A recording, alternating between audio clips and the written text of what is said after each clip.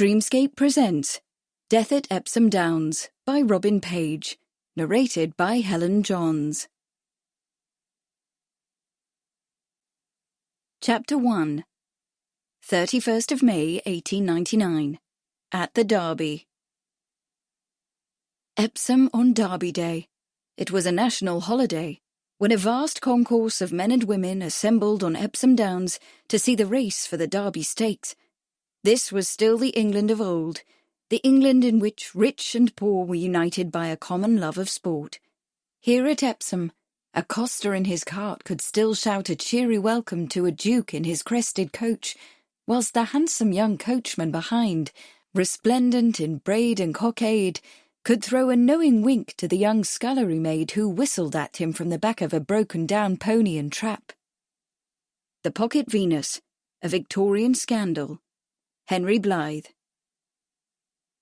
Walking along the racecourse on her husband's arm, Amelia Quibley thought she had never before seen such a crowd. Bookies in checked suits and green silk ties traded cries with betting men in grey overcoats. "On the Derby! All bet the Derby! What's the price on the favourite in the stakes? 5-2. Done." And the half-crowns jingled in the bookie's bucket, while men in dirty white aprons filled foaming glasses from beer kegs, shouting, "Accommodation! Accommodation here!" A parson in front of a gospel tent pounded a drum, exhorting sinners to turn their backs on the Derby and wager their lives on Christ. Blind beggars cried for alms, a boy on stilts called for coins, and drunken soldiers shouted out popular ditties. Half deafened by the din, Amelia said, "I'm thirsty, Lawrence. Shall we have a ginger beer?" Lawrence's handsome dark eyes laughed down at his wife, and his arms circled her waist. "A ginger beer ye shall have, ducky, as soon as I find one of Badger's men in the ring and lay me bit. Badger's posted the best odds on Ricochet." Lawrence paused to peer at a man standing behind a banner that read, "Alfred Day, Commission Agent, Newmarket, all bets paid." "On the Derby," the man was droning like a sour bagpipe. "On the Derby, bet the Derby." "And there's Badger himself, by God," Lawrence exclaimed. "Stop here, dear. I want to put down a crown." He stepped up to the banner and raised his voice over the din. "Badger! Say, Badger, what's odds on Ricochet?" 7-2, Badger cried. Where other bookmakers were gaudy in suits of black and white checks the size of sixpence, with flowing silk ties as green as May, and yellow posies pinned to their lapels, he wore a dignified grey frock coat with a pale grey top hat and sparkling diamond rings on both hands. Never mind that the coat was stained and missing a button, and the rings most likely paste. He looked almost as fine as a gentleman. 7-2 on Ricochet, Lawrence cried. He held up a coin. "Here you are." Badger's man, a rusty little fellow with a crooked collar, held out an open satchel. "Drop it in there," Badger directed. "Right in there, sir, and take care of your ticket, or some evil-doer will relieve you of it." Badger's man snapped the satchel shut and scribbled in a black book. He tore out the ticket and handed it to Lawrence. Amelia frowned as Lawrence pocketed the ticket and fell into step beside her, jaunty and proud as a peacock, now that the long-awaited transaction was over. It wasn't so much the money she minded. They could afford to lose a crown if it came to that, although she hoped it wouldn't, with baby at home needing new boots. But she'd been raised by Scripture, and had been taught that betting was against God's law. It was against common sense, too, as she knew for herself. At the pub where she and Lawrence stopped on their nights out, she'd seen Mr. Starkey, who earned 10 shillings a week, lay down 5 on a horse, while 8 little Starkeys shivered at home for want of coal. And Mrs. Hartop, the old woman who swept Dedham High Street for 9 shillings a week, was regular with her half-crown, though she couldn't pay the butcher. Betting took money from the poor, Amelia did not doubt, and the parson was right to bang on his drum and shout out its evils, even though not a soul was listening. But Lady Charles Sheridan, whom Amelia served as lady's maid, had given her a holiday today, and Amelia was carrying a ruffled white sunshade and wearing her best sprigged muslin with a blue shawl and white cotton gloves. Her own Lawrence, dressed in a fine grey coat and bright blue trousers, had been given the important job of helping Lord Charles Sheridan photograph the finish of the Derby Stakes, and since men had laid down their money since the beginning of time, and would go on laying it down, whether their wives wished it or not, the practical Amelia set her qualms aside, and happily applied herself to the enjoyment of the Derby, counting the crown that Lawrence had dropped into the bookmaker's satchel as the price of their admission. But behind all the revelry, above the music, beneath all the whooping and cheering of the great noisy mob, she could hear Badger's stentorian voice behind her. "On the Derby! On the Derby! Bet the Derby now!" Chapter 2. The Bookmaker. He was dubbed the Lord Chesterfield, but a better name would be the Talleyrand of the Ring.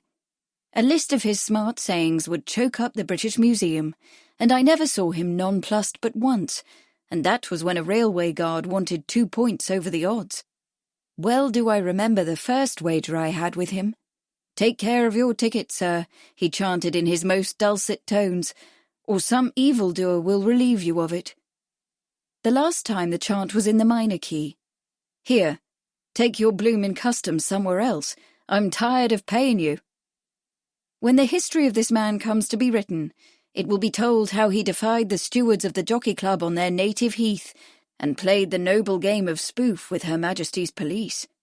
Edward Spencer Mott, quoted in Old Pinken Days. J.B. Booth. For his part, Alfred Day, also known as Badger, was having a fine derby. He looked well, he felt well, and so besides his clerk was holding a bulging satchel.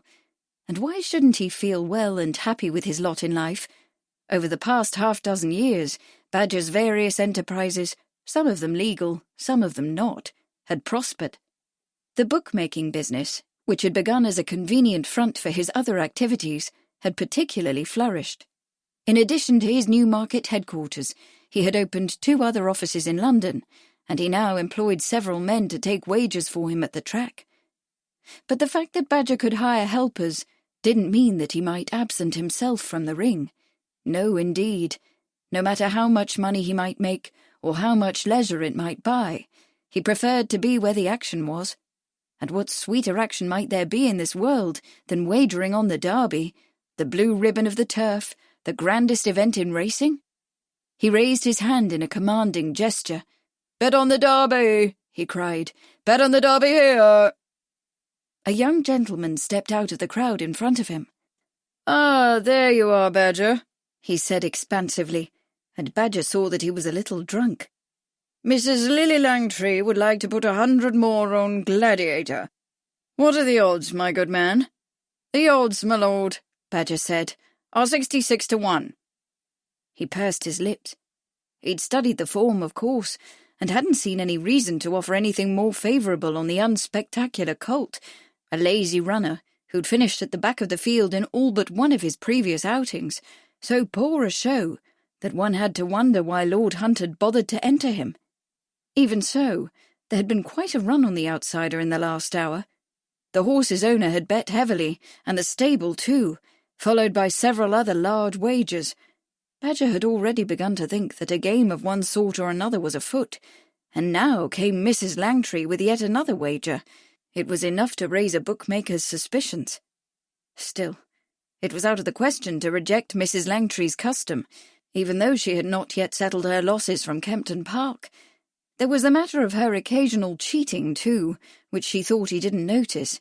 This time, at least, her bet was placed before the starting bell rang. But while Badger was generally a careful man, and kept a close eye on accounts, these issues were of little consequence in the case of Mrs. Langtry, for he was comfortably aware that he had the ability, any time he chose, to require her to settle, and more, too, much more. He'd only been waiting for the propitious moment when she might feel a compelling reason to do business with him. The thought of this made him quite cheerful, and he nodded shortly at his clerk, who wrote the wager in his black book and tore out a ticket.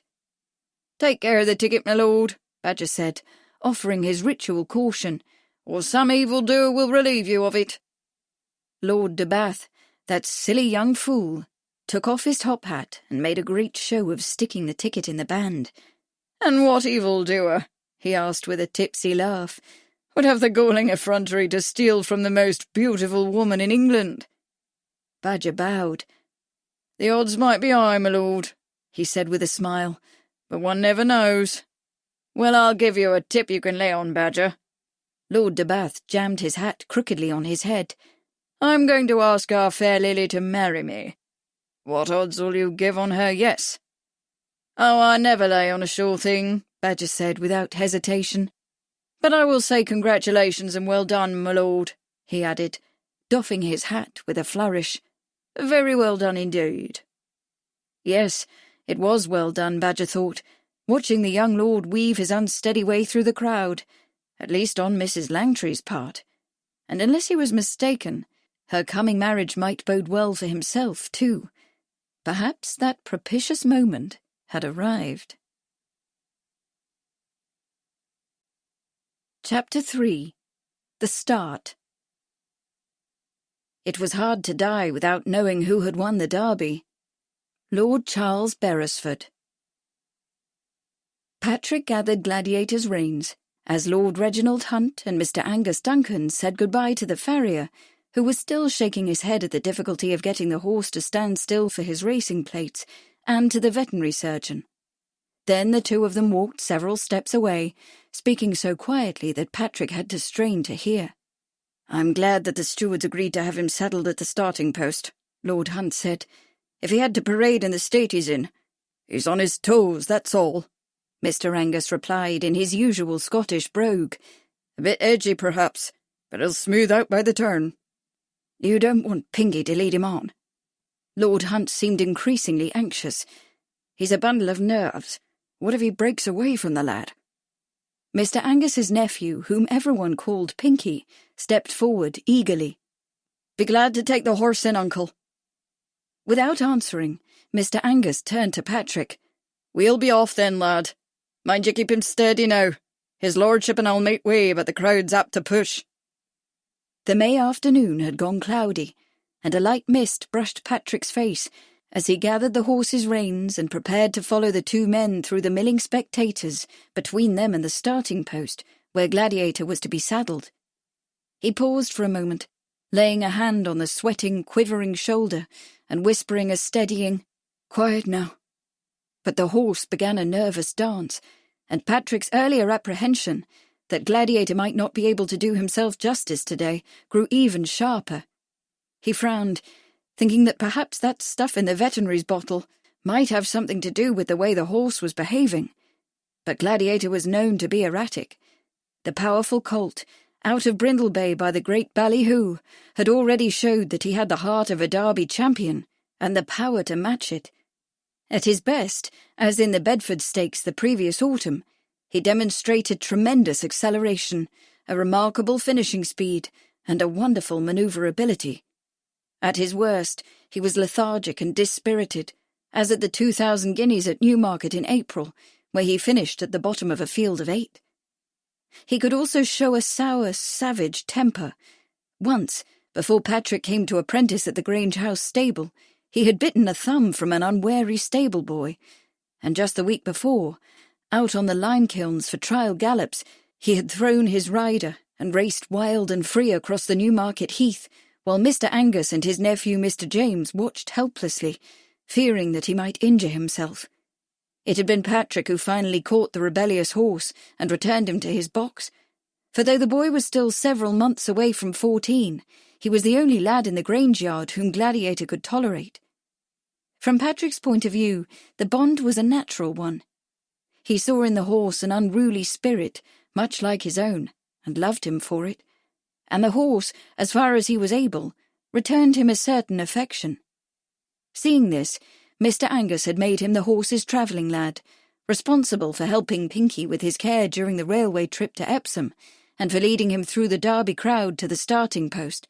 It was enough to make a stable lad's head swim. But Patrick was not an ordinary lad. Some 2 years before, he had found himself one of the players in a grand adventure at Rottingdean, a village on the south coast of England, through which he had been introduced to His Royal Highness and 2 other gentlemen, Lord Charles Sheridan and Mr. Rudyard Kipling. In gratitude for his services, the prince had granted Patrick a stipend sufficient to guarantee his education, and at Mr. Kipling's suggestion, he had gone off to school at Westward Ho, on Bidford Bay in Devonshire. Lady Charles herself had taken him to the school, and had even shed a few tears when she kissed him and said goodbye. Westward Ho was an unconventional school, and as long as the boys paid the requisite attention to their studies and attended chapel with some regularity, they were free to bathe in the Atlantic beyond Pebble Ridge and wander the Devonshire countryside. But while Patrick was gifted with a shrewd intelligence and a maturity far beyond his years, he was hardly a disciplined scholar, and whatever academic enthusiasm he might have felt was poisoned by an odious master who took a sadistic pleasure in inflicting corporal punishment upon those in his charge. Patrick and his friends Turkey Bates and Jake Shanks sought sanctuary in the furze thickets above the cliff. There, smoking pipes and reading aloud from Surtees racing novels, they plotted to run away and become apprentice jockeys. It was a scheme dear to Patrick's heart, for he loved horses more than anything else in the world, more than books, certainly, or games, or the prospect of taking the army examination and embarking on a military career. But those lazy golden days in the furze came to an abrupt end, and so did Patrick's education. Turkey drowned one September day in the sea, and a fortnight later Jake was sent home to India because his father had failed to pay his tuition and board. His friends gone, his heart broken, Patrick paid even less attention to his studies, and the master's floggings consequently grew less restrained. The boy tried to hang on, if only to please Lady Charles, who wrote him the most marvellous letters, and promised that he could spend the holidays with her and Lord Charles at Bishop's Keep. But a month after Turkey's death and Jake's departure, and a day after the most severe beating yet, Patrick could endure it no longer. He left without saying goodbye, without even writing to Lady Charles, whose kindness he could never repay. How could he confess that he had failed? How could he tell her that he wasn't worthy of her concern or her love? Leading Devonshire, the boy struck out eastward across the downs to Rottingdean and to Harry Tudwell, in whose stable he had once worked. Harry set him to doing morning and evening stables and exercising the string on the downs, and at midwinter, impressed by the boy's understanding of horses and his firm determination to ride, he prevailed on his old friend Angus Duncan at the Grange House stable to take Patrick on as stable lad and apprentice jockey. That was how he had come to be here on this day, at this race of all races, the blue ribbon of the turf, the Derby Stakes, with the horse he loved. Following the men, Patrick led Gladiator into the paddock near the start, where they were joined by Captain Dick Doyle, Lord Reginald's racing manager, and quite the fattest man Patrick had ever seen, and Johnny Bell, the jockey, who rode often for the stable, and usually in Lord Hunt's rose and green colours. Johnny was a pleasant, even-tempered young man, warm-hearted and kindly toward the stable lads, and with none of the arrogance displayed by other winning jockeys.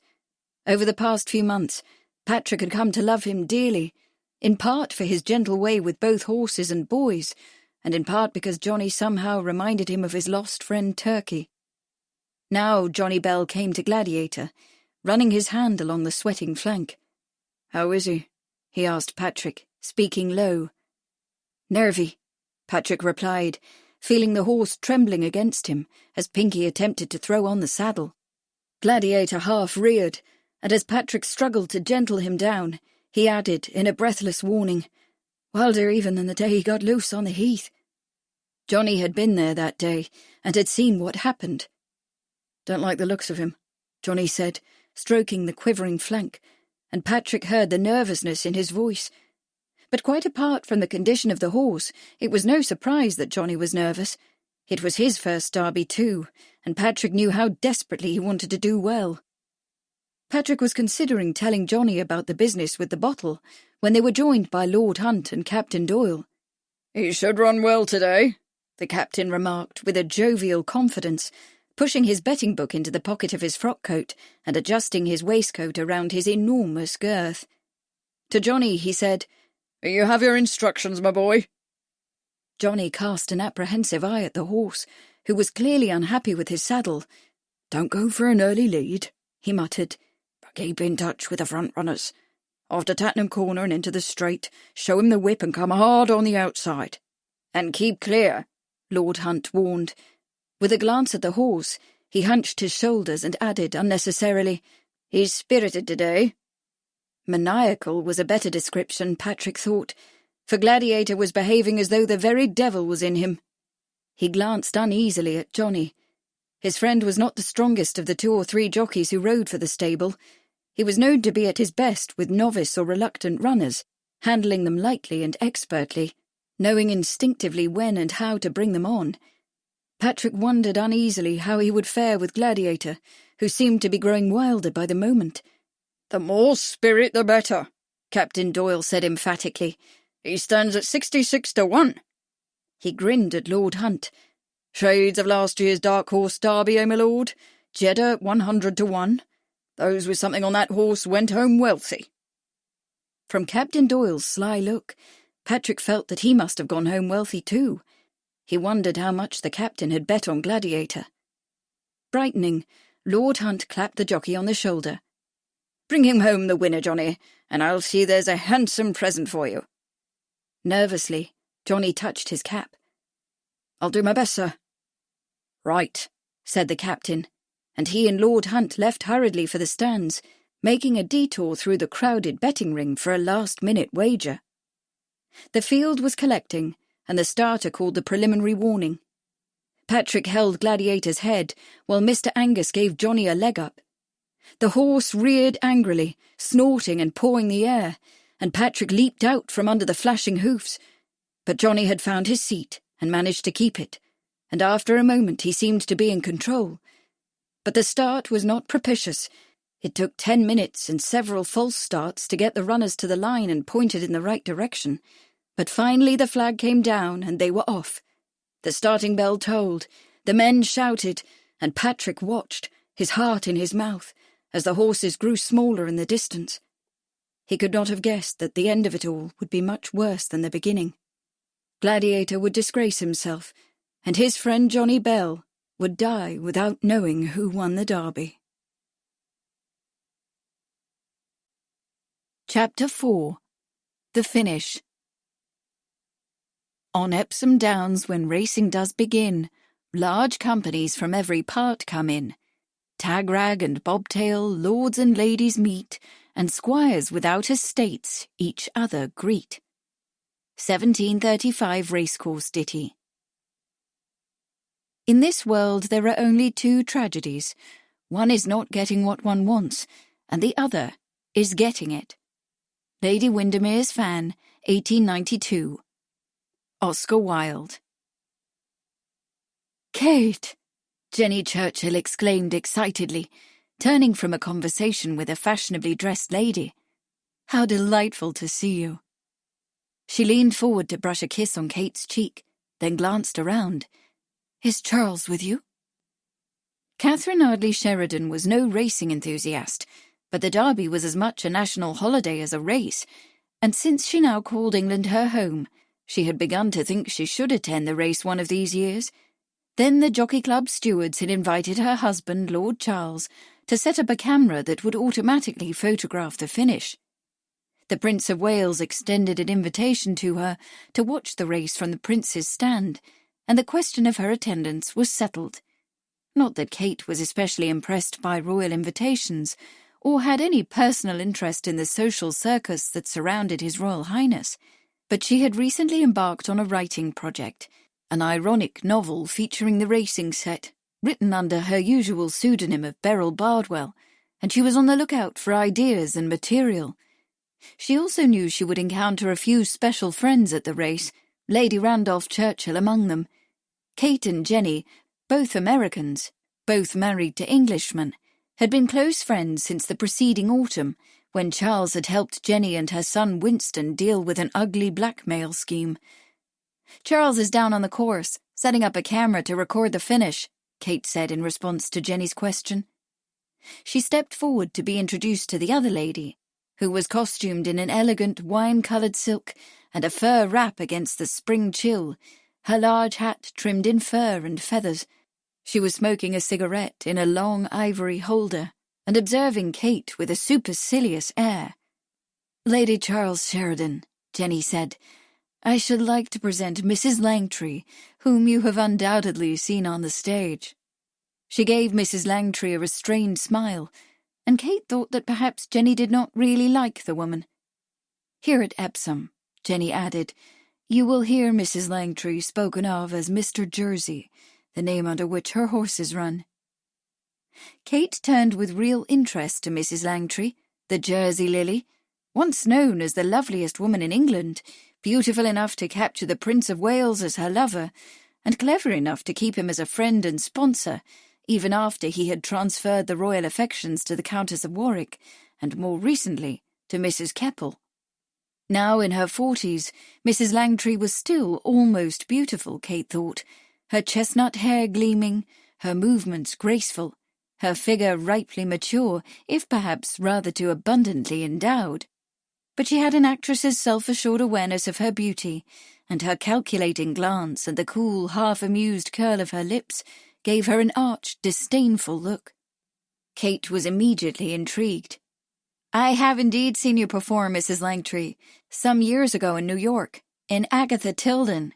I thought the character of Mrs. Tilden perfectly suited to you." The title role had been that of a powerful, energetic woman who inherited a shipping business and became so fully engaged with it that she rejected a worthy lover, only to marry him after her business failed and he rescued her from bankruptcy. At the time, Kate had admired the play, but thought that she would have put a different ending to it. Surely a woman of Agatha Tilden's power and resourcefulness could have arranged her own financial recovery without having to rely upon marriage to save her. At Kate's compliment, Mrs. Langtry thawed slightly. "Ah, Agatha Tilden," she said in a reminiscent tone. "A very satisfying play. Every performance sold out, and the crowds made it difficult for me to reach the Holland house where I was staying. Langtry fever, the newspapers called it." She gave a tolerant chuckle. "It was all quite amusing, I must say, and very flattering." Kate started to reply, but Mrs. Langtry, disregarding her, went on. "One does so enjoy roles that are written exclusively for one, of course, with one's experiences in mind. The next will be that of Mrs. Trevelyan in Sidney Grundy's The Degenerates, quite a daring play. No doubt some will be scandalized by its picture of modern smart society." She smiled and flicked her cigarette ash. Jenny Churchill gave an ironic cough. "Lady Charles also has another name," she remarked dryly. "One that I'm sure you'll recognize. Her novels and stories are read both in England and America. She writes under the pen name of Beryl Bardwell." Kate smiled inwardly. As Beryl Bardwell's work gained in popularity, her identity had become more widely known, but she doubted that Lady Randolph would have mentioned it just now had she not wanted to put Mrs. Langtry in her place. The strategy seemed to have succeeded, for Mrs. Langtry's large blue-grey eyes, those smoky lavender eyes that had held princes in thrall, widened perceptibly. "Beryl Bardwell!" she exclaimed, her manner warming. "My dear Lady Charles, I am quite speechless. I must confess myself to be one of your most devoted followers. You write with such sensibility, such passion. Your characters are so real." Kate might have spoken, but Mrs. Langtry did not give her time. "I was deeply impressed by a story of yours, The Duchess's Dilemma. I thought when I read it that it might be easily adapted to the stage, and that the role of the Duchess would be marvellously suited to me. What do you say to that?" Taken aback, Kate saw that Mrs. Langtry's instinct for characterization was chillingly accurate. The main character of The Duchess's Dilemma was the imperious, autocratic Diana Radcliffe, Duchess of Wallingford, who staged the theft of her own jewels to conceal the fact that she had pawned them to cover her racing debts. Then, when they were stolen in earnest, she tracked down the thief and successfully achieved their return. It didn't require more than a moment's acquaintance with the actress to be sure that Mrs. Langtry would play the role perfectly. But Kate was not at all certain that she wanted Mrs. Langtry to adapt her story to the stage, for it was one thing to work quietly behind a pseudonym, and quite another to take on the far more public role of playwright. What was more, She suspected that working with Mrs. Langtry on the project would involve endless trials and frustrations. "Thank you for the compliment, Mrs. Langtry," she said. "However, I really do not feel—" "The idea is new to you, I see," Mrs. Langtry said confidingly. "I shall have to persuade you, but persuade you I shall." She placed her gloved hand on Kate's arm, her laugh melodious. "I always get my way, Lady Charles. Any of my friends will be glad to tell you that. Lily Langtry always gets her way, they'll say." Kate was grateful that a stir at the entrance kept her from answering. His Royal Highness had arrived, accompanied by a boisterous entourage beribboned with the royal colours, and by Mrs. Keppel, smiling and elegant in ivory satin and a feather boa. Jenny, Mrs. Langtry and Kate made their curtsies, and the Prince extended his pudgy, ringed hand and greeted each of them in turn. To Kate, he said in a guttural, accented voice, "Lady Charles, delighted, my dear, delighted. Is Lord Charles still down on the course?" "Until the finish, sir," Kate replied. "Ah, good, good," the Prince exclaimed. "He and his camera will sort it all out for us." He paused thoughtfully. "I'm so glad that Persimmon's great finish in '96 was caught on film. He won by a neck, you know." Kate rose as the royal party pushed forward to the rail. She was eager to have her first good look at the course where the derby would be run, and the crowd that had come to celebrate it. And such an incredible crowd it was, Kate thought as she gazed out at the vast throng, 250,000 people by some estimates, which completely covered the racing area and all the downs beyond. There was the grandstand, with its flag-draped boxes and the enclosure below, crowded with top-hatted men in morning dress and women in silks and laces, white gloves and parasols and great flower-heaped hats wound with tulle. There was the ring, with its frenzied pack of plungers, punters, bookmakers, tipsters and touts, and the ever-present pickpockets. On the other side of the U-shaped course, coaches and carriages were drawn up wheel to wheel, with cigar-smoking men and a few intrepid ladies lounging on the roofs, lunching out of their picnic hampers. Behind them marched a row of smartly striped regimental marquees, where champagne and oysters and other delicacies were served, and around and among all this mob swarmed smock-clad country folk, black-frocked city men, soldiers in scarlet tunics, check-suited men with ties of brilliant green and yellow, flirtatious girls in pink dresses and rosy cheeks, and a ragged rabble of East Enders, glad to escape for a day the dirt and despair of Shoreditch and Spitalfields. All these were entertained by a riotous carnival of hawkers and dark-skinned gypsies, black-faced clowns, conjurers and costermongers, fire-eaters and acrobats and thimble-men with their polished patter. And if these amusements palled, there were the wagons and tents and booths flung like handfuls of dice across the slopes of the downs, dancing booths, sparring booths, fortune-telling booths, booths that staged tableaux vivants, or dispensed food carted from the gargantuan kitchens beneath the grandstand, where an army of cooks prepared mountains of lamb, beef, lobsters, oysters and chickens, together with bushels of salad and immense tubs of dressing and towering pyramids of bread loaves. Kate was still gazing in awe at this vast and energetic hubbub when Mrs. Langtry appeared at her side, her race card in her kid-gloved hand. "Whom do you fancy, Lady Charles?" she asked, and then, as Kate hesitated, added archly, "Which of the runners, that is?" She laughed. "One always keeps one's other intimate attachments secret, of course." "I'm afraid I don't follow the horses, Mrs. Langtry," Kate said. "Is there a one I should watch especially?" Mrs. Langtry's brows lifted slightly, as if to convey surprise at Kate's ignorance. "The Duke of Westminster's Flying Fox is favoured at 5-2, but a friend was kind enough to give me a tip, so I put a few shillings on Gladiator at 66-1. She gave Kate an encouraging smile. "There's still time to make a wager, Lady Charles. Do put a little something on Gladiator. It's always great fun to see a dark horse win." A handsome young man with waxed moustaches came up behind Mrs. Langtry and put his hands familiarly on her shoulders. He bent down and kissed the back of her neck. "Lily, my sweet," he murmured. Mrs. Langtry turned, raising her hand to the young man's face, a possessive gesture, Kate thought. "Where have you been, Saggy?" she demanded, making a reproachful moo. "Off drinking somewhere with your rowdy friends. I was afraid you'd miss the start." "Not a chance of it. I was in the ring following your instructions, my dear. I put another £100 on Gladiator for you with Alfred Day." He took off his hat, pulled a ticket from the band and handed it to her. Turning, he looked inquiringly at Kate, his eyes bold and admiring. "I don't believe I've had the pleasure," he said thickly, and Kate saw that he was quite drunk. "Oh, so sorry," Mrs. Langtry said gaily, taking the young man's arm and pressing herself against him. "Lady Charles Sheridan, may I present my very dear friend Hugo de Bath, whom everyone calls by the delicious name of Suggy, because he is so sweet, of course." "Delighted, Lady Charles," Lily's friend murmured, taking Kate's hand and holding it rather longer than necessary.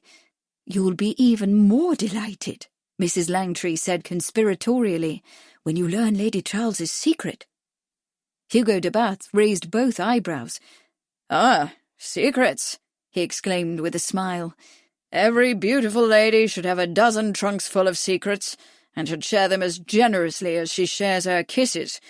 Tell all, Lady Charles." But Mrs. Langtry didn't give Kate the chance to share her secrets. "Would you believe it, Saggy? Lady Charles is really the author of The Duchess's Dilemma, that story I so much admire. What's more, I've undertaken to persuade her to adapt it for the stage. I'm to play the Duchess, of course." She looked up at Hugo de Bath with a meaningful smile. "She's not quite keen on the idea, but I've warned her that I always get what I want. Tell her it's true, Saggy." "Oh, it's true, all right," Hugo de Bath said nonchalantly. "Our Lily gets what she wants, whether it's good for her or not." "There, you see, Lady Charles," Mrs. Langtry was triumphant. "You shall adapt your play to the stage, and I shall make your Duchess immortal." Kate's quick protest was drowned out by a cheer from the crowd. A line of blue-uniformed constables was moving without urgency or apparent force across the track, the crowd ebbing obediently before it. When the course was clear, 7 magnificent horses, riders vivid in their silks, began parading out of the paddock and down to the starting post on the other side of the course. Distracted by the cheering, Mrs. Langtry turned to look, then frowned down at her card. "Only 7 runners, but 8 are listed as starters. Who's missing?" "It's Gladiator," Suggy said, taking a pair of field glasses from a leather case. "He's suffering from nerves and has been given permission to join the field at the start." He raised the glasses to his eyes. "By Jove, Flying Fox does look fine." "And so does Ricochet," Jenny said excitedly, coming up behind Kate and pointing. "Look there, isn't he a beauty? My money's on Ricochet." The track was clear now, and as Kate watched, the throng grew quieter. The carriage crowd paused over their picnic luncheons, the rowdies ceased their loud singing, the preachers left off their haranguing, and the hawkers and criers among the booths were silenced as all eyes turned toward the track. Only the bookies and touts in the ring and the pickpockets in the crowd continued to ply their trades, relieving the unsuspecting of their money.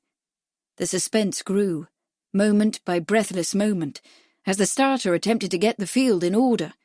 It was not a clean start by any means, but at long last the flag came down, and the crowd ceased to hold its breath and gave one great shout, "They're off!" Afterward Kate reflected on the unimaginable effort, the enormous cost, the soaring excitement, the anxious anticipation, all spent in something like 3 minutes. Even from the vantage point of the royal box, she was scarcely able to see the actual start, and she had not got the horses sorted out before they rounded the first turn toward the top of the hill, then swung around Tatnam Corner. Something happened there that she couldn't quite make out, a melee of horses and riders and the surprised shouting of onlookers, but the field was still coming on, pounding into the half-mile straight in front of the stands and on to the winning post. A few moments later, the numbers were up on the board. "It's Flying Fox," Hugo de Bath said, and put down his glasses. "There was some sort of trouble at the corner, Lily. Gladiator didn't even finish." Mrs. Langtry made a disappointed face.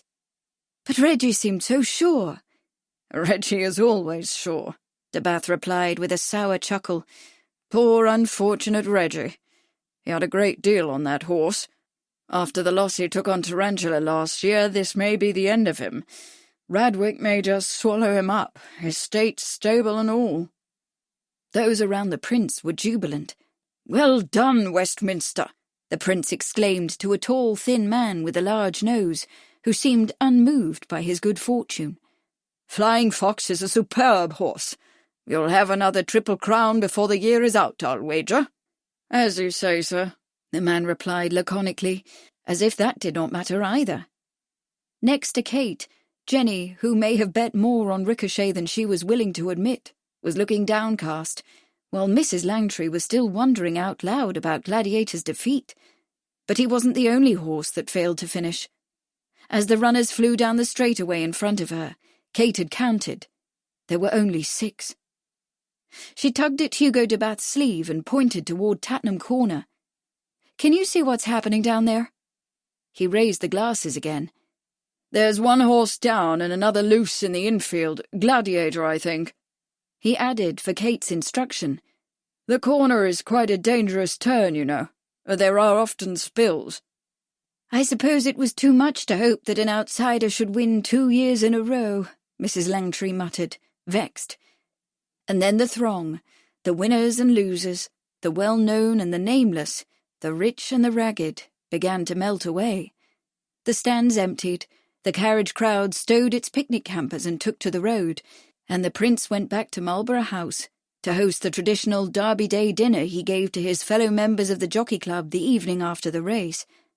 Mrs. Langtry strolled off on her Suggy's arm, and Kate took leave of Jenny and made her way back to the Royal Grand Hotel on the Epsom High Street, where she and Charles had booked rooms for the night. It wasn't until that evening at dinner that she learned the details of the disaster at Tatnam Corner, and why 2 of the horses failed to finish the race. Chapter 5. The Stewards. Having ridden at Epsom many times, I think I ought to know the course pretty well. It is very bad, as well as dangerous. What is known as Tatnam Corner is one of the worst bends I ever rode round or saw. It is not only down a very steep incline, but on a side hill, as well as a very sharp turn, and it is wonderful to me it is not productive of more accidents. Riding Reflections and Turf Stories, 1894. Henry Custance. The word doping first appeared in an English dictionary about 1899, defined as a mixture of opium and narcotics used for horses. Drugs and the Performance Horse, Thomas Tobin, 1981.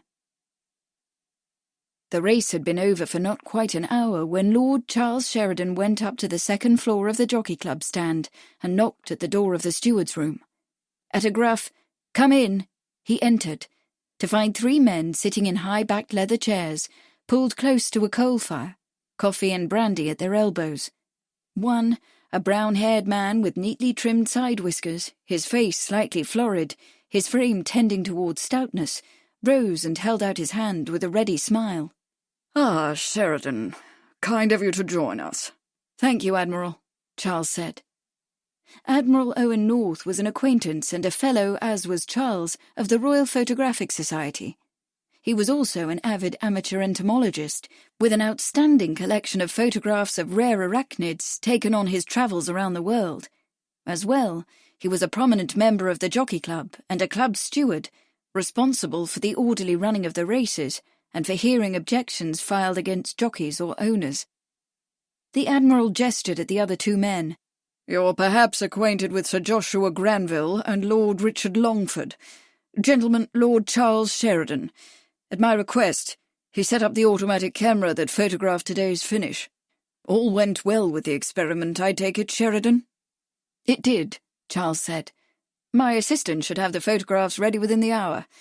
If you intend to continue the practice, he proposes to train the Epsom staff and work out some method of rapid development and printing, so that if the finish is in question, there can be a timely resolution."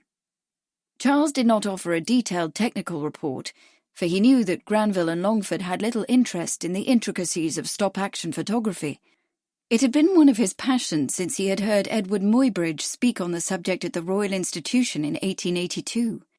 Muybridge's photographs of animal locomotion had impressed Charles with the idea that in addition to accurately documenting what the eye could see, photography might also reveal things that happened too fast for the eye to see and the mind to grasp. Over the last 2 decades, the sensitivity of emulsions and the speed of lenses had improved markedly, allowing him to conduct his own stop-action experiments. And just a few years ago, the Thornton-Pickard Company had introduced a revolutionary focal plane shutter. This device, which resembled 2 roll-type window shades joined by a length of chain on each edge, allowed the exposure to be reduced to 1/1000th of a second, a speed more than adequate to freeze a galloping horse. But none of this was of interest to these worthy gentlemen.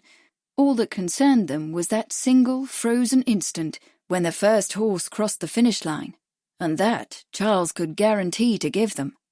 "Good show, Sheridan," Sir Joshua exclaimed. He had rheumy eyes and a bulbous red nose that seemed almost to glow, and he stood and shook hands eagerly with Charles.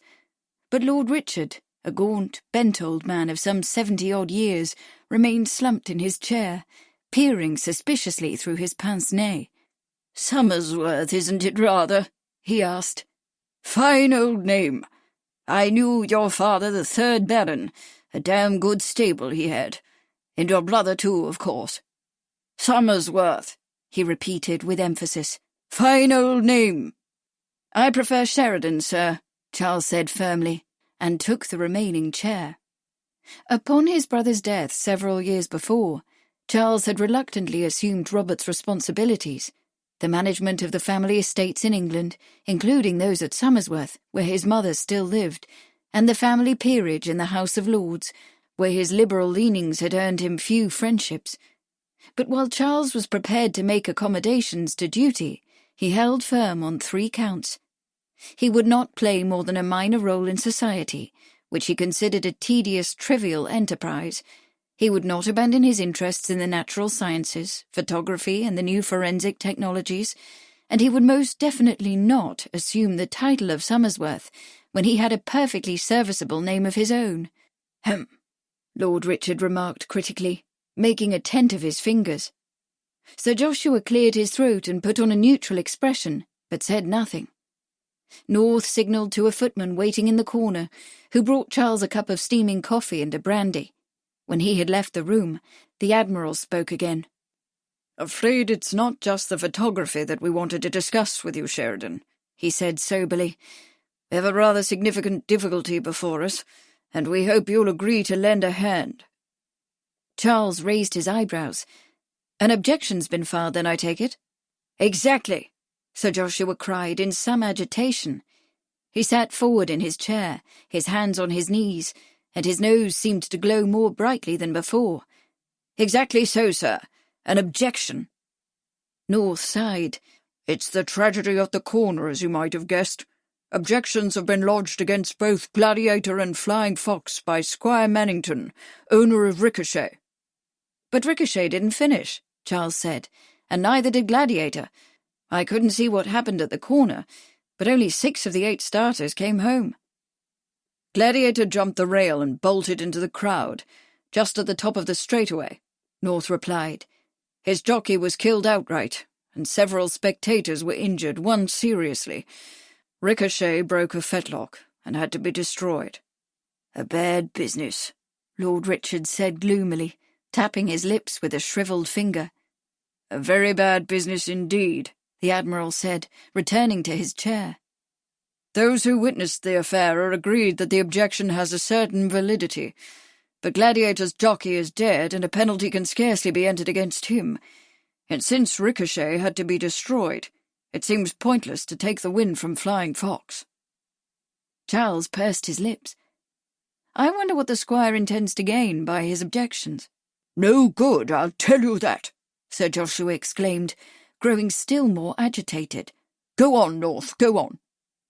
"We fear," the Admiral said, "that Squire Mannington may mean to use the objection as a preliminary step in a lawsuit against Lord Reginald Hunt, the owner of Gladiator, and against the Duke of Westminster, Flying Fox's owner." He smiled dryly. As you might surmise, the stewards are not anxious to be called to testify in such a suit." He glanced at the others. "Have I summarized the situation adequately?" Lord Richard gave a curt nod. "Oh, indeed," Sir Joshua said nervously. "Very well said, Admiral. Well said indeed, sir." Charles reflected that a lawsuit was the very last thing the Jockey Club ever wanted, but he only said, "The reports I've heard were vague and confused. What actually happened?"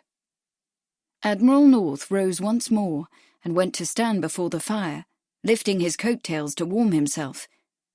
"They were running clear into the corner, Flying Fox and Ricochet in the lead by several lengths, Count Bolo trailing, Gladiator on the outside. Gladiator began coming up fast and crossed in front of Count Bolo toward the trail, forcing Flying Fox into Ricochet. Flying Fox recovered, but Ricochet stumbled and went down. Gladiator jumped the rail, throwing his jockey. The boy's neck was broken. Dead on the spot," Sir Joshua muttered. He touched his nose tenderly. "Pity. A fine young rider. Won the Cambridgeshire for me on Fairfax. Was hoping he'd do the same on Haycock." "These youngsters don't know how to manage a hard puller," Lord Richard remarked in an acid drawl. "Easy rides, that's all they want." The Admiral pursed his lips. "Squire Mannington asserts that young Bell was riding aggressively, and that he let the horse get out of control." He sighed. "It's a pity your camera wasn't trained on that particular situation, Sheridan. A few photographs would undoubtedly show the right of it." Lord Richard scowled. "There's something here that doesn't quite meet the eye," he growled. "Study the form book, and you'll see that Gladiator's a damned lazy horse. Done poorly in every race he's run save one. Hunt shouldn't have thought him worth entering." "But the Tiffs has had him hot," Sir Joshua put in quickly. "And there was a great deal of money laid on at the last moment. I myself saw Alfred Day put down Lord Reginald for £2,000 just before the off.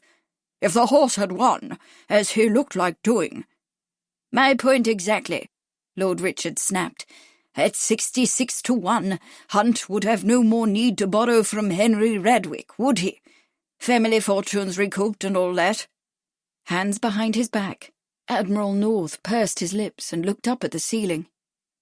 "None of us like to speak at hazard, for we all know what harm gossip can do to a man's reputation. But today's situation is complicated by rumours that Gladiator was visited last week, at the request of his owner, by Jessie Clark. Not," he added obliquely, "that there is anything necessarily improper about the visit." He glanced at Charles. "If you take my point." Charles picked up his brandy. "I do indeed," he said.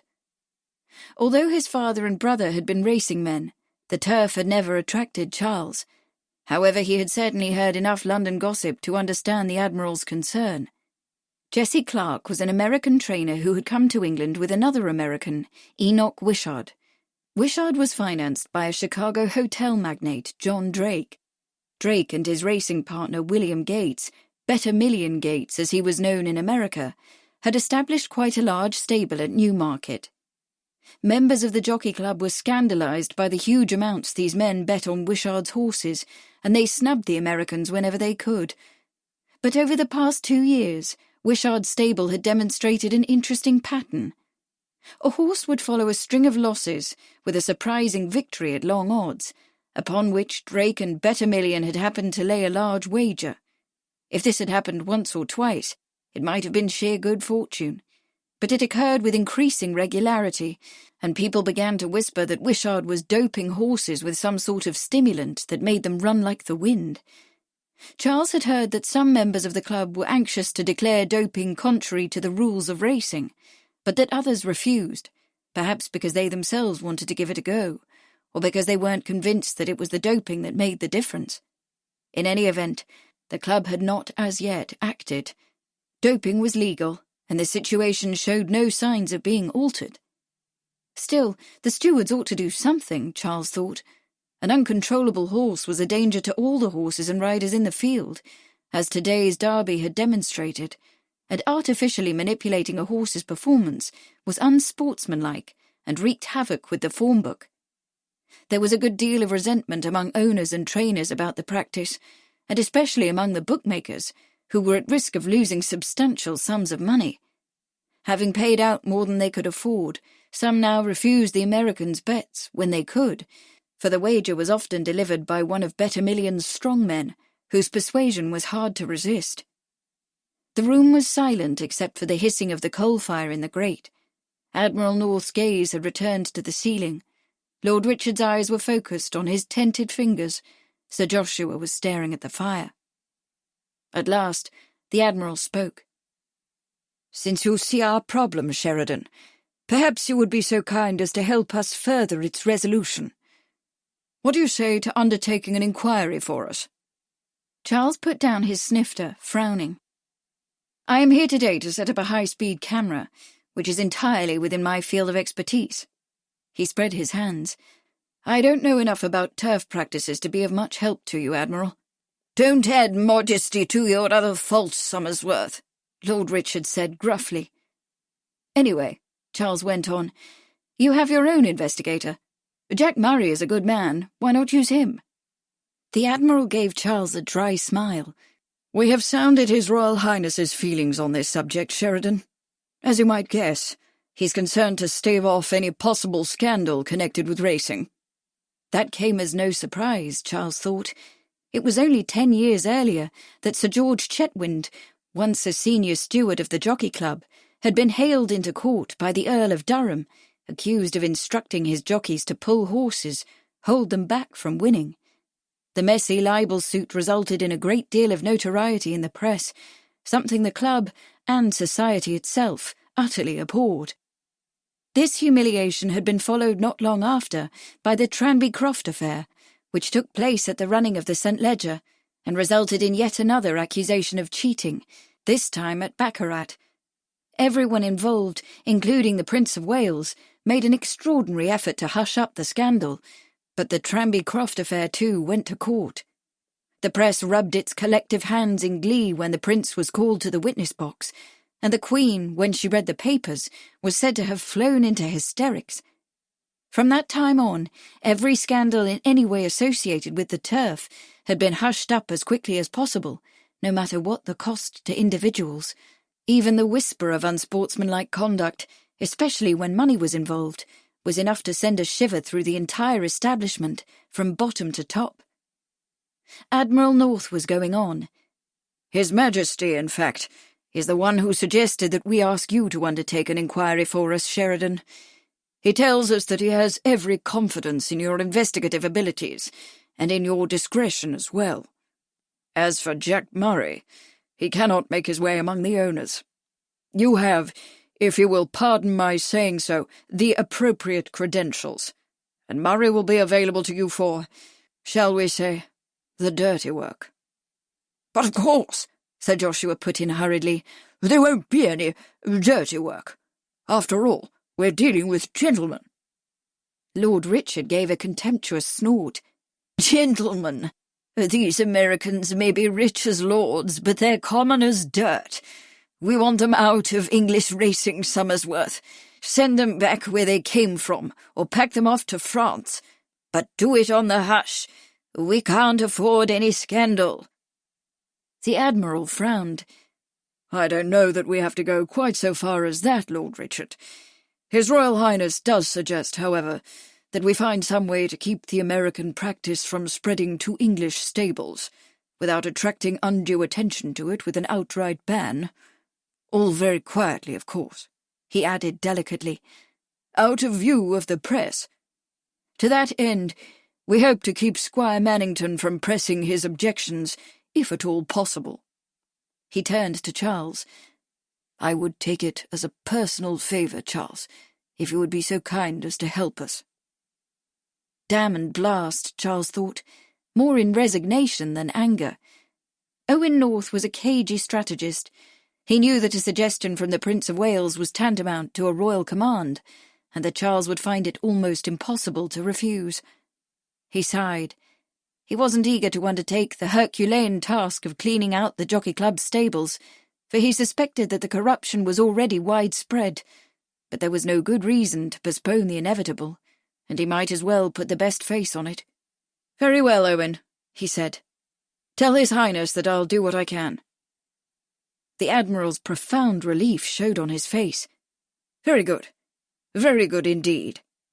He rubbed his hands together. "What can we do to help?" "I should like to examine Gladiator immediately," Charles said. "I shall require the assistance of a veterinarian, one who can be trusted," he added. "Done," the Admiral replied promptly. "And I shall ask Jack Murray to be in touch with you. Use him in any way you see fit." He held out his hand. "We're grateful, Charles, and we wish you Godspeed in your investigation. I suspect that more hangs on this than we know." It was a prophetic statement. Chapter 6. The Moneylender. It is the borrowers who seek the moneylender, and not he who goes to them. If they think his terms too high, they can decline them and go elsewhere. The usury laws have long since been abolished, and if the moneylender is not generous, it must be recollected that he is carrying on business at very considerable risk, and must exercise care in the way he thinks best suited to his own interest, which of necessity precludes any great regard for the interests of others. Reminiscences of the Turf, 1891. William Day. Henry Radwick had no intention of jostling his way through the London-bound mob on the railway. He had taken a room at the Red Horse Hotel, just off the Epsom High Street, a small and exclusive accommodation which served exceptional food and excellent wine, and whose proprietress, Mrs. Stanley, was possessed of considerable personal attractions. After the hurly-burly of the afternoon, the noisy crowds, that dreadful fracas at the corner, and the disaster that had taken out Ricochet, Henry was looking forward to a hot bath, a quiet dinner, and Mrs. Stanley's company. He would return to Mayfair at a decent hour tomorrow, where no doubt those who found themselves unable to settle their accounts at Tattersall's would already be waiting for him. In the century shortly to come, people would look back at Henry Manford Radwick in his heyday as one of the most successful men of his time. By choice and by circumstance, he was a member of a group known as the 60 Percenters, the notoriously predatory London moneylenders, but Henry Radwick stood apart from the group, a self-assured, self-made man who lived well and proudly at No. 4 Hill Street, Berkeley Square. His house was large and as opulently appointed as any marquis's, and he enjoyed a fine table and an equally outstanding cellar. And although Henry, whose father had been a hatter in Horsham, was not invited to the homes of the aristocracy, his own generous hospitality was much enjoyed by their younger sons, and occasionally by the fathers and mothers and sisters as well, although these latter sought him out secretly, by a door that opened into the back garden. Henry was of middle age and height, with brown hair, carefully but not ostentatiously dressed, by temperament congenial and affable, and by manner courteous and charming, until he was pushed into a corner, or until something he valued was threatened, in which case his fiery temper had been known to get the better of him. But in most circumstances, Henry managed to hold himself in check. He had built his successful enterprise upon his charm, his congeniality, and his ability to mix easily with the rich young gentlemen of the turf, who often rather freely anticipated their fortunes. He offered them friendship and advice, rejoiced in their victories, sympathized with their losses, and smiled gently at their follies. Accordingly, when these young men found themselves financially embarrassed, it was the most natural thing in the world for them to call at No. 4, drink a glass of Henry's Madeira, and confide the latest scrape.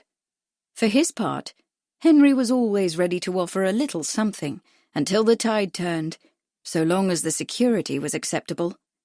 Of course, Henry relied for his business success on the fact that the first little something would not be the end of it. For once begun, the habit of borrowing became an addiction, as sure as opium. An advance of a few £1,000s, and then perhaps 10, and after that 15, would eventually be multiplied by accumulated interest and expenses into a staggering sum, and in time the title deeds of an ancestral estate would pass from the hands of the luckless borrower into Henry's personal account. In this way, Henry Radwick had gained hold of Mansfield Park, one of the loveliest estates in Northampton, and how many equal to it, no one would ever know. Not that he cared for these estates for their own sake, or for the countless works of art, jewels, and other valuable considerations that had come into his hands over the years, and not that he cared for the money either, beyond what was needed to maintain his way of life. Simply put, Henry Radwick, bitterly conscious of his low birth and resentful of the social rejections he continually suffered thereby, was a man who kept score. Each famous estate, each fabulous painting, each fine horse that came into his possession was one more evidence of his incontestable superiority over the weak, muddled aristocrats who couldn't hold on to their fortunes. He felt much the same about his women as well, and once he had selected one for his attentions, he felt a kind of jealous passion for her, not because he loved her, but because she was his, and a mark of his achievement. Henry's pleasure in his preeminence over weak-minded fools was fueled by the widespread acknowledgment of his astuteness and sharp dealings. While he could have made most loans out of his pocket, he preferred to use other people's capital, offering 10% when the current interest rate stood at 1 or 1.5. He could afford this attractive rate, for his charge to strangers was 60%, rising occasionally to 500%. To friends, on the other hand, he was willing to extend a not unreasonable 20%, and sometimes, depending on the relationship, much less. Henry had many friends, of course, and not a few enemies.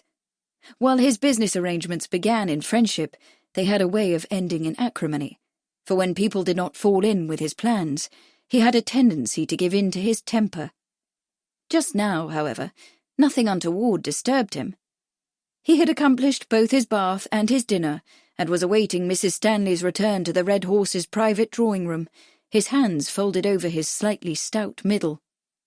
This agreeable anticipation was interrupted, however, by someone's clearing a throat, and a tentative, "Radwick, old chap." Henry looked up to see Lord Reginald Hunt standing in the door, his hat in his hand, and a hangdog look on his face. Henry did not show his annoyance at this intrusion, or demand to know how the devil Hunt had sniffed him out here. At the moment, he felt only contempt for the man standing before him, who had so obviously had a bad day. He smiled, and gestured to the chair Mrs. Stanley had left.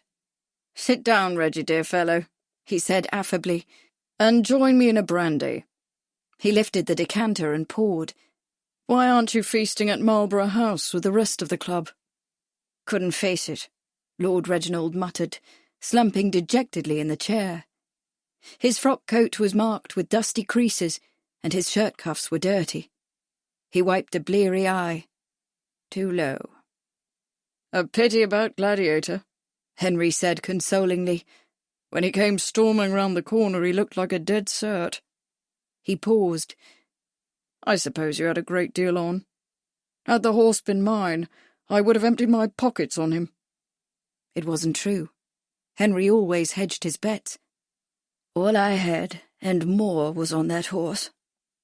Lord Reginald tossed off the brandy and pushed his glass forward, summoning a wan smile and making an attempt at bravado. "But he'll run again, and I have Alabaster in the Gold Cup at Ascot, and Tarantula in the Ascot Stakes. I'll get it back." "That's the spirit." Henry poured again. Mrs. Stanley appeared at the door, then seeing that Henry was doing business, gave a little wave and vanished. Lord Reginald sipped more slowly this time. "I'll be brief, Henry, old chap," he said. "I need 30,000 to settle." Henry leaned back in his chair, folding his hands and pursing his lips. He had been at this point before, with any number of desperate clients, and he knew his lines very well. When the right amount of time had ticked by, he said quietly, 30,000 is a very great deal, Reggie. In the circumstance, that is." Henry did not have to say what that circumstance was. Lord Reginald understood perfectly that this large addition to his already enormous indebtedness entitled Henry to take part of the security he had pledged, the estate of Glenoaks in Cambridgeshire, several dozen works of art, and half his stable. The silence had lengthened almost intolerably when Lord Reginald cleared his throat. "Damn it all," he growled, all show of pleasantry abandoned. "Take the bloody estate, then. I never go there anyway. Just give me the 30,000. "The estate," Henry said quietly, "and Tarantula." "Not the horse!" Henry shrugged and was silent. "Oh, all right then," Lord Reginald said angrily. "He's a loser anyway. Have him and be done." Henry smiled. "Well done, Reggie." He leaned forward and placed a pacifying hand on Lord Reginald's arm. "All of us come to these difficult hurdles now and again, but it's the true sportsman among us who knows how to hold up his head and have a go at the jump." His smile just missed being patronizing. "You're an excellent fellow, Reggie. You'll have the money first thing on Monday morning, and Ascot is only a fortnight away. You'll feel better after a win." Lord Reginald brightened, forgetting his rancour. "Oh, indeed," he said. He pushed his chair back and stood. "Thank you, Henry," he said, picking up his hat. "I know I'm safe with you. You're the best friend a man ever had." Henry Radwick smiled. He was already thinking of making a trip to Glenoaks, just to see what Lord Reginald Hunt had lost. Chapter 7. Friday, 2nd of June, 1899. At Bishop's Keep. Paradox though it may seem, and paradoxes are always dangerous things, it is none the less true that life imitates art far more than art imitates life. The Decay of Lying, Oscar Wilde. It was after 11 on a glorious June morning, and Lord and Lady Charles Sheridan were sitting on the terrace, overlooking the gardens and the little lake, its wild banks tumbled with ferns and briar rose. Charles was reading the Sporting Times in an effort to educate himself to the intricacies of horse racing, and Kate was sorting the Morning Post. She opened an envelope and gave a discouraged sigh. "I'm afraid that the headmaster at Westward Ho has nothing new to report," she said sadly. "It has been almost 7 months since Patrick ran away from school, Charles, and not a word, not one single word. Something dreadful has happened to him, I'm sure of it." Charles hardly knew what to say. He knew how much Kate cared for Patrick. He'd been fond of the boy too, and had hoped that perhaps he might help fill the place of the son whom he and Kate would never have. It was hard to find words that would comfort Kate when he felt the loss as deeply as she. He rattled his paper and affected a careless air. "You know the boy," he said. "Free as a breeze, with not a shred of responsibility. It's a wonder Patrick stayed at school as long as he did, Kate. No doubt he's gone to sea, and will come back to astound us with exaggerated tales about the South Pacific." Kate made an impatient noise. "Patrick is a free spirit, but I don't believe that he has no sense of responsibility. He left school for a good reason."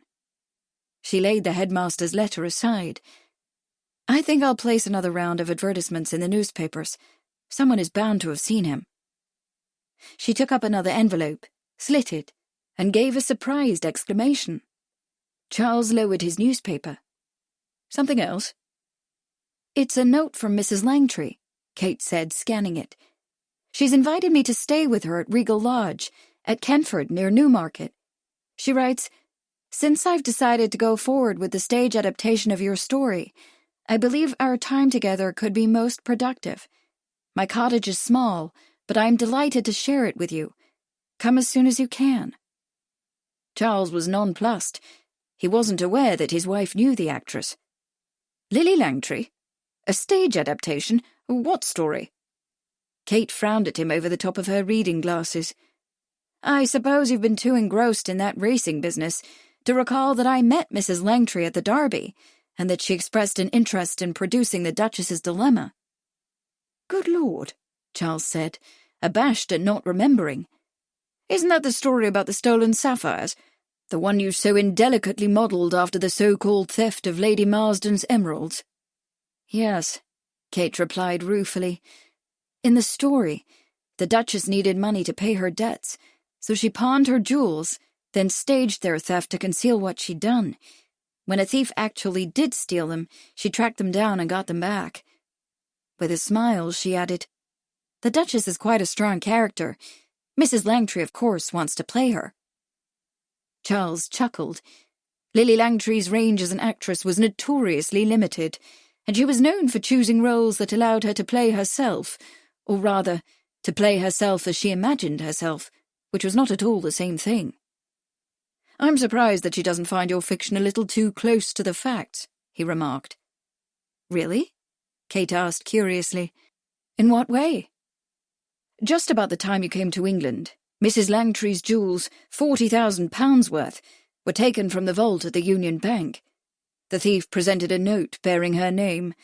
The signature subsequently proved to be copied from the Pearl soap advertisement that carries her personal endorsement. It wasn't even a very good forgery, as it turned out. Then why in the world, Kate exclaimed, would she have anything to do with the Duchess's dilemma? It's a story, of course, a fiction, but some people might take it for truth and believe that she took the jewels herself. Why would she want to stage it? Charles shrugged. Perhaps because she wants to profit from her own notoriety.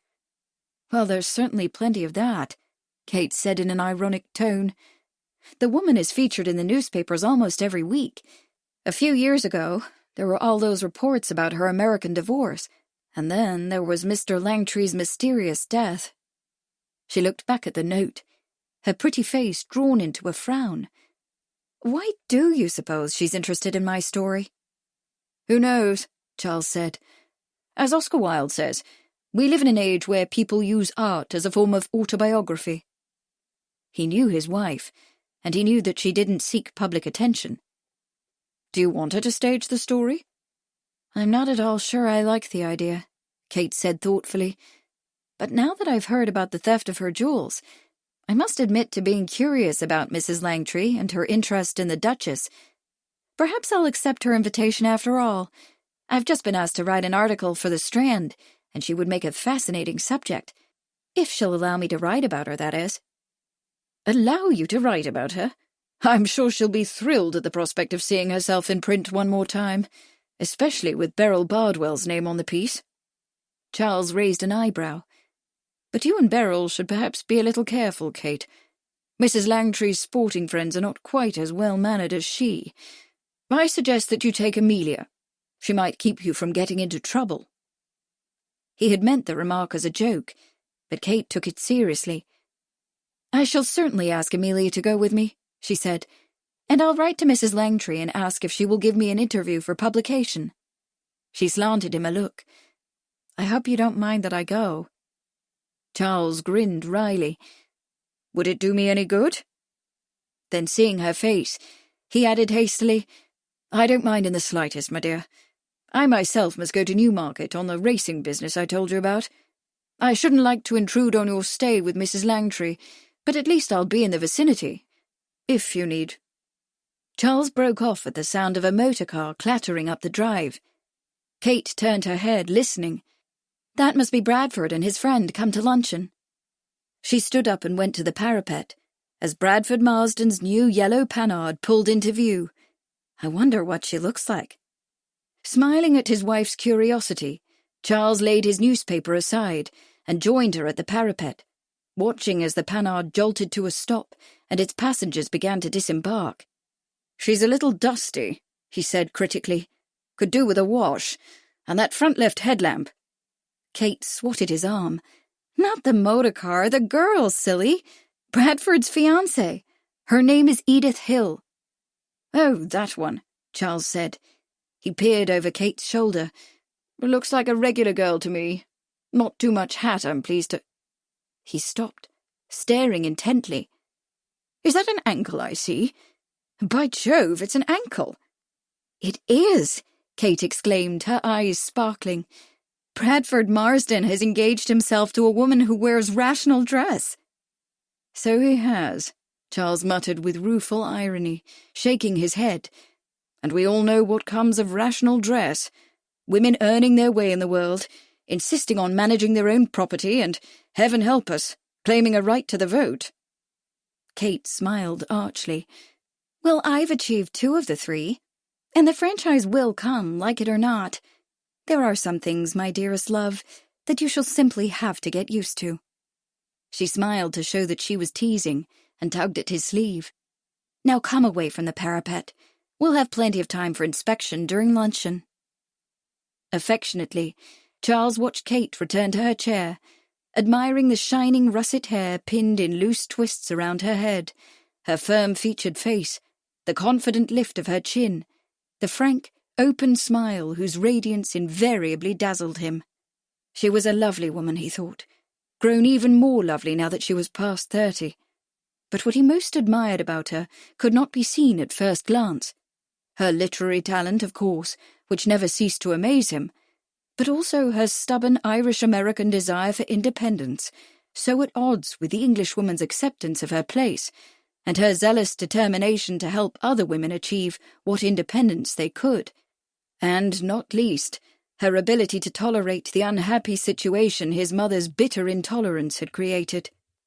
The thought of the Dowager Lady Somersworth made Charles sigh heavily. He had recently made one of his regular visits to the family estate in Norwich, where his mother lived, or rather, where she was dying of a cancer in her breast. Having outlived a husband and elder son, the 3rd and 4th Barons of Somersworth, she emphatically reminded the 5th Baron, each time she saw him, that she did not intend to die until he had produced an heir. During the last visit, Charles had finally told her the truth, that Kate's first pregnancy had also been her last. There would be no children. At this, Lady Somersworth set her mouth. "Well," she said bitterly, "what did you expect? She's Irish, and the Irish are always sickly. No constitution at all." "Mother," Charles began in a warning tone. "I'm not disappointed," Lady Somersworth snapped. "Ever since I learned that hers is the pen behind those dreadful Bardwell fictions, I've been too humiliated to hold up my head in society. If you take my advice, Charles, you will seek an immediate divorce from this person, whatever the cost." "Divorce?"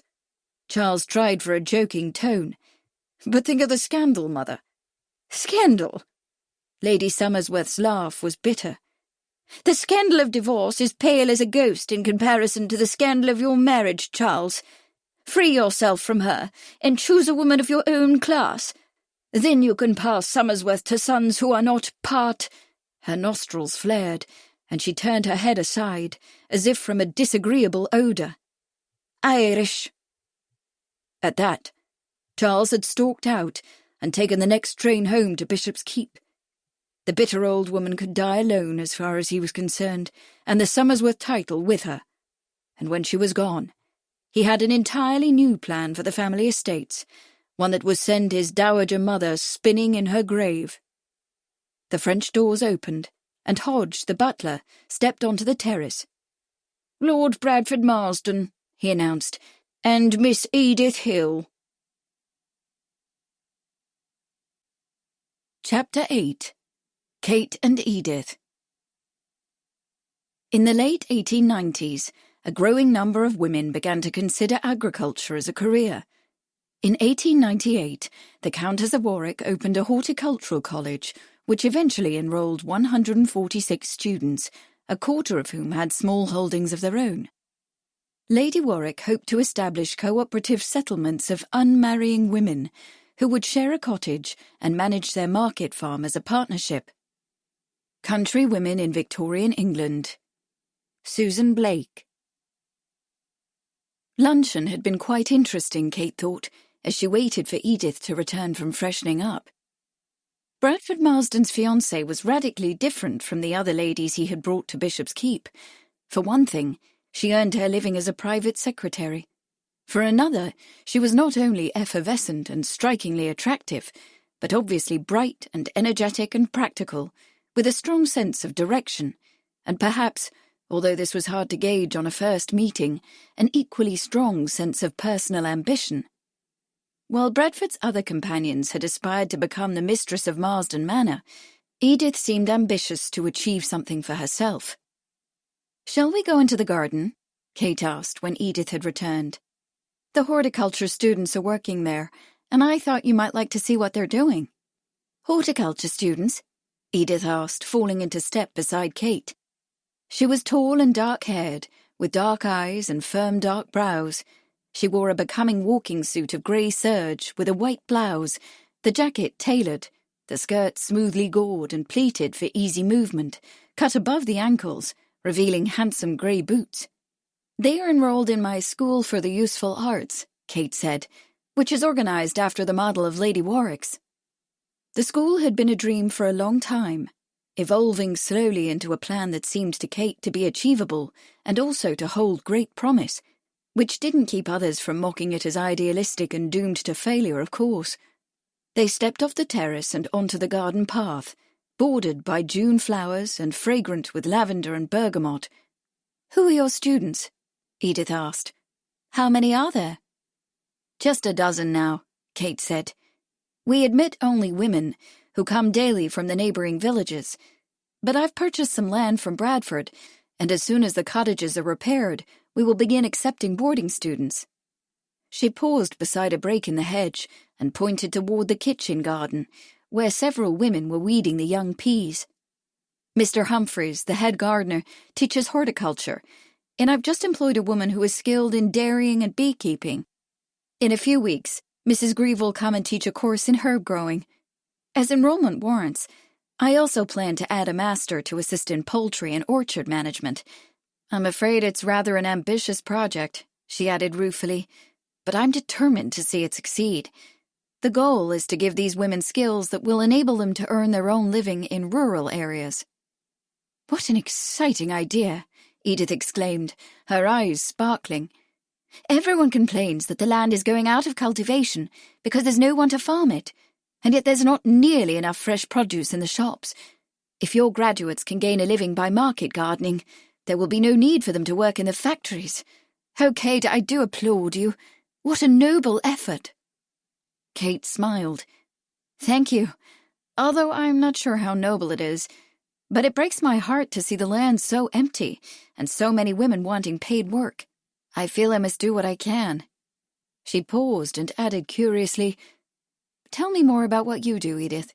You said that you work for Mr. Cecil Rhodes?" "I'm employed in the London offices of the Rhodesian Mining Consortium," Edith replied. "Mr. Rhodes is my godfather, and I am his personal secretary. That is, I handle his calendar and all his correspondence. I type and take shorthand, and I translate English into German and French where necessary.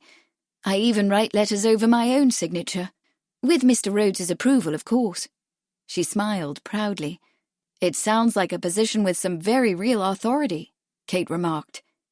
She herself had come to England to serve as her aunt's secretary, and knew what a fortunate thing that had been. "It is," Edith replied, "and of course there's all sorts of intrigue just now, with the shameful way the Boers are treating the Uitlanders, and that ugly business about the franchise." Her chin had a determined tilt. "I hope the government will send troops and settle things quickly. The honour of the Empire is at stake. We simply must not give in to those barbaric Boers." Kate thought that Edith's views on the subject reflected those of Mr. Rhodes, with whom she and Charles did not at all agree. Since it was not likely she could change Edith's mind, she changed the subject. "Do you and Bradford plan a long engagement? Where will the wedding be held?" Edith's face grew tense, and there was a strain in her voice. "We mean to be married soon and simply. We had hoped Lady Marsden would be agreeable to a summer wedding, at a small church near my mother's home at Newmarket, but we haven't been able to discuss the wedding with her. She dislikes me so intensely that she has not come down to dinner in the 2 days I've been there." "Oh, dear," Kate murmured. She wasn't surprised. Lady Marsden intended that Bradford should marry a woman of means, whose fortune could be used to repay the family's mortgages and replenish their empty coffers. Edith was an educated gentlewoman. She had attended Girton College, Kate had learned at lunch, but that didn't alter the fact that she had to work to live, and a working woman was not the kind of wife that Lady Marsden had imagined for her only son. Edith frowned. "I'm not sorry for myself," she said decidedly. "As far as I'm concerned, Lady Marsden may think as she likes, but Bradford must feel her disapproval keenly. I wish there was something I could do to change her opinion of me." Under Edith's firm tone, Kate could hear the pain and heartache in her voice. She appreciated the girl's unhappiness because she herself had had to learn how to live with a similarly painful situation. Thinking that Edith might be helped by hearing about her experience, she briefly related her unhappy relationship with Lady Summersworth. "I should make my own wedding plans if I were you, Edith," she added gently, "and let Lady Marsden make whatever peace she can with the situation. You and Bradford must please yourselves, not anyone else." She might have added that Lady Marsden had already meddled unforgivably in the lives of her daughters Eleanor and Patsy, and that she constantly interfered in Bradford's life. It was not likely that the woman would ever be pleased.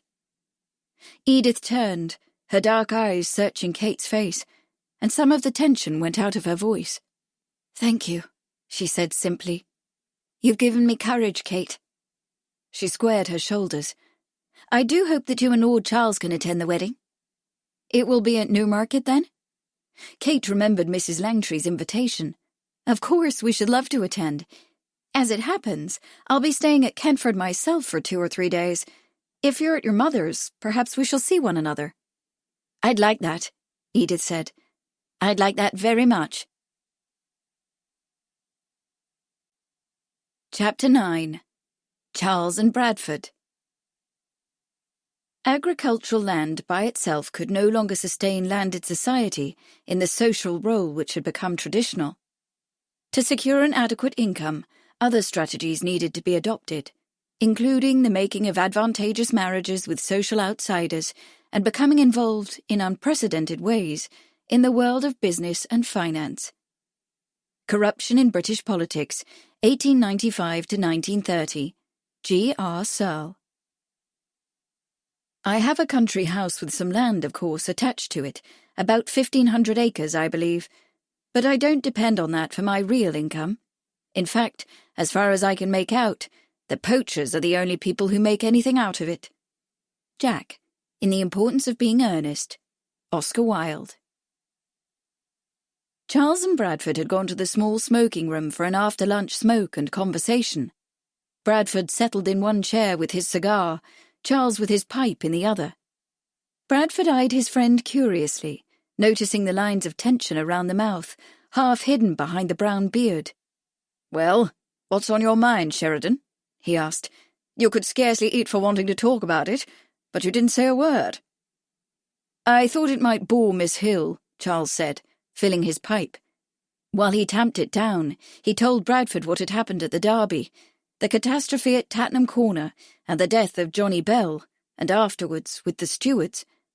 "I'm afraid I had no choice but to agree to look into the affair," he concluded ruefully. "Since they had already consulted His Royal Highness, I could hardly say no." Bradford frowned. "It was Hunt's horse that's suspected of being doped to win. I shouldn't have thought Reggie would go for that sort of thing.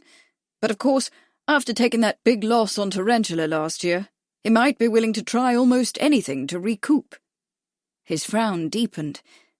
"And I had no idea, Charles, that you knew enough about racing to—" He stopped, thinking that what he had been about to say was no compliment to his friend.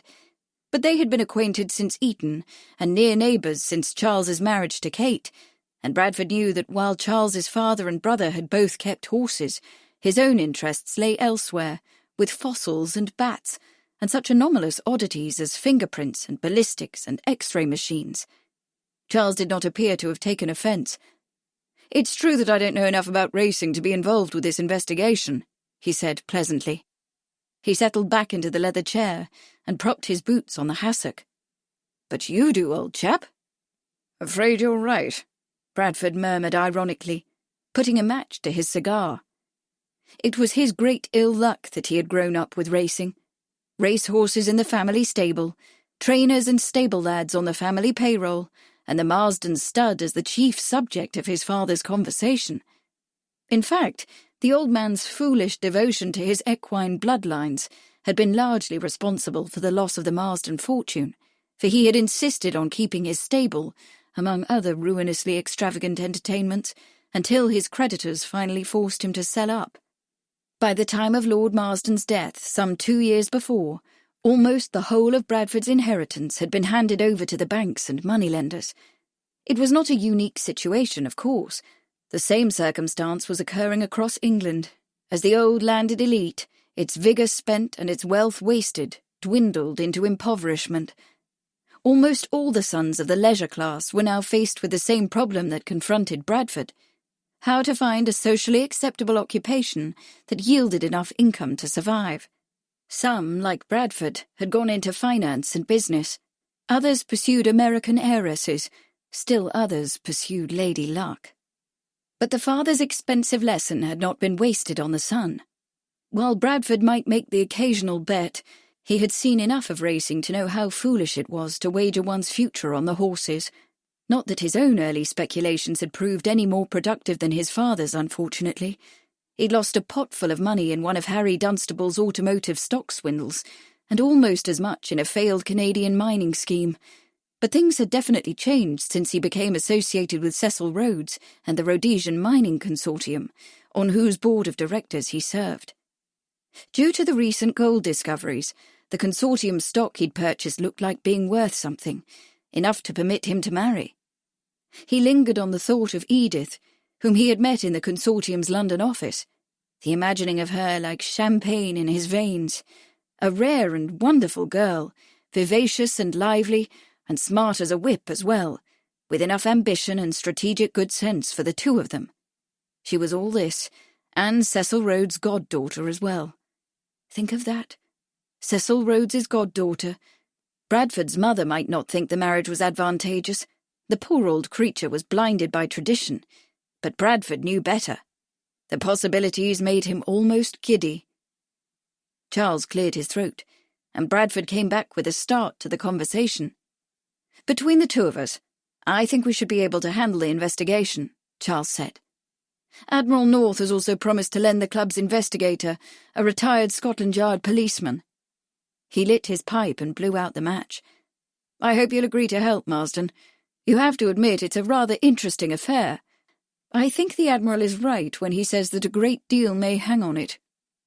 "I agree," Bradford said, "and in a different circumstance, I'd join you in an instant." He'd like nothing better, in fact, than to dig up a racing scandal and drop it into the reluctant hands of the Jockey Club stewards, but he had other important matters to attend to. "Edith and I expect to be married very soon, Mamma notwithstanding." "She doesn't approve?" Charles asked. "Does Mamma ever approve of anything?" Bradford countered. "I don't expect to bring her round to our view, so I've decided to ignore hers. For the next 2 weeks, I've taken temporary lodgings near Edith's mother's at Newmarket to make myself available for wedding consultations and the like." He paused to tap the ash off his cigar, not wanting to disappoint his friend or to miss what sounded like an interesting game. If the investigation didn't range too far afield. "Which stable is it you'll be looking into?" "Grange House stable, on the Moulton Road, just outside Newmarket." Charles said, "But of course, if you—" "Grange House!" Bradford exclaimed. "Why, that's only a mile or two from the lodgings I've taken. It's the stable where old Angus Duncan trains now. 20 years ago, though, he trained for my father. And if I'm not mistaken, Edith's stepfather has a horse or two in training there." He studied the tip of his cigar. "How were you thinking I might help?" "I plan to bring down 2 suitable horses from Somersworth to stable at Grange House. I thought that might allow me to get a look at their practices. Since you know Duncan, perhaps you would introduce me." Charles stroked his brown beard thoughtfully. "You might also go with me to the stable a time or two. It shouldn't take you away from Miss Hill, but you might find it a bit intriguing." More than a bit, Bradford thought, feeling a flicker of excitement. "Well, the wedding is to be a simple one, so I'm sure I could be spared for a bit of nosing around." He narrowed his eyes. "In fact, I should rather relish putting a stop to some of the ugly things that are happening in racing these days." Charles nodded. "The issue seems to be doping, particularly the use of stimulants, although sedatives are used as well. Apparently the practice isn't much known here in England, but from the reading I've done, it seems to be widespread in America, especially on the smaller tracks." "Doping!" Bradford exclaimed indignantly. There was no limit to the depths to which people would stoop to alter the odds. He shook his head. A vicious business. Making the horse stupid or making him savage. Either way, it's dangerous. Misjudge the dose, and the poor beast may die, or be ruined. Misjudge the dose, and the jockey may die, Charles reminded him. Johnny Bell was killed because he couldn't control the horse. If I read the Admiral right, he'd like to obtain evidence that will convince the club to ban doping, if that can be done without attracting too much attention.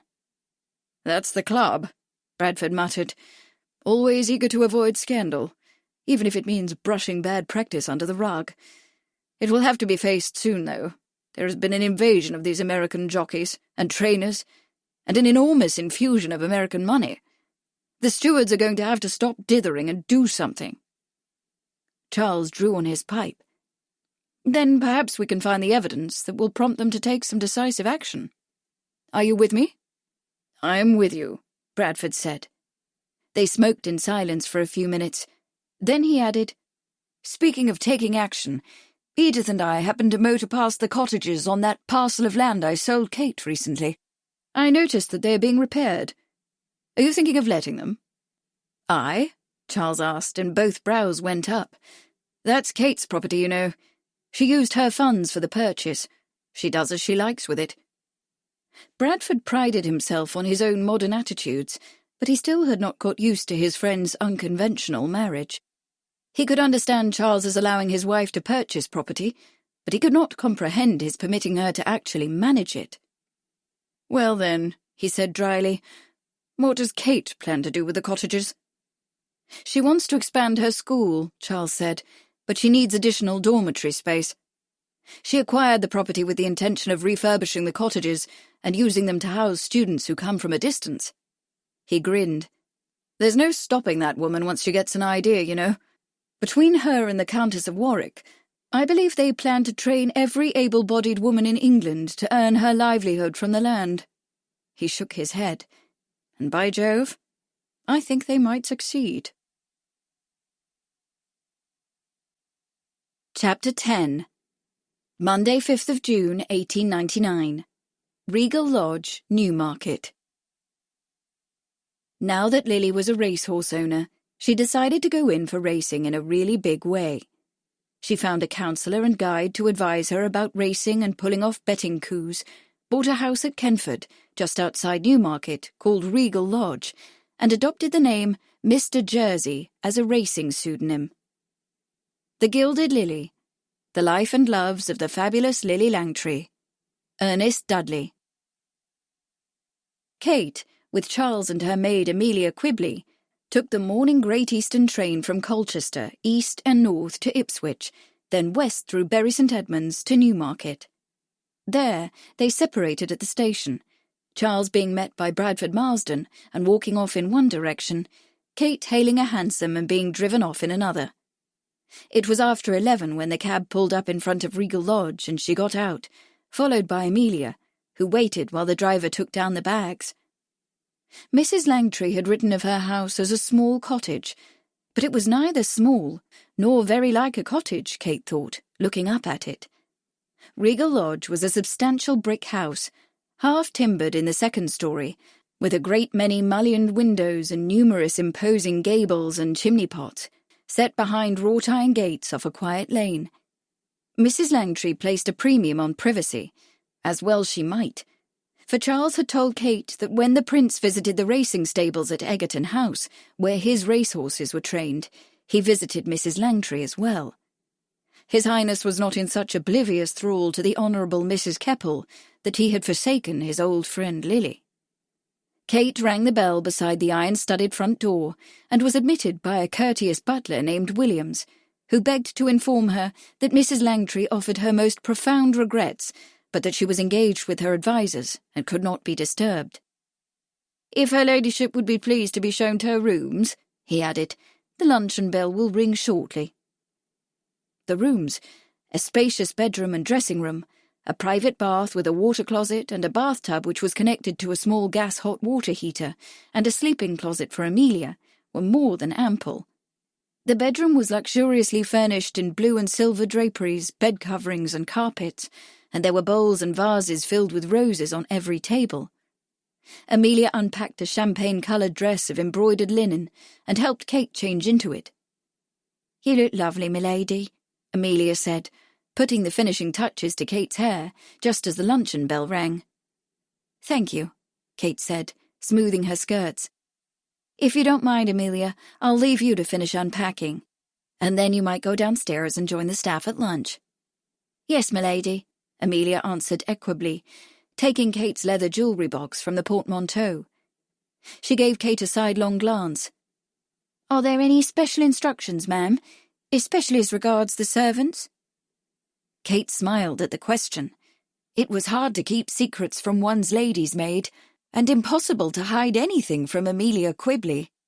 The young woman, brown-haired and petite, with a pretty open face, had been with her for several years.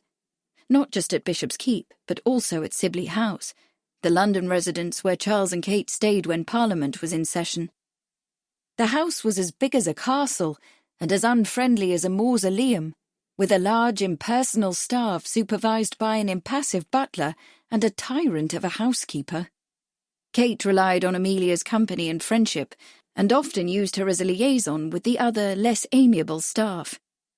Perhaps for this reason, perhaps for others, Amelia had developed an almost intuitive sense of what her mistress might require of her, as well as the ability to appraise an unfamiliar household. Kate took the gold brooch that Amelia handed her. "I have two purposes in being here, Amelia.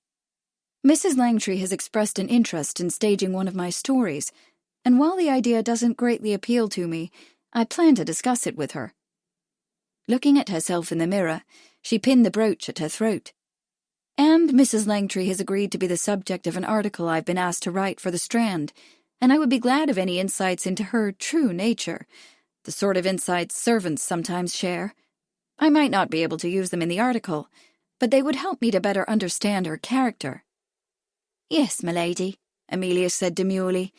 "I'm sure people would like to know what she's really like, when she's not on the stage, that is." Kate met Amelia's eyes in the mirror. "I'm sure they would," she replied. "Lady Charles," Mrs. Langtry exclaimed, rising gracefully from a sofa in the drawing-room. She was wearing an elaborate dress of sea-foam green-watered silk, with a bodice of pleated chiffon, cut low to show the full, soft whiteness of an alluring neck and shoulders, with a circlet of impressively large pearls clasped around her throat. She held out both her hands, and she and Kate traded the inevitable social kiss on both cheeks.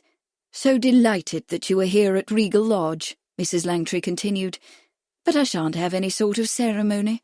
I insist that you call me Lily, Catherine." "Kate, please," Kate said. "I've played two Kates," Lily said firmly, "and you're not a bit like either of them. If I can't call you Catherine, I shall call you Beryl." Lily turned to gesture to two men, who were smoking and talking, alongside what appeared to be a large tiled fish pond sunk into the drawing-room floor. "Before you go, gentlemen, you must be introduced to my house guest, the famous lady author. She'll be writing an article about me for the Strand. Lady Charles Sheridan, also known as Beryl." As Lily made introductions, Kate studied the two men. The elder was Captain Dick Doyle, whom Lily presented as her racing manager, an enormous man in frock-coat and waistcoat with a pale grey tie. He was round-cheeked and jovial, but there was a shrewd glint in his piggish eye. Kate felt herself being assessed and swiftly dismissed as being of no possible interest or utility. Lady authors were not, apparently, among the entities he managed. The other man, slim and youthful in appearance, was natty in a checked tweed suit and red tie, with a huge diamond tie-tack. His name, Lily said, was Todd Hunter Sloane. "Todd is the brilliant American jockey who introduced short stirrups to England 2 years ago," Lily said, smiling at him playfully. "They all laughed at his style when he first began to ride in this country. A monkey up a stick, they called you, didn't they, Toddy? But then he showed them how to win races, and they stopped laughing. And now they all try to copy you, don't they, dear?" Sloane grinned and tapped his cigarette into a delicate porcelain bowl that did not look in the least like an ashtray. "Damn right, little my love. he drawled in a broad Midwestern accent. "They all want to be just like me, don't you know?" He snorted disdainfully. "Brit jockeys don't have the sense the good Lord gave a goose. No idea how to run a race. Hang around at the start like it was a damned Sunday school picnic, and they was waiting for somebody to pour the lemonade." He threw back his head and guffawed, showing horsey-looking yellow teeth. "There's nobody like you, Todd, old chap," the fat man replied in an affably ingratiating tone.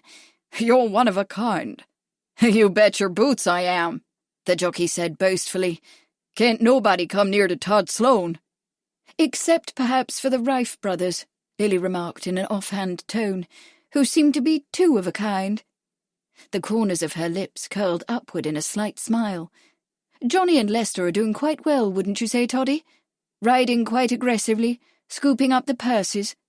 I'm beginning to fear that these new American jockeys shall give us all a run for our money."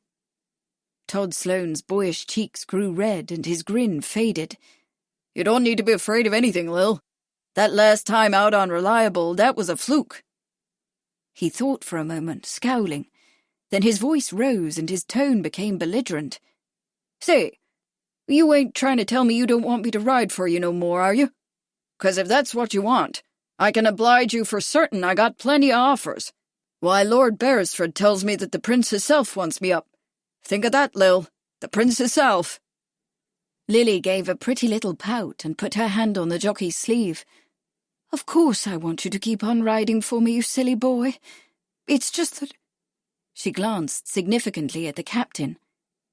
The fat man stepped forward, moving as daintily as a girl. He placed his arm across the jockey's slender shoulders. "I'm sure our lovely Lily didn't speak to offend, old chap.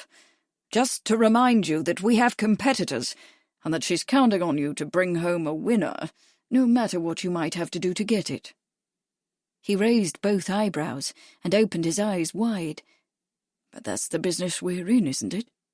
We all need a challenge now and then, don't we?" The jockey's "I suppose," was sulky, but he brightened at Lily's smile. She leaned over and kissed his cheek.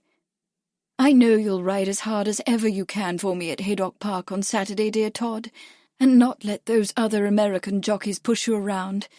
I'm so sorry I won't be able to see the race, but I'll look forward to hearing that you and Reliable have taken a first."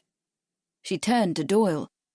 "I leave it to you, Captain, to suggest a winning strategy for the race, and of course, to see that my wagers are placed at the best odds, and that Todd has a handsome present for his work."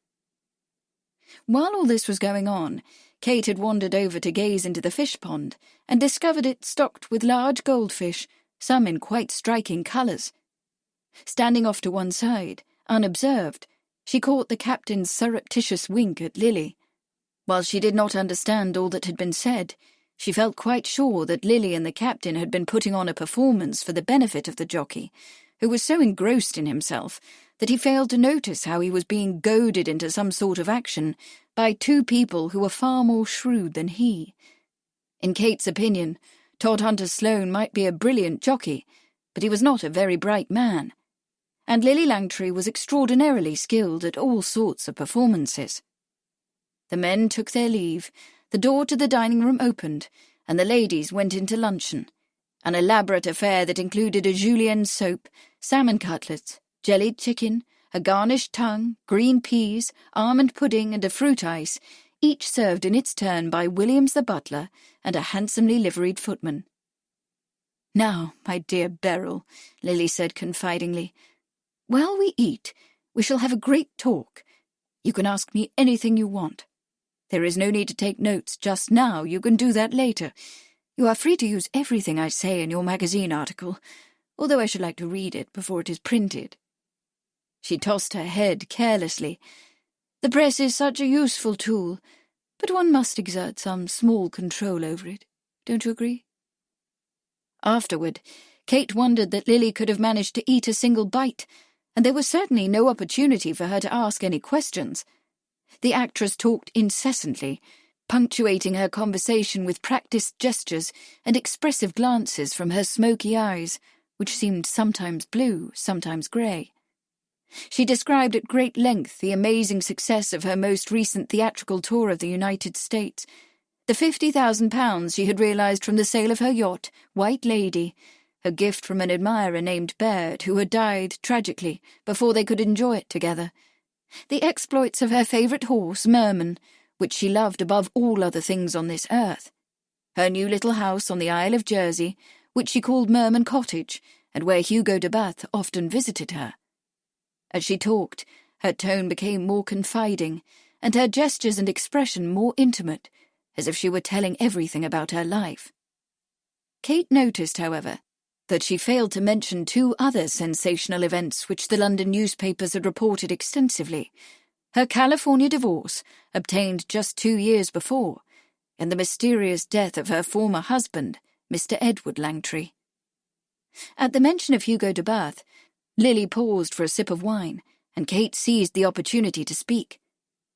"I enjoyed meeting Lord de Bathe," she said, pretending to more warmth than she felt. "He's a charming man. He seems to care for you very much."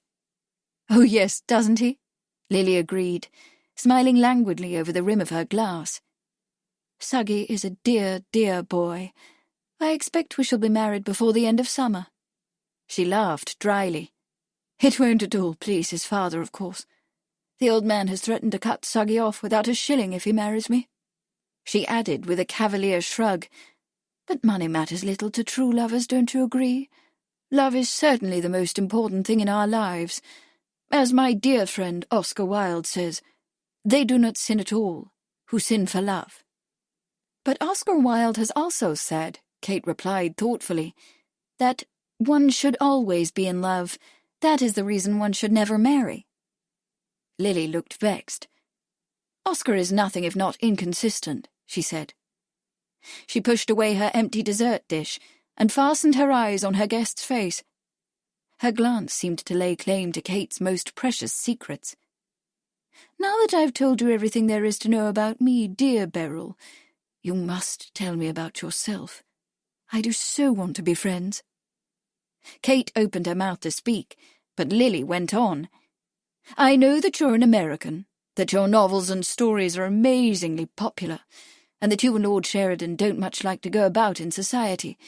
But I'm sure there's more, much more, hidden away inside your heart." "I'm afraid that you've already learned all there is to know about me," Kate said with a small smile. "My life is an open book." Lily threw back her head and laughed gaily. "An open book!" she exclaimed, much amused. "How very clever! But of course it is your literary work that I most want to talk about. I can't tell you how excited I am at the prospect of staging The Duchess. I know the production will have an enormous dramatic appeal, especially if you agree to the few changes I have in mind. I'm absolutely dying to—" But at that moment, Williams appeared with a folded note on a silver salver. Lily read it with a displeased frown and threw it back on the tray, letting out an irritated puff of breath. "It seems that I have an unexpected caller, Beryl, and after that, I fear I must attend to some business. You and I shall have to continue our conversation at tea." The butler pulled back Lily's chair as she stood. "Meanwhile, I'm sure you would like to look at the house and grounds so that you can tell your readers all about Regal Lodge in your article. Please do ask Williams if you find yourself in need of anything."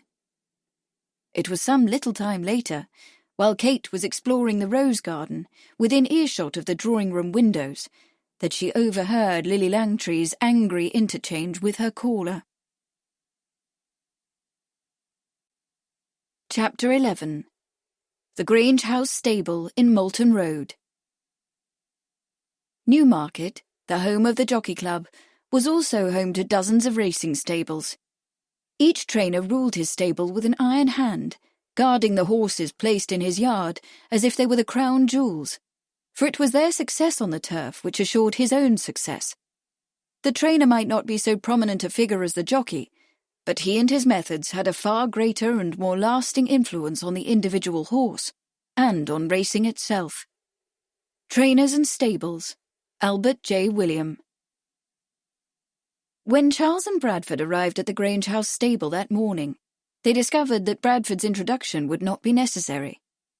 After a few minutes' conversation, it emerged that Angus Duncan had known the two previous barons of Somersworth, and was willing to be persuaded to undertake the training of the 2-year-old colt and the filly that the present Lord Somersworth, obviously a foppish fool of a man with more money than sense, proposed to place in his care. "They are the last of my brother's stable," Charles lisped, affecting an exaggerated upper-class tone, "and so I'm anxious to do well by them." He leaned on his gold-headed cane and remarked, "Afraid I'm not a racing man. Haven't an ounce of brain when it comes to horses. My brother was quite proud of the line, but my stableman insists that both horses are bone-lazy and ought to be sold." He took out a white silk handkerchief and flicked a speck of dust off the sleeve of his morning coat. "But my brother, bless him, wouldn't have wanted that. I'm anxious to see them well trained and give them a chance to run if they're fit for it. Of course, I'll pay the tariff, whatever it is," he added expansively. Bradford, with the demeanour of a cautious adviser, gave him a slight shake of the head. "Your lordship ought to have a look around the stables before making a final decision on the matter. There are, after all, other stables at Newmarket." "Oh, quite," Charles said, smiling fatuously. He made a fluttering gesture. "Oh, indeed. A look around, to be sure." Angus Duncan frowned. "Don't like to have owners around horses," he said brusquely. "Don't do horses no good, nor owners neither." He glanced at his lordship, who was stroking his moustache appreciatively, and seemed to conclude that this particular owner was too dim-witted to be dangerous, although the adviser bore watching. "But a quick look shouldn't do harm," he said, relenting. "Pinky'll take you round." As Pinky was being summoned, 2 other men appeared, one a jaunty waistcoated and bowler-hatted gentleman, the other distinctly not a gentleman, dressed in tweed knickers and rakish tweed cap, a brown paper cigarette dangling from his lips. "Reggie, old chap," Bradford said, and thrust out his hand to the man in the bowler hat.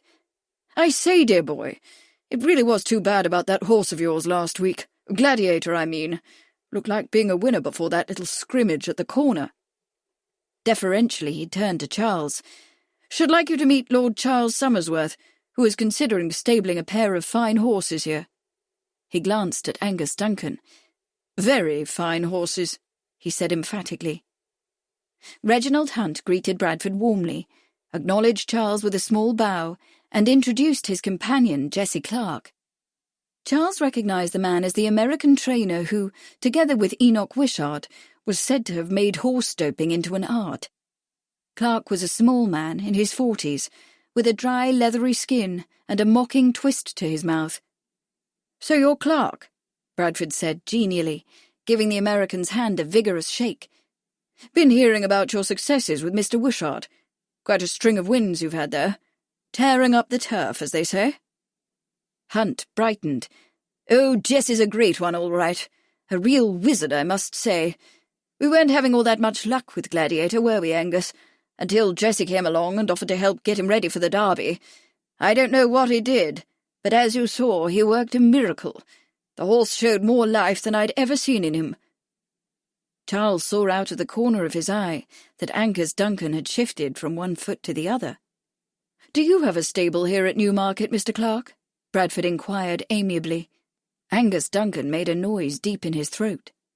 Clark stubbed out his cigarette with the toe of his shoe. "Enoch Wishart and I train a few horses at the Red House stable," he said in a broad American drawl. "But mostly I do what you might call consulting." He hooked his thumbs in his leather belt and grinned at Angus Duncan. "Ain't that right, Angus? Just lending a hand where it's needed to bring a lazy horse up to snuff." Angus Duncan said nothing. His face was dark and his jaw muscle was working. Charles opened both eyes wide in an expression of surprise and delight. "Well, well, Mr. Clark, this is a lucky meeting. I shall have need of your services, I dare say, for it seems that I have 2 lazy horses." He turned to Angus Duncan. "Mr. Duncan, when the horses arrive, please be so kind as to arrange with Mr. Clark to consult with you about them. I should like him to suggest how they might be." He stroked his moustache. "Brought up to snuff, as it were." Without replying, Angus Duncan threw a murderous look at Clark and clenched his fists. It was clear that he hated the American, and didn't care who knew it. Charles was aware that most trainers were obsessively proprietary when it came to determining how a horse should be handled, and they were careful to keep strangers out of the yard for fear they would steal racing secrets, or worse yet, interfere with the horses. If Angus Duncan didn't want Clark hanging about, why did he tolerate it? Why didn't he simply order him off his property and drop any owner who offered to do business with him? "That's a topping idea, Summersworth," Reggie Hunt said enthusiastically. "These Americans have some very innovative ideas about training. I dare say our traditional methods are a bit behind the times, at least where some horses are concerned. Gladiator, for instance. If there ever was a lazy horse, it's that one." He screwed up his mouth, vexed. "It's a pity that the jockey wasn't strong enough to keep him running straight at Epsom Downs. Would have had a winner at 66-1. As it is, I've had to deal with a damned objection, which isn't settled yet." Angus Duncan lost all patience. "'Twant the jockey!" he snapped furiously. With a baleful glare at Jessie Clark, he turned on his heel and stalked off. Bradford looked puzzled. "What was that about?" Clark gave a dismissive shrug. "The jockey who died was a favourite of his," he said. He turned to Lord Hunt. "Shall we see to those horses now, your lordship?" He tipped his cap to Charles, and the two men went off together. Pinky turned out to be Angus Duncan's nephew and assistant trainer. He was a small, nervous man with a furtive look and a twitchy mouth under a full moustache. Like his uncle, he didn't seem pleased at the idea of showing off the stables, and made grumbling noises to himself as they started off. Not, Charles thought, an attitude conducive to attracting owners to the stables. Pinky had the look of a man who would not hesitate to strike out violently against any horse or any person who went against him. The horses were housed in two large U-shaped wooden structures that faced each other across an open yard. Each side of each structure was made up of 10 loose boxes, so that there was room for over 60 horses. Just then, several lads brought in a short string of horses, and Charles gave them a quick look. Bradford would know better than he, of course, but they appeared to be in good condition. Pinky was moving quickly through the yard, as if he didn't want them to linger for a close look at the horses. At the back of the yard, a roofed passageway connected the two U-shaped stables. Quickly, Pinky opened the doors along the passageway, giving them glimpses of the hay and feed room, which opened at the back so that a wagon could draw up to deliver supplies of fodder and feed grains, the tack room, hung with racks of saddles, bridles and horse clothing, and a storage room full of other assorted equipment. Above them, Pinky indicated with a nod of his head, was the attic dormitory where the stable lads slept. "How many lads?" Bradford asked. 22 present, Count," Pinky said. He added in sullen defensiveness, "The horses never want for care." To Charles, Bradford said, 3 horses to a lad is a handful, your lordship. It means that some horses don't get worked every day." Pinky thrust out his chin. "Not a bit of it," he remonstrated belligerently. "Anyway, they doesn't all want working every day now, does they? Some is lame, some is off their feed, others likes light work by their nature." He gestured to a pair of double gates that opened out onto a fenced field, and beyond that onto Newmarket Heath. "As you can see, there's lots of room for gallops. We does 2 a days, fine weather or foul." They were in the yard again, and Charles looked around. "It's quite an operation. Wouldn't you agree, Marsden?" "It's large, I'll give it that," Bradford said in an unwilling tone. "But size isn't all your lordship is looking for. You want to know how the horses are trained, how well they've performed." "To be sure," Charles agreed absently. "But that's your department, I'm afraid." His glance had been caught by a wiry red-haired lad walking with a springy step along the passageway toward the tack room. He was carrying a saddle. Charles frowned. That boy. Bradford and Pinky had turned away and were walking toward the office. Bradford was saying, "I should like to take a look at the stable's form book on behalf of his lordship," and Pinky was protesting angrily that this was a great imposition, and he was sure his uncle would not consent. Both appeared to be fully occupied with their discussion, so Charles took the opportunity to go in the opposite direction. In 4 purposeful strides, he reached the open door of the tack room. The boy was there, reaching up to hang the saddle on one of the dozens of brackets set in the opposite wall. Charles entered the dim room and stood silhouetted against the bright light from the doorway. Sensing another's presence, the boy glanced over his shoulder. "Hello, Patrick," Charles said quietly. "It's good to see you again." The boy turned, his eyes growing large in his freckled face. "Damn," he breathed. "I see your language hasn't improved," Charles replied, trying to keep his voice even, so that he betrayed neither surprise nor anger. "What are you doing here, Paddy? Why didn't you stay at Westwood Ho, where you were put?" Patrick pulled down the corners of his mouth. "Didn't fancy lickings and bullying," he muttered. "Didn't much take to books, neither." He raised his chin defiantly. "I came here to apprentice as a jockey."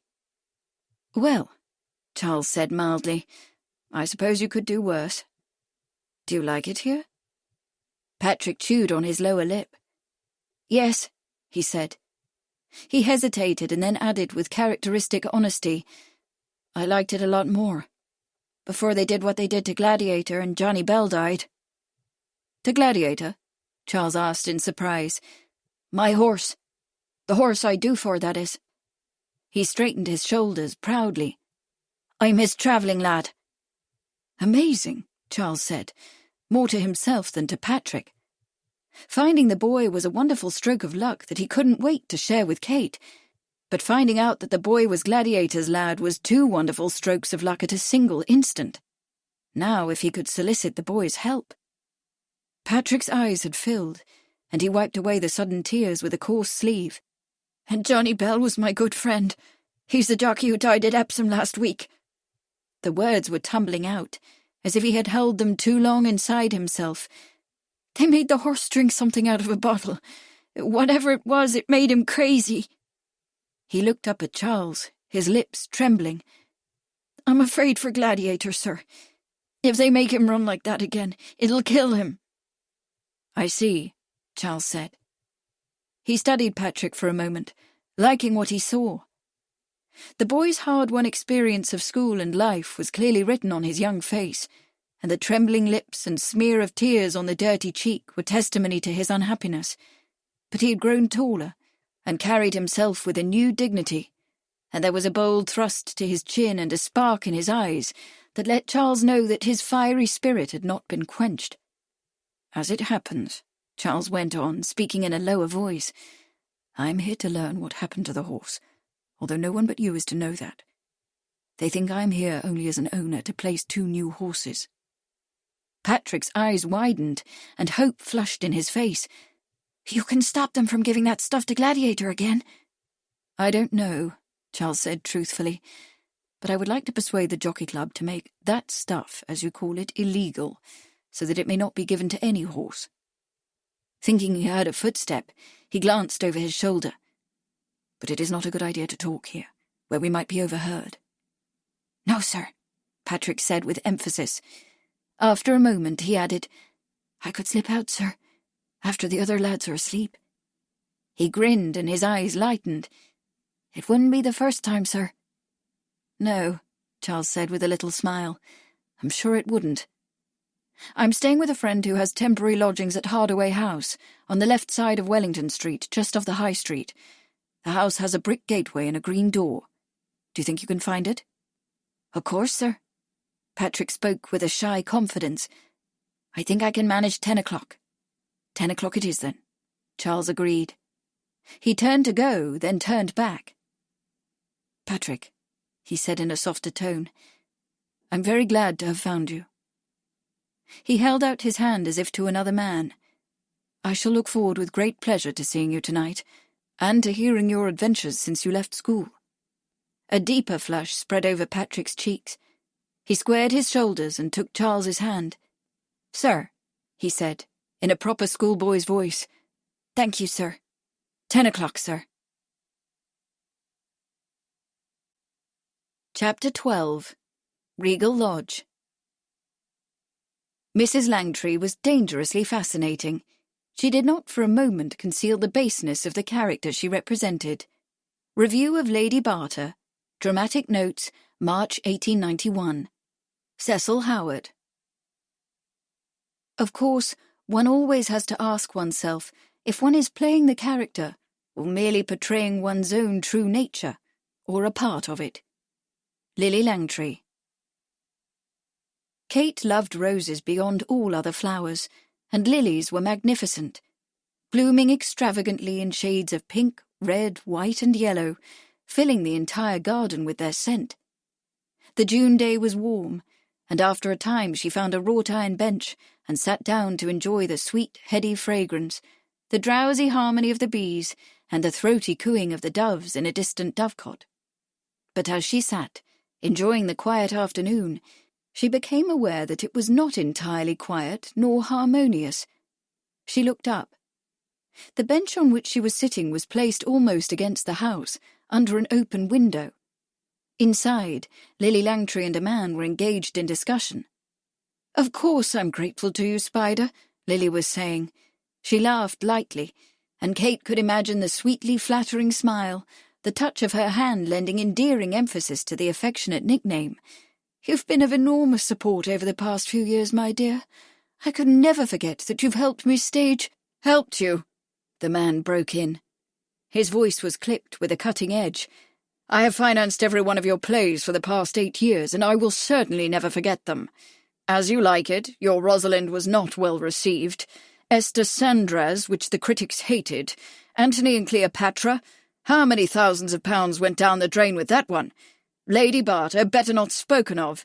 Linda Gray, which closed so quickly that all the props were forfeit. Gossip, saved only by your diamond tiara, the Queen of Manoa." "Please don't be cruel, Spider," Lily said wearily. "Yes, I acknowledge it. Things have been rather difficult in the past few years, especially here in England." Her voice warmed. "But you've always been an angel, the truest, dearest angel a woman could hope to have." "And this is how you reward me?" the man demanded roughly. "By announcing that you're to be married?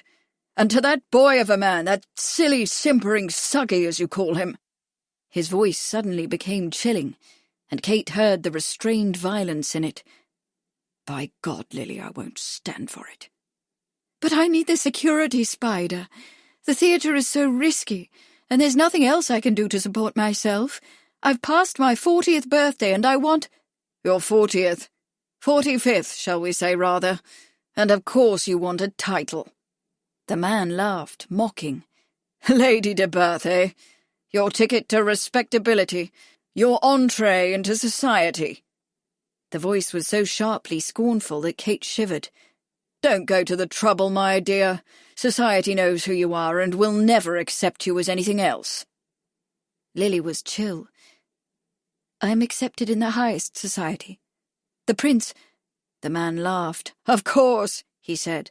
"How could I have forgotten the Prince, that fat old fool who's ridden every jade in the kingdom?"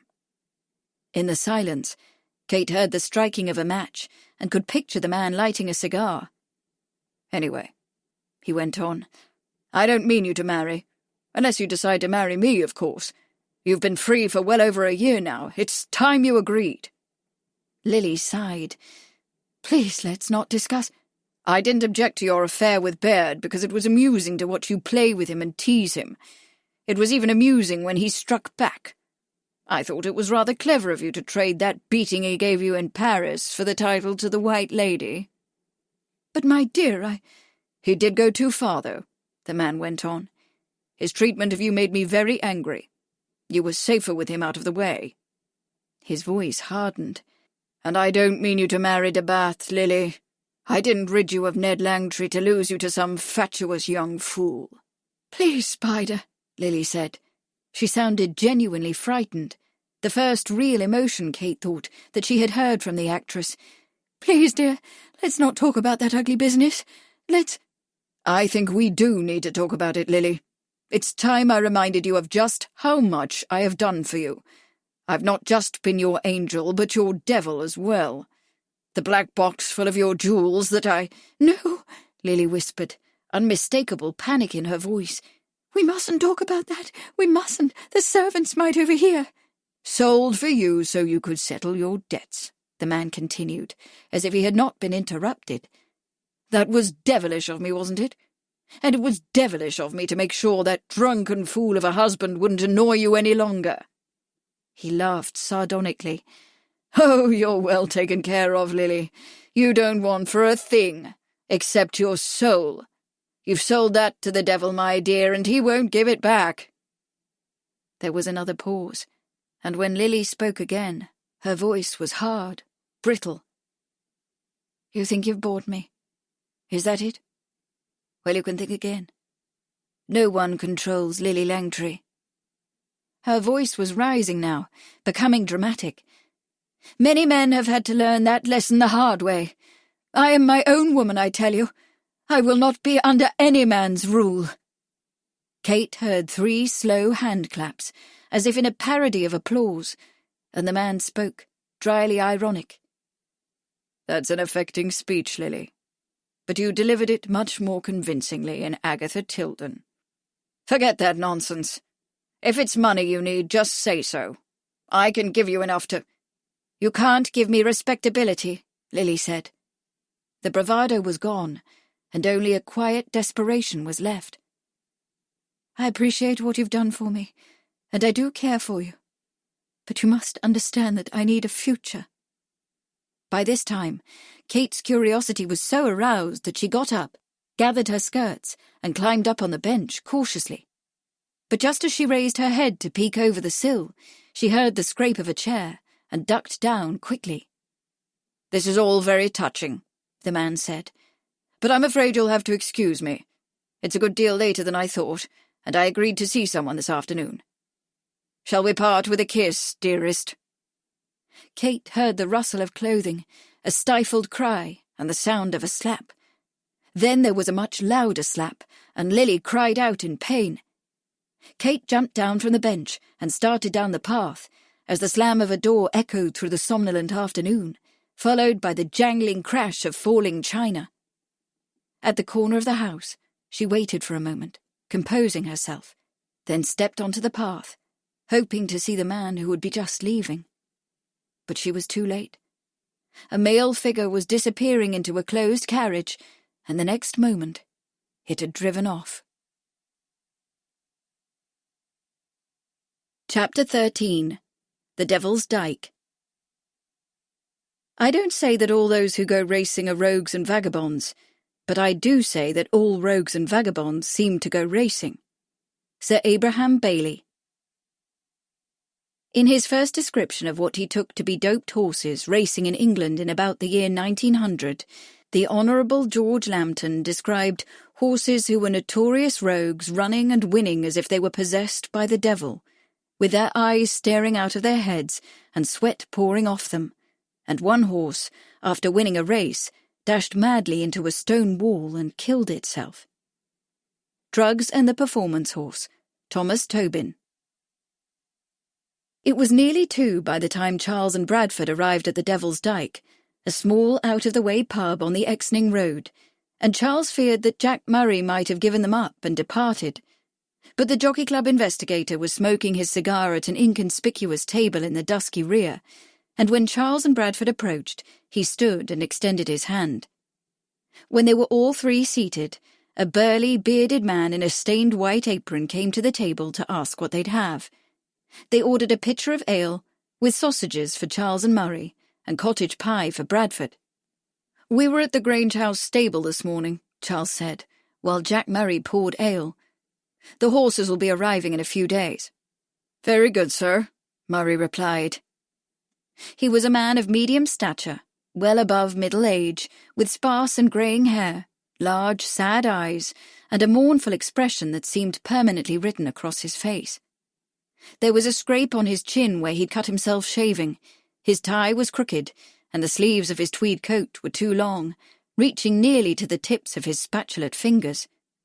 If he were noticed at all, which was doubtful, Jack Murray might have been taken for one of those invisible men who spend their mornings and evenings on a grimy train and their days in a dreary London office. But Charles knew otherwise, for he was acquainted with Murray's distinguished 30-year career at the Yard, and with a few of the difficult cases he had solved. If intelligence, training and instinct were the necessary qualifications for an investigation into turf corruption, This retired detective could have easily handled it by himself. Admiral North was right, however. It would be impossible for Murray to carry out an investigation involving gentlemen racehorse owners without attracting attention to himself. He obviously wasn't a gentleman, although he wasn't obviously a policeman either. "Did you bring Madame Zare's report?" Charles inquired. Murray started, as if he had been recalled from a dream, then reached into his breast pocket and produced an envelope, sealed. "I believe, sir," he said gloomily, "that this is what you're after." His slow, deep voice was flavoured with Suffolk. Charles took the unaddressed envelope, picked up a knife from the table and slit it. In it was a single sheet of stationery, printed name and address at the top, centred. Luciana Zare, 1734 Old Post Road, London. Below this was written in a spidery hand the date and a single sentence. "Regret to report that alkaloids appear present, cocaine most likely possibility, but blood sample insufficient for specific identification." This telegraphic missive was signed L. Zare. Charles handed the letter back to Murray, who read it without expression, then gave it to Bradford. "Unfortunate," Bradford said. He raised his eyebrows. "Who the devil is Luciana Zare?" "Madame Zare," Charles said, "is a respected analytical chemist of Austrian descent, who has been of great help in answering previous questions I have put to her. If she cannot positively identify the drug that was used on Gladiator, no one else in England can. This was a long shot, though, and I'm not surprised that she couldn't give us an answer. I expected that the sample would prove insufficient." Murray spoke in a deeply apologetic tone. "The analytical chemist tested what exactly, sir? I don't believe I was told." "Blood that was drawn from Gladiator about 90 minutes after the derby," Charles said.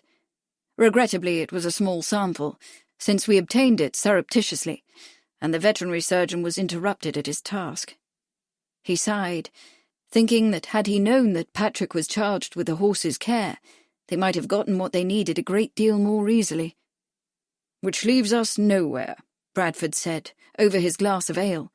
"For the moment, at least," Charles replied, "although I haven't given up on the testing just yet. There's more to be learned there." To Murray, he added, "Have you come up with anything, Jack? What about the betting?" Murray cleared his throat. "The horse ran at very long odds, as you know, sir. Lord Reginald Hunt, the owner, wagered heavily on him.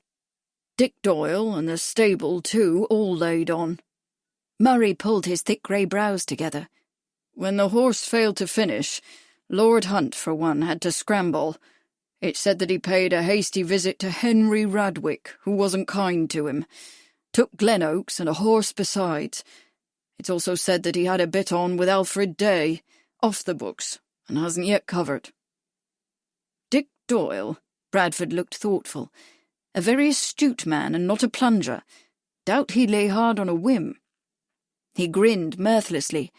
"Certainly sounds as if something was on, doesn't it?" Charles thought about what Patrick had told him. "Is it known who was with Gladiator before the race, Jack?" "Mr. Angus Duncan, of course, and Pinky Duncan. That's old Angus's nephew. And the travelling lad, a young boy." Murray paused. "Also, a veterinary surgeon who arrived with the farrier." "The surgeon's name?" Murray looked rueful. "Sorry, sir.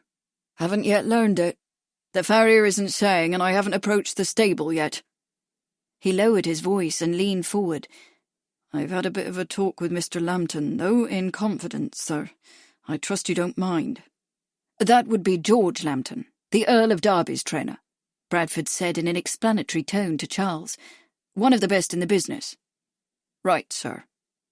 Mr. Lambton is deeply concerned about this dastardly doping business, as he calls it, sir. He says it's the Americans who've brought it here, and especially Enoch Wishart and Jesse Clark, the trainers at the Red House stable in St. Mary's Square. Yankee alchemists is what he calls them." He looked out from under his eyebrows at Charles. "He says if there's anything he can do to help, sir, he's ready." "I see," Charles remarked thoughtfully. "I don't suppose Mr. Lambton has any evidence to support his opinion that this is a dastardly business. Horses injured, anything like that?"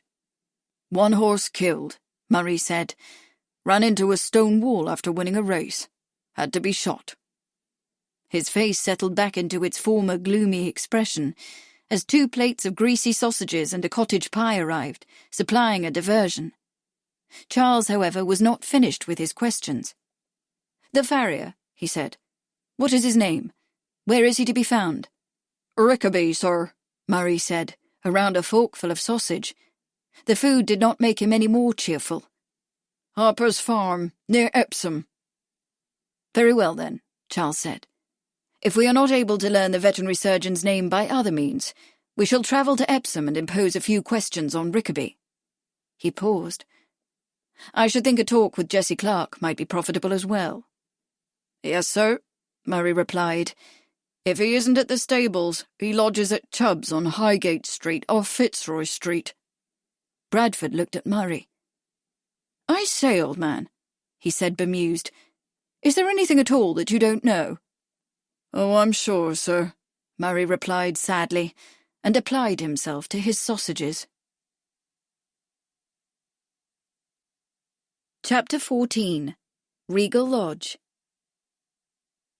The Queen of Manoa is based on a fanciful idea that artistically developed might produce a good play, but becomes vulgar claptrap. Mrs. Langtry's character is that of an utterly heartless creature, and beautiful as she looked as Lady Violet, she never once moved her audience. Her dresses were charming, her diamonds sparkled, and her rubies were above price, perhaps, but these do not touch the heart. Dramatic Notes, 8th of September, 1892.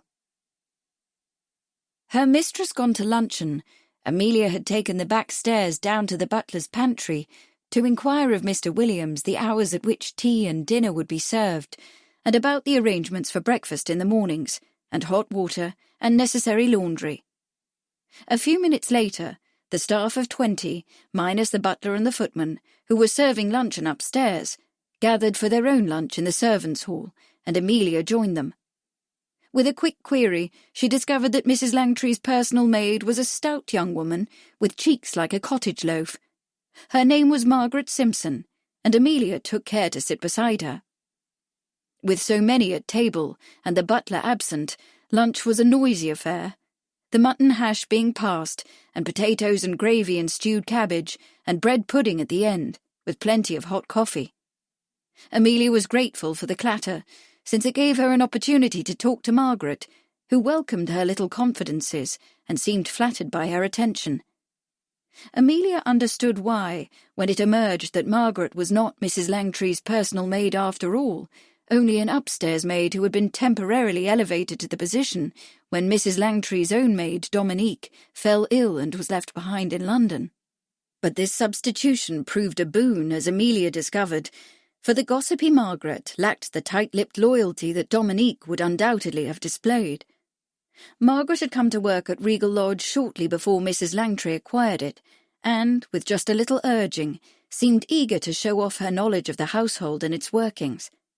After lunch, she offered to show Amelia around, and the two of them fell into an easy, friendly conversation that grew even more confiding as they went through the below-stairs area, the kitchen, the scullery, the pantries, the laundry, then up the narrow linoleum-covered service stairs to the second floor.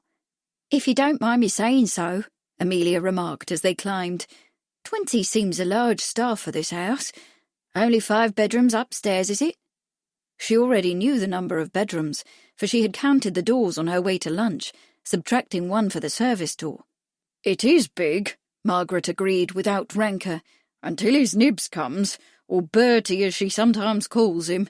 She calls all the great men by some silly name or other. A bit cheeky, don't you think?" "Is Nibs?" Amelia asked, blinking, as they entered the second-floor hallway. "You mean?" She stopped. Some 3 years before, Amelia had attended Lady Charles, Miss Ardley she was at the time, during a visit to the Countess of Warwick's Eastern Lodge, where the Prince of Wales had also been a guest. Amelia had seen and heard the Prince, and been much impressed by his stoutness, his guttural voice, and the curious way he rolled his R's. The servants there, quite disrespectfully Amelia thought, called the Prince is Nibs and Bertie, because that was what the Countess called him. Of course that's who I mean, Margaret said. When he comes, the staff ain't big enough by half. He brings 5 or 6 of his own servants, and they takes our quarters, so us maids has to crowd all in together. She made a dissatisfied face. What's worse, we has to wait on them too, as well as him and her. Makes for plenty of hard work, believe you me. With a flourish, as if this were her own private secret, she opened the nearest door. This is where he sleeps when he comes. Mrs. L too, of course. She pushed Amelia into the room and closed the door behind them. We shouldn't be here, so we need to be quiet. Amelia murmured an appropriate appreciation and looked around, making careful mental notes in case her mistress might want to know what she'd seen, although these intimate details were definitely not the sort that could be shared with the readers of the Strand. Mrs. Langtry's suite was large and ornately decorated, with oriental rugs laid over the thick gold carpet, gold damask draperies at the windows, and a pair of matching mirrored dressing tables. 3 walls were hung with costly-looking oriental tapestries, while against the 4th stood an enormous 4-poster bed with a royal purple and gold bedspread, the letters HRH, and a crown inscribed on it. On one of the dressing tables lay a pair of gold-backed brushes, also inscribed with the letters HRH. Oh! Amelia breathed a shivery sigh and wrapped her arms around herself. Oh, to think of it! Right here in this very room. She gave Margaret an admiring glance. I'll bet you could tell a few stories, couldn't you now? She'd have my head if I did, Margaret replied.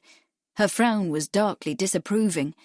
You should hear 'em in here together, laughing and rowding around like a farmer and his wife rolling in the hay with the cows looking on, and him with a sweet princess and a sainted mother at home. I suppose it's 'cause they're quality, Amelia said, sobered by Margaret's censure. He is, Margaret said with emphasis, so we can't expect better of him. But she's a parson's daughter who was raised to no right. She should never have gone to acting. That was a downfall. She sighed.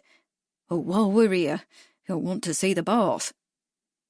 The bathroom was large and bright, its white tile floor and walls sparkling. Like the one in Lady Charles's suite, it was equipped with a water closet and gas hot water heater. This bathtub, however, was big enough for an elephant, and the taps were gold, while the thick, luxurious towels were emblazoned in gold with the royal insignia. The 2 women contemplated the splendour, Margaret with a proprietary, albeit censorious air, Amelia in outright admiration, wishing that she could show it to Lady Charles. At last, Amelia turned to Margaret. What's she like? Mrs. Langtry, I mean. She put on a starry-eyed look. I've seen her on the stage ever so many times, but never thought to be standing right here where she baths. She grasped Margaret's hand. What's she really like, dear? She asked in a coaxing tone. Tell me, please. Well, Margaret said hesitantly, then stopped. Tell me, Margaret, you must, Amelia begged. Is she kind? Is she as soft and lovely in her heart as she is in her person? She must be soft and lovely, she added artlessly, or the prince wouldn't love her now, would he? Margaret's mouth grew scornful. Kind? Soft? Why, Mrs. L's heart is as hard as them diamonds she wears. She never has a pound to her name, so she buys everything on the nod. More's the pity for the poor butcher and baker, and she's always slow to pay our wages, little as they are. Mr. Williams has to go and beg for us, which he shouldn't have to do, although she doesn't cheat us, at least not how she cheats a bookie. Now that she had gotten started, Margaret didn't seem to want to stop. She dropped her voice, becoming conspiratorial. And haven't you heard about her daughter, Jean-Marie? Mrs. L calls herself Aunt Lily, but she's really the girl's mother. More's the pity for the child, who everybody knows is a royal bastard. Lives out of the way with Mrs. L's mother on Jersey, and sometimes in London with Mrs. L. Amelia was struck with a sudden pity for a young girl growing up in what must be a terribly confusing situation. No father, and a mother who claimed to be her aunt. But she didn't have the opportunity to speak. Margaret was going on. "Oh, she's a terror, that one," she said darkly. "She murdered her poor husband, too. Had him pushed under the Irish mail at Chester Station, she did, all because he wouldn't give her a divorce." At this sensational revelation, Amelia was moved from pity to something like horror. She drew in her breath. "But I thought she got a divorce. In America it was. Leastwise, that's what I read in the newspaper." Margaret made an impatient noise. "That's America, you silly goose. An American divorce ain't worth the paper it's writ on here. If Mr. Langtry wouldn't give his wife a proper English divorce, she couldn't marry an Englishman, now could she? And that would spoil her scheme to marry Lord de Bath, or whatever lord she happens to fancy." "Oh, my," Amelia said helplessly. Perhaps she shouldn't tell any of this to Lady Charles, because it was not the sort of thing her ladyship could write in her article. On the other hand, Lady Charles had said quite explicitly that she wanted to understand Mrs. Langtry's true nature, and— From downstairs the sound of a slammed door reverberated in the silence, followed by the crash of falling china. Margaret gathered her skirts. "That's enough talk for now," she said. "We'd best get to work." Nervously she eyed Amelia. "You won't tell what I said, will you?" Amelia gave her a warm smile and a pat on the arm. "Tell? Who would I tell? We're friends, and your secret is safe with me." She made a little sign over her right breast. "Cross my heart." Back in her suite after another tour of the garden, Kate glanced at the ormolu clock on the mantel and saw that it was nearly 4. Amelia came in just then to say that her bath was ready. "There's oceans of hot water, my lady," she said appreciatively, her arms full of fluffy towels. "And nobody had to carry it up the stairs, neither. It's all owing to that little gas heater beside the bathtub."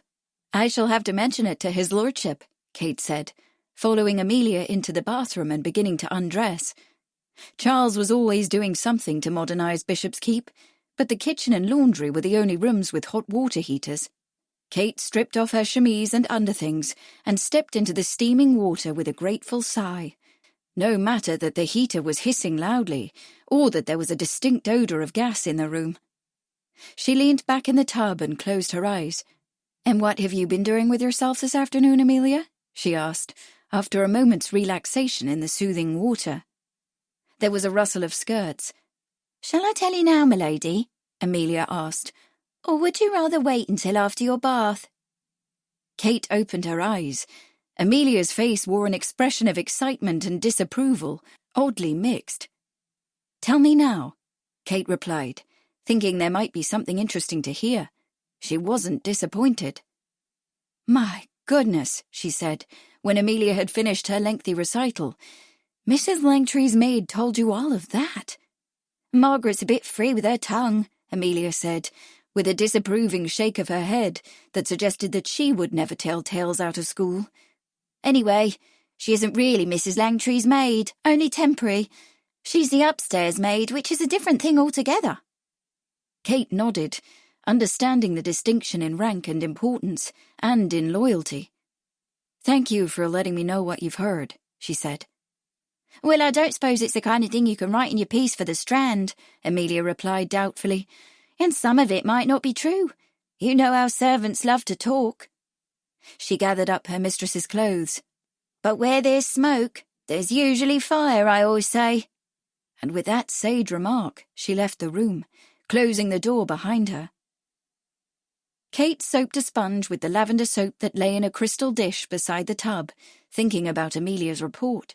She was not troubled by the morality of Lily's relationship with the prince, or even that she had borne a child by him. If one spent one's time and energy passing moral judgments on members of the Marlborough set, there would be little left for more creative or productive pursuits. It was widely known that the prince could never bring himself to finally put out the flame of a royal romance, and if there were a daughter, even one passed off as Lily's niece, the actress might have her own reasons for keeping the embers burning. And Kate couldn't judge Lily harshly for attempting to run her household on nothing, when most of the gentry were doing exactly the same thing. No, what concerned Kate was Margaret's more troubling allegation, that her employer had been involved in the murder of her husband. Kate would have dismissed this charge as the wild talk of a malicious servant if she hadn't overheard a reference to the same deed in the bitter exchange between Lily and her male visitor that afternoon. Was it possible that the charge was true? Was the world-famous actress the kind of woman who could consent to the murder of a troublesome husband who refused to give his wife a British divorce? But the moment Kate framed the question, she instinctively felt she knew the answer. While she could not say whether the charge was true or false, she knew it was possible that Lily had done this thing, and it was this possibility that was beginning to intrigue her. The more she understood about the woman, the more she realized that her acting career might not be limited to her appearances on the stage. Every moment of her life might be a performance, every gesture carefully theatrical, every encounter a dramatic scene. All of it counterfeit, none of it real. In one of her real-life dramas, Lily might well have played the role of an accomplice to murder, with as little thought to the real-life consequences as she would have given to roles she played on stage. Perhaps she had imagined a reality in which this action was absolutely essential to her life and well-being, and therefore justified. Perhaps she had performed for so long, for so many different admiring audiences, that she had lost all sense of what was true and real.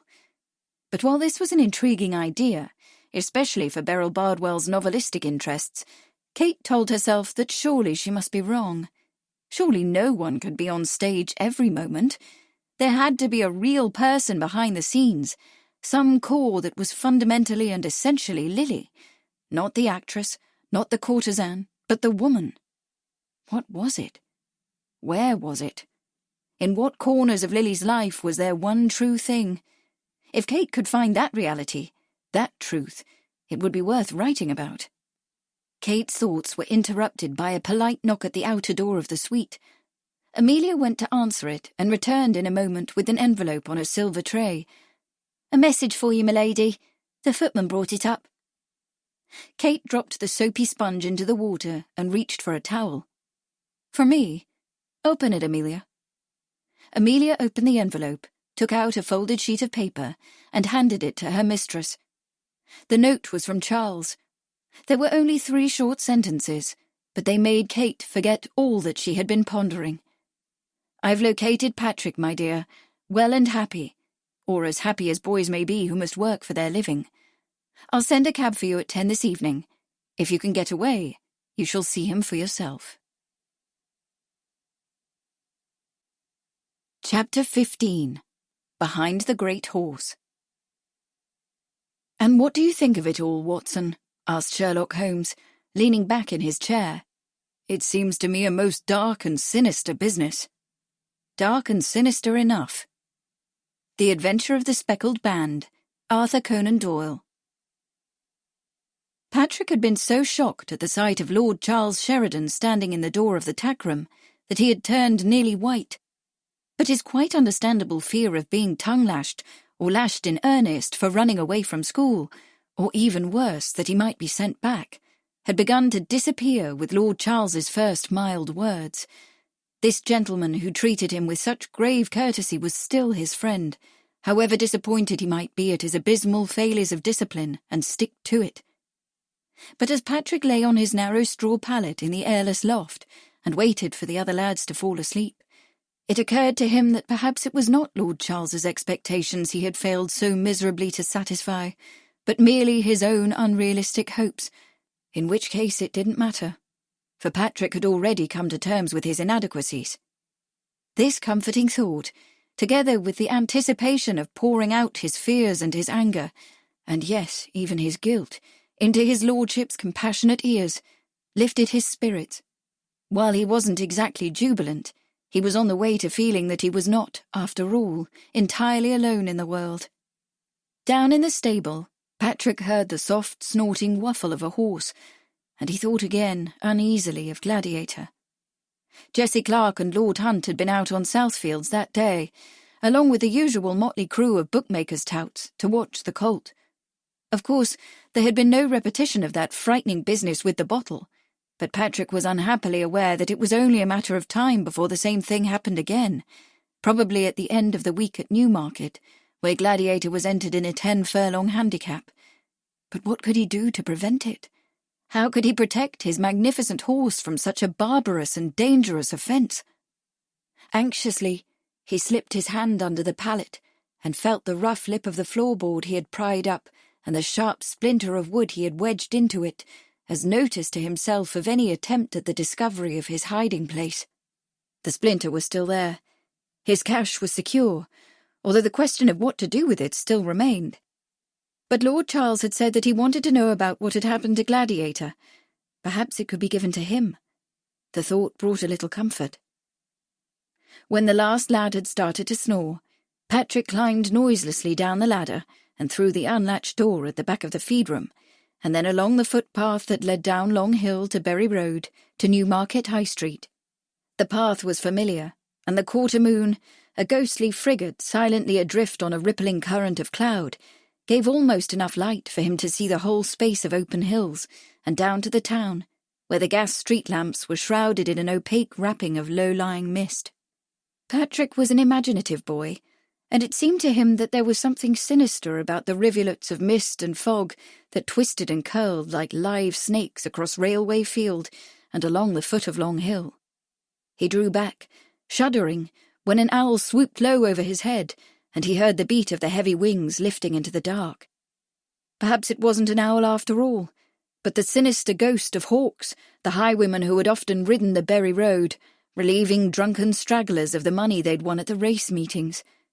Perhaps, and he cringed at the thought, it was Johnny's ghost, angry at him for failing to warn him about that stuff in the bottle and what it had done to Gladiator.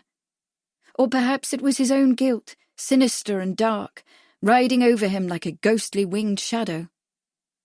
The boy was glad when he reached the first gaslight on the high street, where the evening revellers were weaving their celebratory way from pub to pub.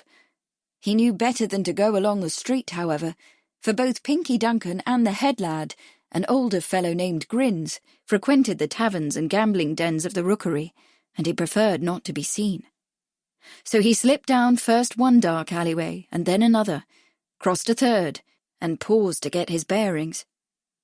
The moon had been swallowed by fog, but Patrick knew where he was by the clink of glasses, the rough male laughter, and the smell of sour beer that clung to the damp night air.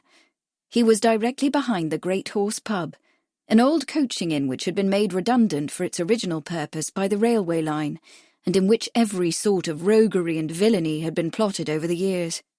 The Great Horse occupied a long, narrow building, with rafters high above and sawdust on the floor, a bar along one wall and scarred deal tables along the other, and a large back room where various belligerent encounters occurred. Prize fights, dog fights between vicious Red Bull terriers, and the cockfights that had been illegal for 50 years, but which continued unabated. Staggering sums were wagered in that room, Patrick knew, for he had seen with his own eyes the sums of money that changed hands. Now there was a vicious flurry of growls and barks and a loud cheer, and Patrick shivered. He was fond of dogs, and he did not like the idea of one dog destroying another. But Wellington Street was a few paces ahead, and Hardaway House with its brick gateway just to the right. More relieved than he cared to admit that he had almost reached his destination, Patrick set off again, hurrying now, for the clock in the tower was striking 10. He didn't get far. 3 or 4 quick steps, and he was lying flat on his face in the middle of the alley, his nose scraped, the wind knocked out of him. He lay there a moment, stunned and half bewildered, then sat up, cursing loudly and rubbing his nose. He turned to see what had tripped him up. A log that someone had carelessly left lying across the alleyway. He put his hand on it. No, not a log. A roll of canvas, unexpectedly warm to the touch. He frowned, feeling farther along, and then farther still, discovering by degrees that what he had tripped over was neither a log nor a roll of canvas, but a leg, a man's leg, and that the owner of the leg was lying flat on his back with his toes turned up, dead drunk. But as Patrick got to his feet, he realized that his hand was wet and slippery, and when the moon peered over the fog for her own surreptitious glance at the scene, he saw to his dismay that it was covered with blood. With mounting horror, he turned to look at the man, whose eyes were staring open and whose waistcoat was soaked with blood. He was not dead drunk after all. He was bloodily and indisputably dead, and he was no stranger. Chapter 16. Hardaway House. Nowadays we have so few mysteries left to us that we cannot afford to part with one of them. The Critic as Artist, Oscar Wilde. Charles looked up when he heard steps in the hallway, and then the door opened, and Kate was in Bradford's drawing room, throwing off her shawl and looking eagerly around. "Where is he?" she demanded, breathless. "Charles, where's Patrick?" "Not here yet, my dear," Charles said, folding the Sporting Times and putting it aside. "I'm glad you could get away tonight. I was afraid it might not be convenient for you to—" "He is coming, isn't he?" Kate interrupted, almost frantic.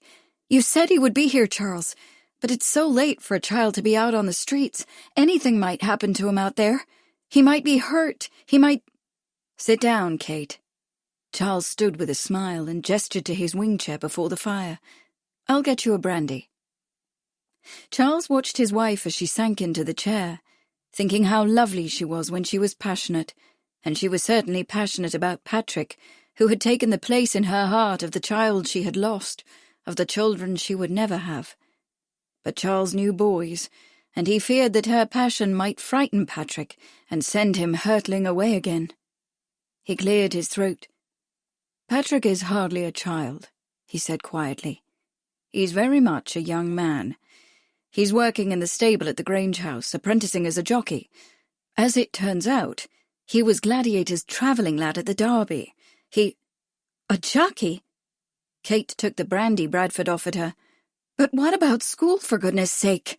Her voice rose. "What about our plans for him?" "It would seem that Patrick has made his own plans for himself," Charles said. "He looks fit and in excellent health, but I very much fear," he added, hoping she would understand, "that any pressure on our part to return him to school will be met with resistance." "But he needs an education," Kate cried. "He needs—" "Rather," Charles interrupted firmly, "I propose that we encourage him to make his own choices and stay in touch with him so that we can support him, whatever he chooses to do with his life." He paused. "I hope you can agree to that, my dear. Otherwise, I'm afraid we will lose him again." "But I did so want—" She turned the brandy snifter in her fingers. "I'm afraid he won't—" After a moment, she gave a small sigh. "Perhaps you're right, Charles. Perhaps I'm holding too hard, hoping too much." She studied him for a moment, her head tilted, her hair catching the firelight. "The problem is that I've never been a boy, so I don't understand all their ways. But I know how often I do just the opposite thing when someone gives me what sounds like an order." She smiled a little, and her voice took on a tone of light irony. "I shall try not to smother the poor child, the young man, with an overabundance of motherly love." "Thank you, my dear." Charles sat back, grateful as he often was for his wife's intuitive understanding. He had the feeling, too, that when Kate saw Patrick and realized how he'd grown in the months since they'd been apart, she would realize that he was right. To stay connected to Patrick, they had to let him go. The door opened again and Bradford came in. "Hello, Kate," he said warmly. "I hope that Mrs. Langtry did not think it rude that we took you away this evening." "Not at all, as it turned out," Kate replied. "At tea-time she received a message from the prince. It seems that he has come to visit his horses and is staying with Mr. Rothschild at the palace house. Mrs. Langtry was invited to a late supper, so I was left to my own devices." She leaned forward, her grey eyes intent.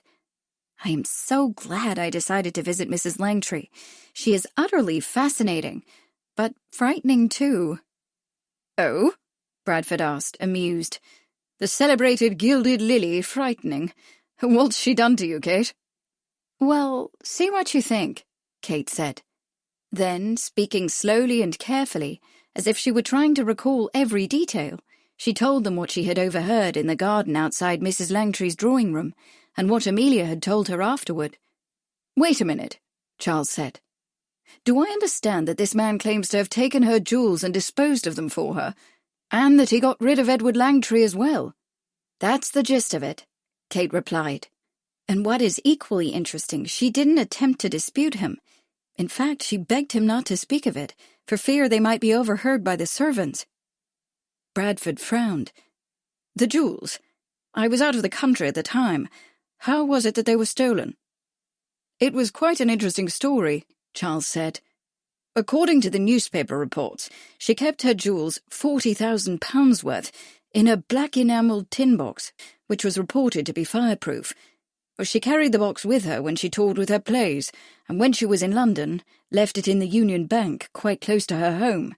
Several summers ago, 95 I think it was, she went to the Continent for a few weeks, and when she came back to London, sent her butler to the bank for the jewel box.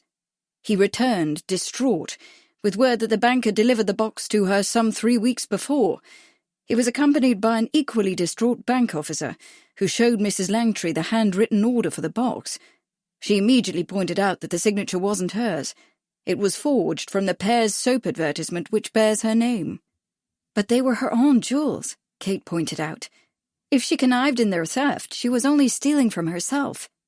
"But there's more," Charles said. "Shortly after the theft, she sued the bank for negligence for the full amount of the loss. George Lewis represented her, I think. She settled for something like £10,000. I remember being surprised that Lewis didn't press for more." "So it's possible that she had the bank's settlement," Bradford remarked, "and the jewels as well." "Or the money they fetched," Charles said. "They were probably fenced immediately." "Not a bad little coup, especially when the value of the publicity is counted into it," Bradford said. "I'm sure that once people learned of the loss, attendance at her plays shot up immediately." He frowned. "But what's this about a conspiracy to get rid of Edward Langtry, Kate? And who the devil was this man she was talking to?" "Lily never called him anything but that nickname," Kate said, "and I didn't catch more than a glimpse of him as he left. I cannot say for certain that there was a conspiracy, or how deeply Lily was involved. She didn't contradict him, though, only pleaded with him not to talk about it for fear of being overheard. Before they parted, they were openly quarrelling. They actually traded blows." She shook her head, as if not quite believing what she had heard. "I don't suppose he was injured, but she had to go to supper at the Rothschilds' with a badly bruised cheek. She excused it to me by saying that she had run into an open door in the hallway." "It wouldn't be the first time," Bradford said dryly. "When she was involved with that fellow Baird, the man people called the Squire, she sported black eyes and bruises quite regularly. When someone asked her why she put up with it, she said that for every black eye the Squire gave her, she got £5,000 worth of apology, or so Punch claimed." "An apology?" Charles murmured. "Or blackmail?" "Both, perhaps," Bradford replied in an ironic tone. "She went for a weekend in Paris with Bobby Peel, who had promised to buy her some new Worth gowns. When the Squire caught up with her, he beat the both of them. She was in hospital for a fortnight, and it was said that she suffered a broken nose, but she came out the richer by £50,000 and the title to his yacht. She called it the White Lady. Everybody else called it the Black Eye." Kate looked thoughtful. "This man, Baird, the Squire, he's dead?" "He died in New Orleans 5 or 6 years ago," Bradford said. "Drank himself to death, according to the newspapers. At the time, it was quite a story, in part because of Mrs. Langtry's disappointment. Baird was worth some £3 or £4 million, and she apparently expected to inherit. But he executed a codicil a few days before he departed for America, leaving everything to his mother. The Gilded Lily didn't get a penny." "I wonder," Kate began, but she didn't get to finish. There was a loud knocking at the door, and Patrick burst in wild-eyed. His shirt was torn and dirty, his nose dripped blood, and there was blood smeared on his hand and on his shirt and knickers. He looked utterly panic-stricken. Charles, taken aback, leapt to his feet with an exclamation of concern. Bradford, too, stood quickly and came forward, but Kate, to her great credit, scarcely batted an eyelash. "Patrick," she said warmly, "how very delightful to see you. I was so pleased when his lordship told me that you would be here tonight." She rose and went toward the boy. "My goodness, how tall you've grown in such a very short time." She bent over and kissed him on both cheeks, then, looking down at his hand, added, with only the slightest concern in her voice, "You seem to have gotten into quite a bit of blood, though. Did you meet with an accident on your way?" Kate's warm calm seemed to steady the boy. He took in a breath, straightened his shoulders and turned to Charles. "It's Mr. Day, the bookmaker, sir. He's in the alley behind the great horse." He looked down at his bloody hand and grimaced. "He's dead. Somebody killed him." "By Jove!" Bradford exclaimed. "Old Badger's dead." He started toward the door. "Well then, let's have a look. Come on, Sheridan. You too, boy. You can show us where you found him." Kate put out a hand. "I think," she said, "that Patrick might stay here with me." Charles stood and put his hand on the boy's shoulder, meeting his wife's eyes. "Patrick found the body, Kate, so the constable will want to speak with him. Stay here by the fire, my dear. We'll be back in a little while." For a moment, he thought she might argue to keep the boy with her. Then she reached for her shawl. "I'm coming too," she said firmly. This time, Charles knew better than to object. Chapter 17. A Late Supper. The first report of doping in racing horses in England occurred at Worksop, where an edict in 1666 banned the use of exciting substances. Since time immemorial, horses had been dosed with whiskey before races, but toward the end of the 19th century, the pace accelerated. Stimulating doping as we know it today was apparently born and bred in the New World and came to the Old World about the year 1900. Drugs and the Performance Horse, Thomas Tobin, 1981. It was nearly an hour later when the group rejoined in Bradford's lodging. The constable had been summoned, Patrick's scanty evidence taken, and the body of Alfred Day, bookmaker, borne off to the surgery of a nearby doctor, who would perform an autopsy the following morning.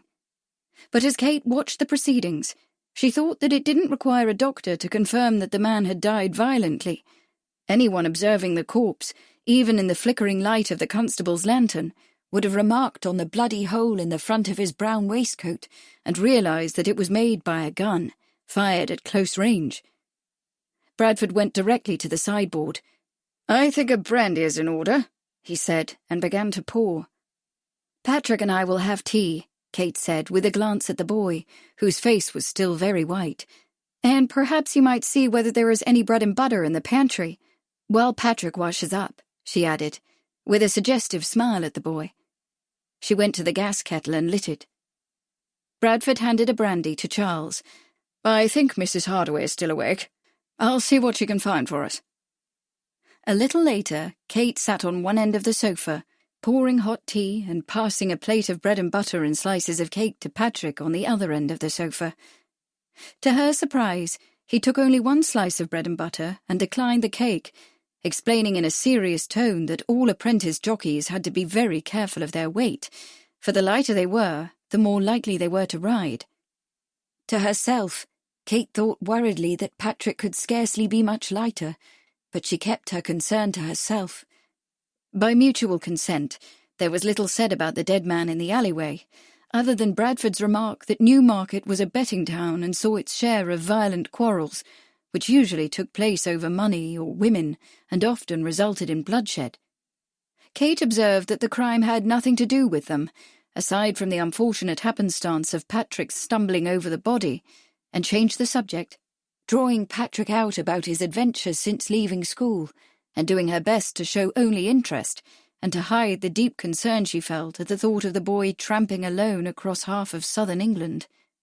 "Lord Charles tells me that you're enjoying your work at the stable," she said, after Patrick had sketched what was no doubt a much abridged narrative of the months leading up to his coming to Newmarket. She smiled encouragingly. "I'm not surprised. I know how much you have always loved horses, and how very good you are with them." Patrick nodded. "I do love horses," he said, "especially Gladiator." There was a pause, and a guarded glance at Bradford, whom he had met for the first time that night. Then to Charles, a tentative, "I was hoping you might help, my lord." "Yes," Charles said, tamping his pipe and lighting it. "We must talk about the horse. You said that someone made him drink something out of a bottle. Tell us more, please." With one more glance at Bradford, Patrick spoke rapidly, as if he were saying something he'd had on his mind for a while. "Well, you see, sir, Gladiator's a lazy horse, at least on the track. But when he's galloped on Southfields or across the flat on the west side of town, he goes like the wind." A small, proud smile ghosted across his mouth. "As he did yesterday, with me up." "But the horse didn't run like a lazy horse at the Derby," Bradford remarked, from the depths of his overstuffed chair. "No, sir." Patrick's face darkened. "Before the race, when the farrier was putting on his plates, Mr. Pinky and a veterinary surgeon came. They gave Gladiator something in a bottle, and it made him—" He gestured with his hands helplessly, and Kate saw that there were still traces of the dead man's blood under his nails. "Right away, it made him act wild. It was all Johnny could do to get him off to a fair start, and when they got to the corner, the horse ran against the rail and—" His voice failed him, and he dropped his head. "We know," Charles said sympathetically. "It's too bad." Patrick's head came up. "It wasn't Johnny's fault," he said, in quick defense of his friend. A look of guilt washed over his face. "I had the chance to warn him and didn't. If I'd told him, maybe he would have ridden differently. Or not at all." "I doubt that's so," Bradford said gently.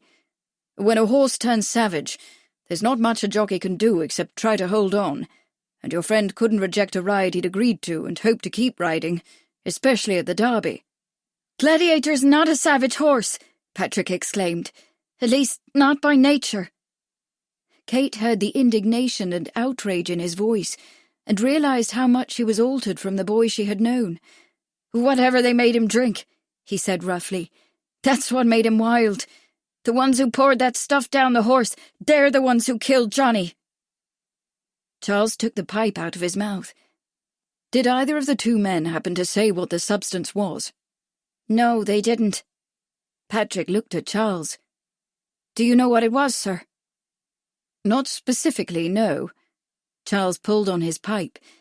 "It had to have been a stimulant of some sort. Caffeine, perhaps, or cocaine, or heroin, or some sort of mixture." "If you don't mind my asking, sir," Patrick said, "why are you interested in what happened to Gladiator?" "Because some of the men who monitor racing," Charles replied, "want to make doping illegal. It's unfair and dangerous, both to the horse and to other horses and riders." "If you had some of the stuff," Patrick said slowly, "would that help?" Charles regarded him. "I'm more keen to know who used it, and you've already helped to answer that question." He paused. "Although, from a scientific point of view, I should certainly like to know what it is, so that an attempt can be made to develop a reliable chemical test, using blood or urine, or even the horse's saliva. Without such a test, it will never be possible to say for sure whether or not a horse has been doped." He puffed on his pipe. "Do you know where I might obtain the stuff?" Patrick looked up, hesitating. "It's all right, Patrick," Kate said, putting a hand on the boy's arm. "You can tell us. No one will be angry." "Well then," he said, "I nicked the bottle." The corners of Bradford's mouth quirked. "You nicked the bottle?" Patrick nodded. "When Mr. Angus made me Gladiator's travelling lad, he said I was responsible for anything that happened to the horse, and that I should keep a close eye on him to make sure he wasn't interfered with. I'd never seen the surgeon before, and I don't think much of Mr. Pinky." He made a face. "He's Mr. Angus's nephew, and he's supposed to be the second head trainer, but he's more interested in betting on the races than he is on training the horses and taking good care of them. I couldn't stop them from doing what they were doing, but I thought—" He shook his head, and Kate saw him trying to swallow his anger. "I saw where the surgeon tossed the bottle. After the race, I picked it up and put it with Gladiator's gear. It wasn't quite empty." "I see," Charles said gravely. "And where is this bottle now?" "It's under the floorboard in the loft where I sleep," Patrick said. There was an evident note of relief in his voice, and Kate thought that he was glad to be able to share his secret with someone, and perhaps also glad to get rid of the incriminating bottle. "I'll give it to you. Maybe you can find out what's in it." He shuddered. "I don't ever want to see Gladiator like that again. His eyes staring and the sweat pouring off him in buckets, and running as if the devil was after him." "That bottle," Charles said. "Can you bring it here tomorrow night, without being detected?" "I think so, sir. The lads work hard all day and sleep hard too. We don't bed down the horses until Mr. Angus comes round to feel their legs and tendons and look them over. As soon as he's come and gone, it's supper and bed. 5 o'clock in the morning comes awfully early. That's when we take the horses out for first exercise." Kate smiled. 5 o'clock will come early tomorrow too, she reminded him, and Charles stood. "Her ladyship is right," he said. "It's late, my boy. But just 1 or 2 more questions before you go. When and where is Gladiator racing next?" "There's a handicap here at Newmarket," Patrick said promptly. "On Friday." "Thank you," Charles said. "Do you know who'll be riding?" Kate saw a hopeful look cross Patrick's face, then fade away. She knew he was wishing that he could ride the horse, and knowing at the same time that this was impossible. "No, sir," he said finally. "Besides Johnny Bell, there are 2 other jockeys who regularly ride for the stable, Bill Stevens and Dan Watts. It'll be one of them most like." And with that, Patrick went out into the night. Kate was driven back to Regal Lodge, and the eventful Monday was concluded. Chapter 18. Tuesday, June 6th, 1899. At the Jockey Club. The sporting life of England, the charter of the isle, perish the traitor heart and hand that would with dastard wile sow discord, jealousy, or strife among the gallant band who share and shield our sporting life, the charter of the land. Late 18th century song in praise of the Jockey Club. As he had previously planned, Bradford took himself off the next morning to spend the day with his fiancée in Cambridge, but not before reminding Charles that they were to have dinner that night at Walford Lodge, the home of Edith's mother, on the Cambridge Road. "I'm sure you'll enjoy Edith's stepfather," he said as he left. "Colonel Harry Hogsworth, his name is. He has several horses at the Grange House stable. He may be able to give us some useful information." Charles was breakfasting on the omelette and toast that Mrs. Hardaway had brought up for him, and reading an article in the Manchester Guardian about the annulment of Alfred Dreyfus's sentence and the order for his return from Devil's Island to face a second court-martial at Rennes. It was a case Charles had followed since Dreyfus's first trial in 1894, and he couldn't help but feel both relief and dismay. Relief at the hope that the French military tribunal would eventually see reason and clear Captain Dreyfus, who had so obviously been made a scapegoat, and dismay that the man would have to undergo yet another humiliating trial. The fundamental unfairness of this ugly business, this appalling miscarriage of justice, had gnawed at Charles for 5 long years now, but there was nothing that could be done. Events would simply have to take their course. These thoughts were interrupted when a young man arrived, bearing a note from Admiral North. With apologies, Charles was summoned to the club at his earliest convenience, within the hour if at all possible. Reading the note, Charles raised his eyebrows. He wasn't surprised that Owen North was at Newmarket, for the Jockey Club was officially headquartered here, but he was astonished at such an early morning summons. He sent the boy back with word that he was on his way, finished his coffee, put on his hat, and set off. Out on the street, he looked up at the lowering grey clouds, turned back, and located a spare black umbrella in the stand in Mrs. Hardaway's front hallway. It was not quite raining, but the early June air was dense with drizzle, and Charles was glad of the umbrella. As he walked, he passed a dress shop window and noticed a blue wool shawl that made him think of Kate, the thought of her reminding him of what she had said the evening before. He frowned. Was it possible that Mrs. Langtry had connived at the theft of her jewels, and at the death of her husband? And who was this man who cared for her so passionately that he was willing to steal and kill for her? These thoughts occupied Charles until he reached the Jockey Club, which was located in a collection of buildings that turned its back on the high street. These headquarters, Charles knew, had begun as a coffee house, first leased by the club in the 1750s and expanded with an indifferent attention to architecture over the years. In the early 1880s, 50-odd bedrooms had been added to accommodate members coming for the race meetings, and also a suite of apartments for His Royal Highness. In addition to the buildings on the High Street, the club had also acquired large tracts of Newmarket Heath from the private individuals who had originally owned them, and its control extended to Newmarket Racecourse as well. All these physical expansions reflected the Jockey Club's growing authority over the turf.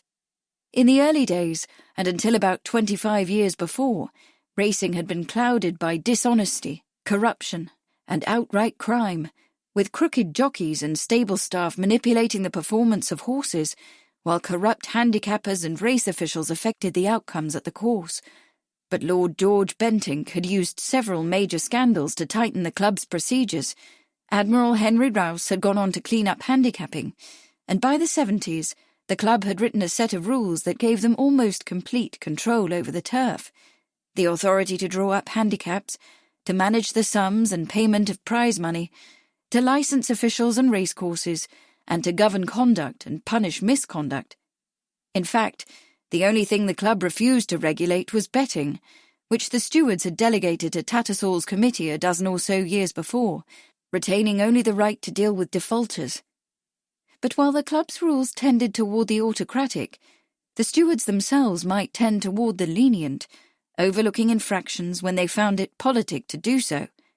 In fact, in yesterday's Sporting Times, Charles had read an irreverent remark to the effect that when it came to the American invasion of trainers and jockeys, the current stewards were playing shut-eye to such an extent that they looked like the three blind mice. He wondered whether Admiral North had read that criticism and how he might feel about it. At the door, Charles pulled a brass bell.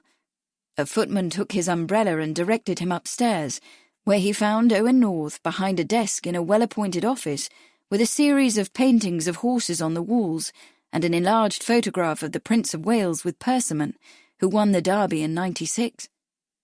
To Charles's surprise, the Newmarket Chief Constable was there as well, perched uneasily on the edge of a chair, turning his bowler hat in his heavy hands.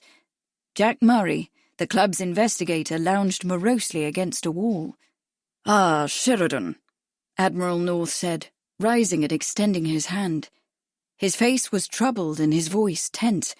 "I'm sorry to bring you out so early, but we're confronted with an unfortunate bit of business." "Perfectly all right, Admiral," Charles said, seating himself. "This," the Admiral said, gesturing toward the policeman, "is Chief Constable Watson.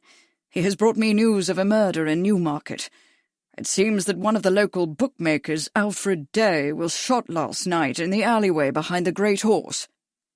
"As it happens," Charles said, "a boy of my acquaintance stumbled over the body and brought me word of it. I was there when the constable arrived. Bloody business, I must say." He glanced at Watson, whose expression was unreadable. "One of your men conducted a brief investigation, and the body was taken off to the surgeons." He sat back, crossing his legs, thinking that with the prize-fighting, wagering, and general rowdiness in the town, back-alley violence must be a regular occurrence, and murders not uncommon. What did this particular death have to do with the club, or with him? Rubbing his chin, Owen North at last produced an answer to Charles's unspoken question. "It's possible, indeed even likely, that there's a connection between the murder of Alfred Day and the business that you and Mr. Murray are currently looking into. At my request, Chief Constable Watson has agreed to take his men off the case and turn the investigation over to you." Take his men off the case? Charles thought, surprised. Does the club wield that kind of power? "I'm not sure I quite understand," he said, with an interrogatory glance at the policeman, and waited for him to say something. A red-haired burly man whose nose was covered with a fine network of tiny broken veins, the chief constable looked as if he'd be much more at his ease in the back room of the Great Horse than in the offices of the Jockey Club. He regarded his hat for a moment. "Well, sir," he muttered, "as I told the Admiral, sir, it seems as it's got more to do with the club than the town, in which case, sir—" "Indeed, Watson," the Admiral said. "Very well put." He stood and extended his hand. "Thank you for coming, and for assisting in this matter. I think we need not keep you from your duties any longer." "One moment, please," Jack Murray said, stepping forward. "You've talked to the widow, Constable?" "One of my men took her the news," the Chief Constable said. "That was last night, right after it happened." "Thank you," Murray said. He stepped back and fell silent again. When the Chief Constable had gone, North sat down again. "Sorry for this, Sheridan," he said in a low voice. "Afraid it complicates your task, rather." Charles regarded this as an understatement. He had hoped, after he'd obtained the bottle from Patrick and had located and spoken with the veterinary surgeon, to make his report and recommendations to the stewards and be done with the matter. An investigation into a shooting in a dark alleyway, with no suspects ready at hand, was no part of his original commitment, and it was much more than a minor complication. The silence was broken by the wheezy chime of the clock on the wall as it struck the half-hour. "Why is it that you suspect a connection between Day's death and the doping?" Charles finally asked. North studied his fingers, straightened the blotter on the desk, and glanced toward the window as though he hoped to find some distraction there. At last he said reluctantly, "Alfred Day. He was commonly known as Badger, came to me a few days ago, here in this office. He wanted to complain generally about the practice of doping, and specifically as it related to the last running of the Derby. It appears that quite a number of people bet heavily upon Gladiator and have been unable to settle." His smile was crooked. He said that he felt doping was bad for business. Jack Murray pushed himself away from the wall. "It is, sir," he said dourly. "For all his other dishonesties, and God knows there were plenty, Badger was an honest bookmaker. He knew horses and he knew people, and he studied the form book. But doping changes everything, sir. The good bookies hate it, 'cause it makes the outcome less predictable." He waved his hand, speaking more warmly. "Of course, they hear the touts and tips, too, and when they think a horse is doped to win, they're willing enough to make their own wager to cover themselves. But they're against it to a man, Admiral. They'd be glad to see it stopped." Owen North sat motionless during this speech, his face impassive. He made no answer. "So it is only Day's complaint that ties him to the doping?" Charles asked. If he had to look into a murder, particularly one in which half the rogues in Newmarket might be implicated, he'd much rather start with some useful information. North looked away. "He implied," he said, "that he could name names, quite important names.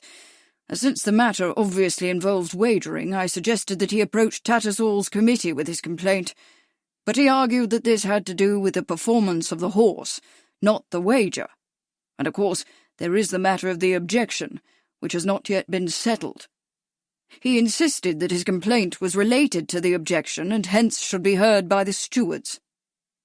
The Admiral's eyes were expressionless. "I'm sure you understand the steward's reluctance to hear such a complaint at this time. In the event, I told him that the matter was under investigation, and that he would be contacted." "But he didn't name names," Charles said, watching the other's face. He had thought he knew Owen North well, and could testify to his complete straightforwardness. Now, he wasn't quite sure. "I'm afraid not." North turned toward the window, so that Charles could see only the shadowed half of his face. "Perhaps you're thinking that Day's coming here might have nothing to do with his death, and that the investigation should have been left to the police." He turned back, his jaw set, his eyes narrowed. He spoke with force. "I know these Newmarket constables, Sheridan. They manage to contain the local thuggery, more or less, and they maintain a decent order at the race meetings. but they cannot be relied upon to keep matters confidential." There was a tension in the Admiral's face that Charles couldn't quite read. Was it apprehension, or evasion, or was it deceit? Charles gave what might have been seen as an affirming nod, and North appeared to relax. "Indeed," he said, with a touch of cordiality. "I think you can appreciate why I want you to intervene in this, Charles. The problem is very clear. The Newmarket Constabulary simply can't be allowed to intrude into what might very well turn out to be vital club interests." "Yes," Charles said. "I see." He didn't really, though, and he was troubled by that elusive look on Owen North's face. He let the silence lengthen, then sat forward in his chair, engaging the Admiral's eyes. He spoke firmly. "I cannot undertake this aspect of the investigation without your word as a gentleman that the murderer, if and when he is discovered, will be handed over to the authorities and dealt with according to the law. If the club believed itself above the law, or intended to use him to subvert the law, he would wash his hands of this dirty business forthwith. He would walk out of the room and fetch Kate, and they could both go back to Bishop's Keep. He would—" "Oh, very well," North said shortly. "You may have my word, although I cannot think why you should need it. Naturally, the law will be taken into account." Charles said nothing. It was not the wholehearted assurance he had hoped for, but now he was beginning to feel intrigued. North seemed to know or suspect more than he was saying, but perhaps more to the point, if Charles refused to take on the investigation, he felt it quite likely that North would find someone else who would, and who might not be so concerned about the law's jurisdiction. The Admiral, taking silence for consent, smiled with evident relief. "Well then," he said briskly, "the matter is in your hands, and of course you shall have Mr. Murray's excellent assistance." He pulled out a gold watch and frowned down at it, then up to the clock on the wall. "Blasted clock is 20 minutes late. I'm afraid I must be off. His Majesty is at the Rothschilds today and wants to discuss some club affairs." He stood. "I'm sure he'll be glad to know that you're looking into this matter for us, Charles. He has the greatest confidence in you." When he had gone, Charles allowed the silence to settle. Finally, he looked at Jack Murray, who was staring out the window. "It appears that there is more to this than we knew, Murray." "It seems so, sir," Murray said, turning. His face was glum.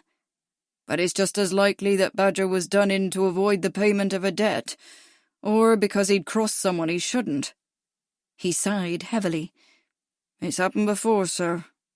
"I imagine that there is a great deal of risk attached to the profession," Charles agreed. "I don't suppose you'd happen to know precisely where Mr. Day carried out his business?" Murray became more alert. "I do, sir, in St. James Street, number 29. "And whether he had an assistant?" There's a clerk, sir, and a partner. The clerk is called Sobersides. The partner is named Baggs, Edward Baggs, Eddie they call him." "Mr. Murray," Charles said, "you are a fount of information." He rose and put on his hat. "I propose that we pay a visit to number 29 and see what we can learn from Sobersides or Mr. Edward Baggs, or both." Chapter 19. Regal Lodge. I love acting. It is so much more real than life. The Picture of Dorian Gray, Oscar Wilde. Try as we may, we cannot get behind things to the reality. And the terrible reason may be that there is no reality in things apart from their appearances. Oscar Wilde. Kate was awakened at 8:30 when Amelia brought a tray with tea and a copy of the Times, with a front-page story about the International Congress of Women, which would take place later that month at the Church House, Westminster. The Countess of Aberdeen would preside, and delegates from various colonies and foreign countries were expected. Kate noted the date, June 26th, and decided that she would attend. Perhaps there would be an opportunity to speak with interested women about her school. But important as the Congress might be, it was not topmost in Kate's mind, for she had a great deal to think about as she sipped her morning tea. Her heart was filled with delight and relief at seeing Patrick. How strong and resourceful he had grown, and how handsome. But although he seemed happy enough, she sensed that he harboured more uneasiness about that horse, and perhaps more guilt over the death of his jockey friend, than he had been willing to show the night before. She hoped Charles would find a way to help the boy. But while Kate's heart was full of Patrick, her mind was occupied with other things. There was the unhappy event of last night, Patrick's discovery of the murdered man in the alleyway behind the great horse. But far more urgently, there was the intense and growing fascination she felt for Lily Langtry, the gilded Lily Bradford had called her. Today she would make a concentrated effort to learn more about the woman, about the private person who must live somewhere within the actress. Under the guise of an interviewer for the Strand, she would probe as deeply as she dared, looking for the real Lily. Kate dressed and went down for breakfast, carrying a small notebook and fountain pen.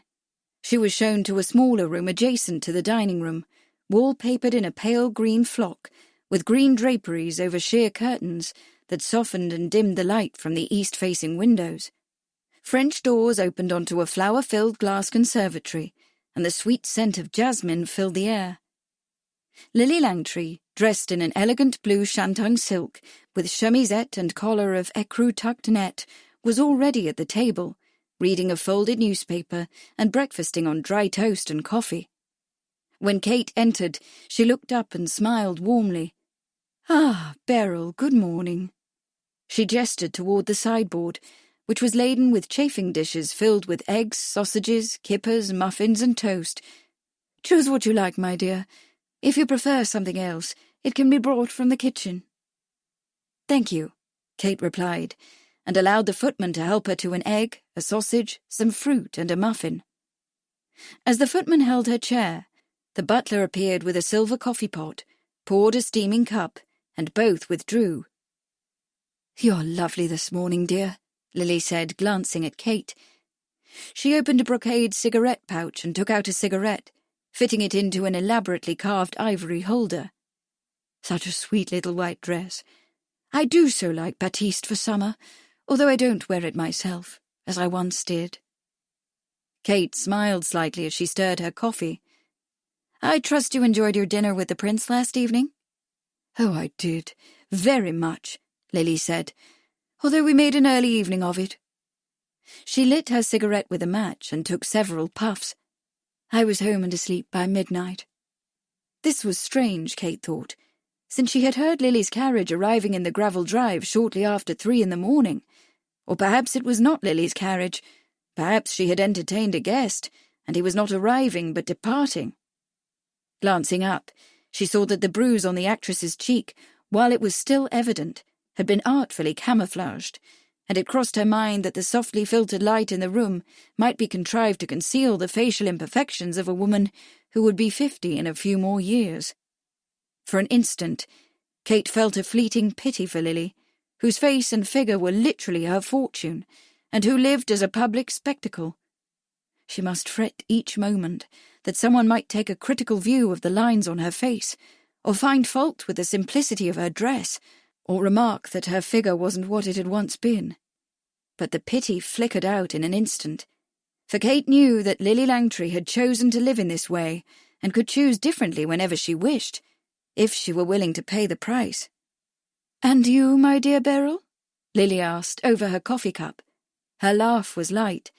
"I'm so sorry I had to leave you yesterday evening. I expect you were well entertained, although I dare say that it is a rare wife who goes off to a romantic supper with her husband when she is on holiday from home. Most wives of my acquaintance prefer to have supper with their lovers."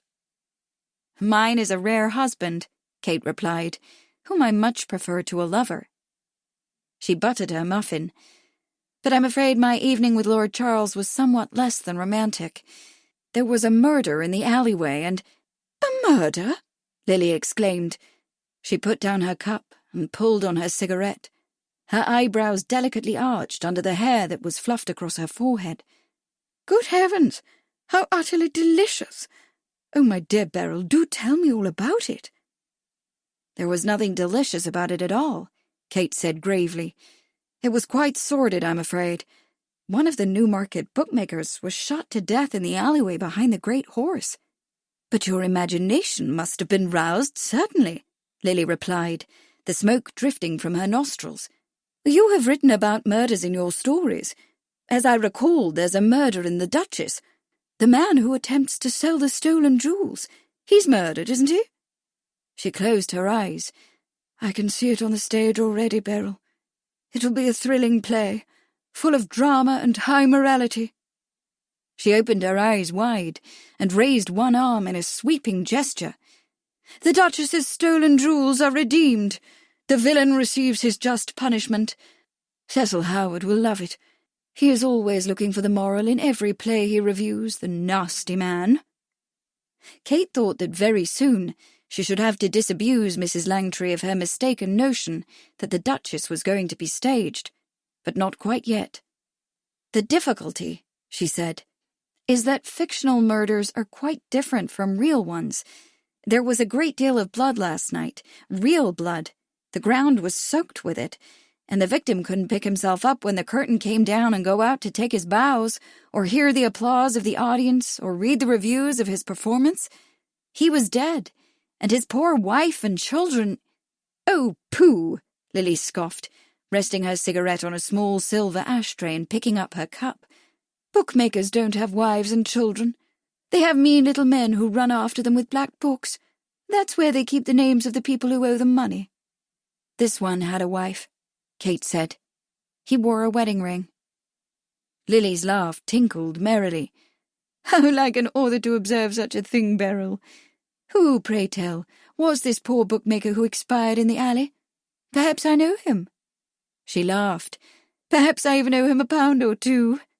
She made a wry face and added in a different voice, In fact, I am sure I owe him £1 or two. I doubt there's a bookmaker in town to whom I don't owe something. His name is Day, I believe, Kate said, putting down her fork. He seems to have been called Badger.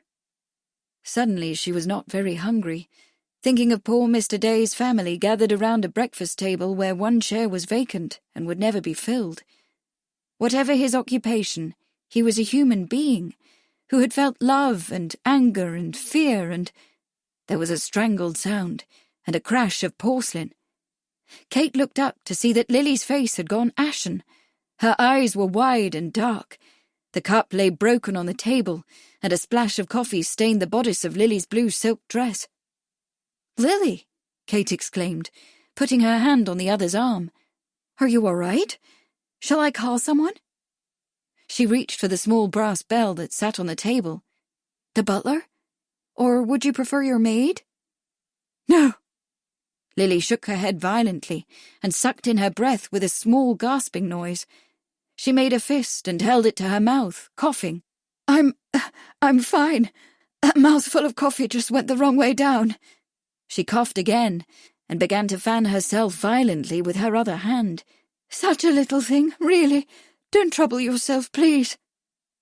The momentary lapse into what had seemed to Kate like real emotion was almost under control, and the actress had nearly regained command, but not quite.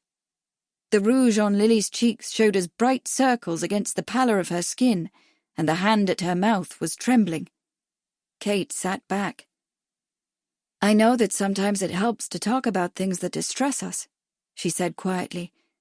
It was true, or at least it had always been so with her, and she spoke with unfeigned compassion. "I would hold anything you share with me in the utmost confidence, Lily." For a brief instant, Lily's eyes met hers. Her lips trembled and she seemed on the very edge of speaking, but then she stepped back from the brink. "There's nothing to share, my dear," she said, with an enormous effort at naturalness. She reached for her damask napkin and dropped it onto the small puddle of coffee, which was threatening to drip off the table and onto the floor. "I was merely startled. You see, I know Mr. Day. Anyone who has ever placed a bet at the racecourse knows him." She forced a careless smile. "He's become rather a Newmarket fixture, and I must say that he's taken a great deal of my money over the past few years." She closed her eyes briefly and opened them again, wide. "But of course winning and losing is part of the game of racing. one doesn't hold his successes against him." Kate gave Lily a sympathetic look. "Oh, of course," she said, and added tactfully, "I'm sure I would be quite startled if one of my acquaintances were to suffer a similar fate. Had you seen him recently?" Ignoring the question, Lily glanced down at her stained bodice and pushed back her chair. "My, haven't I made a right royal mess of myself?" she said with a shaky laugh. "I'll go and change, and when I come back, you can ask me all the questions you like and write down every answer in that notebook of yours." Kate watched her make her exit, an impressive one under the circumstances. But Kate and Beryl Bardwell were left to wonder what secret connection had existed between Lily Langtry and the murdered bookmaker. Her reaction had been so dramatic, yet so real. Was it merely surprise, or something more? Was she afraid? Of what? Of whom? Why? But Kate also knew that while Lily Langtry might pretend to complete candour, the answers to these questions were not likely to come from her. Chapter 20. In St. James's Street. Welshers, bookies who took your money but were nowhere to be found if your horse won, were without question the most hated of all racehorse crooks. If caught, they were usually subjected to a terrible vengeance by an enraged racing crowd. The treatment differed from course to course. At Catterick they were tarred and feathered, while at any course close to a river they were stripped naked and thrown into the water. More than one Welsher was done to death. The Fast Set, The World of Edwardian Racing, George Plumptre. St. James proved to be a cobbled street only 1 block long, not far from the Jockey Club and the subscription rooms, where bookmakers and racehorse owners assembled and called over the racing card on the night before a big race. Number 29 was a narrow 2-story red brick building with a small plate-glass window set in the front, hung with heavy green draperies to prevent curious passer-by from seeing within. On the outside of the window was painted Alfred Day, Racing Commissions, in ornate black lettering trimmed and bordered in gold. A folded copy of the Sporting Times lay on the stoop where it had been tossed, and a closed sign hung crookedly across the front door. Charles pressed his face to the glass and peered into the dark interior, but he could see nothing. "They ain't in the office, sir," piped a shrill voice. "They don't generally open up before noon." Charles turned to see a ragged boy of 10 or 11. The rain that had succeeded the earlier drizzle had ceased, but there was still a fine mist in the air, and the boy's hair and clothing were thoroughly wet. He was pushing a muddy wooden barrow into which a twig cage, bound with leather thongs, had been haphazardly set. The cage contained 3 twittering ferrets pushing frantically against the bars. Charles went back down the steps to the street, followed by Jack Murray. "You know Mr. Day, then?" Charles asked.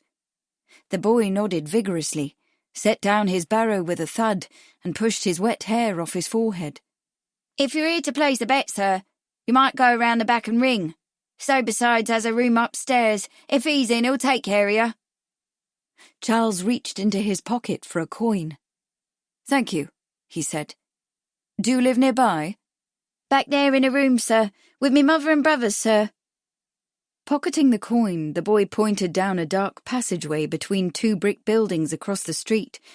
At the end of the passageway was a dingy courtyard and yet another building. "I see," Charles said. He looked down at the ferrets, which were scrambling over one another in their frantic efforts to escape. "I suppose you went out early this morning to tend your ferret traps, did you?" He paused. "I wonder if you saw anyone attempting to enter Mr. Day's office?" The boy gave this question some thought, seemed on the brink of speaking, then hesitated. Charles found another coin and proffered it. The boy took it eagerly. "I was out at 3, sir, 'fore the rain. Ferrets is hard to catch in the day. They sleep, sen, down in their dens, so they has to be got before dawn." He gestured toward the bookmaker's establishment. "When I went out, there was 2 men coming round from the back, hurrying like. Seemed odd to me, sir, it being the middle of the night, which is why I recollects it." Jack Murray, standing behind Charles, stepped forward. "What kind of men?" he asked. "Gentlemen?"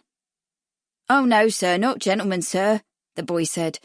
"Not from the way they talked, but 'twas too dark to see who they was." He picked up the handles of his barrow. "If that's all, sirs, I'll be on my way. Mr. Thatcher has promised to pay well for the ferrets for the match tonight." Charles had never been to a ferret match, but he knew that the little creatures were set against rats, and wagers were laid as to how many they would kill. The caged animals were sleek and beautiful, and the thought that they would be used in bloody sport was utterly repugnant to him. "How well does Mr. Thatcher pay you to fetch ferrets?" he asked. £1 apiece, sir," the boy said proudly. "It's a great deal more than he pays for rats, which is what I usually sells him. When I can, I sells ferrets, though they're terrible hard to catch. Only thing that'll get 'em into the traps is kippers." Charles squatted down beside the barrow, remembering that he had seen ferrets sold on the London streets for £1 each. Mr. Thatcher was not over-generous with his ragged young ferret finder. "These are very fine ferrets," he said. "Quite fat and amazingly strong-looking. I believe I fancy them myself. Would you take £1 for the 3 of them?" "A guinea?"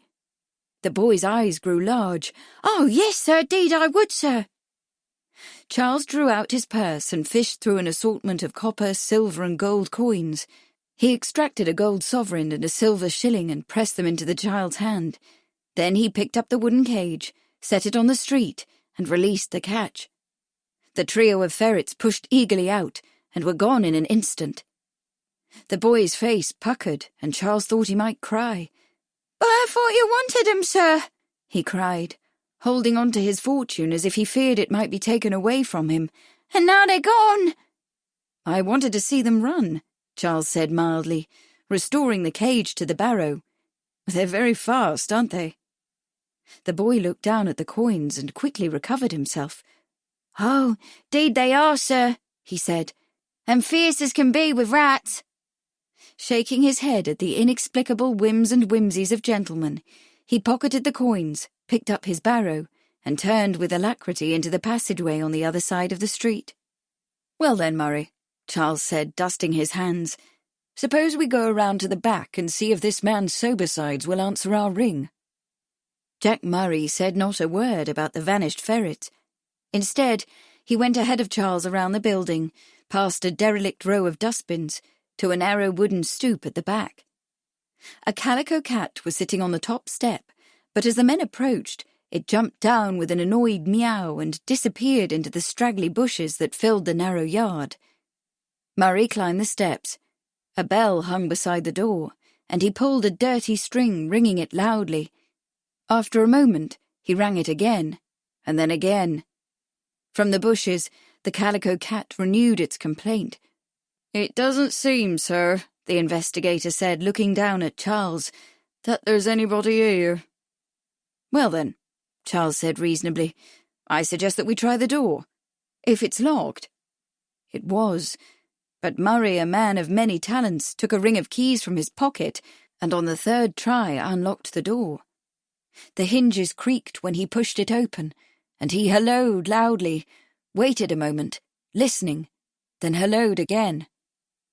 "Doesn't seem to be anyone here, sir," he said, and Charles followed him into the gloomy interior. They had entered a dark, narrow hallway. There was a closed door on the right, with a sign that said office, private, and another at the end of the hall standing open. Charles stepped past Murray, through the open door and into a spacious room, quite elegantly furnished, the Newmarket headquarters of Alfred Day, bookmaker. Murray entered behind Charles. "Well," he remarked, "this is a bit of all right, wouldn't you say, sir? Badger's done quite well for himself." On the way to St. James Street, Murray had told Charles what he had learned about Alfred Day, with whom the investigator had been slightly acquainted before he retired from the yard. Badger had been variously employed before he transformed himself into a bookmaker, most of his business being conducted on the shady side of the law. Day's father and brother had been Newmarket pawnbrokers, and Badger had started in that business, opening a pawnshop of his own in London. It wasn't long before the enterprising young fellow had branched out into the fencing of stolen goods and occasionally into outright theft. But Badger was also clever, and although he was occasionally picked up for questioning, he managed to keep himself from prosecution.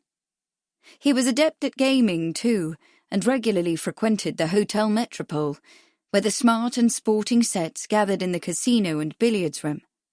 He won and lost a great deal of money there, on the fringes of several substantial frauds. But after a number of years in London, Badger seemed to have determined on a different course. He returned to Newmarket, married a draper's widow with a bit of money of her own, and set himself up as a bookmaker, catering to the fashionable crowd while making himself available to all sorts.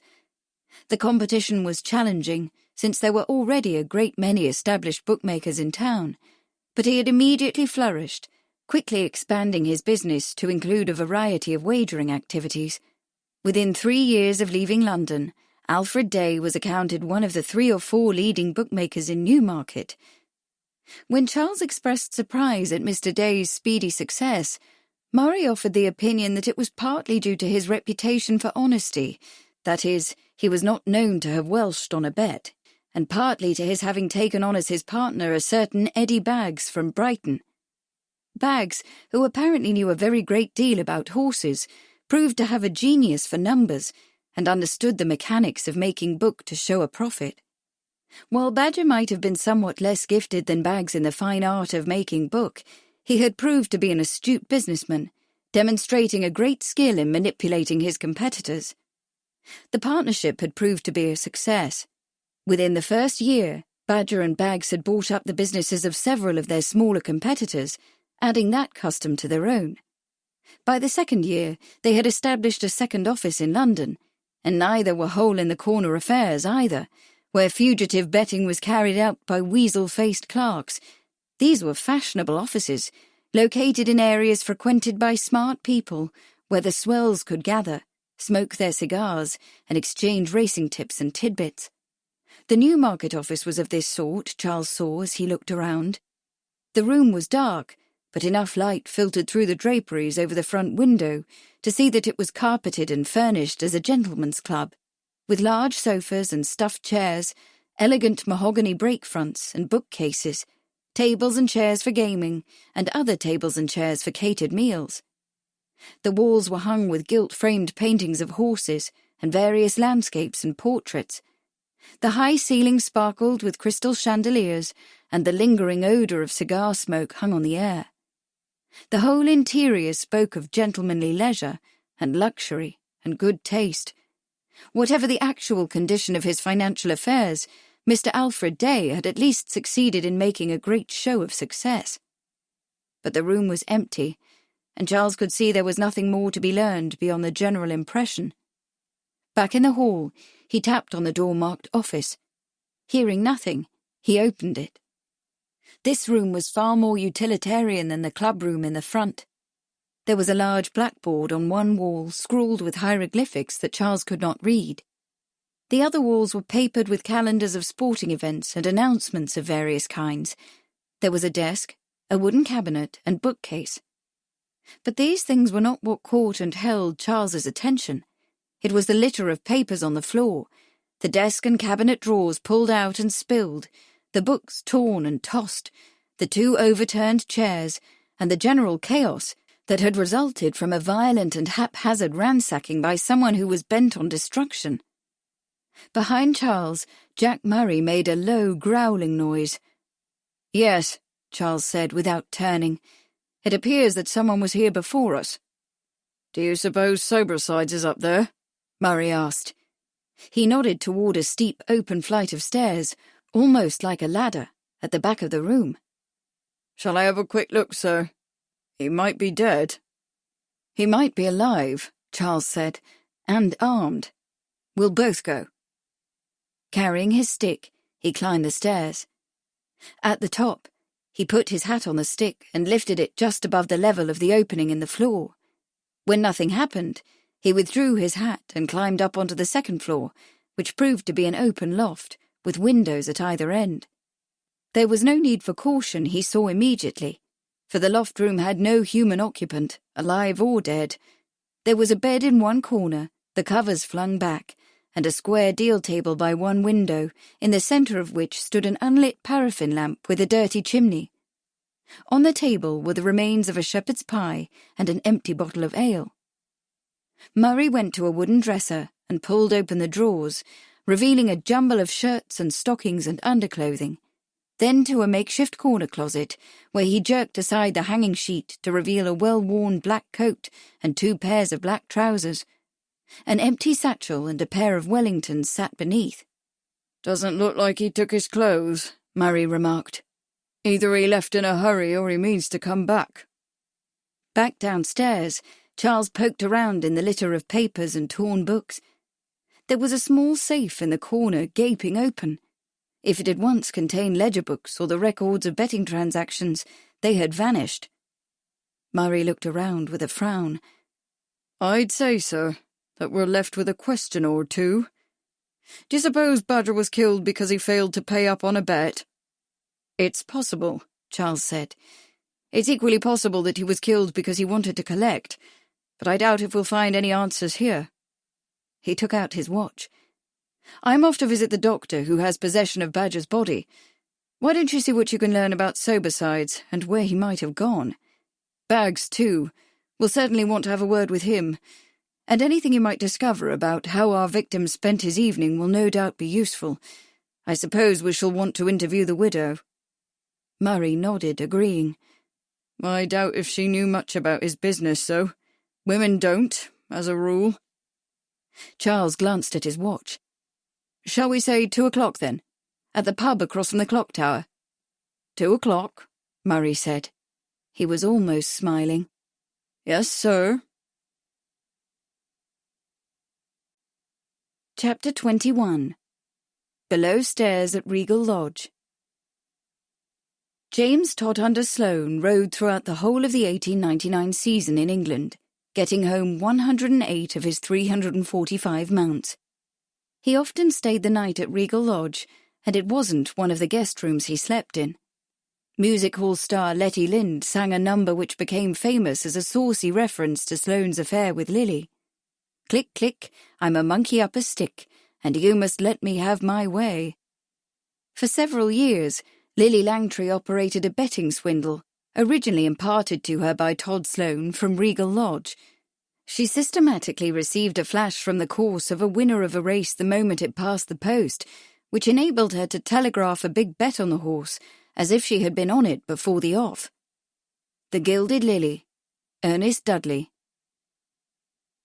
For Amelia, the occasions when Lady Charles went visiting were almost like a holiday.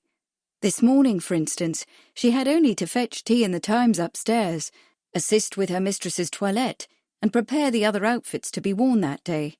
An easy matter, since her ladyship liked to dress in the morning, and change only for tea and dinner if necessary, 2 or at the most 3 changes of costume, rather than the 4 or 5 changes to which other ladies were accustomed. Once these slight chores were finished, Amelia might do as she liked until required to help her mistress bathe and dress. After the servants' supper the evening before, Amelia had chatted with Margaret until Mrs. Langtry rang, and Margaret scurried upstairs to help her mistress dress for dinner at the Rothschilds. Then Lady Charles left for the evening.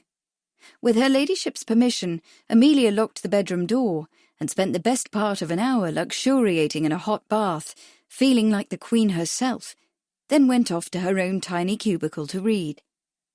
Amelia had grown quite proficient at reading in the last several years.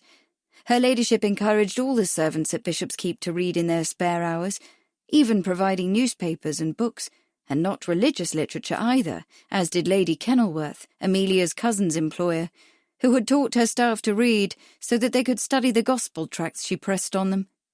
No, the books Lady Charles left on the shelf in the servants' hall were about far-away places and exotic customs, and sometimes even novels, a few of which her ladyship had actually written herself, under the name of Beryl Bardwell. When it was first whispered that Lady Charles indeed was Beryl Bardwell, the knowledge had caused a great stir in Dedham, and some concern among the servants who had early on discovered the author's true identity and guarded it carefully. It was now a matter of pride, however, because Beryl Bardwell had actually become quite famous, and Lady Charles was the only authoress that any of them had ever known. But Amelia had not been reading one of her mistress's fictions last night. She had, instead, shed many tears over the final moving chapters of George Moore's novel, Esther Waters. As a young woman, the heroine, Esther, worked in a household entirely given over to racing. Seduced and abandoned, she was forced to go to London to give birth, and courageously raised her son alone, eventually marrying the child's father. He had become a bookmaker, and was sent to prison when he was convicted of taking wagers in his pub, leaving Esther alone once more. Esther's plight reawakened in Amelia her unhappiness about her husband's betting. For it wasn't just the crown Lawrence had laid and lost on Gladiator at the Derby. He fancied himself a betting man, and Amelia sighed to think of the several lost crowns that might have otherwise gone to pay for baby's boots. But this was too fine an occasion to spoil with sighing. The thought of her baby's boots led to thoughts of baby, safe at home with Amelia's mother, and the thought of her precious daughter sweetly smiling in her sleep chased the more anxious thoughts from Amelia's mind. She extinguished the light and smiled herself to sleep in the quiet darkness, awakening twice, once at her ladyship's return at midnight from her evening with Lord Charles, when she got up to make sure that nothing was wanted, and again later, at the sound of a male voice, definitely not that of the Prince of Wales. Amelia had heard that voice at Easton Lodge, and she knew she would never forget it. Now it was morning, and after her mistress had gone to breakfast, Amelia went down the back stairs to seek out Margaret, who was in the laundry, overseeing the ironing of Mrs. Langtry's fresh sheets. "I've got nothing to do," Amelia said. "I'd be glad to help." She was rewarded with a grateful smile and an armload of fresh towels. Margaret brought the sheets, and the two women went back up the stairs to tidy Mrs. Langtry's bedroom. As they made the bed, Amelia said, with a little laugh, "It's hard not to think who slept here last night." She gave Margaret a significant glance. "I heard 'em talking in the hallway." "Well," Margaret said tartly, "if you're thinking it was his nibs you heard, you can think again. He don't just come and go when he comes and stays, him and his flock of servants, all proud as peacocks and just about as useless. So it wasn't him, 'cause none of 'em was here to breakfast." Taking her place on the opposite side of the bed, Amelia arranged her face in a creditable imitation of bewilderment. "Oh, my," she said. "You don't mean she has another?" She stopped to give Margaret the opportunity to finish her sentence. Margaret obliged. "That's exactly what I mean," she said grimly. "And not just one, but lots. Why, last night at 9 o'clock, on her way to dinner with the Prince, she had a rendezvous with another man in her carriage. Would you believe it? 3 in one night." She flapped the sheet in Amelia's direction, stern disapproval written in every line of her face. "Another man?" Amelia asked, widening her eyes in disbelief. She grasped the sheet, clean and sweet-smelling, and straightened it across the bed. "But who? I mean, who's important enough to put before the Prince?" "A bookmaker, that's who," Margaret said, tossing her head disdainfully. "The one she cheats." She grasped the end of the sheet and raised one corner of the mattress at the foot of the bed. "Come now, tuck it in." While Amelia tucked in the sheet on her side of the bed, she frowned, thinking of poor Esther Waters, who had married a bookmaker. "How does she cheat?" Margaret picked up the heavy gold and purple coverlet and tossed it onto the bed. "She's got one of those newfangled telephones in the drawing room. Just when a race is finished, somebody at the course phones her with the winner. She gives her bet to a boy who rides his bicycle straight to the bookie with it, like she'd laid it on before the off. Or sometimes she telegraphs her bet to London. Either way, it's a cheat." Pulling the spread even on both sides, the two women tucked it under and over the pillows. "But doesn't the bookmaker get onto her?" Amelia asked, straightening up. "Seems like any ninny could figure it out." She turned to the fireplace, where the cinders of last night's fire remained in the grate. "Would you like me to do the fireplace, Margaret?" That'd be a help. Margaret picked up the feather duster and went to the dressing tables. I suppose she doesn't get found out because she doesn't do it so very often to the same bookie. She flicked the duster lightly over the surface. I know how it's done, she added, 'cause I heard her talking on the phone, and then to the boy. Amelia began to shovel cinders and ashes into the ash bucket. That's clever. She paused. There was a piece of crumpled paper lying loose among the cinders, the edges scorched. It had apparently been saved from burning by virtue of having had wine spilled on it. Quick as thought, Amelia scooped it into the pocket of her apron. Clever?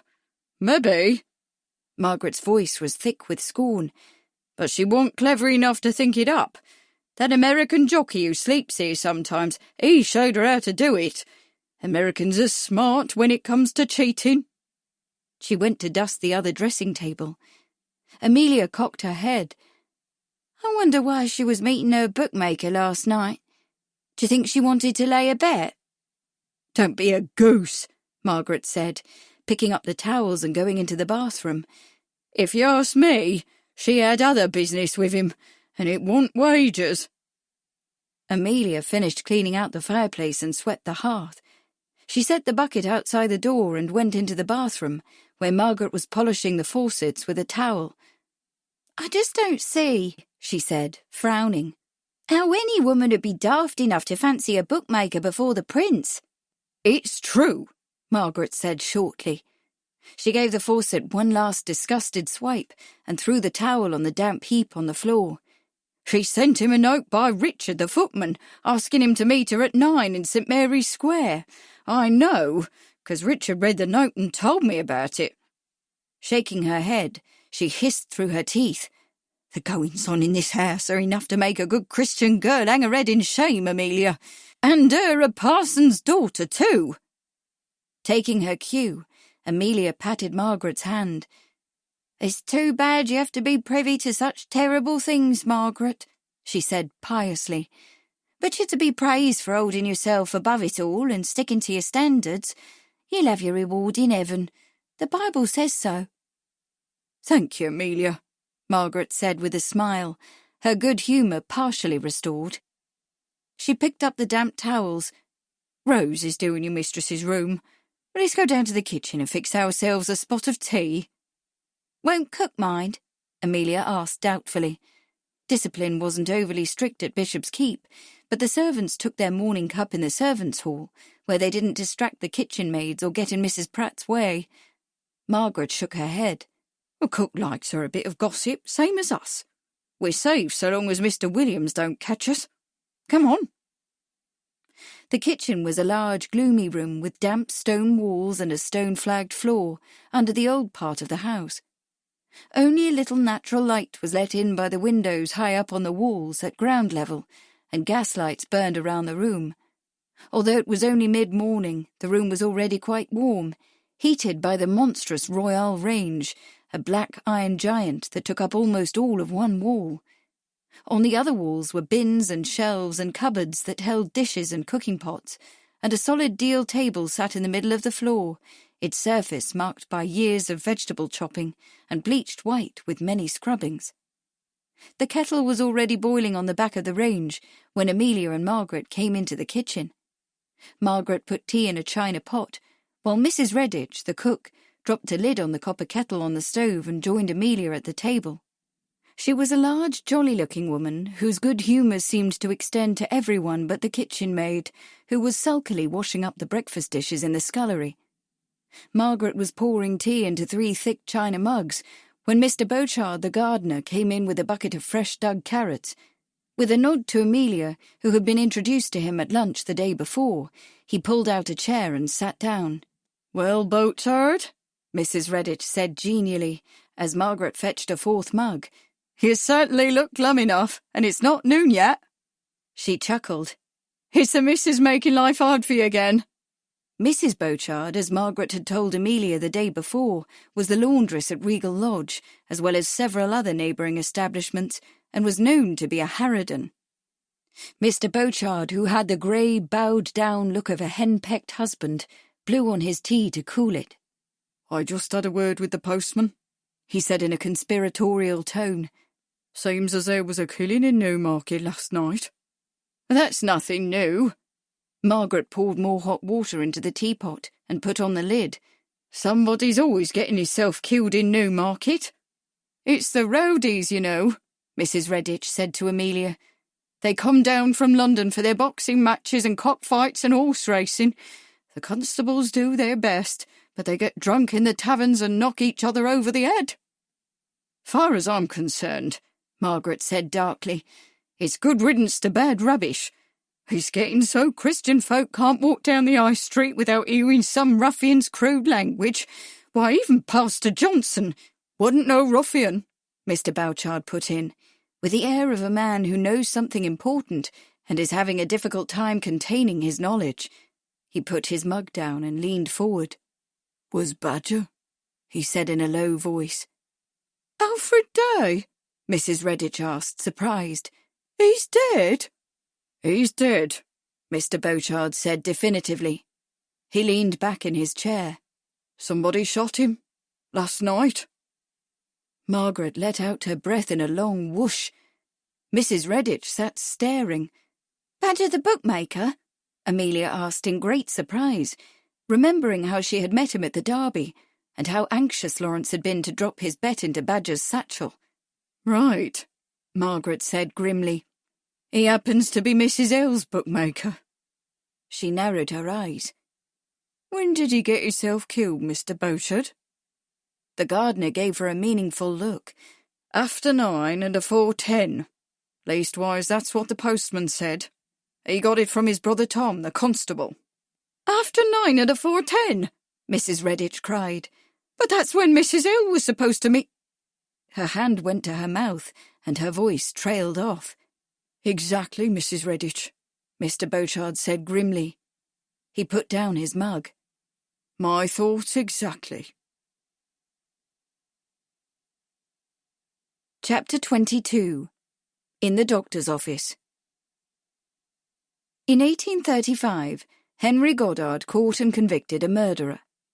Goddard was one of the last and most famous of those Bow Street runners who were the antecedents of the London detective force. Goddard had noticed that one of the bullets in the victim's body had a curious blemish. With this bullet in his pocket, he set out on his hunt for the murderer. In the home of one suspect, he found a bullet mould with a flaw, a slight gouge. The ridge on the murder bullet exactly corresponded to this gouge. Confronted with this evidence, the owner of the mould confessed the crime. The Century of the Detective, Jürgen Thorwald. Following Jack Murray's directions, Charles located Dr. Stubbings's consulting room next door to the chemist's shop, a few paces off the high street. Several people were hunched forlornly in chairs in the small room at the front, but when Charles handed his card to the stern-faced woman at the desk by the door, she rose and led him down a hallway. She rapped on a closed door, went inside, and almost immediately reopened the door, motioning to Charles. The doctor was leaning back in his wooden chair, his feet propped on his desk, reading a newspaper. For a long moment he didn't stir, even when Charles cleared his throat. Finally he put the newspaper down, and Charles saw a paunchy man with an unruly mane of white hair and bright blue eyes behind gold-rimmed glasses. He regarded Charles with a look of undisguised hostility, not bothering to take his feet off the desk or offer his visitor a chair. Chief Constable Watson was here earlier, the doctor said, without preamble or introduction. His voice was raspy with a slight Scottish burr. Was he? Charles said pleasantly. Then you know why I've come. Unbidden, he pulled a chair round to the front of the desk and sat down, taking off his hat. Dr. Stubbing narrowed his eyes. Watson said that the Jockey Club had some sort of interest in Alfred Day's murder. He said they'd brought some member of the establishment in to take over the investigation. The doctor's tone clearly implied that he approved neither of the Jockey Club nor of its intervention in what was obviously a matter for the local constabulary. Briefly, Charles wondered what else the chief constable might have said. He put his hat on the corner of the desk, wishing that he had a better idea of the relationship between the club and the people of the town. Horse racing might make Newmarket more prosperous, But criminals and crime inevitably accompanied that sort of prosperity. And even if crime were not an issue, there was the constant traffic, the influx of strangers, the noise and the dirt. He could not blame the local citizens if they felt an active hostility toward the club, at the same time that they enjoyed the economic benefits it brought them. "I wonder," Charles said without inflection, "whether you finished the autopsy." Dr. Stubbing folded his paper and tossed it on the floor. "I finished, near as need be," he said, clasping his hands over his belly. He pursed pink lips. "Alfred Day died of a bullet wound in the chest." "So I presumed, from the entrance wound I observed last night," Charles said gravely. "I also noticed, when the body was placed on a stretcher to be brought here, that there was no exit wound. The bullet must have remained in the body. Did you extract it?" The doctor swung his feet off the desk, opened a drawer and took out a cigar case. "Didn't bother," he said flatly.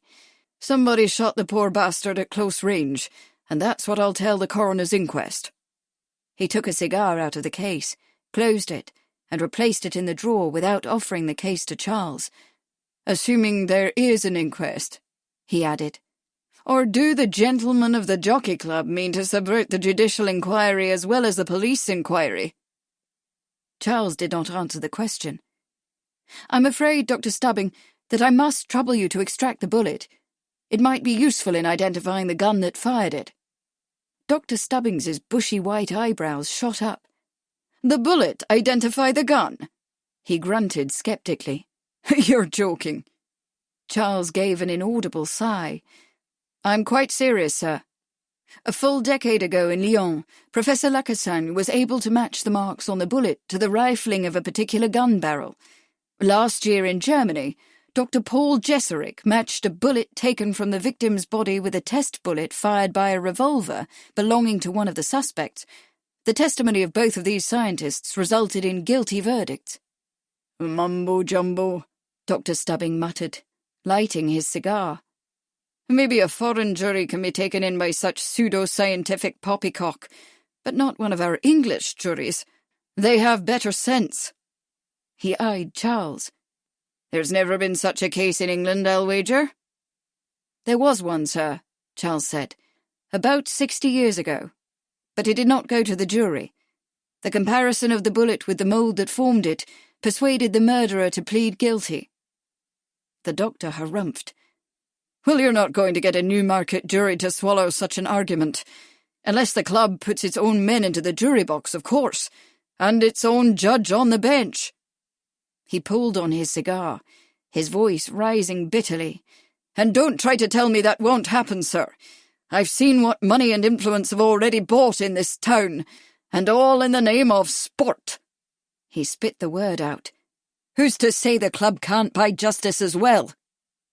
Charles made no reply, because nothing he said would change the other's mind. And at some deeper level, there was a part of him that feared that the doctor might be right, and that he himself had been inveigled by Owen North to participate in something he did not fully understand. "You see? You yourself can say nothing in the club's defence." The doctor slammed his fist on the desk. "The drunkenness, the rioting, the beatings, the assaults on our women, that's what horse racing has brought to this town, and worse too." He jerked his thumb over his shoulder, his face twisted. "Most of the poor people waiting out there can't afford a doctor, or medicine, or warm clothing and food for the children. They've been seduced into putting their last shilling on the favourite, or on the long shot, or on the dogfight. They'll end up in the almshouse supported by honest citizens, and all on account of that racecourse out there. Don't talk to me about crime and criminals. The Jockey Club is the greatest criminal of all." Outside, the tower clock at the east end of the high street began to chime. Charles counted as it struck 11 times. When the last note had died away, he said quietly, "Whatever moral judgments you may make on horse racing and the club, it is of vital importance that the fatal bullet be retrieved from the dead man's body. It is evidence, Dr. Stubbing, and the case cannot go forward without it. I should very much dislike to report to the coroner that the autopsy was not completed because the surgeon failed to cooperate fully." He leaned back. "Now, sir, How soon can that bullet be found?" The doctor regarded the grey tip of his cigar malevolently. "Depends on where it is," he muttered, and applied another match. "I understand," Charles said. "The body is still here, then?" "In the next room," the doctor growled, puffing. "The mortician's been summoned to fetch it, but he hasn't arrived yet." Charles felt some relief. At least he didn't have to go to the mortuary in search of the body and the bullet. He stood. "While you're completing the autopsy, I should like to examine Mr. Day's personal effects, his clothing and so forth. It's all here?" The doctor heaved himself out of his chair. He gestured toward a table in the corner. "Over there. Help yourself." He walked heavily across the room and through a door, slamming it behind him so hard that the windows rattled. Charles saw that when Alfred Day died, he had been wearing a bowler hat, black shoes, grey jacket and trousers, white shirt and grey waistcoat. The shirt and waistcoat gave bloody evidence of the shooting. A bullet hole in each, and a large irregular blood stain, a peppering of black powder burns in a 3-inch circle around the hole in the waistcoat. Blood had soaked into the jacket in the front of the trousers as well, suggesting that the man had lived some moments after he was shot.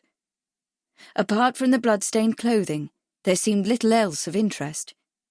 Charles found some coins, a key on a silver ring, and a penknife in the right front trouser pocket. In the right rear pocket, a few banknotes folded into a leather wallet that also contained several of Day's calling cards, and a stub of a pencil in the jacket's outer breast pocket, but nothing on which to write. It was only when he began to explore the waistcoat pockets that he found something of interest. A piece of delicately scented paper, folded several times, and stained along one edge with the dead man's blood. Charles unfolded the note carefully. It was written in a flowing, expressive hand on cream-coloured paper, embossed at the top with the words Regal Lodge. "Dear Mr. Day, I don't suppose I need tell you how disturbed I am by your letter. We must meet immediately for a private discussion. I shall be in my carriage in St. Mary's Square at 9 this evening. I beg you to be prompt, so that the carriage does not attract unnecessary attention." The note was signed with 2 initials, elegantly intertwined, L.L. Charles was staring at the note, considering its implications, when the doctor re-entered the room, carrying in his hand a small cardboard box. He tossed it onto the table beside the clothing.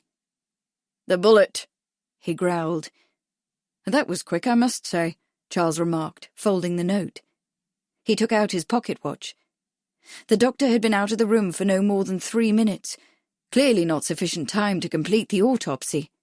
"Take the bloody thing," Dr. Stubbings snarled, "and get the devil out of here."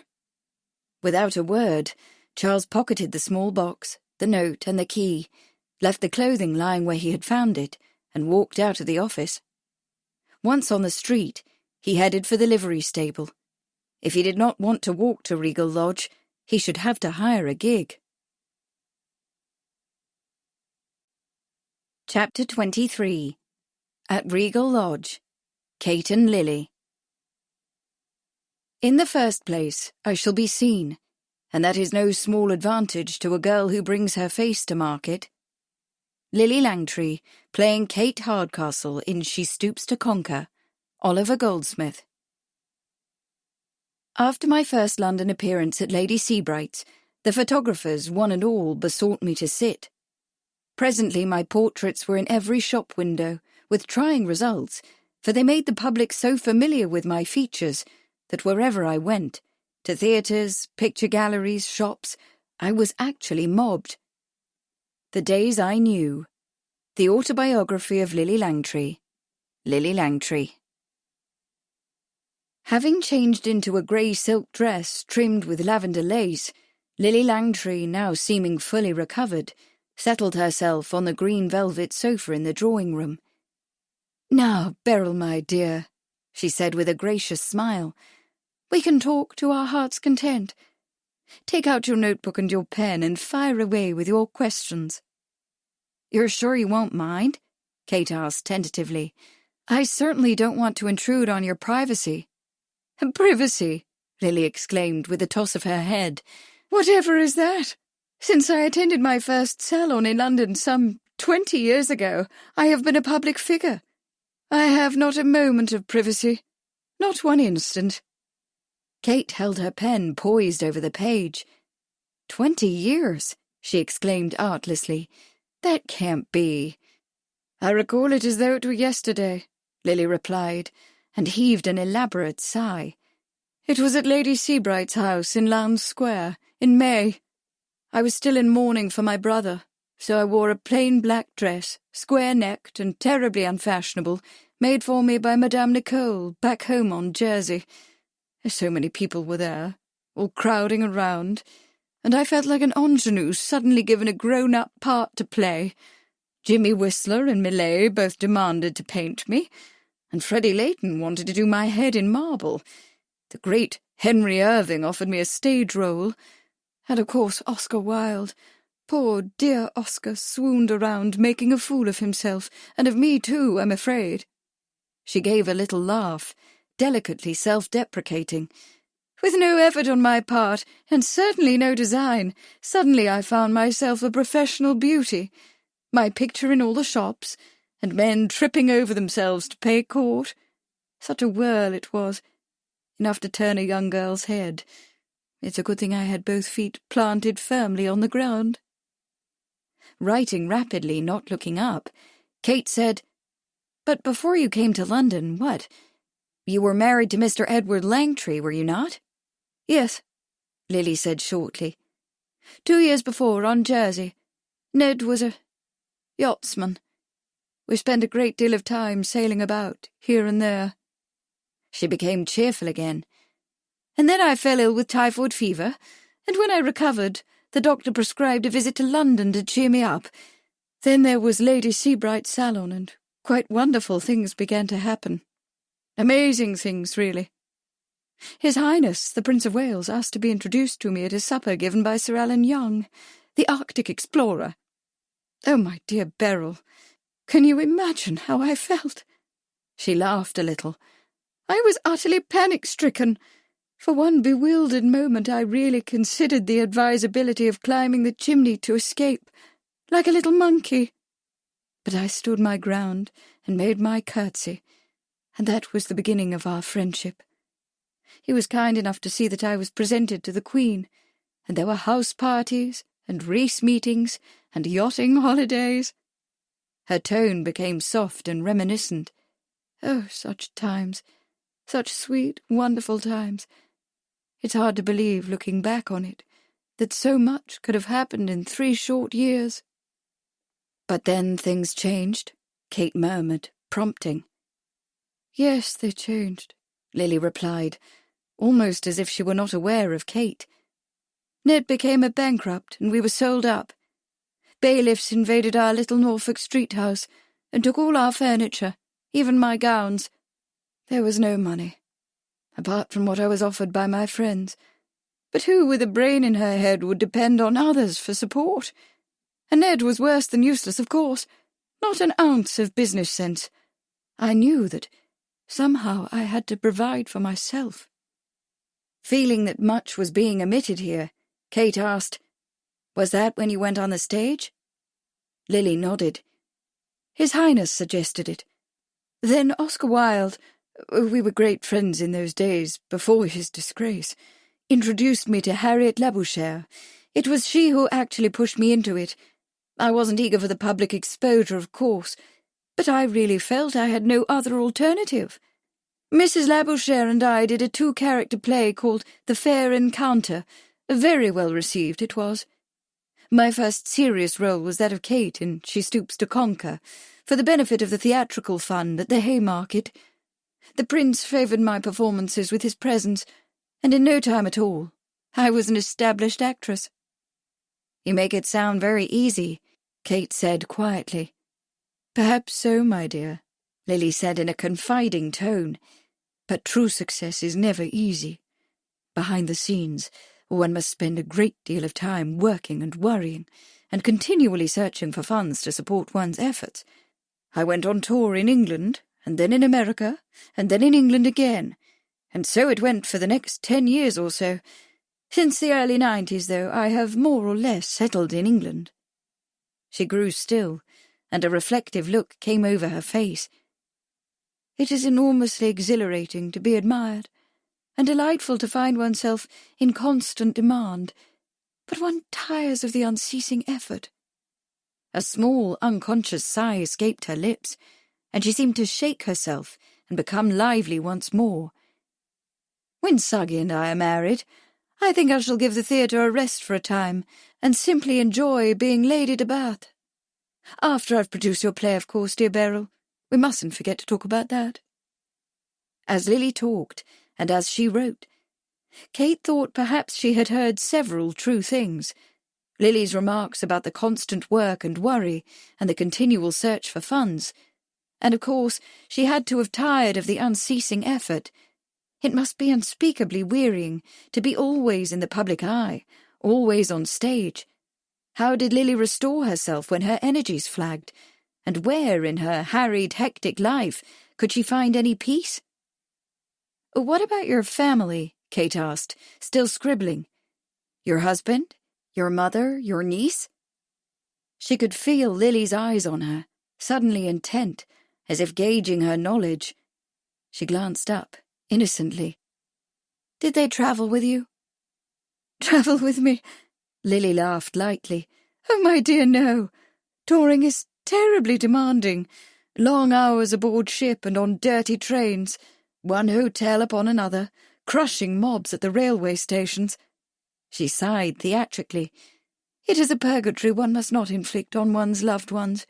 Ned pursued his own affairs, of course, up to his death about 1.5 years ago. Mother and Jeanne-Marie, my brother's daughter, come to be with me when I'm in London. Jeanne-Marie has grown to be quite a lovely girl, and of course I do all I can for the child." Her smile was indulgent. "Lessons, dresses, whatever she wants that a doting auntie can provide. The Prince has even made it possible for her to be presented at the Queen's drawing-room next month, and of course I'm anxious to see her make a respectable marriage and lead her own private life." She made a wry face.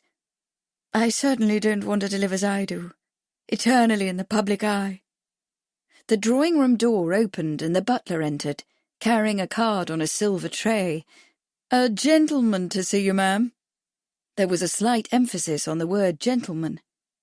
Lily frowned severely. "Didn't I say that we weren't to be interrupted on any account, Williams?" "He insists it is quite urgent, ma'am." The butler was apologetic. "He won't say what it's about, but I fear he won't go away until you have seen him." "Forgive me, Beryl." Lily reached for the card. "Let's see who this insistent fellow is."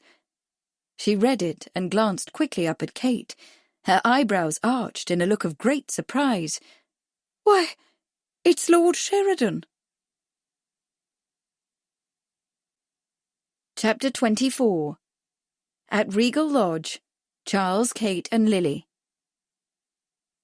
In spite of the many difficult and even dangerous situations in which I have found myself, I have rarely been afraid, because I have usually had the good fortune of having someone at hand to offer protection. Lily Langtry.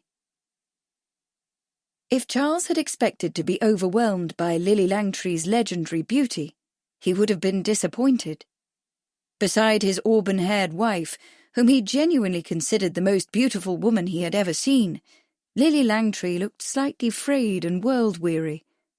While the actress was still undeniably pretty, the face and figure that had caused such a sensation in the late 70s now carried the marks of 2 decades of indulgence. There were wrinkles around her mouth and eyes, and one cheek bore the telltale bruise that Kate had described.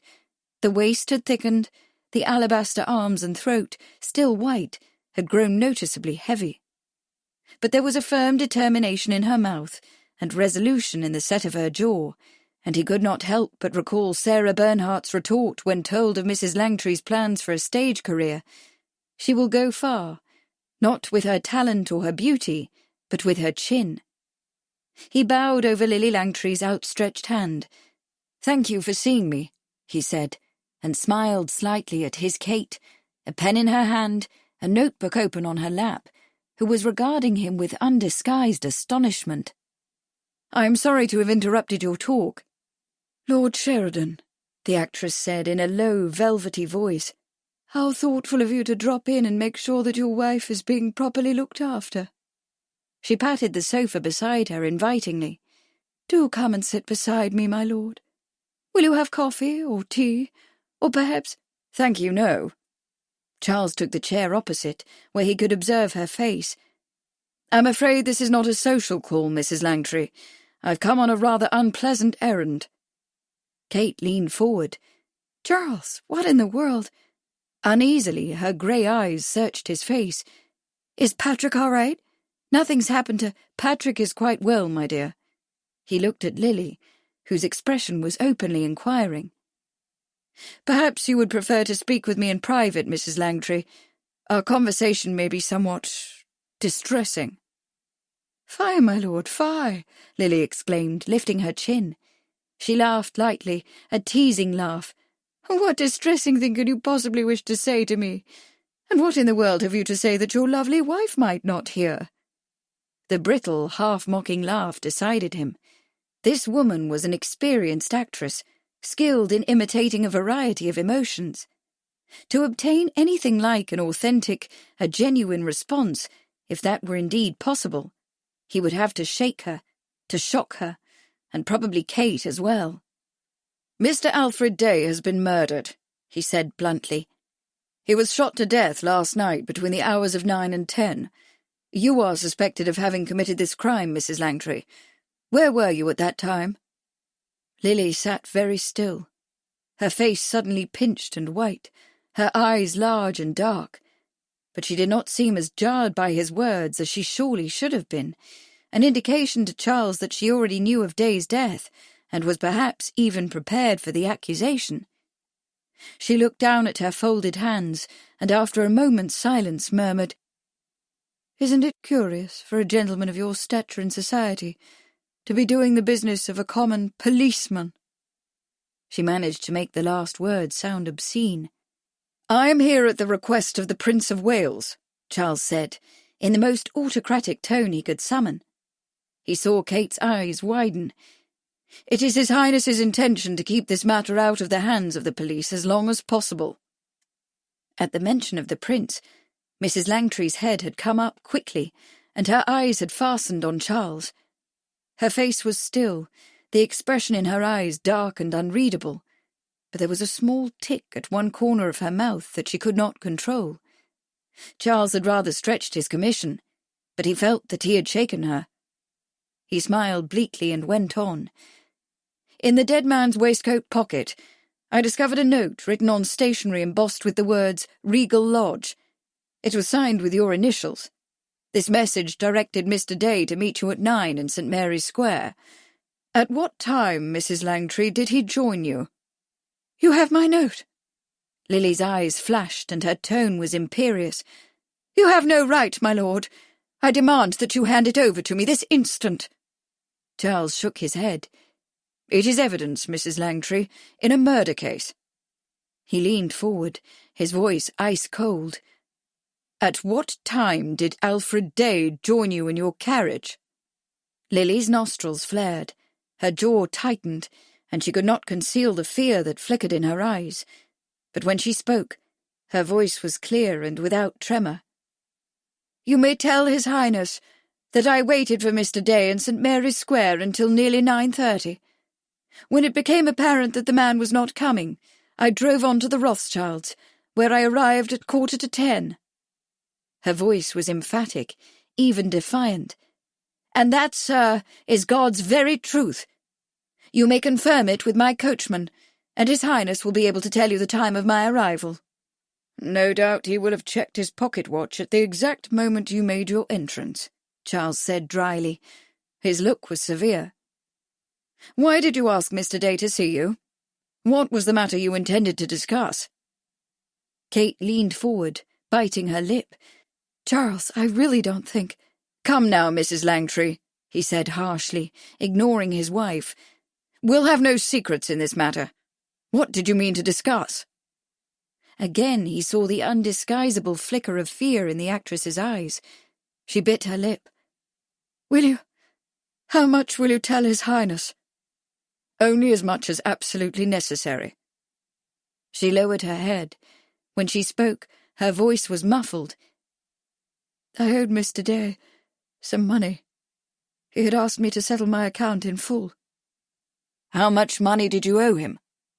£10,000. Kate gasped involuntarily, then covered her mouth with her hand.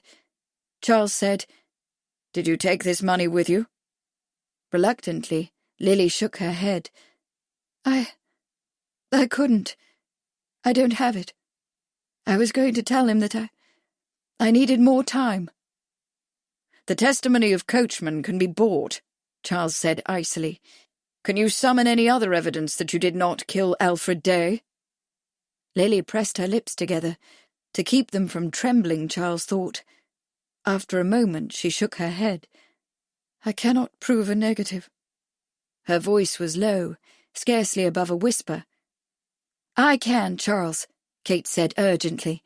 She leaned forward in her chair. Her pen and notebook, forgotten, slid off her lap and onto the floor.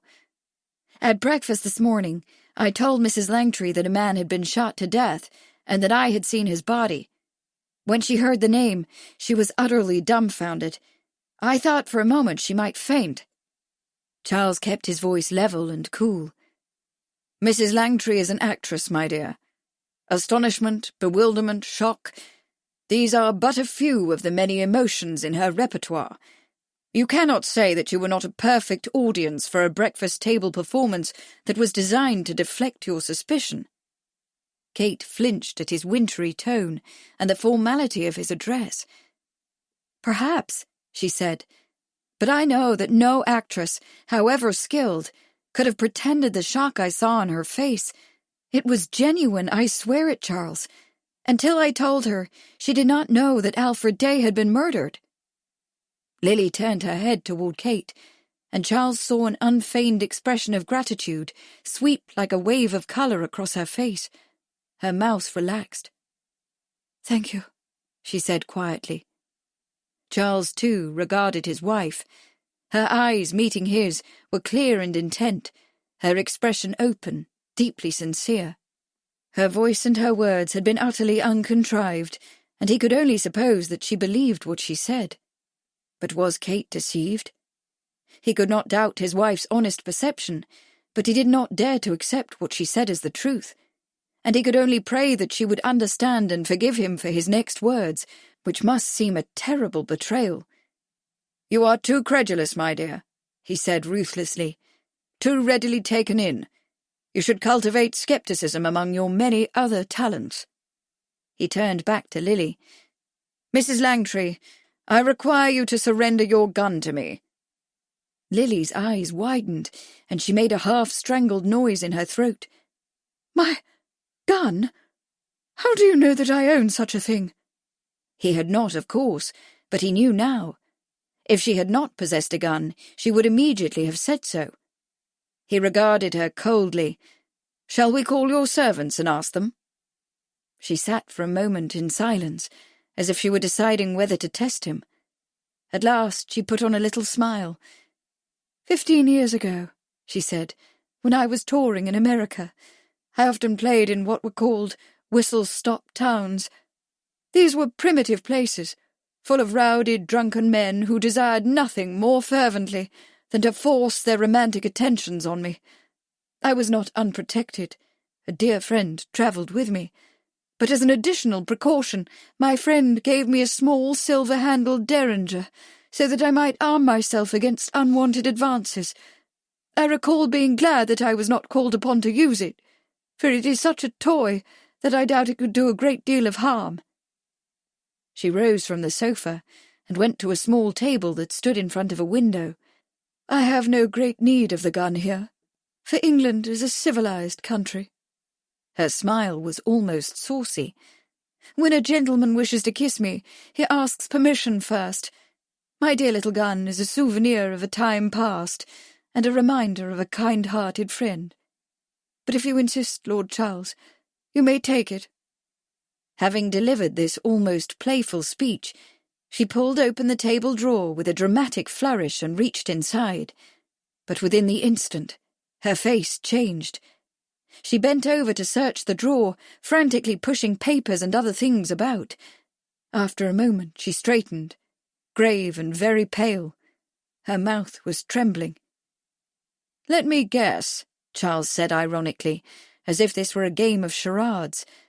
"Your dear little derringer is missing." "It was here yesterday morning. I saw it," she cried. "One of the servants must have made off with it." "No doubt," Charles said. He stood and bowed to Kate. "Your ladyship," he murmured, "I am glad to see you well." To Lily he said, "I must ask you not to leave this vicinity until after the coroner's inquest." Lily seemed to shudder. "But you can't mean—" Her voice sharpened. "You said that the police weren't to be involved." "I said that the matter will be kept out of their hands as long as possible," Charles replied. He looked gravely at Lily. "In the end, however, justice must be served." He bowed again. "Ladies, I thank you. Good day." Chapter 25. In Newmarket. George Lambton remarked to an American that he supposed there were a good many rogues and thieves racing in America. "There is not one," was the reply. "They have all come over here." Neck or Nothing. The Extraordinary Life and Times of Bob Sevier. John Welcome. The morning's drizzling rain had given way to a grey mist by the time Charles drove back to Newmarket and found Jack Murray waiting beneath the tower clock, a brown paper package under his arm. Charles pulled on the reins, stopping the hired gig, and Murray climbed up onto the seat. "Afternoon, sir," he said. The mist was beaded on his wool cap and the shoulders of his tweed coat. "Lovely weather, eh? Trust you had good hunting." "Better than I expected," Charles said, lifting the reins and chirruping to the horse. "Which way are we headed?" "North, towards Snailwell. But let's stop under those trees up ahead, sir." Murray put the package on the seat and took 2 bottles of beer out of his coat pocket. "In case you miss lunch, sir. Hot fish and chips." "Good man, Jack." Charles grinned and pulled the horse under a large beech tree. While they ate, he sketched his conversations with Dr. Stubbings and Mrs. Langtry. Murray wiped his mouth with the back of his hand. "Stubbings, he's a deep one. Doesn't like the club and abhors racing. And Mrs. Langtry—" Both grey eyebrows went up. "Now there's a shocker for you. Certainly sounds as if she had a motive. Do you think she shot Badger?" Before he answered, Charles thought back to what Kate had said. His wife had an intuitive understanding of what motivated people to act and what actions they might be capable of, and he had always before trusted her judgment. But Lily Langtry was skilled at impersonations. She had carved out a place for herself in the world because she knew how to deceive, and not just on the stage either. Thinking back on what he knew of her relationship with the prince and others, it was clear that deception must be habitual for her. Recognizing this, did he dare to rely on Kate's belief that Lily Langtry was innocent of the murder? He wished that he could, but feared he could not. "I think Mrs. Langtry is capable of killing Day," Charles said cautiously. "But unless we recover the gun—" He shook his head. Even if Mrs. Langtry's derringer were found and proved to have fired the fatal bullet, it could not be conclusively proved that she had fired it. Dr. Stubbings was right. The circumstantial evidence offered by a ballistics expert would not sway an English jury, nor would fingerprint evidence, even if they were fortunate enough to secure it. In a case like this, a jury would convict only upon the testimony of an eyewitness or a confession, and at this point, neither seemed likely. He sighed. "What did you learn, Jack?" Murray delivered his report succinctly, between swigs of beer and mouthfuls of fish and greasy chips. When he and Charles parted company that morning, he had gone to the Great Horse, where the owner, a burly fellow named Harold, had just flung open the doors and was airing out the place. Murray had purchased a glass of ale and led Harold into a narration of the events of the previous night. Harold had plenty to tell, and a decided opinion as to the identity of Badger's killer. Badger had come into the pub at his usual time, around 8:30, an hour prior to the evening's scheduled entertainment, a rat-killing dog and a boxing match, which Harold described at some length. The dog was Billy Sturgeon's celebrated terrier bitch Queenie, who set a local record by dispatching 70 rats in 5 minutes. Following Queenie's triumph, the rat pit had been quickly converted to a boxing ring, and Red Roy and the Manchester strongman had gone 22 rounds. The strongman prevailed. Harold said that both Queenie and the strongman, fair champions in a fair fight, were toasted long and loud before the evening came to an end, while Queenie herself, regally enthroned on the bar, lapped up her customary dish of ale. Prior to these festivities, Badger had seated himself at his usual table in the far corner and conducted a little business. All was calm until 9:15, when Eddie Baggs, Badger's partner, had entered, in the company of Mr. Pinky Duncan, the assistant trainer at the Grange House stable, and Jessie Clark, one of the American trainers at the Red House stable. Clark, Harold said contemptuously, was a filthy horse-doper, and Pinky bid fair to follow in his footsteps. Harold himself did not like Clark, he confided, because the man, as he put it, was in the pockets of them American rogues and scoundrels who've come over here with no other purpose than to steal honest folks' money. The sight of Baggs in the company of this entrepreneurial pair had angered Badger. Couldn't blame him myself, Harold confided. 'Twas like his bloody partner had gone over to the enemy. The four of them fell into a loud argument about the merits of horse-doping, Badger asserting that it ruined the horse and altered the odds in unpredictable ways, and the other two retorting that all was fair in love and horse racing. This disagreement had gone on for some time, getting louder and angrier, when Badger suddenly pounded on the table for silence. When he had the crowd's attention, he stood and announced a radical plan to organise the Newmarket and London bookmakers into a coalition against Jessie and his cronies. Since the Jockey Club's stewards refused to outlaw the disgraceful and unsportsmanlike practice of horse-doping, the coalition would take the matter into its own hands. Members would refuse to accept wagers on horses that had run doped in the past, or were owned by individuals or a stable that had run doped horses. Badger intended to see that every reputable bookmaker became a member. At this, most of the crowd gave a loud cheer, for they were sick to death of watching their money end up in the Americans' pockets. Not all, though. The dopers had their backers too, and there was a sharp division among the onlookers. Charles whistled under his breath. Would such a coalition have any effect? Certainly, Murray replied. There's plenty of sharp feeling among bookmakers on the subject, and Badger could probably recruit enough to make their influence felt. But whether it worked or not, the newspapers would grab the story and use it to raise a public hue and cry, which the stewards do not want. They might find it politic to take some sort of action that would shut Badger up and halt the scandal. Or find a surer and more direct way to shut Badger up, Charles thought to himself, remembering the odd look on Owen North's face that morning. But he didn't voice the thought, for Jack Murray, likeable though he might be, was the club's man. He would have his own talk with Harold and ask him whether any members of the Jockey Club had been in the pub the night before.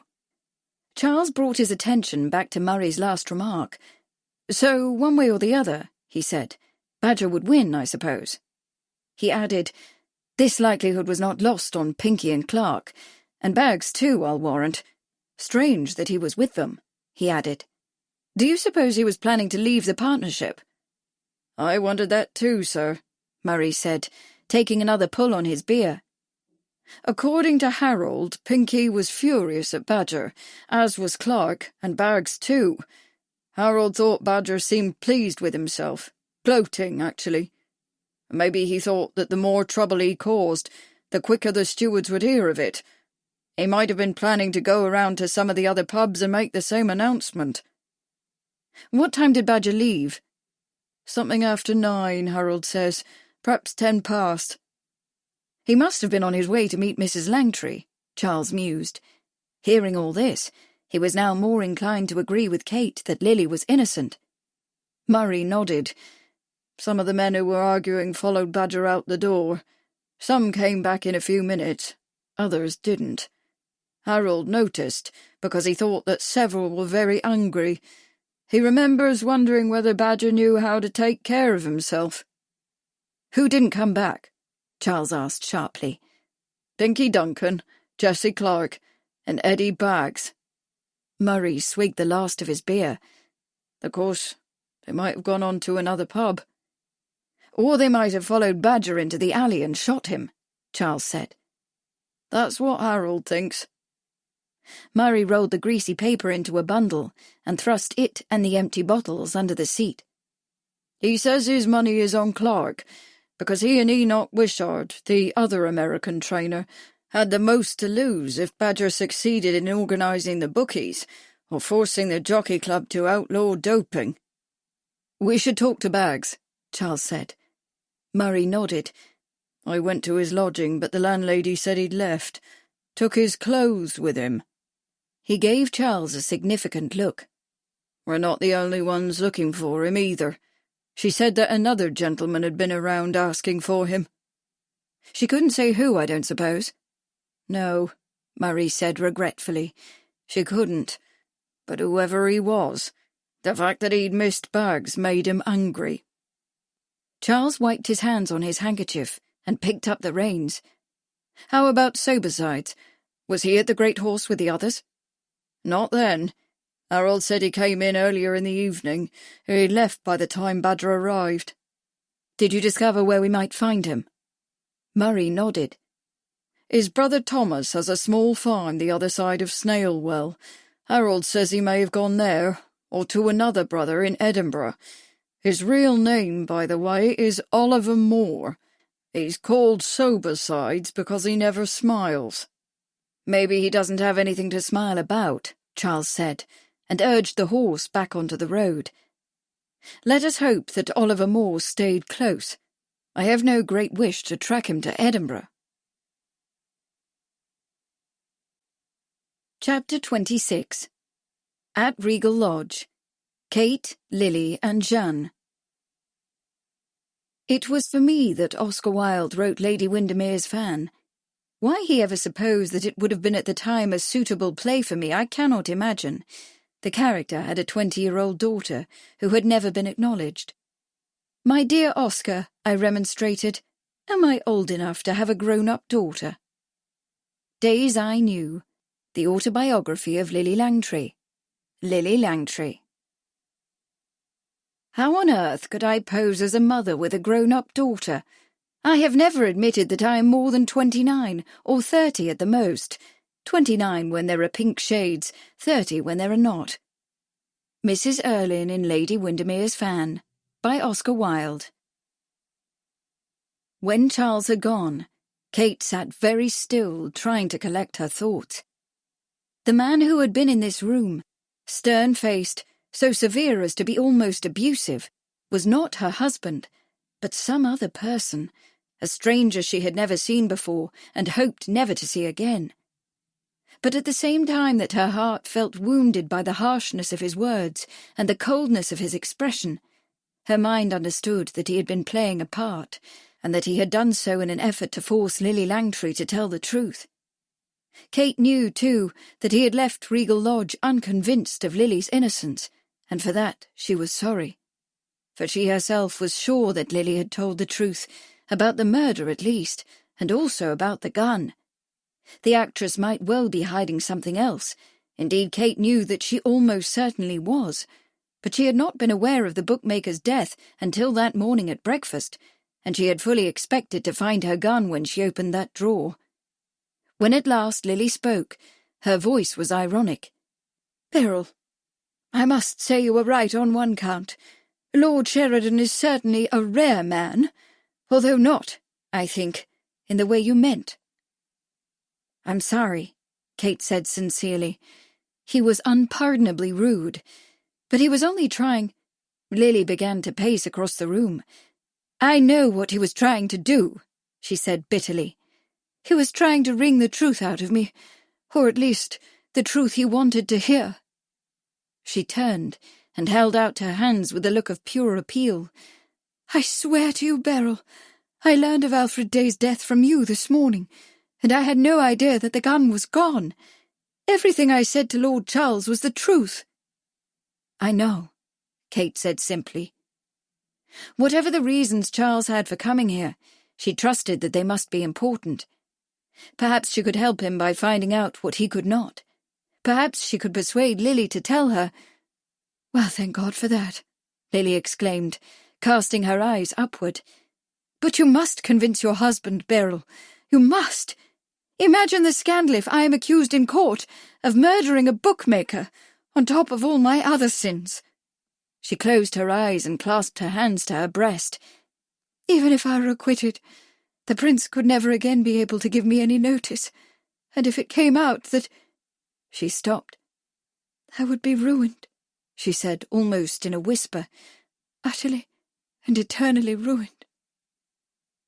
If I am to convince Charles of your innocence, Kate said in a practical tone, I must know all the truth.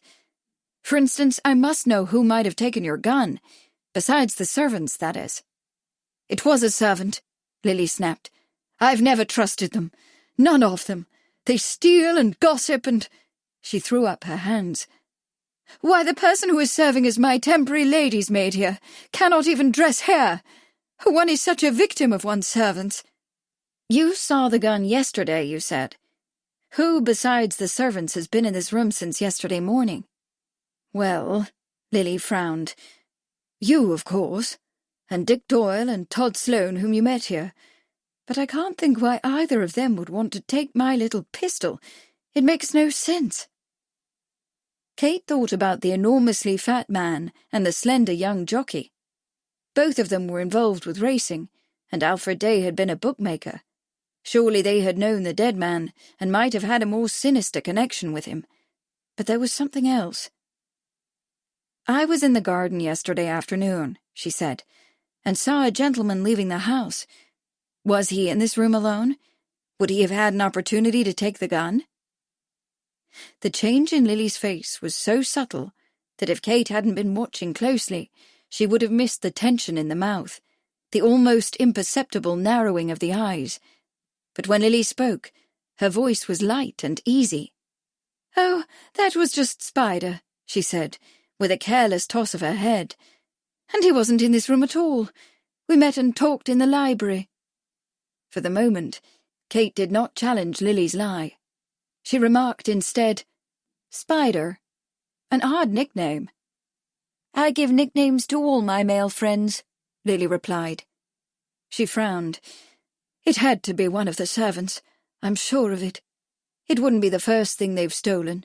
Jewelry, silver, pieces of valuable lace. One never knows what will go missing next. She returned to the sofa and sat down, an irritated look on her face. But there was something else, too. Was it apprehension? Fear? Had Lily realized that her afternoon visitor had taken the gun? Well then, Kate said, let's try a different angle. You've known Mr. Day for some time, I think you said. Do you have any idea who might have wanted to kill him?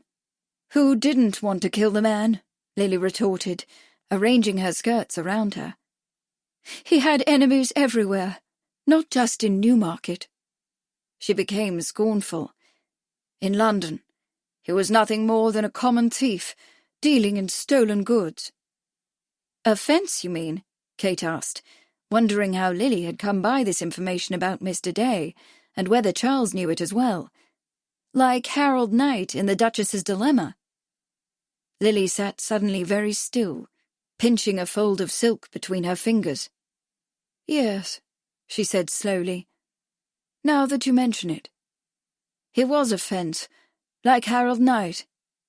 She lifted her chin, regarding Kate with a guarded expression. In fact, I must confess that when I read your story, Beryl, I was sure that you had known someone like Alfred Day, perhaps even Day himself. After all, the names Knight and Day. She shrugged expressively. Kate gazed at her, and suddenly into her mind came the tale of Lily's missing jewels, and the similarity she had already noted between that story and the Duchess's dilemma. Did Lily Langtry fear that she might have some secret knowledge about those gems?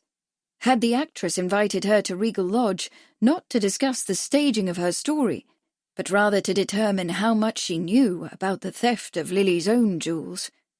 She gave an uncomfortable laugh. "I do assure you, Lily, Harold Knight is not a real person.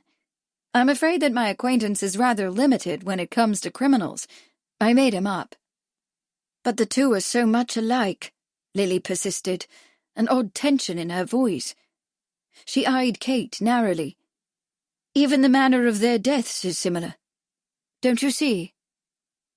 The hair on the back of Kate's neck prickled. She hadn't thought of it until this moment, but what Lily said was true. In the play, the man who had sold the Duchess's jewels had been shot to death when he and one of the other thieves had fallen out, a just reward for his many evil deeds.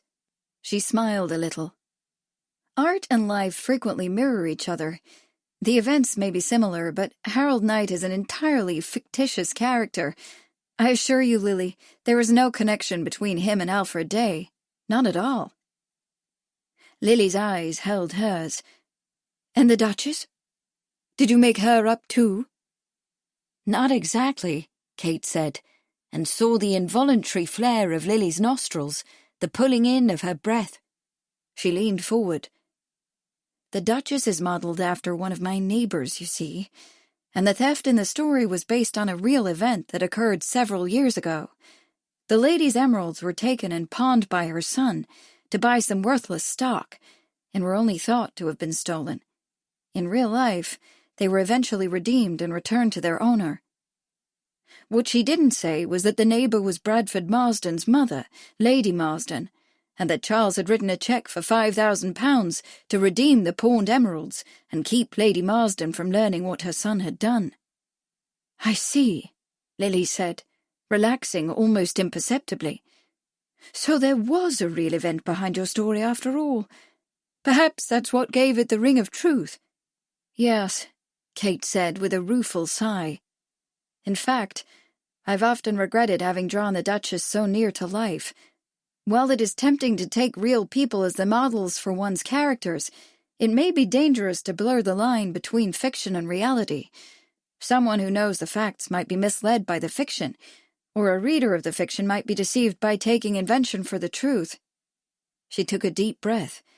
This discussion gave her the opportunity to make her intention clear, and an understandable excuse. "That is why I must tell you that I cannot allow you to stage the story," Kate added. "If the owner of the emeralds were to see it or hear of it, she might feel betrayed." If she were disappointed, Lily hid it rather well. In fact, she was clearly relieved. "Now that you've put the matter in those terms," she said brightly, "I understand completely. When one's artistic work is important to one does not want it misinterpreted." "Thank you," Kate said. "Now, might we go back to my question? Do you know of anyone who might have wanted to kill Mr. Day?" Lily pulled her brows together. "I really do not think—" The drawing-room door opened, and the butler reluctantly stepped in. "Mrs. Langtry!" Lily turned, suddenly angry. "Oh, what now, Williams?" she cried. She seized a velvet cushion and fired it at him as hard as she could. "Can't you leave us alone for an instant?" Williams raised his arm to deflect the cushion that would otherwise have struck him squarely in the face. "Miss Jeanne-Marie is here, ma'am," he said, with infinite dignity. He stepped back, opening the door wide. A brown-haired girl of 17 or so, her face blotchy with tears, blouse rumpled, straw sailor askew, pushed past him. Hands on hips, she planted herself in front of Lily and stared down at her. "Jeanne!" Lily gave a little gasp. "I thought you were staying with Lady Ragsdale." She peered around the girl. "Have you run on ahead? Where is she?" She stopped and looked up at the girl. "And why are you crying?" "I came down by myself," the girl said, in a voice so low that Kate had to strain to hear. "On the train." "On the train?" Lily exclaimed. "Alone? Has something happened, Jeanne? I know the truth at last, the girl said. That's what has happened. After all the years of make-believe, I finally know what's real. Ma petite chérie, Lily said, taking the girl's small white hand. Whatever are you talking about? Kate half rose from her chair, thinking that she should not intrude on this private scene, but realized that Lily had entirely forgotten her and that the girl, Jeanne-Marie, had never even noticed that she was there. She sat back as the girl took out a pocket handkerchief and mopped her streaming eyes. Lady Ragsdale says that you're not my aunt after all, Aunt Lily. You're my mother. Lily stared at her for a moment in unfeigned consternation, her lips trembling, tears starting in her eyes. Then she pulled the girl onto the sofa beside her, took the handkerchief, and began tenderly to wipe away her tears. For once in her life, sweetheart, she murmured, Emily Ragsdale has told the truth. My darling Jeanne, I am your mother, and I love you more than life. At this confession, the girl pulled away and began to weep again, even more stormily. Lily held her tightly, trying to calm her without success. Hush, Jeanne, she commanded at last. Do you want the servants to hear? You know how they talk. This admonition seemed to produce the desired result. When Jeanne was calm enough to speak, she managed to choke out, If you loved me, why did you pretend?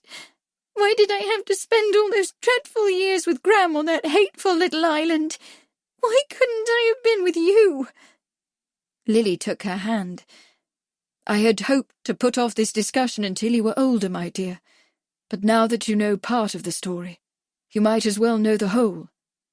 You were born after your father and I agreed to live separately, and I was forced to make my own way in the world.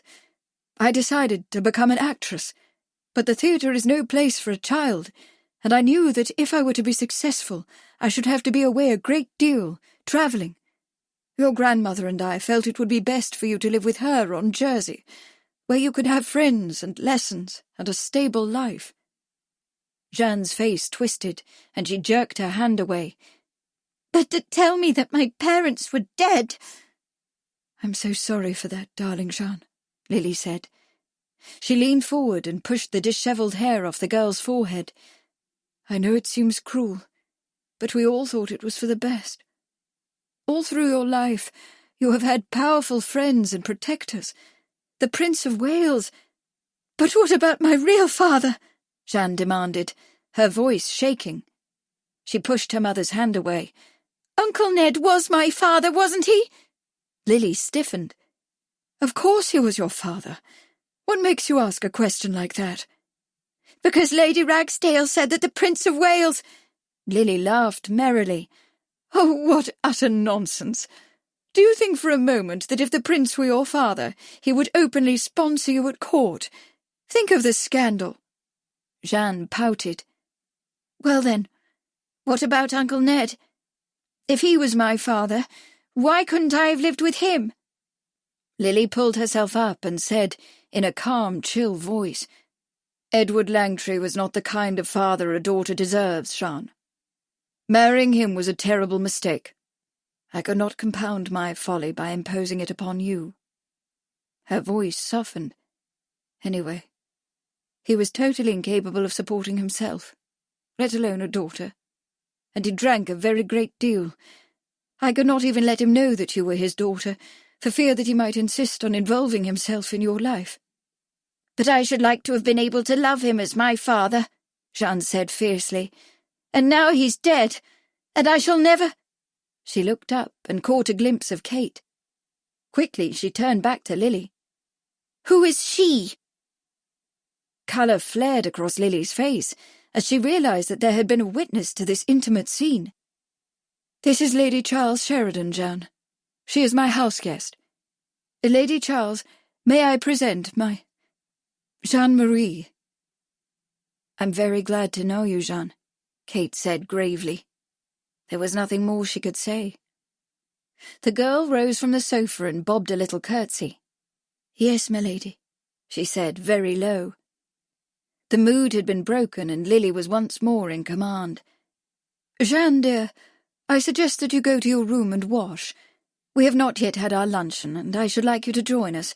You can tell us all about Lady Ragsdale's plans for your presentation at court. Has your dress arrived? You must be very excited." The girl dropped her head. All the fire seemed to have gone out of her. "Yes, Aunt." She looked up. "What should I call you?" Lily gave her a narrow smile. "Under the circumstances, my darling, I think it is best if you simply continue to call me Aunt Lily. This will remain our little secret until you have been presented at court, and perhaps for a few months after. We don't want to confuse our friends, do we?" Jeanne gave her mother a long, dull look, in which Kate read all her heartache. "Yes, Aunt," she replied, and left the room. There was a silence. At last Lily said in a low voice, "Now you know my deepest, most closely held secret." "Do I?" Kate wondered. But she only inclined her head and said, "I'm sure you did what you thought was best for her. It must have been difficult." "There were rumours, of course, and endless sly innuendos. That's why Jeanne had to live on Jersey." Lily's voice became acid. "If she had been with me, the newspapers would have made such a game of it, counting my age against hers, and forever speculating about the identity of her father. Once she is safely married, perhaps I can tell her who—" A strange, haunted look crossed her face, and she stopped, clearly feeling that she was giving too much away. Kate, though, could complete the sentence. Once Jeanne-Marie was safely married and living somewhere out of the public eye, Lily could tell her who her real father was. Not Edward Langtry, obviously. Was it the Prince of Wales or someone else? Who was Lily protecting besides herself? "How difficult for the child," Kate said quietly. "And for you." Lily gave an elaborate sigh. "I must confess that I feel a little relieved that she has found it out at last. At least I will no longer have to pretend to her." She slanted a glance at Kate, and her tone was cautionary. "I hope, however, that I may rely on you to keep my secret. You won't include any of this in your article for the Strand?" "Of course not," Kate said, without hesitation. "Thank you," Lily replied, and added reflectively, "I should not want your readers to know that I am old enough to have a daughter who is soon to be presented at court." She sighed heavily. "And I simply cannot tell Suggy that he would be step-papa to a grown daughter, only a half-dozen years younger than he." Chapter 27. Near Snailwell. What splendid lies shall be found among the cheeses? What disappointed hopes? What epic deeds? Elegies. Thomas Pudding. Thomas Moore resided on a small dairy farm a half-mile to the east of the hamlet of Snailwell. With Jack Murray beside him, Charles drove the rented gig down a narrow lane. On one side, a stone fence opened onto a wide view of the heath and a river valley. On the other, an ancient hedge enclosed a parcel of rocky hillside and a picturesque herd of black and white cows grazing on the dune grass. The hedge was interwoven with wild roses and honeysuckle and blackberry in blossom, and patches of yellow flag, bright as new gold coins, bloomed in the ditch. At length, passing through a wooden gate, they came upon a prosperous-looking farm. Before them was a large two-up, two-down stone cottage with a chimney at either gabled end, the roof thatched with straw and netted to keep birds away. The central door, painted green, was bowered with a pink china rose and a purple clematis, and fragrant rosemary clothed the whole foot of the walls on either side. The grey mist had risen. The sun was gleaming through the silvery clouds, and the casement windows with their red-checked curtains had been flung open to catch the warming breeze. From indoors, Charles could hear the melodic voice of a girl, singing a lullaby. The song stopped when they pulled up in front, and a moment later the girl appeared at the door, a tow-headed child on her hip. She was plump and red-cheeked, with long brown braids and a white apron over a plain grey dress. She dropped a curtsy when Charles got down from the gig. "We're looking for a Mr. Oliver Moore," Charles said. "Is he here, miss?" The girl pulled her brows together in a pretty frown, as if wondering how she should reply. "I'll ask, sir," she said, and disappeared indoors. In a moment she was out again, without the child, who could be heard wailing disconsolately within. She picked up her skirts and ran around the front corner of the cottage. With a nod to Jack to accompany him, Charles set out after her. The girl was darting up a path that lay between a large vegetable garden, filled with lettuce and rhubarb and potatoes and peas climbing a lattice of hazel twigs, and a stoutly fenced pigsty containing 2 pink porkers. An arrogant rooster rose up threateningly in her way, but she flapped her apron at him, and he scuttled under the railing to join his hens looking for bugs around the beehive. At the end of the path, the girl ducked into a low stone building, with netted windows equipped with shutters in the front. Following close behind, Charles saw through the windows that it was a cheese house, built for the drying of large cheeses, no doubt produced from the milk of the black and white cows on the hillside. The stone floor was raised up several feet above the ground to protect the cheeses from damp, and wide wooden shelves had been hung round the walls. These shelves were lined with cut nettles, over which had been laid large rounds of yellow cheese, as bright as the yellow flags in the ditch. These were being turned by a slight, rusty-haired man, his shirt-sleeves rolled to his elbows. "Ollie," Charles heard the girl say in a low voice, "there's a pair of gentlemen looking for you. What'll I tell 'em?" "You're supposed to keep it quiet that I'm here," Moore hissed. "I didn't say," the girl protested, and turned with a start as Charles's shadow fell across the threshold. She dropped a frightened curtsy and fled back down the path. "Good afternoon, Mr. Moore," Charles said quietly. "I'm Charles Sheridan, and this is Mr. Murray. We've come to talk with you about the murder of Mr. Alfred Day." "Don't know nothing about it," Moore growled with a show of belligerence. "Nothing at all. If you don't believe me, ask my brother Thomas. I've been here for 3 whole days. He'll swear to it." "No, sir." Murray contradicted him firmly. "You were in the Great Horse in Newmarket High Street yesterday evening before 8. The proprietor testifies to that, and others will too." Furtively, Moore glanced from one to the other. He wore thick-soled boots, stiff brown trousers tied at the waist with the length of dirty rope, and his shirt was homespun, the usual farmer's garb. But he was clean-shaven, his hair was neatly cut and pomaded, and his hands and nails were clean. He did not have the look of a countryman. "Are you from the police?" he asked nervously. "No, Mr. Moore," Charles said. "We are conducting a private investigation." This seemed to make Moore feel easier. His shoulders relaxed, and he became more confident. He glanced from Charles to Murray. "What do you want from me, then?" "We want you to tell us what you know about your employer's murder," Charles said. "Everything you know about it, please, sir." "Don't know nothing," Moore repeated with emphasis.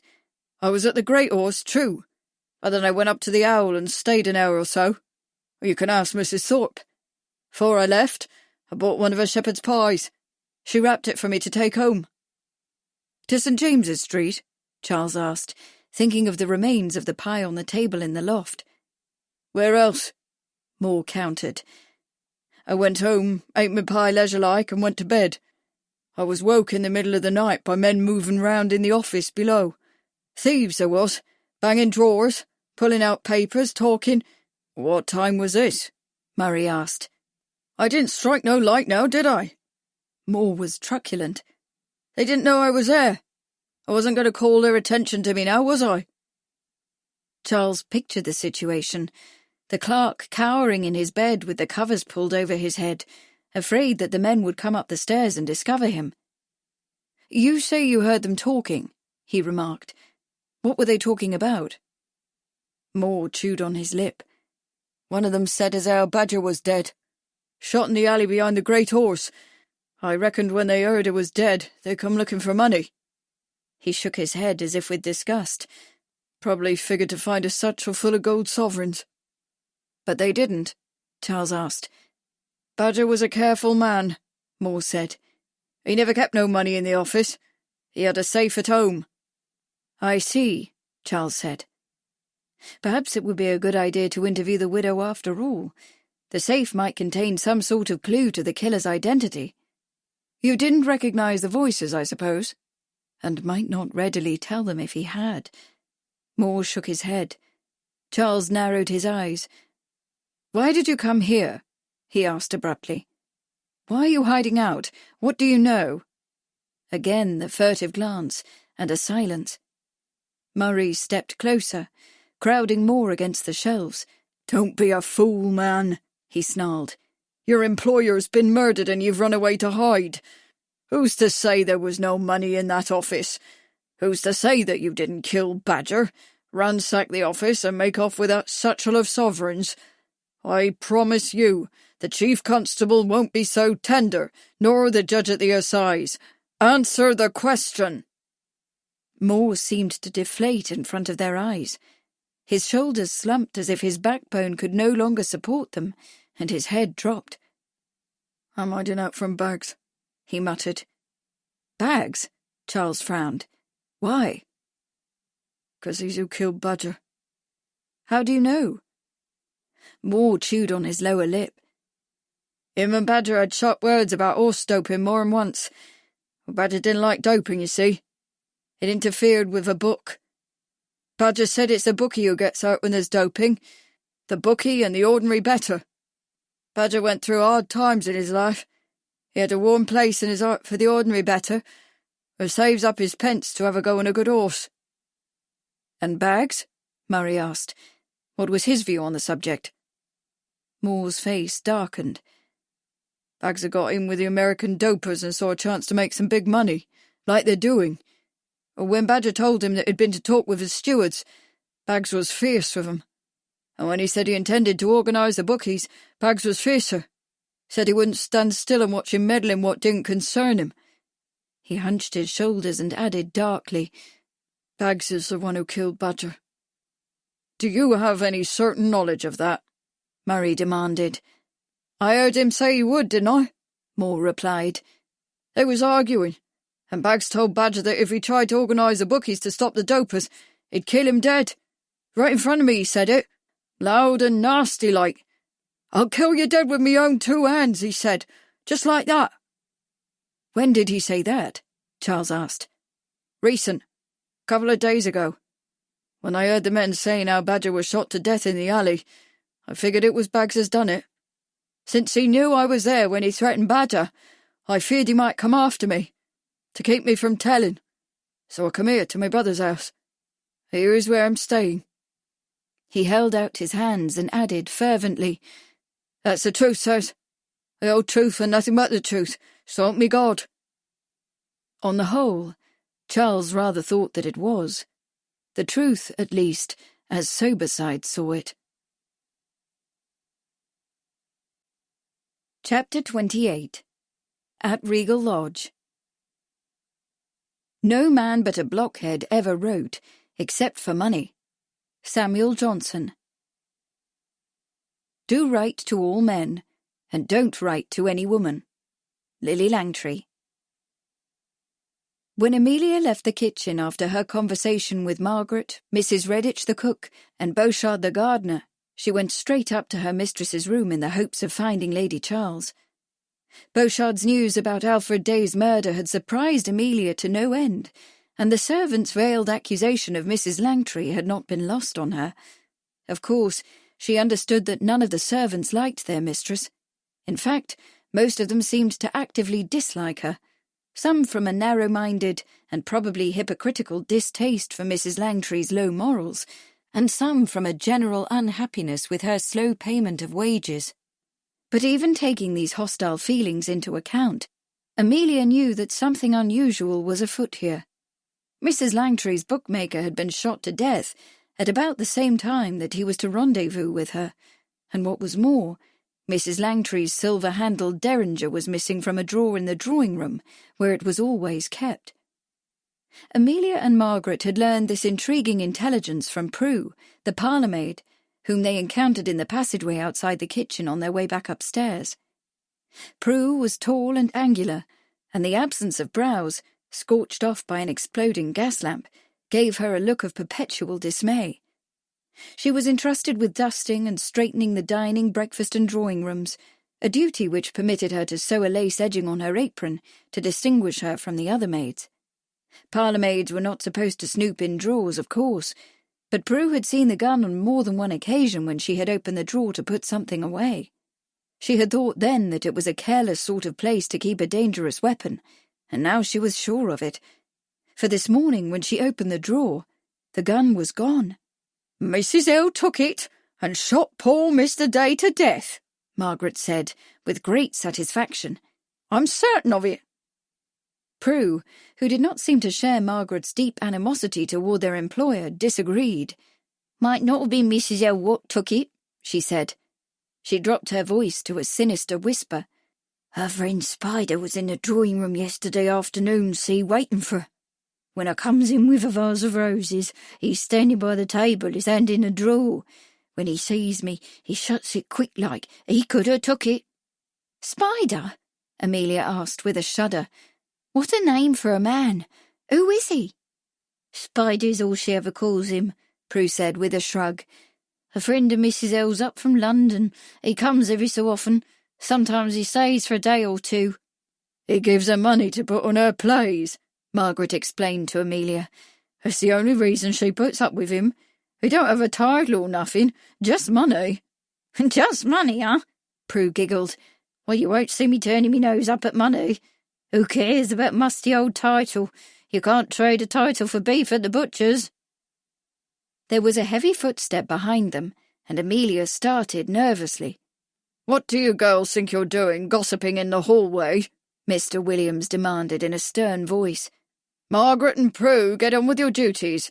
Miss Amelia, I should think her ladyship might wish you to find something more profitable than gossip to occupy your time." The three of them had scattered guiltily, Margaret and Prue to their respective tasks, and Amelia to her mistress's room in the hope of sharing what she had just learned.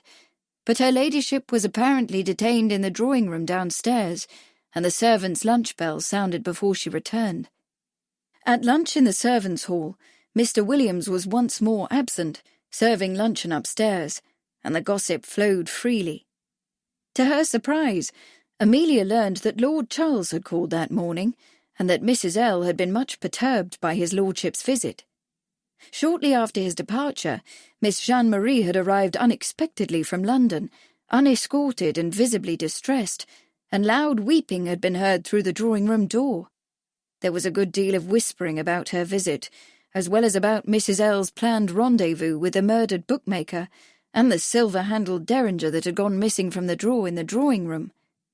After lunch, Amelia volunteered to help Rose, the other upstairs maid, iron the freshly laundered sheets and pillowcases for Miss Jeanne-Marie's bed, which had not yet been freshly made up.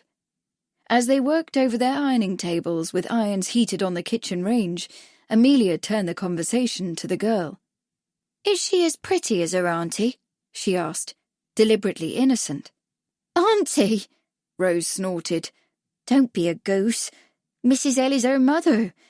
Lady Ragsdale told her the truth, so Mrs. L. had to admit it at last. The girl's upstairs just this minute crying her eyes out, refused to come down for luncheon, so she was sent for twice." "Oh, the poor thing!" Amelia exclaimed in genuine sympathy. Rose, a flat-faced, sallow-cheeked girl with a worldly air about her, seemed to share Margaret's judgmental view of her employer. "Poor thing is right," she said sharply, spitting on a flat-iron to test the heat. "I'd cry too if I'd just found out I was Mrs. L's daughter. Nobody respectable will marry her now. Only one of them terrible rogues and wastrels who hang round her mother." "Really?" Amelia asked. She hadn't considered Jeanne's dilemma from the perspective of her opportunities for marriage. "Really?" Rose said, mocking. She pushed the iron over a pillowcase with swift, hard strokes. "If you was a mother or father with a good family name to protect, would you let your son marry Lily Langtry's daughter, even if she was a royal bastard?" "Well, course you wouldn't. Like mother, like daughter is what you'd say." Rose folded the pillowcase neatly and pushed the iron across it again, setting a crease. "She can be presented in court a dozen times and it won't do a shilling's worth of good. Mark my words, That girl'll end up just like her mother, on the stage or worse." She folded the pillowcase once more and whacked it again with the iron. "Worse, most likely." And that had to settle it, for the ironing was finished. Rose sailed off upstairs with the linens, and there was no more opportunity to talk. But the conversation had given Amelia even more to think about, and she was still thinking when she went back upstairs to lay out her ladyship's tea-gown. In fact, she was so deeply engrossed in her thoughts that when she put her hand into her apron pocket and her fingers touched the rough edges of a crumpled paper, she did not at first remember what it was. It wasn't until she drew out the small, wine-stained ball of paper that she recalled retrieving it from the fireplace in Mrs. Langtry's bedroom, where it had obviously been intended to burn. When Amelia smoothed it out and read it, she understood why. Monday, 5th of June. My dear Mrs. Langtry, I write because I find myself in a difficult financial situation and no longer able to carry large overdue accounts. According to my records, you owe me some £10,000. If you are disinclined to find this money, I must remind you of what I know about the theft of your jewels and about Mr. Langtry's death. I expect payment in full as soon as possible. If I do not receive it, I shall be forced to go to the elder Lord de Bath and tell him what I know. I'm sure he will be most interested in the information. I shall look forward to hearing when you will honour your obligation. Yours faithfully, Alfred S. Day. Amelia had scarcely finished reading this revealing missive when the door opened and Lady Charles entered, carrying her notebook and pen. "Oh, Amelia," she said breathlessly, "I'm glad you're here, my dear. I must write a note to Lord Charles, and I shall want you to carry it to him as quickly as possible. I do hope you won't mind walking into Newmarket. I particularly don't want Mrs. Langtry to know that I've written to his lordship."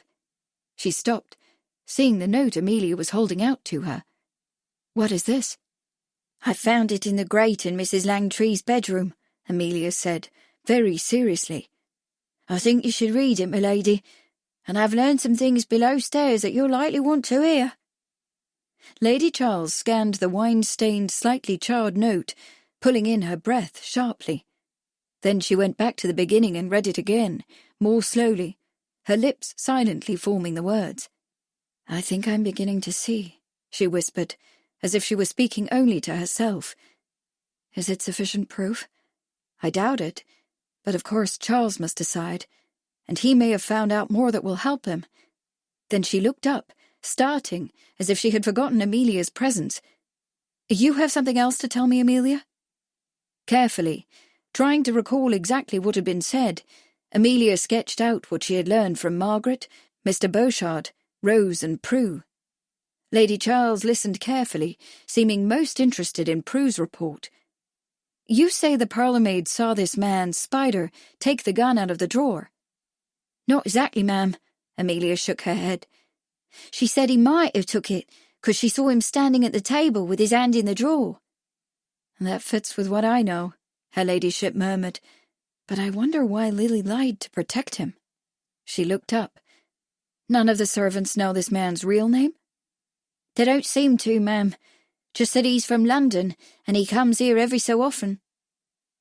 Lady Charles glanced down at the paper in her hand. After a moment's hesitation, she went to the small writing desk that stood beside the window. She took out a piece of paper and her pen and sat down to write, giving careful thought to some of the sentences, as though she were telling a complicated story. Once, apparently having forgotten some detail, she went back to insert a phrase in the margin. Then she folded the note Amelia had given her into the paper she herself had written, and thrust both into an envelope. On the desk was a candle, with a stick of red sealing wax and a metal embosser beside it. She lit the candle and melted a blob of wax onto the envelope, embossing it carefully. She gave it to Amelia. "Lord Charles is staying at Hardaway House, on the left side of Wellington Street, just off the High Street. The house has a green door behind a brick gateway. Go there, and give this envelope to his lordship. If he isn't in, you must wait for him." She frowned. "No, it might be very late when he comes, and your return here would attract attention. Best to give the note to Mrs. Hardaway, the landlady, and ask her to keep it for Lord Charles. On no account should she give it to anyone else. Do you understand? Oh, yes, milady, Amelia said eagerly, pleased to be entrusted with this important mission. Lady Charles stood, went to her purse, and took out a coin which she pressed into Amelia's hand. Give Mrs. Hardaway this to ensure that she does as you say. She found another coin. And use this to hire a hansom to bring you back. If you were asked where you've been, say that I sent you to the chemist for lavender water. She added a third coin. You may keep the lavender water for yourself, for your trouble. Oh, yes, milady, Amelia exclaimed, now struck almost breathless by the prospect of being involved in such fascinating intrigue, and by the anticipation of the lavender water. Very well, then, her ladyship said. Put on your hat and go. And do hurry, my dear.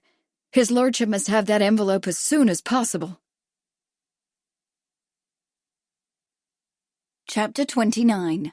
On Newmarket Heath. It was customary for boys to go into racing stables at the age of 10 or 11, some of them before they reached that age. They were often spotted by men who saw them going well to hounds, or riding ponies at some village sports. One well-known owner, when asked where he found the lightweights who rode his horses so well, replied, "I breed 'em on the estate." The earlier boys begin their tuition and ride against other jockeys, the more likely they are to succeed. Paddock Personalities. J. Fairfax Blakeborough, 1936. When Patrick woke at 5 on Tuesday morning, he was tired and still shaken by his adventure of the previous night. But he got through morning stables in good order, none of the other lads having noticed that he had been absent from his bed until past midnight. And when Pinky Duncan told them at breakfast that Badger the bookmaker had been murdered, Patrick looked down at his plate and pretended to know nothing at all about it. He noticed, however, that despite Pinky's efforts to conceal his true feelings, his satisfaction showed on his face. Clearly, the dead man had not been one of Pinky's friends, although Patrick could not guess why. Patrick did not like Pinky any the more for this secret gloating. It was not that he had cared very much for the bookmaker, whom he knew only from seeing at the racecourse, but it did not seem right that one man should gloat over another man's death, however unpleasant their association might have been. Gladiator was exercised with the afternoon string, so Patrick readied his other horse, a 2-year-old filly named Starling. The morning sky was lightening in the east when he took her out with the other lads. They walked their horses around the paddock cinder path under the watchful eye of Mr. Angus Duncan, who was making the daily exercise assignments, the more experienced lads to the more difficult or valuable horses, the less experienced to the horses least likely to give trouble. The inexperienced were left behind in the yard to walk the unfit horses. Patrick was extraordinarily pleased when he was put up on Constant, a promising 17-hand bay with a great deal of sparkle, for the match suggested that Mr. Angus might be testing his abilities, as well as those of the horse. Constant was a stable favourite, usually exercised by Arch Adams, another apprentice jockey who had already ridden in several races at Newmarket. Arch and his friend Jim gave Patrick a disgruntled look as he shortened the stirrup leathers. Patrick rode short, in the style of the American Todd Sloane, and when he went into the saddle, Jim muttered something derogatory under his breath. But Patrick did his best to ignore them, and concentrated on settling onto the horse, which danced and fidgeted under him. When all the lads were mounted, the string departed for the gallops on the west side of Newmarket at Southfields, not far from the racecourse. They crossed the Bury Road, and went behind the other stables and right through the town, taking the High Street. This was the regular route to the heath taken by all the stables, and often they encountered other strings on their way to exercise, but they were early this morning, and when Southfields came into view, it was empty. It was full light now, but cloudy and grey, with a slight drizzle. The air was cool, the ground soft but not slippery, the breeze quiet, the very best sort of morning to exercise horses. Mr. Angus began immediately with the canters, watching carefully to make an assessment of the individual horses' capabilities. As always, the touts and tipsters had arrived early too. They watched from their distant stations up the hill and along the road, peering through their field glasses, collecting tidbits of information on the health and performance of one horse or another to pass along to the bookmakers and racing papers. There was nothing that could be done about this peering and prying, and the stables had learned how to turn it to best advantage by showcasing some horses and concealing others, thereby influencing the odds. Canters completed, the string rode back through the town to the stable, where Patrick unsaddled Constant, rubbed him down, washed the dirt out of his hooves, rugged him up, and carried water and oats to his box. Then it was time for more chores, lunch, and then the afternoon string. And here it was that the grey day became suddenly much brighter, for while Mr. Angus was making assignments, his nephew Pinky came out to join him. There was a hurried conference, Mr. Angus shaking his head, and Pinky gesturing emphatically, and Patrick was put up on Gladiator. Then, while the head lad marshalled the string and headed off to Southfields, Patrick rode Gladiator behind Mr. Angus and Mr. Pinky to the trial ground beyond the lime kilns, accompanied by Arch Adams on a 4-year-old colt named Rag, who had won well the previous year, and Jim on Cannon, a promising, eager chestnut, another stable favourite. No one said a word, but Patrick knew that they were going to run a full-scale trial to see how well Rag would do against Cannon, and whether Cannon had as much promise as he seemed to have. He leaned over and patted Gladiator's neck, hoping that the horse would run well. He thought briefly of Johnny's fair, bright face and smiling optimism, and felt a stab of sadness, but he had to put that out of his mind, for Johnny was gone now. And if he felt any fear that Gladiator might suddenly turn savage, as he had at the Derby, Patrick put it away too. What had happened in that race happened because of the doping, and today Gladiator was as calm as could be, and perhaps even a little lethargic. The mist was clearing, and the sun breaking through the silver clouds when the group reached the trial ground. 3 men on horseback were watching from the brow of the hill through field glasses, as Mr. Angus rode on to the end of the course and reined in where he could observe. After a few moments, the watchers were joined by several more. Mr. Pinky stayed with the 3 runners, giving them brief instructions. "Don't ride him into the ground," he said. "We don't want any injuries. If there's faltering, ease off." He looked at Arch Adams. "But let him run hard if he wants," he said. The riders nodded. The horses danced eagerly, and Mr. Pinky dropped a red handkerchief to signal the start. They were off quicker and faster than Patrick expected, accelerating in a hard run, Rag opening up a strong lead, Cannon running second. Loping lazily, Gladiator did not seem compelled to keep up, until Patrick, seeing the distance to Cannon open to 10 lengths, loosened the rein, crouched forward on the horse's withers, and whispered urgently, "Her Johnny boy! Go! Go!" At this, Gladiator pricked his ears, gathered his strength, and shot forward, making up length on length against Cannon, and then pulling past, working up close behind Rag, and then flying past him too, and passing Mr. Angus in a strong finish, neck stretched out.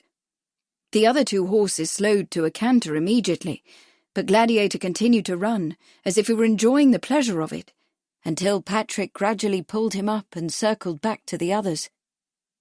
"Well," Mr. Angus said, as if he were surprised. Frowning, he looked at Patrick, then at Gladiator, who was prancing and shaking his head, exactly as if he were proud of his win. "Decided to try at last, did he?" "Yes, sir," Patrick said. "The start was faster than I expected, and I had a tight rein, so I might have held him up some, just from not knowing, but he moved up fast when he was asked." He wanted to add proudly, "He's the best horse in the world," but he held his tongue and contented himself with a pat on Gladiator's sweat-flecked neck. While Patrick and the other riders let their horses cool, Mr. Pinky rode up, frowning, as if he were not entirely pleased with the outcome of the trial. He and Mr. Angus pulled off to one side for a brief discussion, Mr. Pinky speaking with unusual animation. Mr. Angus looked irritated at first, then angry, but finally gave a vexed shrug and seemed to give in, though his look was dark. Mr. Pinky then turned to the watchers on the hill, who'd had their glasses trained on the entire event, and made some sort of signal. Mr. Angus rode back to the group. "That's it for the afternoon, lads," he said gruffly, not looking at Patrick. "Let's take him back to the stable." As they started off, Pinky motioned to Patrick to ride behind with him. "That was Lord Hunt up on the hill, watching the trial," he said. "He wants you up on Gladiator for the 10-furlong handicap on Friday." Patrick stared at him, almost uncomprehending. It was what he'd been longing to hear, yet couldn't quite believe. His first ride as a jockey, not in a trial but in a real race, and on Gladiator, the best horse in the world. "Thank you," he managed at last. "I'll do my best to win, Mr. Pinky, and Gladiator will too, I know it." He thought briefly of the Derby and swallowed hard. They wouldn't try to dope the horse again, would they? But now that they'd seen how fast Gladiator could run if he were asked, they had to know that the dope wouldn't be needed. He could run just as fast, and with a lot more control without it. And he would watch Gladiator like a hawk before the race. No one would put anything into his horse. If they tried, they would have to contend with him. But there was an expression on Pinky's leathery face that Patrick couldn't quite decipher. They rode in silence for a moment. Then the man said, "There's a condition to your riding, boy. You're to promise to ride exactly as you're told on the day of the race. You will follow instructions, or you'll not ride again, for this stable or any other. Is that understood?" A condition? Patrick stared at him, at the steely eyes, the hard mouth. He began to comprehend what was being asked of him. "We don't need to go into the details now," Pinky said roughly. "Let's just have your promise, shall we?" "I don't—" Patrick swallowed. He could stop worrying about Gladiator being doped, for he understood all too well what his instructions for the race would be. To stop Gladiator from doing his best, to hold him back so that another horse might win. Those men on the hill with Lord Hunt must have been tipsters. They'd seen the horse run well, and they'd carried the message back to the bookies. Gladiator would be short odds. Lord Hunt would bet against him, and would win by losing. "Speak up, boy," Pinky snapped. His eyes were narrowed and dark. "Say it now, or his lordship'll give the ride to Arch Adams. Arch does as he's told." Patrick took a deep breath. "I promise," he said numbly. He had to. If he didn't, he'd lose any chance he might have to keep Gladiator safe. Pinky grinned and leaned over to clap him hard on the shoulder. "Well then, buck up, lad. It ain't every day that an apprentice jockey goes up on a horse that nearly won the Derby, is it?" Patrick nodded.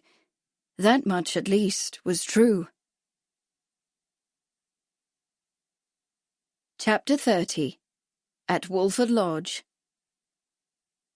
British racing fans bitterly resented the intrusion of American jockeys, trainers and owners into what had been their own private preserve, just as the British aristocracy complained when peers began marrying wealthy American heiresses and installing them in their hereditary castles. Trainers and Stables, Albert J. William. It was well past tea-time and growing dark when Charles returned to Newmarket that evening and dropped Jack Murray off at the Stag Hotel. If they had returned an hour earlier, he would have gone back to Hardaway House to change, and hence would have discovered and read Kate's urgent note. But the hour was late, and he was expected for dinner at the home of Bradford's fiancée's parents, so he drove straight on to Wolford Lodge. Edith Hill's mother and stepfather lived in a small, newly built, Tudor-style plaster and timber house behind an iron fence, some distance off the Cambridge Road. Charles gave his hired horse into the care of a ragged boy who came out to greet him. Edith herself answered his knock and led him into the sitting room, where Edith's mother and stepfather were chatting with Bradford. A fire blazed cheerfully beneath a mantel ornately draped with a tasselled red velvet flounce, and after the cool out-of-doors, the room seemed stifling. It seemed small as well, because it was crowded with large pots of green foliage and a dozen oddly shaped tables decorated with exotic-looking souvenirs, many carved of ivory. On the walls were displayed foreign-looking tapestries and hangings, as well as several large paintings of elephants and peacocks, and a gilt-framed photograph of the Taj Mahal. A tiger-skin rug was artfully draped over a large bamboo chair with an arched back, beside which stood a trunk inlaid with many colourful woods. It appeared that the Hogsworths had spent some time in India. "So sorry to be late," Charles said apologetically, when Edith had introduced him to Colonel and Mrs. Harry Hogsworth, who was a small woman with grey hair, dressed in a stiff purple poplin and old-fashioned beaded dolman. "I drove out to Snailwell this afternoon, and the errand took longer than I expected. I didn't take time to dress, I fear. Please forgive me." "No matter about the dress," Colonel Hogsworth boomed. "We're quite informal here." He was a large, loud-voiced man with grey side whiskers, heavy jowls, and an air of outspoken jovialty better suited to the guard's noisy clubroom than his wife's small parlour. "Snailwell, eh? Not to be forward, but what was your lordship doing out there? Nothing but sheep and cattle and miserable little cottages overrun with dirty children." "Edith," murmured her mother, "do be a good girl and fetch his lordship a brandy." To Charles she explained delicately, "After so long a stay in Bombay, I fear that we find English butlers arrogant and clumsy. The colonel has promised to turn up an Indian for us. Until then, we have vowed to do without, even if it means answering our own door." Charles bowed to Mrs. Hogsworth as Edith, lovely in a pale yellow gown, poured for him. She handed him the snifter with a glance of mute apology, and Charles smiled at her. Bradford remarked, "I suppose you were looking after that business for the Jockey Club, Sheridan. Did you manage to locate the veterinary who did the doping?" Taking his brandy, Charles glanced at Bradford in some surprise, then remembered that the two of them had not spoken since breakfast that morning, before Owen North had asked him to take on the investigation into Alfred Day's murder. A great deal had happened in a relatively few hours, and Bradford knew none of it. He was trying to decide what sort of answer he should make, when the colonel, in his emphatic way, broke in. "Horse doping!" He gave a disgusted grunt and went to stand before the fire, blocking most of its heat. "Nasty business. Worst disgrace ever visited on British racing. All the doing of those bloody Americans. Don't understand why the stewards don't put their foot down. No stomach, I suppose." "Now, Colonel," his wife said in a cautionary tone. "Don't now Colonel me, Clarice," Colonel Hogsworth said angrily. "I mean what I say. Appalling disgrace. Damn those Americans." With a little sigh, Mrs. Hogsworth leaned toward Charles and confided, "I'm afraid that my husband is rather vehement on the subject of people who come from the States, Lord Charles." She lowered her voice to a whisper. "He doesn't like them, particularly those from Brazil. Something to do with coffee, I believe." "Mamma," Edith said quietly, "Brazil is in South America." "Of course, dear," Mrs. Hogsworth replied. "It's near Texas, I understand." She shivered a little. "One hears so many strange stories about Texas. It must truly be a wild place." "No true horse lover likes the Americans," the colonel exclaimed, rising to his toes, his jowls reddening. "No care for the horses. Buy 'em, dope 'em, run 'em, and shoot 'em when they've run their hearts out. In it for the money, that's all. And now they're corrupting honest English stables." Mrs. Hogsworth made yet another attempt to retrieve the conversation. "Well then, Lord Charles," she exclaimed, smiling brightly, "pray tell me what you think of our Edith's engagement to Lord Bradford. We're quite pleased, of course." She bestowed a kindly glance on Bradford. "Edith and his lordship seem to have so many common interests. Edith occasionally helps her godfather, Cecil Rhodes, by writing a letter or two for him. Not a position, of course, just an occasional offer of help. It was at his office that they met." She tilted her head to one side like a bird. "Your lordship has heard of Mr. Rhodes, I'm sure. He's going to put a stop to that ridiculous Boer business down there in Argentina. The idea of those savages daring to rise against their queen." Charles was saved the embarrassment of answering this preposterous remark by the colonel, who turned round to say to Bradford, "Don't suppose you've heard the latest news, since you and Edith were traipsing round Cambridge all day. One of the local bookmakers, rather clever chap by the name of Alfred Day, was murdered last night, by an American trainer, I understand. Jesse Clark. Shot him dead with a revolver as big as a cannon. Aims to keep Day from organising the bookmakers against doping." Really, Colonel, Mrs. Hogsworth said in a plaintive tone, shooting isn't a fit subject for— Actually, Mamma, Edith said cheerfully, Bradford has told me all about the murder. He and Lord Charles saw the poor man's dead body, terribly bloody and quite shot full of holes, in the alley behind the Great Horse. In fact, they were the ones who summoned the constable. With a little gasp, Mrs. Hogsworth raised her hand to her mouth. Goodness gracious, she exclaimed weakly. But I do so wish we would not speak of— Did you now? Colonel Hogsworth said, pulling his furry eyebrows together. Capital. What? Did you see Clark there too? Did the police nab him? Certainly hope so. Americans can't be allowed to go around shooting civilized folk as if Newmarket were the Wild West. I don't think it's been definitely established that Mr. Day was killed by Mr. Clark, Charles said mildly. Well, if it's not, it soon will be, the Colonel said in a settled tone, rising once again to his toes. The Newmarket police may be slow, but they're thorough. Always get their man. He shook his head, glowering. It's not just the trainers and their doping, you know. It's the whole damned American invasion. Don't try to stop me, Clarice. It's true. That pesky little jockey Sloane, for one. Outrageous. Hit a waiter in the face with a champagne bottle at the last Ascot. And those American gamblers, a whole string of 'em coming over with their pockets full of gold. Heavy plungers, and all's well if they win, but if they lose, they simply abscond. You mean, Mrs. Hogsworth said with a look of incredulity, that the Americans don't pay their lawful debts? Hard to believe, but that's the case, my dear. When our English chaps lose, they lose honourably. They pay up, even if it takes the family's last shilling. Take Lord Hunt, for instance, handing over Glenoaks to Henry Radwick so he could settle fair and square. That's the way to lose, by Jove. He punched the air. You may be bloody and sore, but stand up and take your losses like a man. That's a sportsman for you. Not the Americans, though. Not an ounce of honour, not a shred. That snivelling little fellow John Bass, for instance, took the boat back to New York owing Alfred Day £60,000 on the Derby.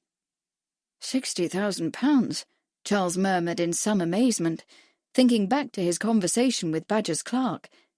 That was an enormous loss for a bookmaker, even one as successful as Day. Why hadn't Oliver Moore mentioned it? But then, perhaps he hadn't known about it. Perhaps it had been a private wager off the books. He frowned, wondering who the devil John Bass was, and whether the loss might have had anything to do with Alfred Day's murder. £60,000, the Colonel repeated emphatically, with some satisfaction. I heard Lord Hunt talking about it at the stable this afternoon, when I went over to have a look at one of my horses. Colonel Hogsworth is speaking of the Grange House stable, Bradford said in a meaningful tone, with a glance at Charles. To Hogsworth, he remarked, Sheridan is planning to have a couple of horses trained at the Grange. We were there yesterday, as a matter of fact, to have a look around. Old Angus Duncan used to train for my father at Marsden Manor, you know. He's quite an impressive fellow. The Colonel pursed his lips. I'd think twice about putting my horses there if I were you, Lord Charles, he said judiciously. I'm pulling out as soon as I find another stable. Old Angus is fine, as you say, but I don't like the idea of that nephew of his taking over. Pinky, his name is. Oh?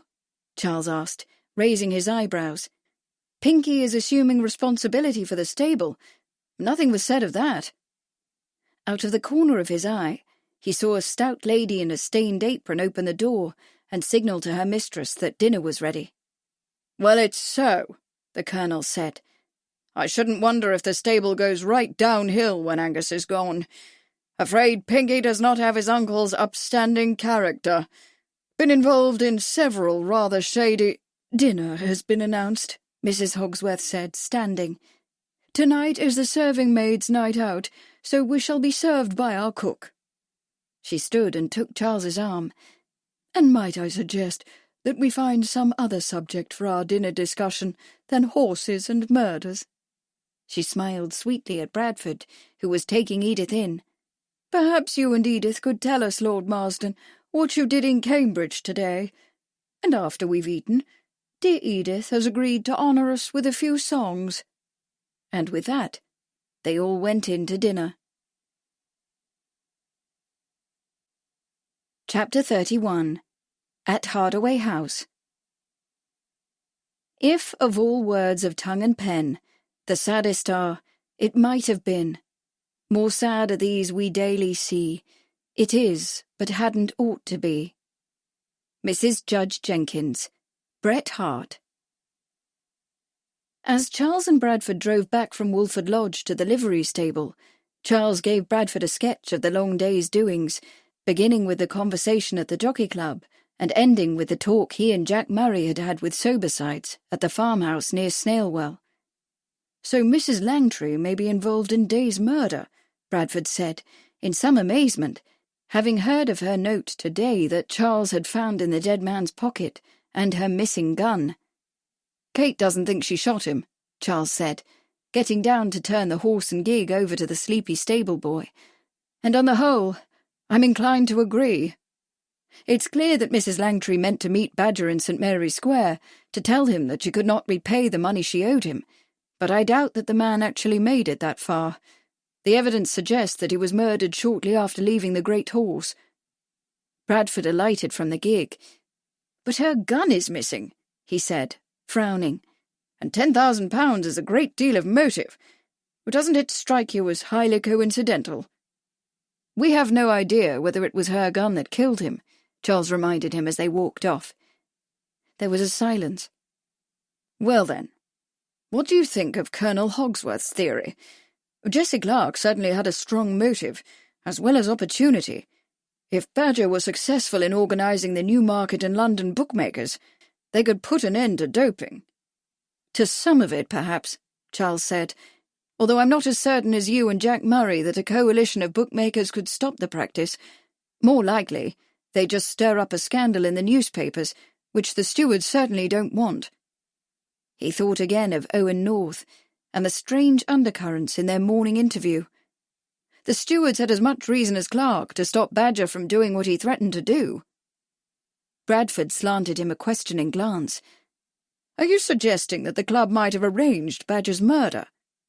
His tone implied that it was an incredible suggestion.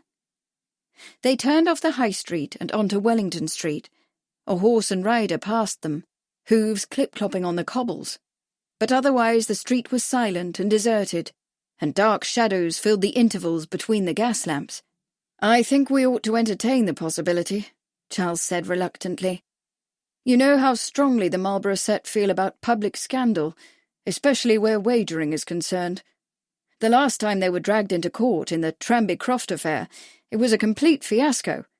In the eyes of the country, they looked like fools and dilettantes, with nothing on earth to do but play cards and hurl petty accusations of cheating at one another. If the press made a scandal out of horse doping—" "But murder?" Bradford exclaimed. "Do you really think the club would stoop to it?" "The stewards have a motive," Charles said firmly. "I can't overlook it. But I want to interview Eddie Baggs. According to Badger's clerk, he threatened to kill Badger. Murray is getting a line on him. I hope to be able to see him tomorrow or the next day." "What of the clerk himself?" Bradford asked. "Might sobersides have done it?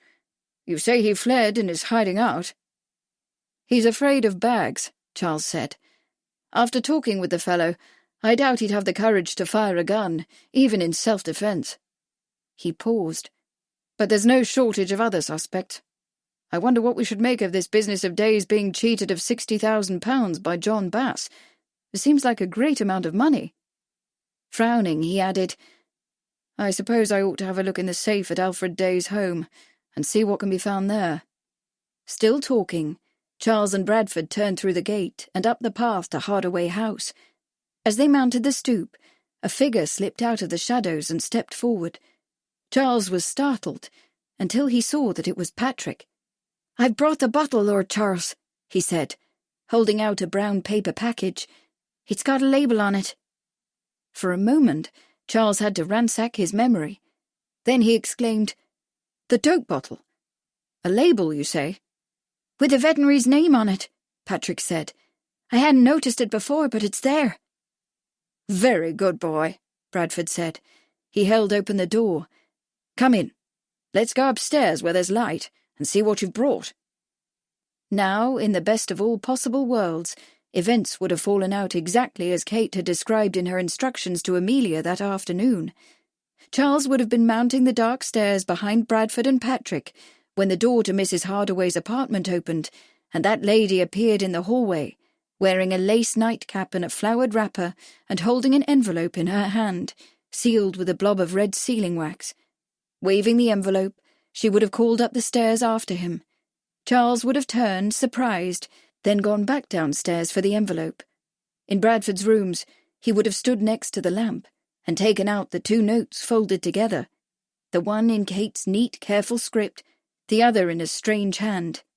He would have read Kate's first, with growing surprise, and then unfolded the other and read it too, and some, at least, of the mystery would have been revealed to him, and his detective work substantially shortened. But this is not the best of all possible worlds. Mrs. Hardaway, a poor widow who had to rely upon her own strenuous efforts for all her support, had spent a long and trying morning dealing with the hired roofing men who were supposed to stop up the leaks over the kitchen. She had been so distressed by the poor quality of their work that she had lost her temper with them, and afterwards with the butcher and the greengrocer. These disagreements had taken a severe toll on her limited energies, so that, while she fully intended to sit up with Lady Sheridan's envelope until Lord Sheridan returned, she had fallen asleep in her chair beside the gas grate. Thus, since the lady was still sleeping soundly when Charles followed Bradford and Patrick up the stairs, no apartment door opened, no Mrs. Hardaway appeared, no envelope was handed over, no message from Kate was read. And Charles, who could not know that his wife had written urgently to him, and was even at that moment lying wide awake, staring into the dark and thinking over all her suspicions, had no idea what might have been. Consequently, when he reached Bradford's apartment, he turned directly to Patrick, while Bradford went to the grate and lit the small fire that was laid there. "Well, Patrick," he said heartily, "let's have a look at this bottle you've brought. It's the one you nicked after the doping at the Derby, I take it?" "Yes, sir," Patrick said, unwrapping the brown paper to produce a bottle that, according to the colourfully printed label, had once contained Dr. March's licorice cough syrup, guaranteed to cure coughs in man or beast. He reversed the bottle and pointed with a grubby finger. "And that's the veterinary's label, sir, with his address on it." Charles held it up to the light. "Dr. Septimus Poulter, Exning," he read aloud. "Well done, Patrick. Well done indeed. We shall certainly have a visit with Dr. Poulter tomorrow. He should be able to tell us what he used to dope Gladiator, and by whose orders." "It don't matter now," the boy said, and dropped his head. "It doesn't matter?"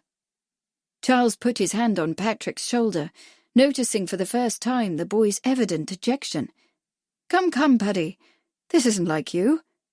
Your information will help us get to the bottom of the doping. Why doesn't it matter?" Patrick looked up, blinking away tears. In a low voice he said, "I'm to ride Gladiator in the 10-furlong handicap on Friday." "Hey now!" Bradford put a lump of coal on the struggling fire and straightened up. "Why so glum, boy? Your first ride as a jockey.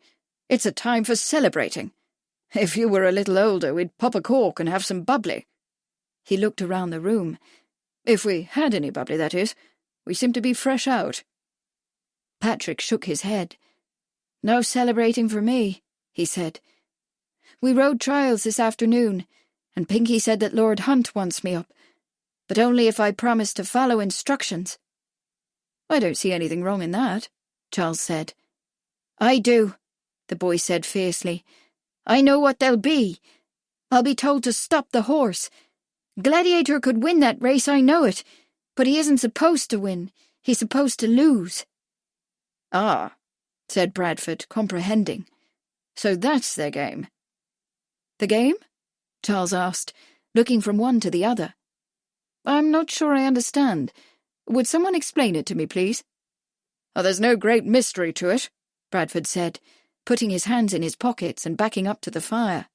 It's a classic method of cheating, one that's practiced all the time. The owner or the stable picks a horse and consistently runs him to lose, usually by telling the jockey to pull him, sometimes by doping him with some sedative. After running slow in a half-dozen races, the horse is low in the handicap and unbacked.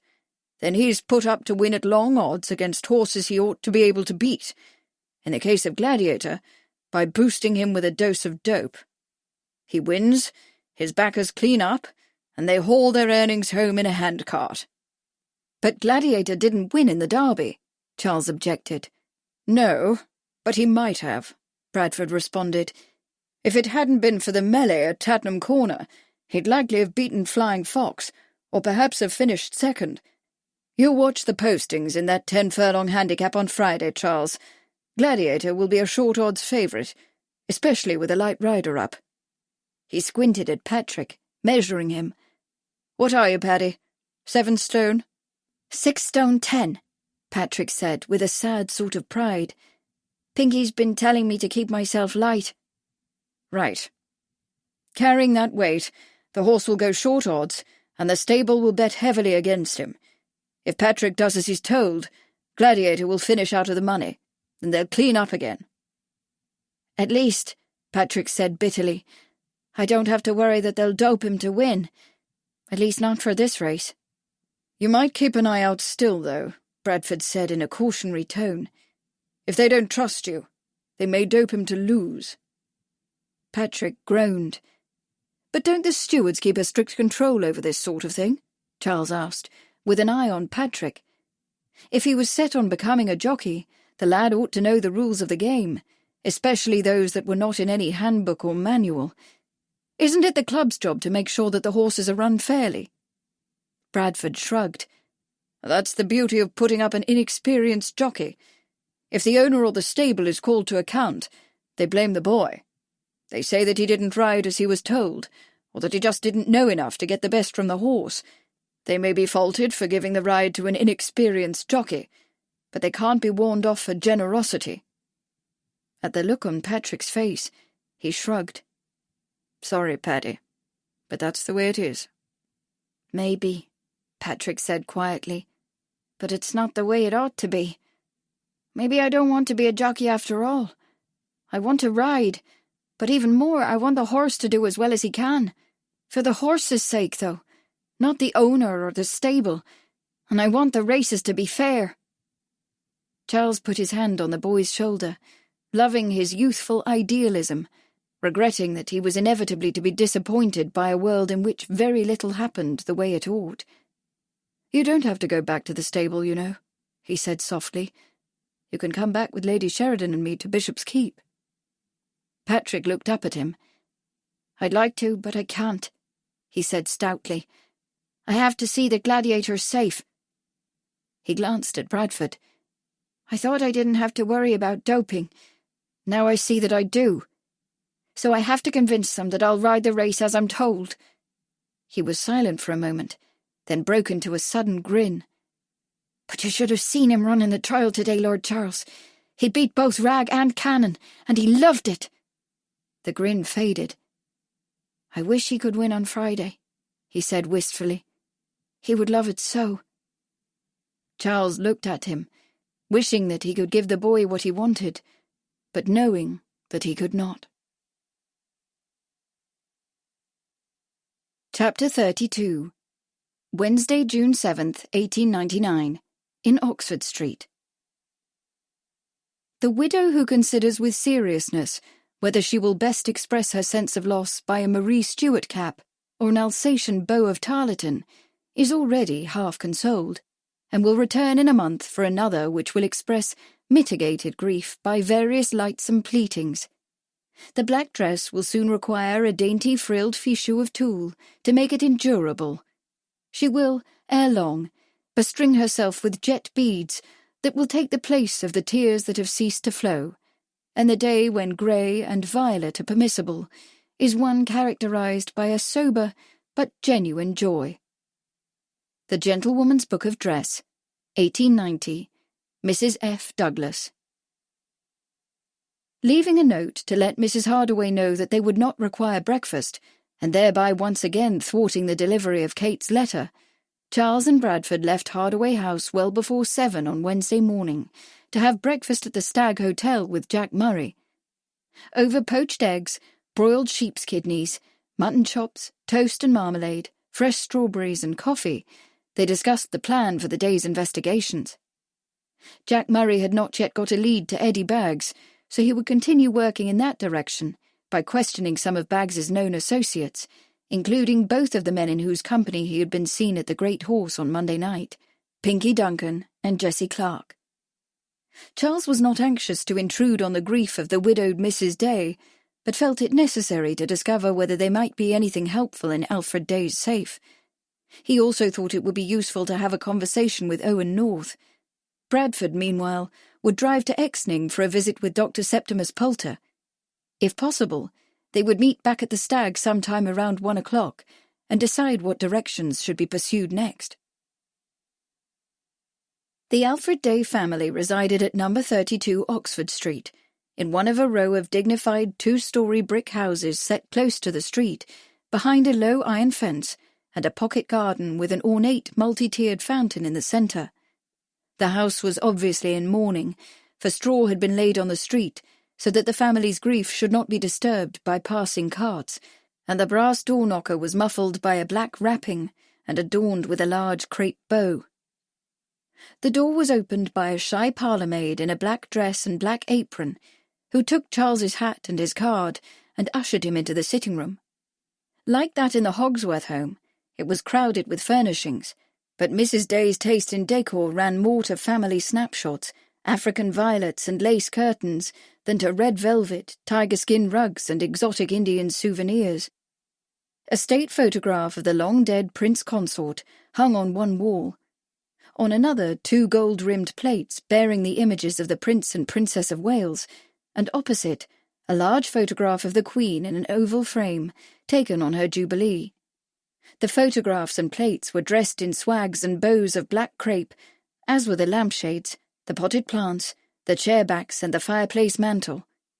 Centred on the mantel, between 2 black candles in gold candlesticks, stood the black-draped photograph of a prosperous-looking man, slightly above middle-aged, posed in front of number 29 St. James's Street, the words, Alfred Day, Racing Commissions, visible on the plate-glass window of the building behind him.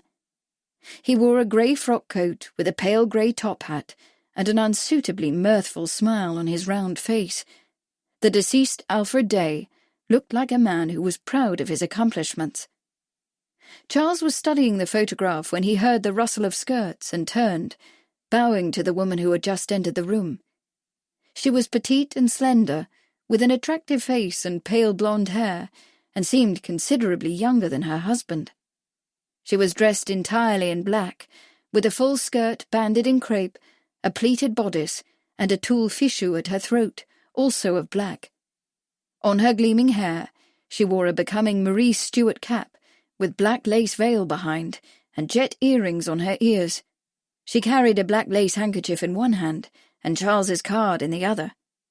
"Mrs. Day," Charles murmured, with another bow, "please accept my deepest condolences upon the death of your husband. I am sure it is a very great loss." "Thank you, Lord Sheridan," the widow sighed, sinking into a black-dressed chair. "You were an acquaintance of my dearest Alfred." Her glance went from Charles's card to the photograph on the mantel. Her pretty blue eyes brimmed with tears. "I fear I had not the honour of knowing him," Charles said regretfully. On the way to Oxford Street, he had considered various pretexts and ruses, but none seemed to quite fit the sad circumstances. In default of a plausible lie, he had determined upon the truth, although he hoped to tell as little of it as possible. "I am deeply sorry to intrude upon your grief at this time, Mrs. Day, but I fear it is necessary. I have been asked to undertake a private investigation of your husband's death. I understand that he kept us safe here, and hoped—" He paused, knowing that what he was asking must seem unforgivably presumptuous to the grief-stricken widow. He took a breath and plunged on. "I hoped you might permit me to take a look into it, to see if I might find anything there that could lead me to his killer." The widow regarded him thoughtfully, and an expression of something very like shrewdness came into her eyes. She did not ask upon whose authority he had come, or precisely what he was seeking, questions she should certainly have felt entitled to ask. Instead, she said, in a low, calm voice, "I should not object to your looking into the safe, Lord Charles, but I very much regret that it is impossible. I myself have desired to do so.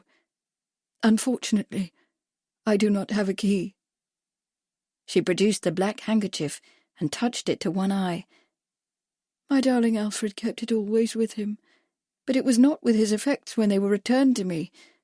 I very much fear that his assailant took it from him." "Ah," Charles said, reaching into his pocket and pulling out the key he had found in Alfred Day's trousers. "I wonder if this might be what you've been looking for." He held it out, adding apologetically, "I examined your husband's belongings yesterday in the surgeon's office. I felt the key might be material to the investigation, so I retained it." The widow leaned forward and snatched the key from him. "Yes," she exclaimed with evident relief. "This is the very key. Lord Sheridan, I do thank you." "You are most welcome." Charles bowed deferentially. "Would you mind, that is, do you think—" The widow did not wait to hear his request repeated. She stood with alacrity. "Come with me to the library, your lordship," she commanded, sweeping purposefully out of the room, Charles following in some surprise. He had not expected quite so eager a compliance with a request that he considered rude and peremptory. The library was devoid of books, containing only a desk, a leather sofa, and 2 wooden chairs. One of the chairs was placed in front of a window. On it sat an elderly manservant, holding an ancient percussion-capped shotgun across his knees. "Thank you, Fisher," the widow said. "You may end your watch now. I have the key." "Very good, ma'am," the old man mumbled, and shuffled out of the room, carrying the gun. Mrs. Day apparently felt that some explanation was necessary. "I feared," she remarked, "that if my husband's assailant had taken the key, he might attempt to enter this room and open the safe. I asked Fisher to station himself here as a guard." "Very prudent, I'm sure," Charles murmured. Mrs. Day went to the opposite wall, took down a gilt-framed print of a Constable landscape, and exposed a metal safe concealed in the wall. Charles watched as she deftly inserted the key into the lock and swung open the door. Swiftly, before he could move, she had reached inside and seized a large packet of banknotes, thrusting it into the recesses of her full-skirted dress. Leaving the safe door open, she retrieved the key from the lock and turned with great dignity. "Thank you, my lord," she said, inclining her head. "It was a great kindness to bring me the key to my dearest Alfred's safe. I am sure that I shall be forever grateful." And with that, she turned and swept from the room, leaving a bemused Charles to explore the remaining contents of the safe at his leisure. Chapter 33. In Exning. I believe that I was the first jockey in England to ride a doped horse over fences at a race meeting. The animal was Sporran, and he was doped by that well-known veterinary surgeon, Captain J.G. Deans. Captain Deans wrote, "As the first veterinary surgeon in England to attempt the hypodermic injection of a stimulant into a racehorse before running, I confidently assert that it is possible to treat a horse by this method, not once but many times, without any detrimental effect, either immediately or in future." Paddock Personalities, J. Fairfax Blakeborough. The village of Exning was about 2 miles to the north and west of Newmarket. Bradford, glad to have something useful to do while Edith and her mother were negotiating agreements of great significance with the dressmaker, made inquiries at the postal office in the rear of the greengrocer's shop. The grocer's daughter, who was also the village postmistress, was a charming young woman with nut-brown hair tied with a pink ribbon. She gave him a flirtatious smile and directions to Dr. Septimus Poulter's animal surgery at Hill House. She glanced up at the clock. "If you want to find the doctor in this morning, sir, best you hurry," she said, with an enchanting flash of dimples. "He's off to Ipswich today on business. His housekeeper, Mrs. Flagg, said he was taking a noon train from Newmarket." "Thank you," Bradford said. He tipped his tweed cap smartly and turned to go, thinking that if a detective wished to learn something about a villager, the best place to begin was with the village postmistress, and if they were all as pretty as this one, detecting would be a fine business. He had forgotten, for the moment, about Edith. "Oh, wait, sir," the woman called, and Bradford turned back. "Since you're going to Hill House, maybe you wouldn't mind—" She took a shoebox-sized package from a shelf and pushed it across the counter. "Would you be so good as to deliver this to the doctor? The letter carrier was meant to take it, but she left it behind." The postmistress gave her pretty head an irritated shake, as if to comment on the careless ways of letter carriers, and watched Bradford out the door. Following directions, Bradford turned his hired hack off the village road at a painted sign bearing the words Dr. Septimus Pultner, veterinary surgeon. At the end of the shrubbery-lined lane stood Hill House, and behind it the surgery, in a separate frame building with 2 windows in the front and a Dutch door. Behind this was an ancient timber and stone barn, open on one side to a fenced paddock. Within, Bradford could see several horses. A ragged boy was carrying a bucket of oats into the barn, followed by a motley flock of chickens looking for their share. The top half of the surgery door stood open. Bradford opened the lower door and went inside, carrying both the package from the postmistress and Patrick's bottle, wrapped in brown paper. There was a waiting room just large enough for 2 empty chairs, with a door in the opposite wall, standing open. Bradford went to it and put his head through. "Dr. Poulter?" he asked. A stooped, grey-haired man was sitting at a cluttered table with a soot-black cat draped across his shoulders like a fur piece, peering at the pages of a large book through a magnifying glass. The room in which he sat was cluttered as well, heaped around with piles of books, papers, medicine bottles, surgical implements and baskets of oddments, everything strewn here and there in no apparent order. Several large coloured drawings of the anatomy of horses and cows were pinned to the walls, and on a hook by the door hung a lantern, a waterproof cape, a large waterproof hat, and a pair of waterproof fishing trousers. Beneath them stood an umbrella and a pair of Wellingtons. The man had taken no notice of him. "Dr. Poulter," Bradford said again, raising his voice, and then, when the man still did not respond, shouted, "Dr. Poulter!" "Eh?" The man looked up, and Bradford saw that he was getting on in years, in his 70s perhaps. "What d'you say? Are you looking for me?" "Dr. Poulter," Bradford said, loudly and distinctly. "I've brought you this." He handed over the package the postmistress had entrusted to him. "From the post office in Exning." The cat jumped down from the doctor's shoulders and sat on the book he had been reading, licking a paw. "You're the new letter carrier, then?" Dr. Poulter asked, in the overly loud voice of the hard of hearing. He set the package on the table beside him and squinted at Bradford. "Bit old for the job, aren't you? Must be new here, too. Don't remember seeing you around the village." "I'm not the mail carrier," Bradford said loudly. "Not the mail carrier? Then why are you carrying the mail?" The cat yawned, flicked its tail, and began to sniff delicately at the package. "I've come to ask you some questions, Dr. Poulter," Bradford said, louder still, "about horse doping." On the way to Exning, he had given careful thought to the approach he would take with the doctor, and had decided to be direct and straightforward, thinking that he might thereby catch his informant off guard and startle him into revealing what he knew. But he had not counted on the doctor's being deaf. "Questions about what, did you say?" the doctor asked. He reached under his chair and picked up a large green-painted ear trumpet, putting it to his ear. "Speak up, or I won't hear you, young man." "Horse doping," Bradford said loudly into the bell of the trumpet, then repeated the words, feeling foolish. It was one thing to put questions to a man in a normal tone of voice, Quite another to shout them at him in simplified form, as if they were both idiots. "Ah!" The cat abandoned the package and lay down on the doctor's book, purring. "Horse doping, eh? What sort of horse is it you want to dope? Where is it running?"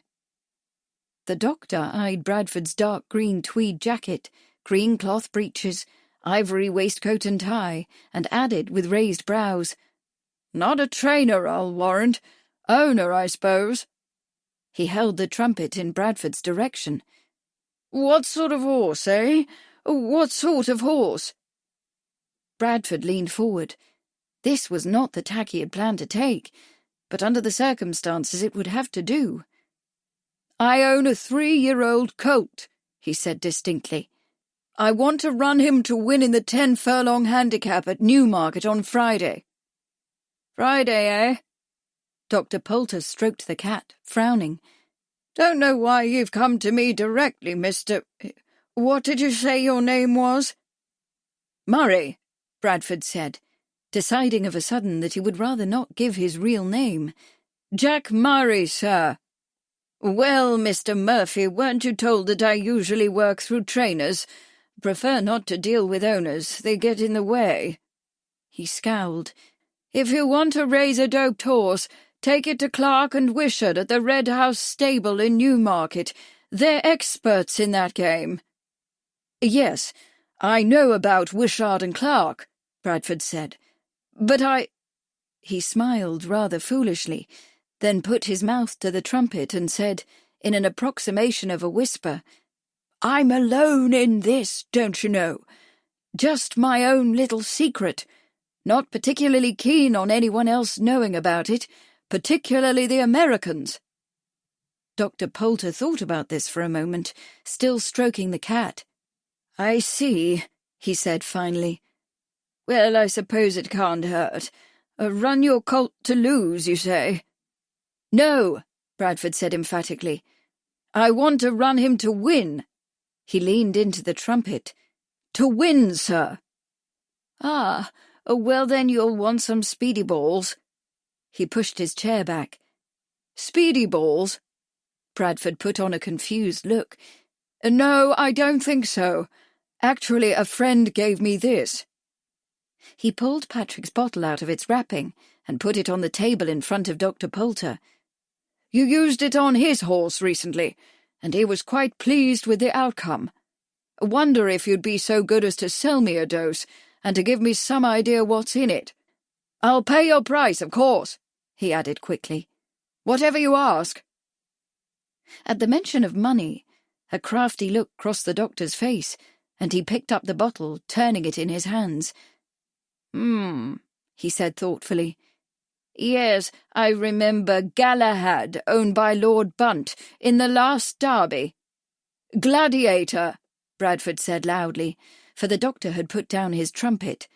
"Lord Hunt." Scowling, Dr. Poulter replied, "That's what I said, Mr. Murphy. You don't need to shout." "Yes, sir," Bradford said contritely. "It was Lord Bunt who gave me that bottle and suggested I talk to you. He said to be sure that you gave me the same substance you used on Galahad." He paused and asked, enunciating carefully, "What sort of dope was in that bottle?" "What sort?" the doctor said. "Why, cocaine, to be sure. Much more effective than caffeine or opium." "What size?" "Size?" Bradford frowned. "I don't know. What sizes does it come in?" The doctor gave him a look of disgust. "What size horse, Murphy? How high does he stand?" "Oh," Bradford said, feeling foolish. 16 hands. He paused. "I suppose that matters." "Of course it matters," the doctor said sharply, reaching for the package Bradford had brought him. The cat, dislodged from the book, jumped onto the floor and stalked off, tail in the air. "Too much will kill him. Not enough, or administered too long before the start, it won't do the job. You ought to let Wishart or Clark give you a hand with it." He took out a penknife and slit the wrapping.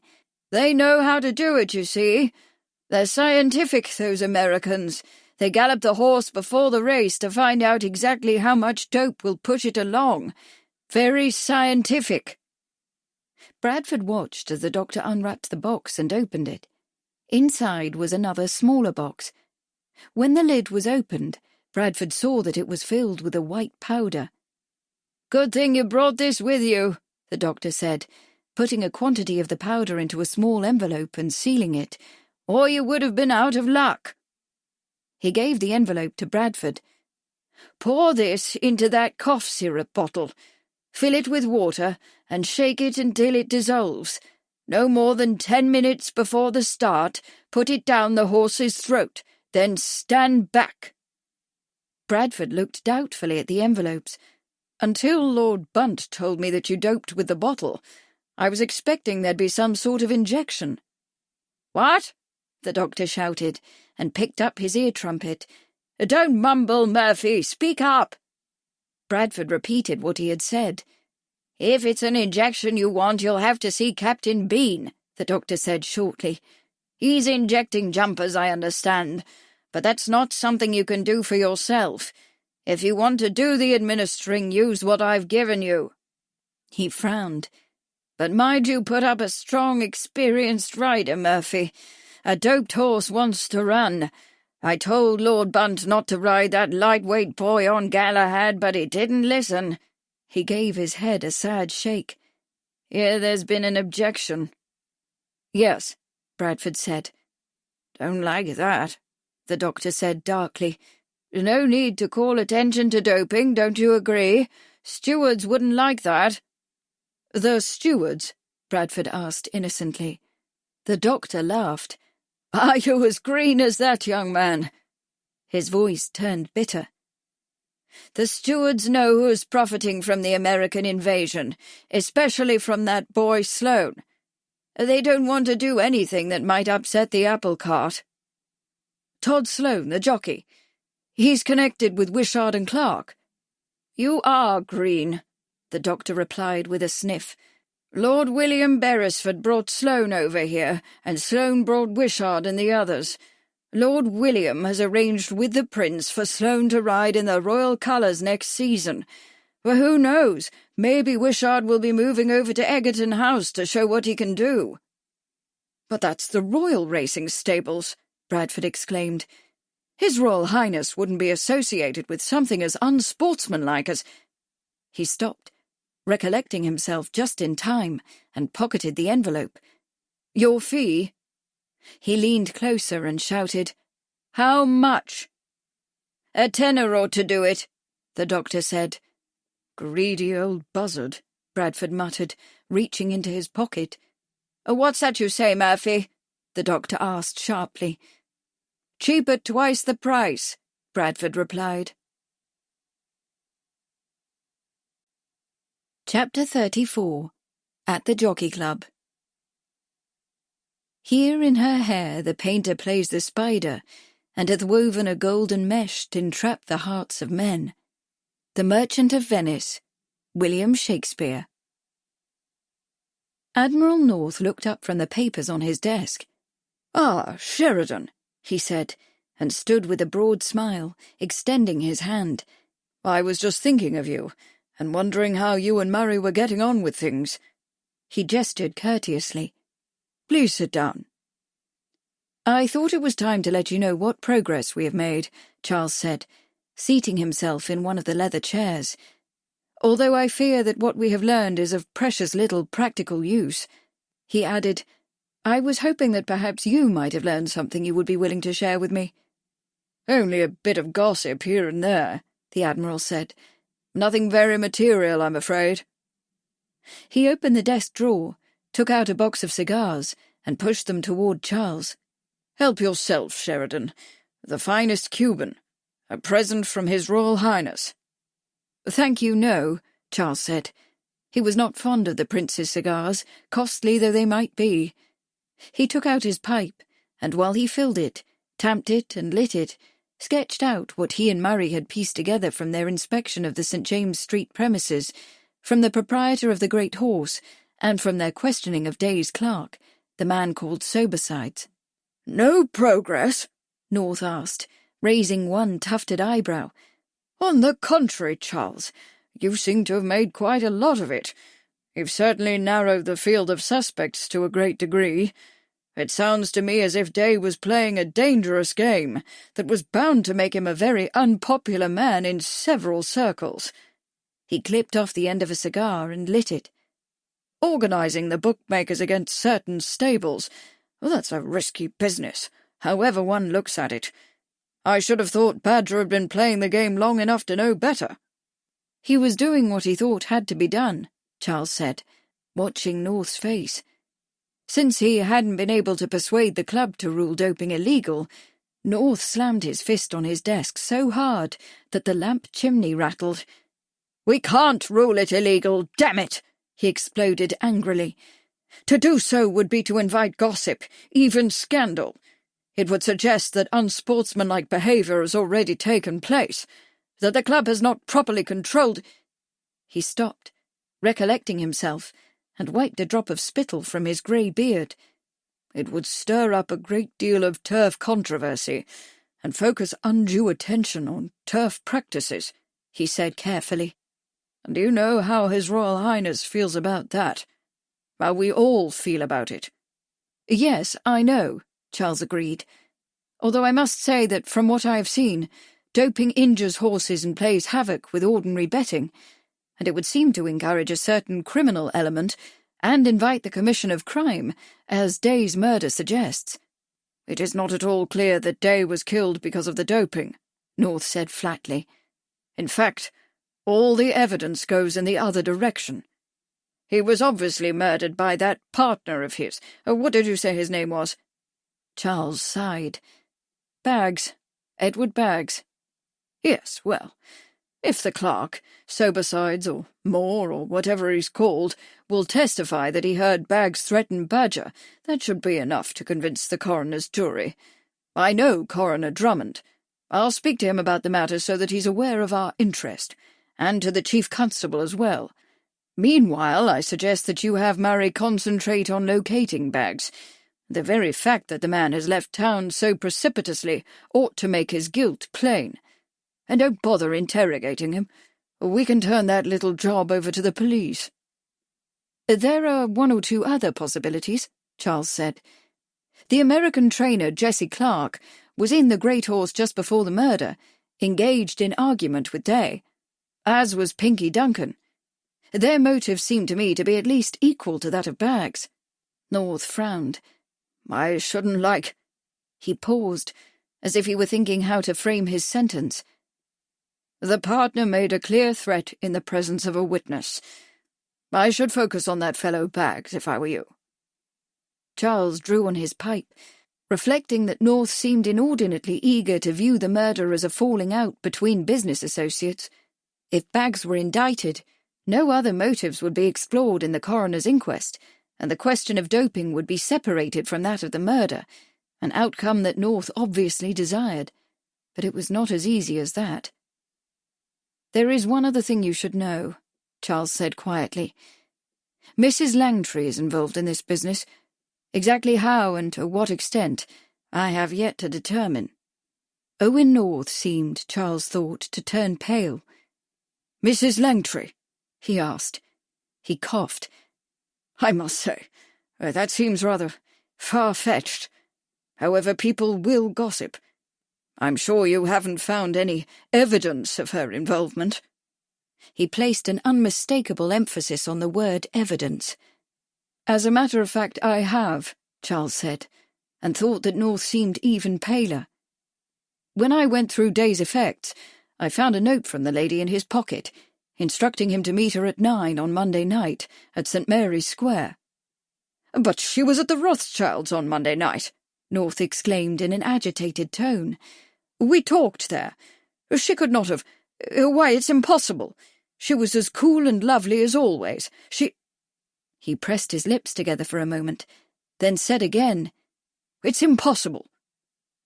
"She says she arrived at something close to 10, Charles said. "There would have been ample time for her to have met Day and shot the man. And as far as coolness is concerned, Mrs. Langtry is an actress. She's perfectly capable of masking her real feelings. If she has any, Charles added to himself. North took out his handkerchief and blotted his forehead. I'm sure it was much earlier than that when she came in. In fact, I'd swear to it. At least 9, I believe. Perhaps before that. Yes, surely before that. Ponsonby was there. He saw her arrive. He'll swear too. Fritz Ponsonby was one of His Royal Highness's closest confidants. He would swear to anything to protect the royal person. Mrs. Langtry herself told me that it was 3/4 past, Charles said without inflection. North's eyes opened wide. You've already spoken to her about this? There was a note of panic in his voice. She denies knowing anything about Day's death.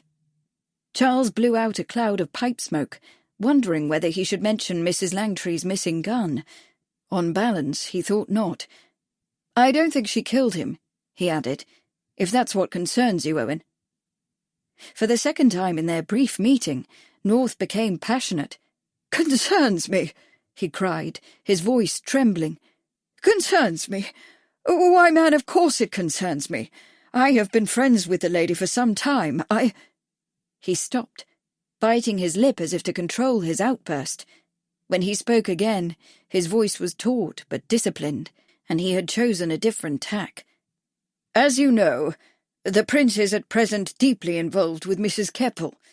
However, he still visits Mrs. Langtry on occasion, and he looks out for her always, financially and otherwise. If His Highness thought for a moment that— North shook his head. You know how protective he is toward those of his friends who are in trouble. Foolishly so, at times. Charles remembered the royal reaction when the Countess of Warwick, whose place in the royal heart had been taken by Mrs. Keppel, had come dangerously close to being accused of murder. I take it, then, that you're suggesting— I'm suggesting that whatever else you do, you absolutely must keep Mrs. Langtry's name out of this, North said fiercely. His Highness will not thank you if she is dragged into the matter. Then, apparently recollecting that he was speaking to a peer of the realm, he pulled in a deep breath, softening his tone. Of course, Charles, I know that you won't do anything that might attract attention to the lady's role in this unfortunate business. As you have said, she is innocent of any wrongdoing, so I'm sure you will guard her reputation. He seemed to find no irony in this last remark. Charles was tempted to point out that he had said nothing of Mrs. Langtry's innocence, only that he did not believe she had shot Alfred Day. But instead, he smoked in silence for a moment, listening to the ticking of the clock on the wall. By the way, he said at last, we've located the veterinary surgeon who doped Reggie Hunt's horse, a fellow named Poulter, Septimus Poulter, at Exning. Well, that was a bit of fine detective work, North said in a heartier tone, clearly relieved to leave the subject of Mrs. Langtry. How did you get on to him? Have you talked to him yet? I have not, Charles said, failing to mention that Bradford Marsden was probably doing exactly that, even as they spoke. North reached for a pen and a sheet of paper. Poulter, did you say? Septimus, at Exning. He dipped the pen into an inkwell set in the desk and wrote rapidly, No need for you to go further with this particular line of inquiry, Charles. I believe that you've gotten to the heart of the matter. I'll see to the rest of it myself. As you wish, Charles said. There was another long silence. At last, North pulled open a drawer. I have a photograph here you really must see, he said, in an obvious effort to change the subject. A friend sent it to me from New Zealand to add to my collection. Given your interest in scientific photography, I think you will find it fascinating. He took out a photograph and laid it on the desk. Charles regarded it, frowning. What is it exactly? He asked. I don't believe I recognize the creature. Stumped you at last, have I? North exclaimed. It is a rare species that lives along the coast of New Zealand, found only in the sand dunes, I'm told, hiding under driftwood and the like. Katipo, its name is. Charles was looking at a photograph, much enlarged, of a spider. Ah, he said. "Katipo, the New Zealand spider." He looked at North. "Surely I should have guessed." He pushed himself out of the chair. "Thank you, Owen, for showing it to me. I fear I must be going." North laid the photograph aside and summoned a smile. "Right. Don't forget, then. Instruct Murray to concentrate on locating bags. When the man has been found, let me know immediately, and I shall alert the Chief Constable to pick him up for interrogation. That will resolve the matter, and you can get back to your own affairs, with my enduring gratitude," he added warmly. Out in the street, Charles drew a deep breath, glad to be out of the club office. For the moment, he did not want to think about all of the implications that had been raised by his conversation with Admiral North. He took out his watch. It was nearly time to set out for the Devil's Dyke, where he was to lunch with Bradford and Jack Murray and learn what they had discovered that morning. Charles was striding quickly along the next block of shops when he ran into a woman coming out of a butcher's shop, carrying a shopping bag full of packages. "Oh, Lord Sheridan!" the woman cried delightedly. "Oh, how fortunate to encounter you in this fashion.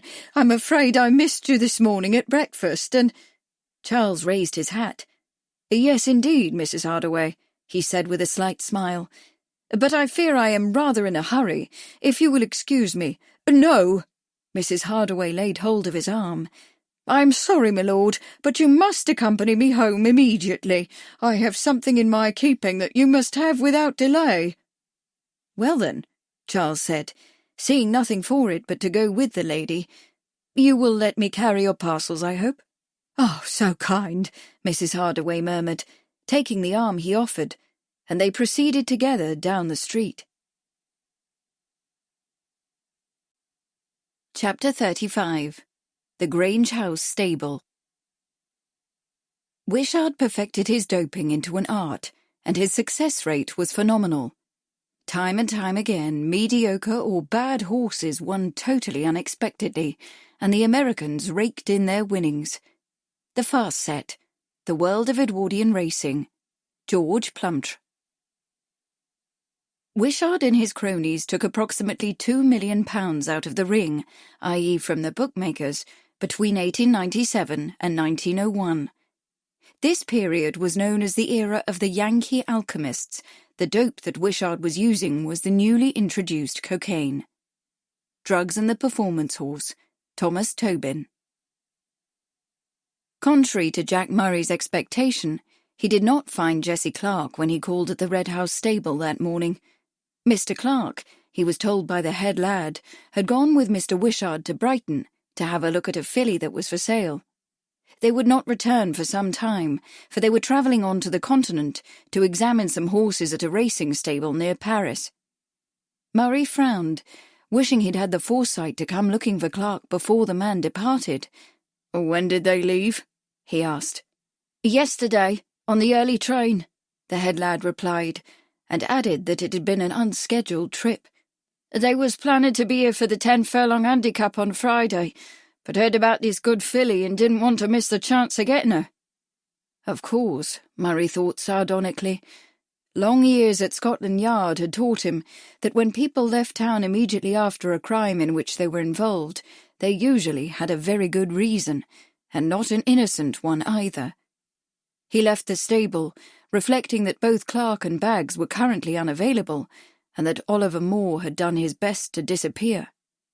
Of those who had argued with the unfortunate Badger in the Great Horse just prior to his murder, there remained only Pinky Duncan to be questioned.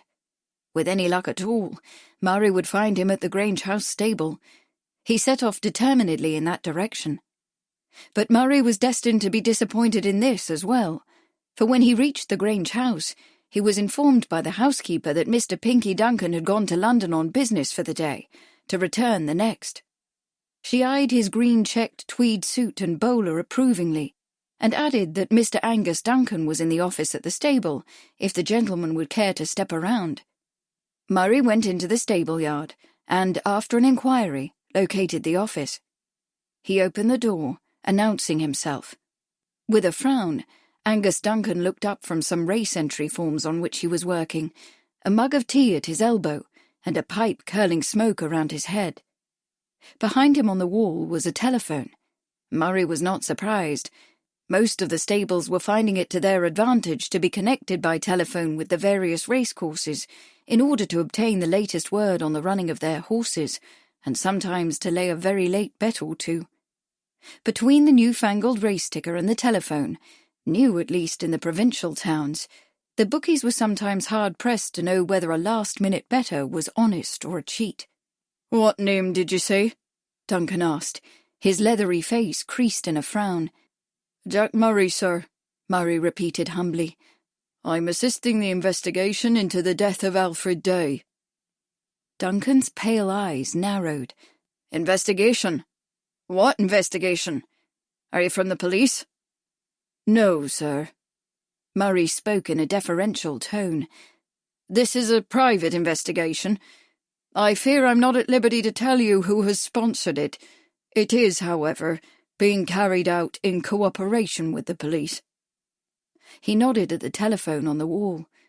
"I'm sure Chief Constable Watson would be glad to vouch for me." Duncan considered this for a moment, then shook his head. "No need for me to call him, since I've nothing to tell. I'm sorry for Badger," he added. "He'd had some rough years, but he was honest as bookies go, which ain't saying much, of course." "The proprietor of the Great Horse believes that Jessie Clark may have had something to do with his murder," Murray said in a tentative tone, watching Duncan's face. The morning was gloomy, and the gas lamp had been lit, throwing a shadow that exaggerated the old man's expression. "I don't suppose you would care to venture an opinion on the subject?" Duncan's mouth tightened. "Clark, eh?" He cast his pencil onto the table with a grunt, perhaps of satisfaction. "Can't say I'm much surprised." "And why is that, Mr. Duncan?" Murray asked respectfully. "Because of what Badger was up to." The old man leaned back in his chair, picked up his mug of tea and drank. "I'm sorry, sir." Murray frowned. "I'm afraid I must have missed something. What was he up to?" Duncan wiped his mouth on the back of his hand, smiling contemptuously. "You're an investigator, and you haven't found out what Badger was planning. Why, everybody in Newmarket knows how he meant to wreck the Americans' game." He took a long pull on his pipe, removed it from his mouth and glared at it. Murray looked quizzical. "Their game? I'm afraid I don't—" "Do I have to spell it out for you, man?" Duncan demanded sourly. "Their doping game, that's what. They've been running horses doped to win and taking a fortune out of the ring. If they're not stopped, every bookie in Britain will have his pockets pulled inside out. Badger's tried more'n once to get the stewards to put an end to it. Then he gave up on them and figured to do it himself by organising the ring. He was going to let the newspapers in on it, too." "Organising the ring, eh?" Murray asked. He put on a sceptical look. "I'd say that would be a hard thing to do." "Oh, you would you?" With a short laugh, Duncan leaned forward and tapped his pipe into a china ashtray, already full to overflowing with pipe ash. "Well, I'd say you didn't know much about Badger then, or the ring neither. Badger knew the betting business, and he knew bookies. What's more, the bookies knew Badger, big and little. If anybody could pull 'em together, he was the one." He opened the desk drawer and pulled out a tin of tobacco. "Reckon that's why he was killed. That and the newspapers." In a tone of scornful rebuke, he added, "Reckon you should have figured that out for yourself, if you was any kind of investigator." "I'm sure I should have," Murray said apologetically. He cleared his throat. "I wonder, sir, while we're on the subject, what you might think of Eddie Baggs as a possible killer. He was with Jessie Clark at the Great Horse and went out with him shortly after Mr. Day left. The proprietor seems to think—" "Baggs?" Duncan frowned. "Eddie Baggs was with Clark. You're sure you didn't get that wrong?" "Well, I might have." Murray gave him an uncertain look. "You don't think they'd have been together?" "I doubt it," Duncan said firmly, tapping tobacco into his pipe. "Maybe it was happenstance, them coming in together. More like Baggs was helping Badger organise the bookies. They've been partners for several years. I've been trying to locate Mr. Baggs to clear up this point, Murray said, but his landlady says he's left Newmarket. Unfortunately, I haven't been able to find anyone with a notion as to where he might have gone. I don't suppose you could help me?" Duncan hesitated, pushing his lips in and out, as if he were deciding whether or not to speak. At last he said, "Well, you might try his sister. She lives over Newnham way, in Cambridge. She'd know where he's gone." "Thank you," Murray said gratefully. He paused. "I'm sure it's a great deal of trouble, but would you happen to know his sister's name and where she might be found? I wouldn't ask, but no one else seems to—" "Thompson," Duncan said. "Sally Thompson. She's cook for the Darwins at Newnham Grange. She was married to my cousin before he died." "I'm very grateful, Mr. Duncan." Murray half turned to go, then turned back. "Oh, there's one thing more, if you wouldn't mind. I wonder if there's anything you can tell me about the connection between your nephew Pinky Duncan and Mr. Clark." "What connection?" Duncan's seamy face darkened. "I'm afraid I haven't been able to discover that yet, Mr. Duncan," Murray said contritely. "It seems that he was at the Great Horse with Mr. Clark and Mr. Baggs on Monday night, and that there was some sort of argument, a rather violent argument, or so it's reported. He is said to have gone out with Clark and Baggs after Mr. Day left. There is some thought that he is connected with—" "He's connected with nothing," the old man snapped. "He's a fool of a boy who's got himself into something he don't understand." He pressed his lips together, obviously having said more than he intended. "I suppose you mean," Murray said in a speculative tone, "that he's fallen in with bad companions. The Americans, I assume. Well, of course, I wouldn't know the truth of it," he added, "but there's talk that Pinky will take over the stables here upon your retirement. It is supposed that he would then adopt the Americans' method of—" "Rot!" the old man shouted, jumping to his feet. "If you hear that kind of talk, Mr. Murray, you can bloody well tell them to shove it up their arse. There's going to be no American methods here, not so long as I'm alive and kicking. English way's best. Always has been, always will be." "Admirable, sir, admirable," Murray exclaimed. He added humbly, "Then I suppose it must be true, as others have told me, that Pinky will be moving to the Red House stables and training with Clark and Wishart." The old man looked at him, struck silent. He sank back down in his chair. "It's them damned Americans," he whispered. "They're the devil incarnate, and they've tempted Pinky past his limits." He dropped his face in his hands. "But it's only doping, that's all," he whispered. "Not murder, not Pinky. I swear it. Just doping." For the old man's sake, Murray wished he could believe that. Chapter 36. The Devil's Dyke. A well-known peer who, having lost a great deal of money racing, thought he saw an easy way to settle his debts. He mustered the family diamonds and carried them off to one of the most respectable Bond Street jewellers, asking the man to take out the diamonds and replace them with paste. "I need the money," he said, "and her ladyship will never know." The jeweller's eyes twinkled. "I am very sorry, my lord, but I have already done so at her ladyship's request." The jewels stolen from me comprised the following pieces: a large tiara, a riviere of immense sapphires and diamonds in a Tiffany setting, a tiara, necklace and bracelets, en suite, of rubies and diamonds, a parure of large emeralds and diamonds, which had formed part of the Empress Eugenie's collection.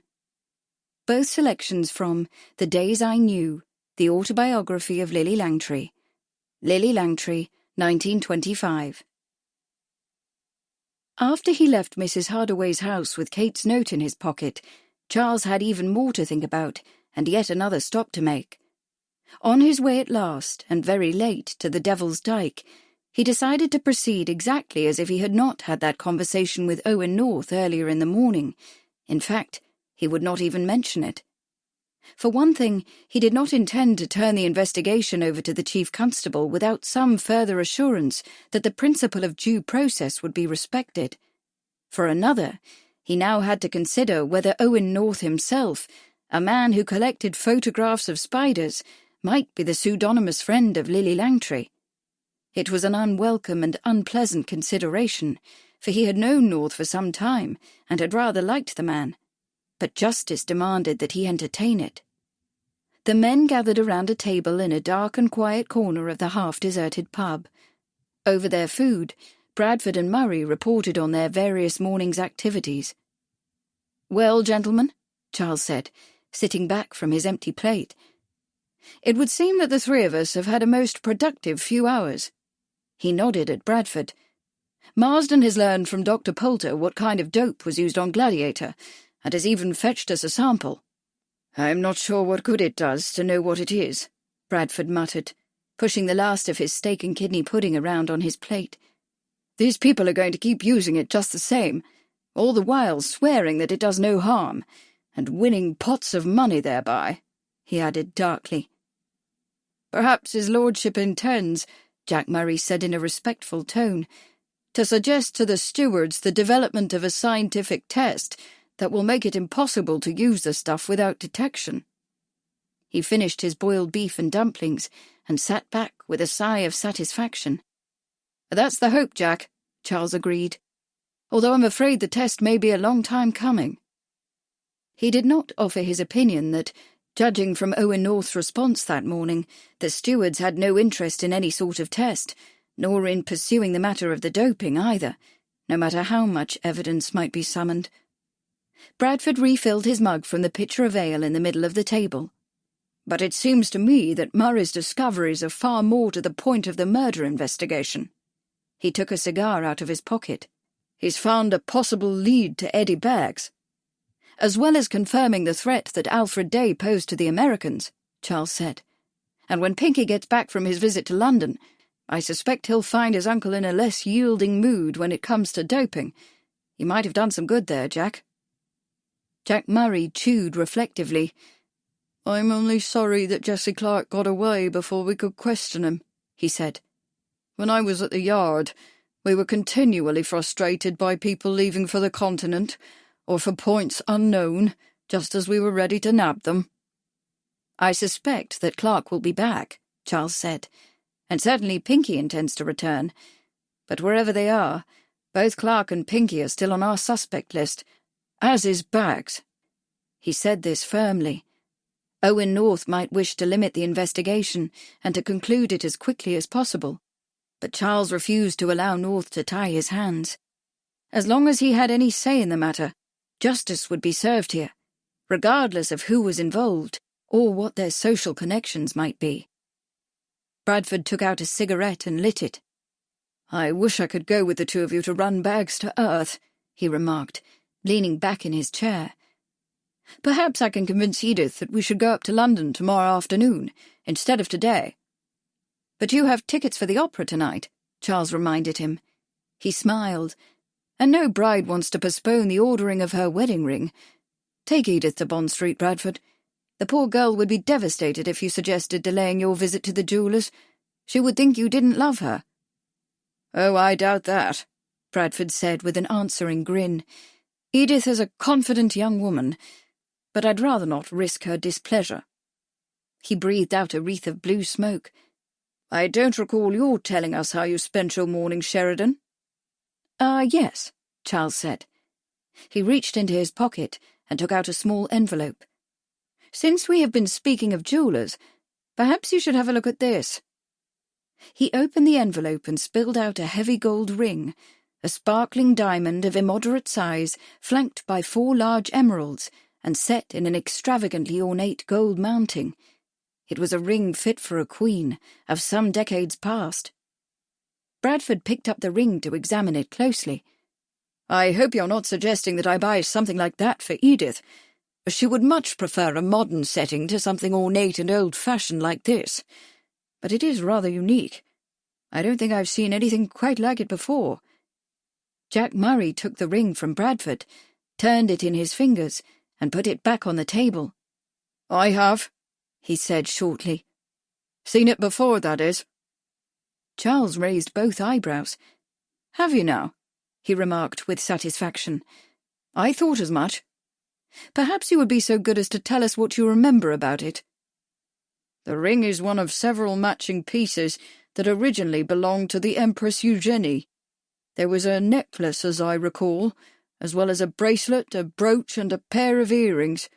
The settings were all the same, heavy, ornate, ponderous, not at all in the modern fashion, but highly memorable." "And where did you see these pieces?" Charles asked. "I saw only the brooch," Murray said regretfully. "It escaped the thief and was provided by the owner at my request, so that if I should locate one of the matching pieces, I might recognize the setting. The other pieces, you see, had been stolen." "Ah," Charles said. "And from whom were they stolen?" Murray was impassive. "They were taken from the vault of the Union Bank in Sloane Street, on the authority of a note bearing the forged signature of the owner." "The Union Bank!" Bradford's eyes had widened. "Why, man, you must be talking about the theft of the Langtry jewels." "You were one of the detectives assigned to the case, were you not?" Charles asked. "I was," Murray said. "I interviewed Mrs. Langtry several times after the theft, and obtained from her a list of the missing pieces. Unfortunately, there was no independent inventory of the items in that famous tin box of hers, as the bank was careful to point out when she sued them for the full £40,000. We could only rely on Mrs. Langtry's memory." "And her veracity," Charles remarked. "Indeed," Murray said, somewhat sardonically. "However, with regard to this ring, might I point out that it bears the Empress's mark, that tiny pair of interlaced circles?" He pointed with his fork to the mark. "There is no doubt in the world that it belongs to the stolen set." He glanced up at Charles. "If you would be so kind, sir, where did you obtain this ring?" "Indeed, Sheridan," Bradford exclaimed. "Where did you get it? From Mrs. Langtry?" He frowned. "But that's impossible, since the ring was stolen. Where did you get it?" "In the safe at the home of Mr. Alfred Day in Oxford Street." "Alfred Day?" Bradford exclaimed. "Good Lord!" Jack Murray whistled between his teeth. His eyes were gleaming. "So it was Badger who stole those jewels, or fenced them," he added. He grinned. "I doubt if the Jersey Lily would have made a gift of the ring to Badger, and in those days he had not yet taken up bookmaking, so she would not have owed him any money." "But she has owed him money more recently," Charles remarked, "and he seems to have been anxious to collect." He took a note out of his other pocket. "This morning, I encountered Mrs. Hardaway just coming out of the butcher's shop. She urgently entreated me to accompany her to Hardaway House so that she could give me this note, which my wife enclosed in one of her own and sent to me yesterday afternoon." He unfolded the note, which bore evidence of having been crumpled. "Through a series of misadventures," he added regretfully, "I did not receive it quite as soon as Kate intended." "It's like Kate," Bradford said with a smile, "to go about discovering intrigue. Who wrote the note?" "The now deceased Mr. Day," Charles replied. "Kate's maid Amelia found it in the fireplace in Mrs. Langtry's bedroom." He held up the note. "It escaped burning, as you can see, because wine was spilled on it, fortunately for us." He read the note slowly, pausing after each sentence so his hearers could understand its full import. When he had finished, he looked up. "By Jove!" Bradford let out his breath. "What a crafty old conniver! So the Badger was blackmailing our gilded Lily, and if he'd succeeded, she would lose her chance at young de Bath." "So it would seem," Charles agreed. "He also implies that he knows how Edward Langtry died, and who stole the jewels, an insinuation confirmed by the ring in his safe, where he was no doubt keeping it in case it proved useful." He held up the ring so that the stones caught the light. "However, There is something quite interesting about this particular piece of jewellery." "I'm sure there is, sir," Murray said. His eyes unexpectedly were twinkling. "Have you had it to a jeweller yet?" "On my way here," Charles said. "I stopped to have it examined, and as you have guessed, Jack, the gems are paste." "Paste?" Bradford gasped. "You must be joking. The Lily made her reputation on the authenticity of those gems." "It's no joke, sir," Murray said. "Those of us working the case theorised that the jewellery wasn't worth anything like what the lady claimed. Nobody but a fool would carry £40,000 worth of diamonds and emeralds and sapphires on those Wild West tours of hers. And while she may not be much of a stage actress, Mrs. Langtry is no fool." "But she is hungry for publicity," Charles said. "Her career depends upon her being constantly in the public eye. The jewels brought her that sort of attention, and plenty of customers. The cowboys and farmers and miners didn't come to appreciate her acting ability. They came to gawk at her, and at the jewels she wore. As far as she was concerned, the gems were merely stage props. On the other hand," he continued thoughtfully, "the fact that these jewels are fakes doesn't mean that she arranged for the substitution. The thief could have done so, and sold the genuine stones for full value." "But why would a thief go to the trouble of replacing the real stones with paste?" Bradford said. "He'd simply sell the gems and be done with it. I cast my vote for the Lily." "Right," Murray said. "Anyway, our theory was more or less confirmed when we were tipped by one of her acquaintances to the effect that the gems were worthless, which she denied, of course, when we questioned her about it. She was trying to get the bank to make good the loss at the full £40,000 she was claiming. She settled, I think, for 10. He added parenthetically, "If she knew the stuff was real, she'd have held out for more." "So Badger either took the tin box from the bank or was given the jewels to fence," Bradford said, "at which time he discovered their true worth." "I suspect there's more to it than that," Charles said. "Such as Mrs. Langtry's staging the theft for the sake of publicity?" Murray asked. "Or to cover up the fact that she'd already sold the gems? Or to defraud the Union Bank?" "It's all possible," Charles said. "It's also possible that someone else, someone she trusted, perhaps someone she loved, did it without her knowledge. Short of a confession from her, or the person who committed the crime, I doubt we will ever know the truth, either about the jewels or about Langtry's death." Murray frowned. "Do you suppose Badger actually killed Langtry?" "Anything is possible," Charles said. He looked up. "All of these alternatives, gentlemen, might add up to a motive for murder." "Damn!" Bradford exclaimed. "So we're back to the Lily again. Did she kill Badger?" "No, I don't think so," Charles replied, "and neither does Kate. In fact, it is her theory that Alfred Day was killed by a man whom Lily calls by the nickname of Spider, who visited her on Monday afternoon." He looked at Murray. "Does that name strike any sort of chord with you, Jack?" "Spider?" Murray frowned. "Not right off, I'm afraid. What makes Lady Sheridan believe that this Spider person killed Badger?"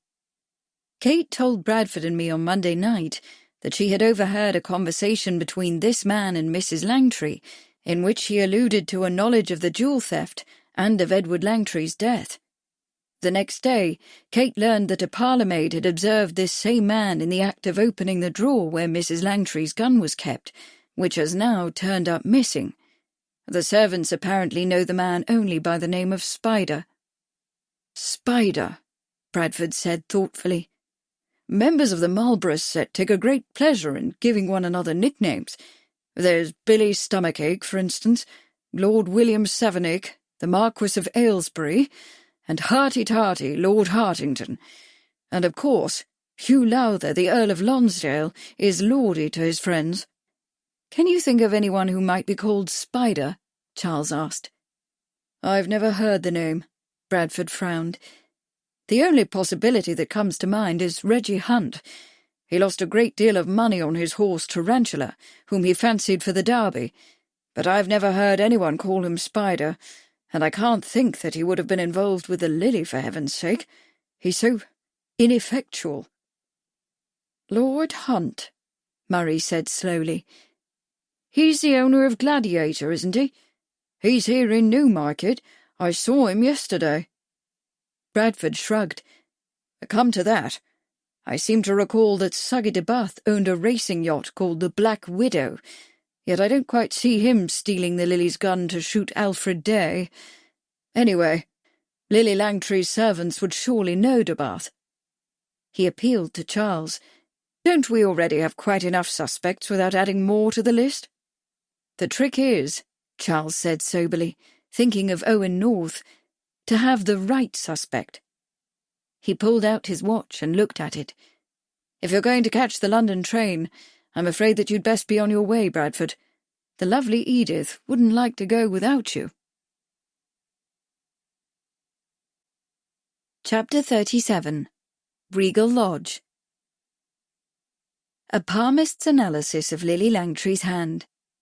The hand would be beautiful were it not for one defect, the crookedness of the little finger. The long thumb shows strong will, obstinate in youth. She has a perfect passion for power, which will later be succeeded by a passion for luxury. A restless disposition is shown, and a love of social distinction, the social instinct having increased with gratification. She is a thorough woman of the world. The Palmist, 1898. Mrs. St. Hill, Editor. Kate had passed an uncomfortable night and morning. She was anxious about the note she had sent to Charles, along with Alfred Day's letter, for Amelia had returned to say that his lordship had been out, and the message had been left with Mrs. Hardaway. Kate had heard nothing from Charles, so she could only trust that her message had not somehow been lost or fallen into the wrong hands. But if Kate was worried, Lily was obviously much more deeply troubled. The Morning Post had brought a long letter from Suggy de Bath, not a reassuring letter, judging from the expression on Lily's face when she opened and read it at the breakfast table. In fact, she appeared so distressed that Kate thought she might even confide what her lover had written. But at that moment, Jeanne-Marie had come into the room, looking pale and drawn, and with an obstinate set to her mouth. She avoided her mother's eyes, refused to answer her mother's queries as to her health, ate only a piece of dry toast, and drank only a cup of black coffee. Then she left the room, her back straight as a ramrod, her shoulders expressing her defiance. All the while, she had said not a single word. At mid-morning, Lily invited Kate for a tour of the Regal Lodge stables, where she kept the 6 or 7 horses that were not in training with Jack Robinson in Wiltshire. Jeanne-Marie was twice summoned to go with them. She came downstairs at last and followed along behind Kate and Lily, but while her mother was lively and vivacious, pointing out the merits of one horse and remarking on the difficulties of another, the girl resolutely said nothing. She did not even reply when Lily made a great show of giving her a filly named Princess to take back with her to Jersey. She was silent at luncheon, too, and while Kate made every effort to speak naturally, what little conversation there was seemed forced and awkward. In the drawing-room after luncheon, Lily flung herself onto the sofa. "What am I to do with that horrid child?" she exclaimed petulantly.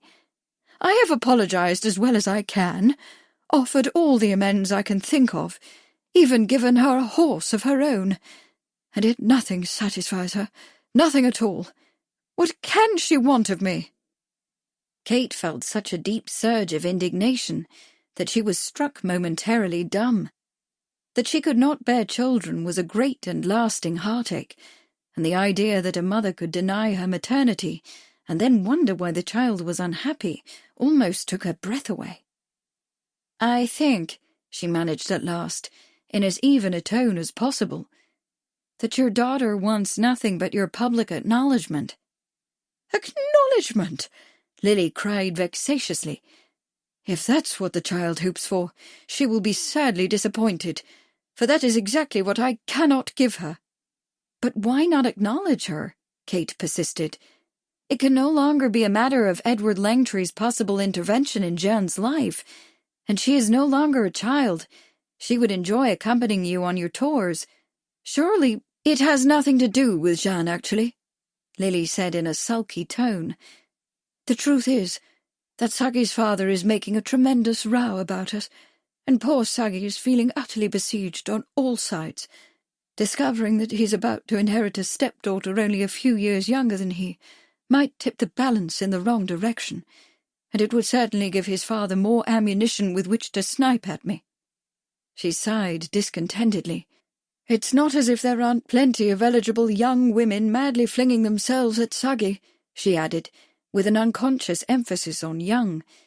They all want to be Lady de Bath.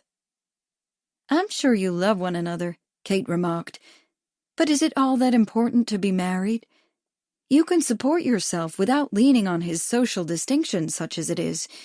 Surely a woman of your experience of the world— Dearest Beryl, Lily said, with the patient air of one explaining something to a small child, marriage is not at all important.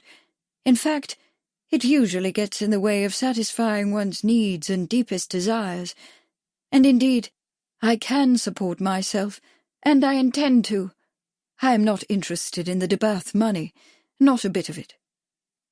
Well then, Kate said, why not claim Jeanne-Marie and let Saggy go? Surely marriage is not important, Lily said, except in this instance. Marriage to Saggy offers me something I want much more than mere money. It offers me social distinction, a title, respectability. I love Jeanne-Marie, but she must be content with our little deception until I am safely married to Saggy. Then I will joyfully tell the whole wide world that she is my daughter. She spread her arms dramatically. I will publish it in the Times if she wishes, or proclaim it from the stage if that will satisfy her. But for now— No, Aunt Lily, a voice said, clear and firm. You will never publicly acknowledge that you are my mother. I forbid it. Kate turned. Jeanne was standing in the drawing-room doorway, dressed for travel, with a valise in one hand. Her face was pale, but there were 2 spots of colour in her cheeks, and she had the look of a lioness. You don't mean that, Jeanne, Lily said softly, holding out her hands. Come to me, ma petite chérie. We will kiss and make up, and everything will be right again. No! Jeanne flung the word, fierce with indignation and pent-up anger, at the woman on the sofa. I'm going back to Jersey, where I at least know who I am. I will make my appearance in court, since His Highness has so kindly arranged it. But you are forbidden to attend, and I forbid you to claim me as your daughter. Do you hear? Never! But I want to acknowledge you, Jeanne, Lily cried shrilly. I want it so desperately. It is my deepest, truest heart's desire. But the world doesn't give us what we wish for, and we must be practical. I want— You want to be Lady de Bath far more desperately than you want to be my mother, Jeanne broke in. Out of the thousands of lies you have told throughout your life, that, I believe, is the single truth. Her voice was strong and measured, her eyes magnificently defiant. So now I repudiate you. Do you hear that, Aunt? You are not my mother and never will be. I repudiate you. And with that, she turned away, picked up her valise and was gone. A moment later, the crunch of wheels was heard in the drive.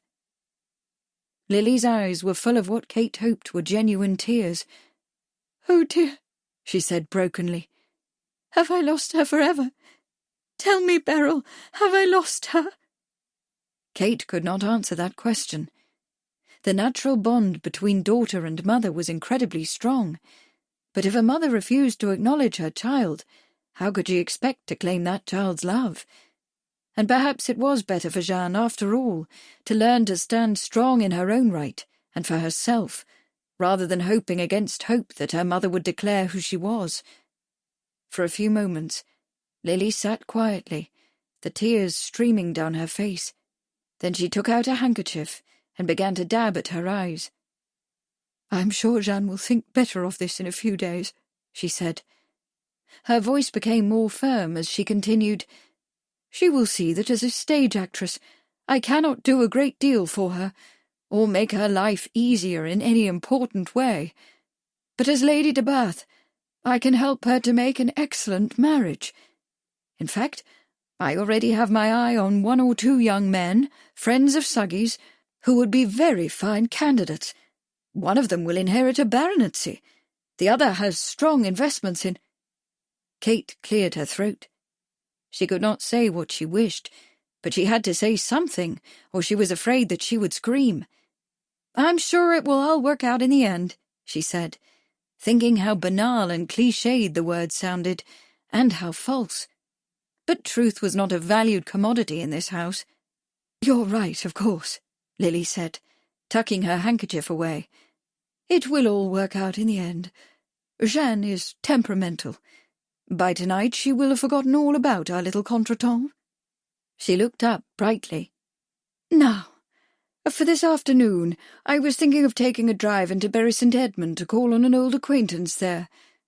Do you wish to accompany me? Or would you prefer to spend time in the garden? Lily's tone made it plain that she was not eager to take Kate calling, and Kate did not prefer either of the options she was offered. She stood. Thank you for the invitation. I think, though, that it might be time to bring my visit to an end. We've determined that we won't be staging the Duchess, and I believe we've concluded our interview.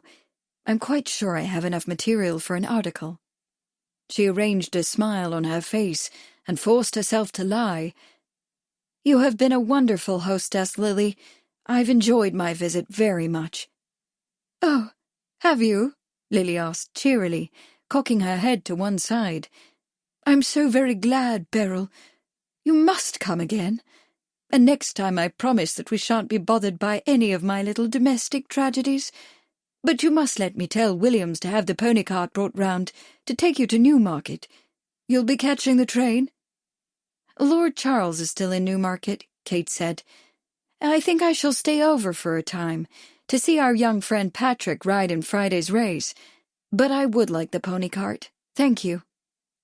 She went quickly up the stairs, meeting Amelia in the hallway. She grasped her hand and pulled her into the bedroom. We're packing, Amelia, she said. Hurry. I want to be out of here just as soon as we can. Has something gone wrong, my lady? Amelia asked in surprise. I can't bear to stay in the same house with that awful woman for 1 more minute, Kate exclaimed. And don't bother with careful packing. Just throw the things in. She went to the wardrobe and seized a dress. Here, I'll help. Between the two of them, packing took only 10 minutes. Kate put on her hat and gloves and a short cloak over her green dress. Then Amelia went down the back stairs to get help with the luggage, and Kate, her purse in her hand, went down to the drawing-room to say goodbye to Lily. As she stepped into the room, however, she saw that the only occupant was a man standing by the window, gazing out, a brandy snifter in his hand. At the rustle of her skirts, he spoke without turning, his voice hard, unsoftened by even the slightest affection. "What took you so long?" He put the snifter on the table. "You know that I do not like to be kept waiting." He turned. Seeing Kate, he coloured. "Forgive me," he said with a slight bow. "I was expecting Mrs. Langtry."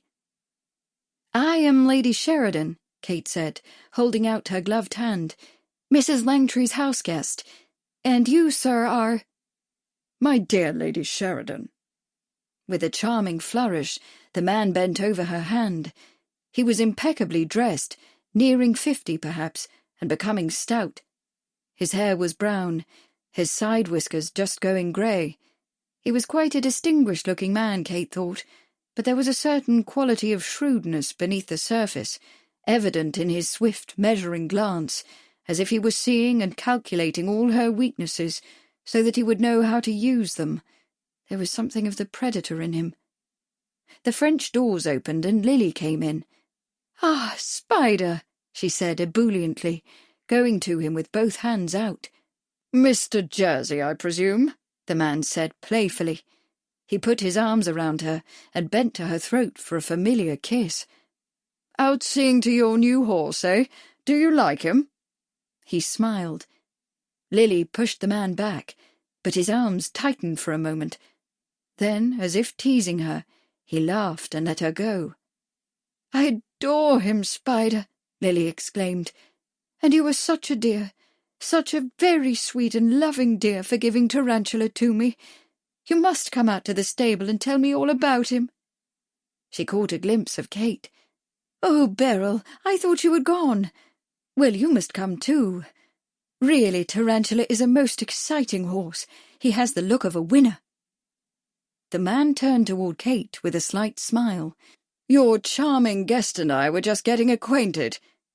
"I don't believe I caught your name," Kate said. "Oh, just call him Spider," Lily replied playfully. "It's ever so much more descriptive than his own name." She tucked a hand through the man's arm and glanced at Kate. "Coming, Beryl?" "I think I'd better be getting on my way," Kate said. "Williams will have loaded the luggage into the pony cart." She added, convincingly she hoped, "I must thank you again for a most delightful visit." "Oh, that's quite all right," Lily said carelessly. She tugged the man toward the French doors. "Come along, Spider. And Beryl, my dear Beryl," she added over her shoulder, "I do hope you'll come back. You'll always be welcome at Regal Lodge." And with that, the two of them made their exit centre stage, through the French doors, to the tune of Lily's vivacious chatter. Kate turned as if to leave, but instead of going to the door, she took 2 swift steps to the table beside the window where the man had been standing when she came into the drawing-room. She opened the table drawer, put in her gloved hand, and drew something out. Quickly, she dropped it into her purse and closed the drawer. She had just stolen Lily Langtry's silver-handled derringer, and as an afterthought, she also scooped up the brandy snifter. Chapter 38. Newnham Grange. Our friend here is a wonderful man for starting a chase. All he wants is an old dog to help him to do the running down. "I hope a wild goose may not prove to be the end of our chase," observed Mr. Merryweather gloomily. "You may place considerable confidence in Mr. Holmes, sir," said the police agent loftily. "He has his own little methods, which are, if he won't mind my saying so, just a little too theoretical and fantastic, but he has the makings of a detective in him." The Red-Headed League, Arthur Conan Doyle. Newnham Grange was a late 18th century house, stuck all over with chimney pots, and built on a branch of the River Cam, about halfway between Foster's Mill and the Newnham Mill, on the outskirts of Cambridge, near the Silver Street Bridge. By a great coincidence, Charles had actually visited the house some time before, for it was the residence of George Darwin, the second son of the famous evolutionist Charles Darwin. George Darwin, professor of astronomy at Cambridge, was well known in his own right, and his speculative interest in the movements of the moon and the tides happened to coincide with Lord Charles's. After the publication the previous year of Professor Darwin's book, The Tides and Kindred Phenomena of the Solar System, they had met several times to discuss these highly theoretical and rather fantastic topics, and Charles had once been asked to Newnham Grange to continue their conversation. As Charles did not wish to make explanations to the Darwins, Mrs. Darwin was an American, a lovely woman, but apt to make a fuss about things.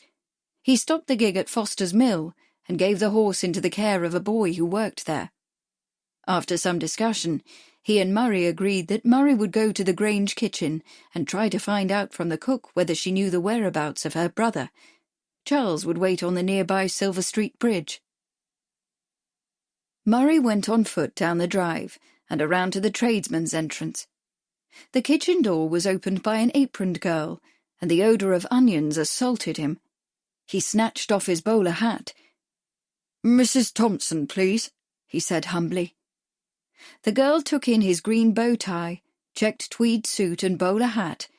"I suppose you're here about the oysters," she said enigmatically. "Actually, Murray said. You'd better come in then and face up to it. The girl opened the door. She turned and bawled over her shoulder, "It's a man about them bad oysters, Miss Thompson." She went into the scullery to carry on with the washing up, making a great show of banging the pots and pans. Sally Thompson was a large woman with a round face and a cross expression. Her grey hair was curled like a large snail at the back of her neck, and her bulbous nose was red and covered with a spidery web of blood vessels. With a glower, she looked up from her work at the pine table, where she was elbow-deep in a tub of bread dough. The offending onions were cooking in a cast-iron fry-pan on the coal range. "I can't take the responsibility for them oysters," she said in a dark tone. "You'll have to talk to Mrs. Darwin. She was terrible upset because there was 14 to dinner, including Professor Kelvin, who was particular fond of oysters." She gave him a knowing look. "I'm sure you can guess what happened after that." Murray preferred not to think about it. "I'm very sorry about the oysters, Mrs. Thompson," he said contritely, "but that is not why I've come. I was sent by Mr. Thompson's cousin Angus." In the scullery, there was a lull in the banging of the pots. Mrs. Thompson looked momentarily confused, as if she were having difficulty associating her dead husband's cousin and the misadventure of the oysters. Then her expression cleared. "Oh, Angus," she said, and turned a large lump of dough out of the tub onto the floury table. "How is the old devil?" "Oh, he's quite well, thank you," Murray added inventively. "He asked to be remembered to you, with affection." Mrs. Thompson put her head on one side and smiled reminiscently, raising her voice over the sound of pot-washing, which had once again resumed. "Angus was always my favourite on that side of the family." She floured her hands and began to knead the dough with a vigorous push and pull. "Why'd he send you?" "He and I both are eager to get in touch with your brother," Murray said. "It's a matter of some importance, I'm afraid." "Eddie?" Mrs. Thompson's eyes flickered. She frowned. "What's he done now?" "Oh, nothing," Murray said hastily. "Nothing at all. But it is possible that he may have some information about an accident in Newmarket. Angus thought you might happen to know where he is." Mrs. Thompson kneaded more vigorously. "Are you from the police?" "No, ma'am. As I said, your cousin sent me. He is as anxious as I am to be in touch with Eddie." "Well, it's no good talking to me," Mrs. Thompson said, wiping her nose with the back of her hand. "You're on a wild goose chase." Into another pause in the washing-up clatter, she added, "I ain't seen Eddie since Boxing Day. He don't come here much. We ain't been what you might call close since our poor dear mother died." "Oh dear," Murray said. "That really is too bad." The scullery remained silent. "You're sure you can't give me some clue to his whereabouts? It's awfully urgent, I'm afraid. A man's life may depend on his information." He paused. "I'd be glad to make it worth your while." Mrs. Thompson turned the pliant dough and pummeled it as though it were the truant Eddie. "I am my brother's keeper," she snapped. "Off with you now. If you can't help with the oysters, you're no good to me." Murray turned, catching the flash of an apron at the scullery door. "If you hear of him," he said, putting one of his cards on the table, "I can be reached at this address." For answer, Mrs. Thompson only assaulted the dough more energetically. Murray put on his hat and went to the door. "Thank you," he said loudly. "I'll be off now." He went out, leaving the door open a little behind him. 10 paces down the path, he stepped into the shrubbery and waited. He didn't have to wait long. Inside 2 or 3 minutes, the surly girl had joined him. He put his hand in his pocket and felt for a coin. "Where is he?" he asked in a low voice. The girl looked at the coin and gave a scornful grunt. "Thought you said 'twas a man's life." Murray added a second coin. "He's down there," the girl said, with a nod toward the river. "At the cottage on the bank, just down from the bridge. That's where she lives, the old witch. But you better hurry. He's leaving today. He's going to America. Thank you, he said. Thank you very much. But she was already striding off, back to the scullery, and a sink full of dirty pots and pans. Charles and Murray made their way down an overgrown path toward the river, which still smelled of sewage, although drains had recently been installed throughout the town.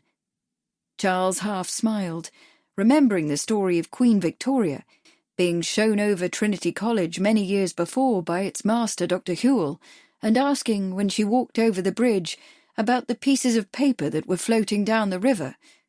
Dr. Whewell, with extraordinary presence of mind, had replied, "Those, Your Majesty, are notices that bathing is forbidden." The path dipped down to the riverbank. Ahead of them stood a small timber-framed Tudor cottage that might have been a bucolic addition to a romantic landscape painting, overhung as it was by a large weeping willow, and fronted with a rose hedge in full bloom. Behind the cottage, a small herd of cows was fording a shallow inlet on their way to their pasture at Sheep's Green, and out on the river proper, Charles could see 2 rowing teams in their sculls. But the damp situation and the occasional spring rises of the River Cam had not done the cottage any good, and whatever pastoral romance it might have offered to a harried city dweller in search of a weekend rural retreat was obscured by its dilapidated reality. The plaster on the walls had sloughed off, exposing the lath underneath. The thatched roof was ragged and pocked, the plank door sagged at an angle, and the window frame gapped so widely that, open or closed, there must be no want of fresh air indoors, especially when the winter winds blew. Through the dirty glass, Charles saw that the ground floor was one small dark room like a cave, brick-floored with a fireplace at one end and a ladder at the other, reaching up through the low ceiling into a loft. Mrs. Sally Thompson seemed not to have made a great success of life, at least so far as material possessions might testify, for the room contained only a bare table, 3 chairs, and a narrow bed under a grey wool coverlet, pushed against the back wall.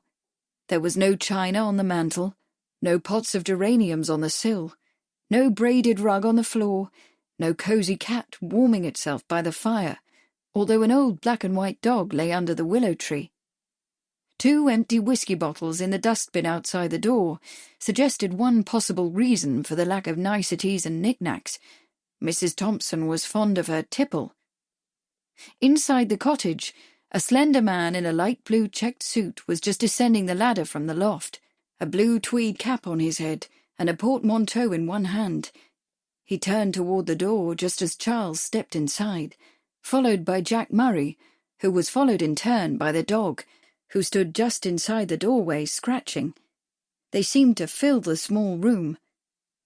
The man looked up, his face draining of colour, his eyes wide with sudden fear behind thick-lensed glasses. Then, seeing men whom he did not recognise, his fear turned to nervous belligerence. "Who are you?" he demanded thinly. "What do you want?" "We've come to talk to you, Mr. Baggs," Charles said, wondering just who the man had feared might find them. The police, perhaps, or someone else. The man cleared his throat. "There's no Baggs here," he said indistinctly. "You've got the wrong house. Now, if you don't mind, I'll be off. I've a train to catch." "Is Baggs all right?" Murray said in a low voice to Charles. "I saw him once with Badger. No mistaking those glasses. He's blind as a bat without them." At the mention of Badger's name, the man pressed his lips together. "Mr. Baggs," Charles said, "I am Charles Sheridan, and this is Jack Murray. We are conducting a private investigation, commissioned by the Jockey Club, into the murder of your partner. We would like to ask you a few questions, please." The dog growled low in his throat. Baggs put down his portmanteau and straightened his shoulders, the muscles in his jaw tightening. "A private investigation?" he asked hesitantly. "Right," Murray answered gruffly. "We ain't police." He booted the dog outside, closed the door and shoved the bolt into place. The action was clearly a threat. Baggs's chin began to quiver. I don't know anything about Badger," he said plaintively. "I heard he'd been shot, but I'd already made plans to leave before that happened. But I've decided to go into a different line of work, you see, in America. I'm looking for more opportunity." "That's interesting," Charles said, as Murray began to edge around the table. He gave Bags an encouraging smile. "It is a natural thing to want more opportunity, and I congratulate you on your initiative. But what about your business in Newmarket? I've heard that it's thriving. I shouldn't think you'd want to leave it." "Business?" Bags asked uneasily, his glance shifting from Charles to Murray. He took a step backward in the direction of the fireplace. "That's all over. Badger and I ended our partnership the week before, quite amicably." "Amicably, huh?" Murray snarled, now standing within an arm's length of Bags. He spoke in a thick accent that made him seem larger and more menacing than he was. "That ain't what Soberside says. He says you threatened to kill Badger if he didn't lay off about the doping. He says he'll swear to it in court. So what about it, huh? You killed him, right? You killed Badger." "No!" Bags took another step backward. His eyes were wide and frightened behind his glasses. His mouth was working. We may have had a few hard words, but—" "When I said that your business was thriving, I was speaking of your connection with the Americans," Charles said mildly. "I understand from various sources that you have undertaken a new business arrangement with them, which was in part the reason for terminating your relationship with Mr. Day." "That ain't all," Murray said menacingly. He thrust his face close to Bags and growled, "You had a row with Badger at the Great Horse just before he was killed. A big row. You was seen and heard, Bags, so don't try to lie out of it." Charles pulled out a chair from the table and sat down, crossing his legs. He leaned back. "I fear that Mr. Murray is correct," he said regretfully. "The proprietor will testify that you followed Badger out of the pub and didn't come back. I'm very much afraid that the police believe that you are the killer, Mr. Bags.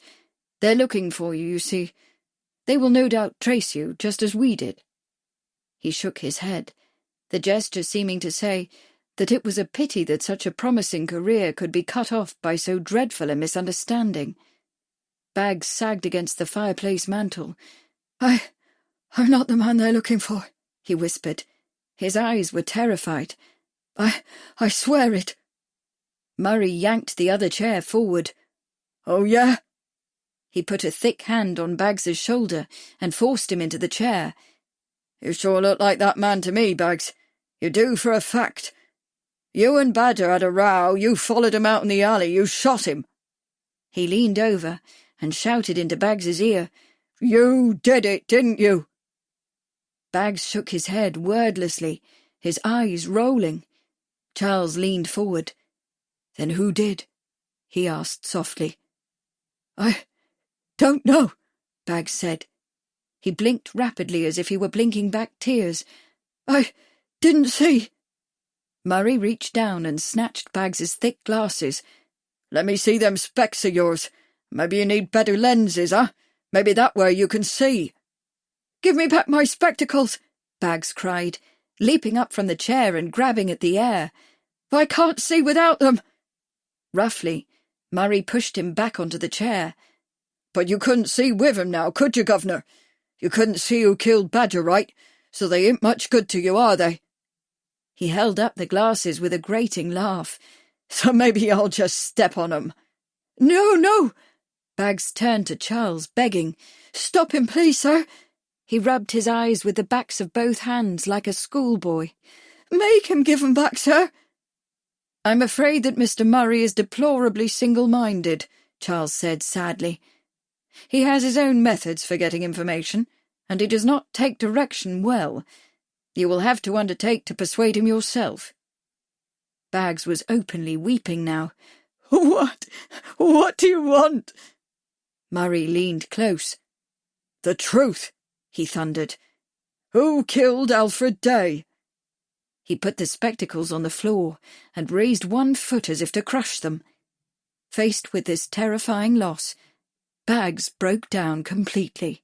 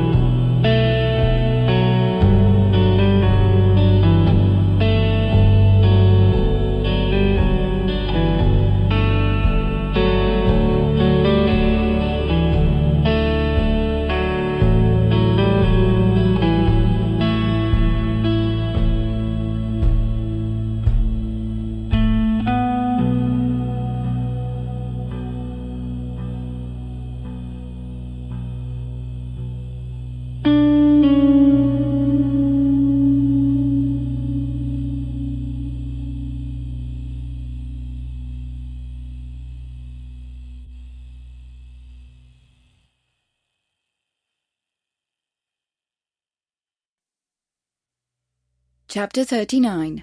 At Hardaway House. Search then the ruling passion, there alone, the wild are constant and the cunning known, the fool consistent and the false sincere. This clue once found unravels all the rest. Alexander Pope. Call me a spider catcher. Love Tricks. James Shirley. Kate put Amelia on the afternoon train back to Bishop's Keep, then, carrying one small portmanteau with her, took a hansom to Hardaway House, stopping along the way to buy a few things for tea.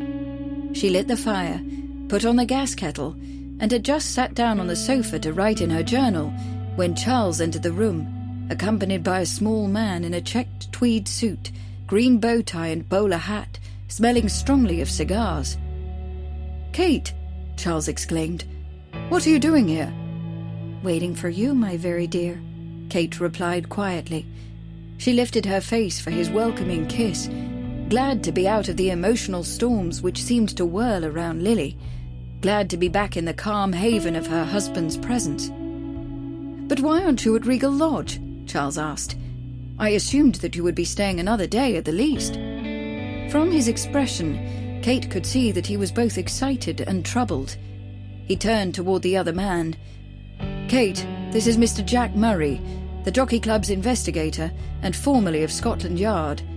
Mr. Murray, Lady Sheridan, my wife." "Delighted, ma'am," Murray said, snatching off his hat. "I am glad to meet you, Mr. Murray," Kate said. "Charles has spoken highly of your abilities and experience." She turned to Charles. "I left Regal Lodge," she said in answer to his question, "because I couldn't bear to stay. I fear that a little of Mrs. Langtry goes a very long way, at least for me." She glanced up. "Please pardon me if that seems a rude thing to say, Mr. Murray." "I'm afraid I know just what you mean, my lady," Jack Murray said ruefully. Jack was one of the Scotland Yard men on the Langtry jewel theft case, Charles explained. "He had dealings with Mrs. Langtry then." "More than I cared to, ma'am," Murray put in fervently. "Begging your pardon." "I understand," Kate said with a sympathetic smile. She could imagine the scene, Lily a study in astonished horror and dismay, Lily complaining melodramatically about the inability of the Yard to catch the criminals, Lily indignant and betrayed when the police failed to return her jewels, and if she had been complicit in the theft, the whole thing would have been nothing more or less than a grand performance, Mrs. Lily Langtry starring in the role of the beautiful and helpless victim of an appalling robbery. The kettle was steaming. Kate got up, poured hot water into the teapot, and set out 3 china cups she had found in the sideboard. As she assembled a tray of cheeses and purchased biscuits, she said, "I met Spider this afternoon." "You met him?" Charles asked, with open excitement. "He came to Regal Lodge?" "Yes," Kate said. "He gave Lily a horse." She smiled as she added, over her shoulder, "A horse named Tarantula, of course. Exactly as one might expect from a spider." "Tarantula?" Murray frowned. "That's Lord Hunt's horse, the one he lost on so heavily last year." "Lord Hunt?" Kate looked around sharply. "Is that Spider's real name?" "You didn't get the man's name, then?" Charles asked. Kate shook her head. "I asked, but both he and Lily avoided answering, and I didn't like to press for fear of seeming overly curious. The man had ridden a horse, so there was no driver, I might ask." She put the tray on the small table in front of the sofa. "Will you be so kind as to pour the tea, Charles?" she added, going for her purse. "I have something to show you." While Charles poured, Kate opened her purse and took out the derringer and the brandy snifter, each wrapped in a handkerchief. She put them on the table next to the tray and opened the handkerchiefs. "By thunder!" Mr. Murray exclaimed, letting out his breath. "Is this—" "The missing derringer," Charles said with satisfaction. "Kate, my sweet, you are a treasure of treasures. Where in the world did you happen on it?" "In the drawer in the drawing-room," Kate said, sitting beside Charles on the sofa. "Spider was alone in the room when I came in. It occurred to me that if he were indeed the man who took the gun, he might have taken the opportunity to return it. After he and Lily went out to the stable, I looked in the drawer, and there it was. Charles slipped his arm around her waist and hugged her. "Wonderful, Kate." "Excuse me, ma'am," Mr. Murray said, "but what about the brandy snifter?" "The man called Spider was drinking from that glass," Kate said. "I thought you might like to see if his fingerprints are on it, Charles, to be compared to any you might be able to find on the gun," she added. "I was wearing gloves when I picked up both objects." "Fingerprints?" Murray asked, surprised. He raised both eyebrows. "You're speaking of that dactyloscopy business that Edward Henry is pushing at the Yard?" "Oh, you know about that then, do you, Jack?" Charles asked, pleased. Murray nodded. "A friend of mine, Sergeant Randall, has been taking fingerprints at Sir Francis Galton's South Kensington laboratory for some years, and he keeps me posted on the progress. According to Sergeant Randall, Henry has been using dactyloscopy in India with a great deal of success. He thinks there's a chance that the Anthropometry Bureau might be compelled to at least give the method a trial." His face became gloomy, "although I personally doubt that will happen. The Home Secretary is convinced that anthropometry provides the best means of identification. Barking up the wrong tree, if you ask me," he added. "Measuring noses and ears isn't precise enough. Too much chance for error. And the record-keeping is preposterous." "Fingerprint records aren't much of an improvement," Charles remarked. "And even if the Yard takes up fingerprinting, the courts will still have to accept it as evidence, and that is some distance in the future." Kate frowned. "It's all well and good to have the fingerprints on the gun. They might be of some help. But isn't the first task to match the gun to the crime? How is that to be done without the fatal bullet?" Charles reached into his pocket and took out a bullet, putting it on the table. "Here it is, Kate. Taken yesterday from Badger's body by Dr. Stubbings. We'll fire a test round and see whether we can determine any similarities." Murray was even more gloomy. "The experts at the Yard don't think ballistics evidence counts for much either, and no court in England has ever been presented with a case involving such a thing. However, it won't hurt to give it a try. There's a first time for everything." He put down his teacup and stood. "I don't imagine any of us has a .41 caliber bullet handy for a test firing, so I'll just pop around to the gun shop before it closes." He bowed to Kate. "Ma'am?" When Murray had gone, Kate turned back to her husband, feeling a surge of excitement. "Charles, this is wonderful.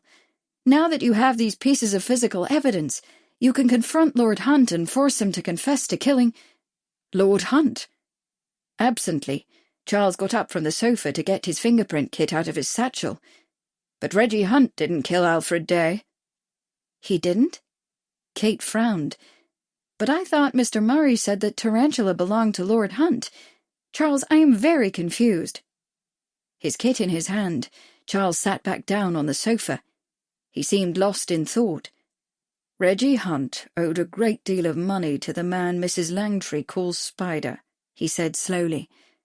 "In payment of the debt, Spider took Hunt's estate and half his stable, including the horse, I suppose." Kate stared at Charles, wide-eyed. "Then who is Spider, and how did you find him out?" "We learned Spider's identity from Eddie Baggs," Charles replied. "Baggs followed Badger out of the pub and was standing in the shadows at the back of the Great Horse. He saw and heard the entire encounter from beginning to end." "But that means that there's an eyewitness," Kate exclaimed excitedly, "and that none of this fingerprint or ballistics evidence matters. With the testimony of an eyewitness, any jury in the land will convict the man. Who is he, Charles?" "His name," Charles said soberly, "is Henry Radwick. He's a moneylender, and quite a successful one at that, judging from those who patronize him. Half of the members of the Jockey Club have been in the man's debt at one time or another. Lord Hunt certainly isn't the only one who has owed him money." "But why did he shoot Mr. Day?" "According to Baggs, Radwick was in a violent temper. He had discovered that Badger was attempting to blackmail Mrs. Langtry. According to Baggs, As Radwick pulled the trigger, he shouted, "She's mine, do you hear? I won't let you hurt her."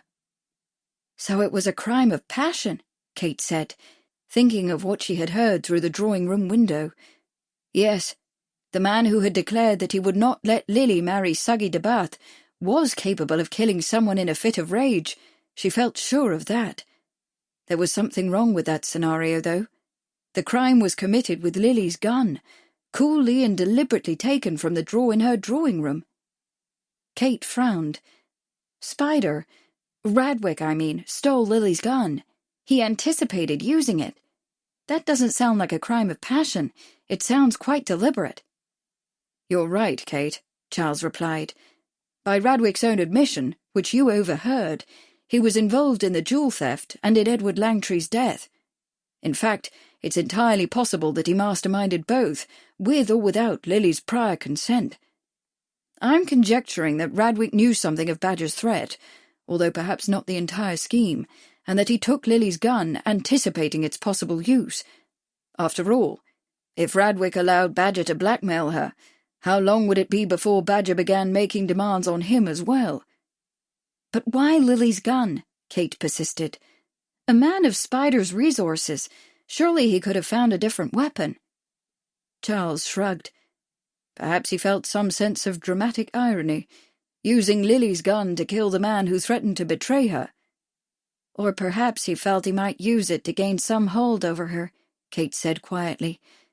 "Perhaps he thought to keep her from marrying Suggy de Bath and persuade her to marry him instead. I wonder whether, after I left this afternoon, he boasted to Lily that he murdered Alfred Day for her sake. Do you suppose he opened the drawer to show her the gun he used?" Anticipating her next thought, Charles said with a wry smile, "If he did, do you suppose he guessed that Lady Sheridan is now in possession of Mrs. Langtry's derringer?" Kate gave a little shrug. "There's one thing I don't quite understand, Charles. Why was Radwick called Spider?" "I've been thinking about that," Charles said. "There might be some kind of private association, of course, but the word spider is also a pejorative term for moneylenders." "Lurking in the corners, I suppose," Kate said thoughtfully, "weaving webs to ensnare their innocent prey." "Something like that," Charles said. "Although in this case, I suspect that the innocent are not quite as innocent as they might like to appear. Certainly Lord Hunt knew what he was doing when he laid his family's estate as a pledge against a gambling debt."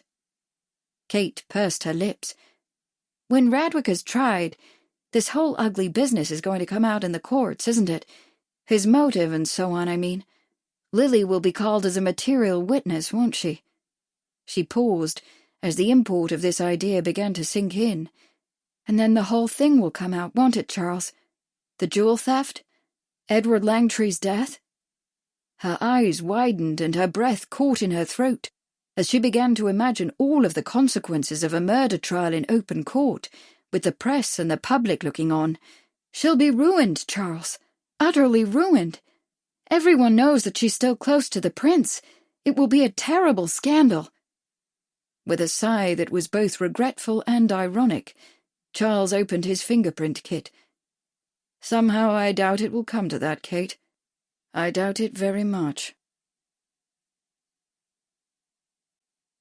Chapter 40. At the Jockey Club. If I were to begin life again, I would go to the turf to get friends. They seem to me to be the only people who really hold close together. I don't know why. It may be that each knows something that might hang the other, but the effect is delightful and most peculiar. Lady Harriet Ashburton.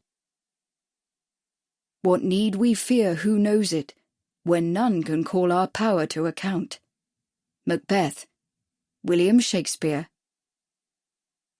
Charles spent the better part of an hour that evening writing a careful and fully detailed report to Admiral Owen North.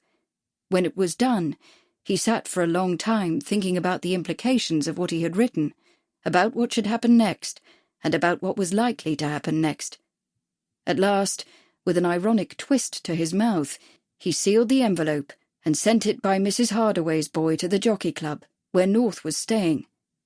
That done, He and Kate, with Jack Murray, adjourned to the Stag Hotel for a passable dinner and a bottle of champagne, after which he and Kate retired alone to Hardaway House for their first private evening together in several days. It was a renewing respite that both of them cherished. The next morning, their companionable breakfast was interrupted by a knock at the door and a message from the Admiral.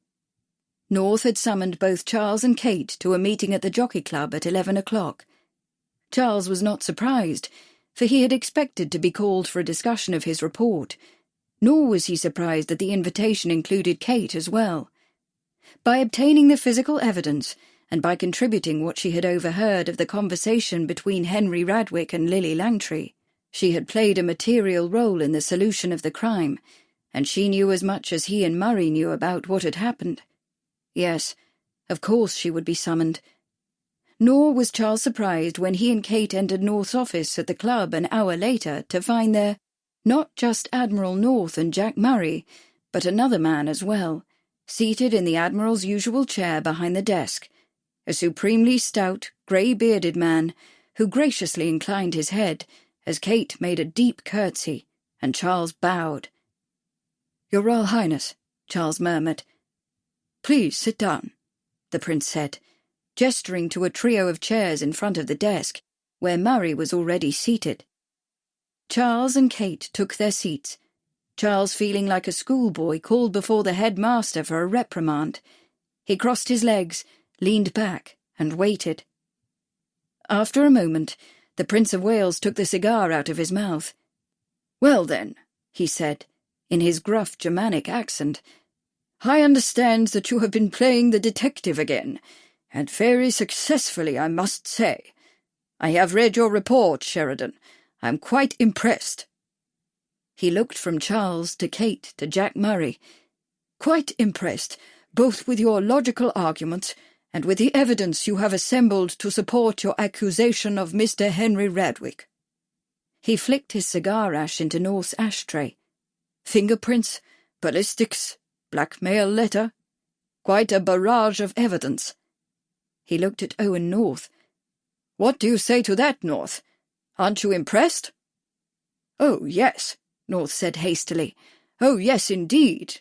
Lord Sheridan and Mr. Murray have given us all the information we could have wished, Your Highness." And somewhat more, Charles thought ironically. "Thank you," he said. "Well, now." The Prince looked once again at Murray, then at Charles.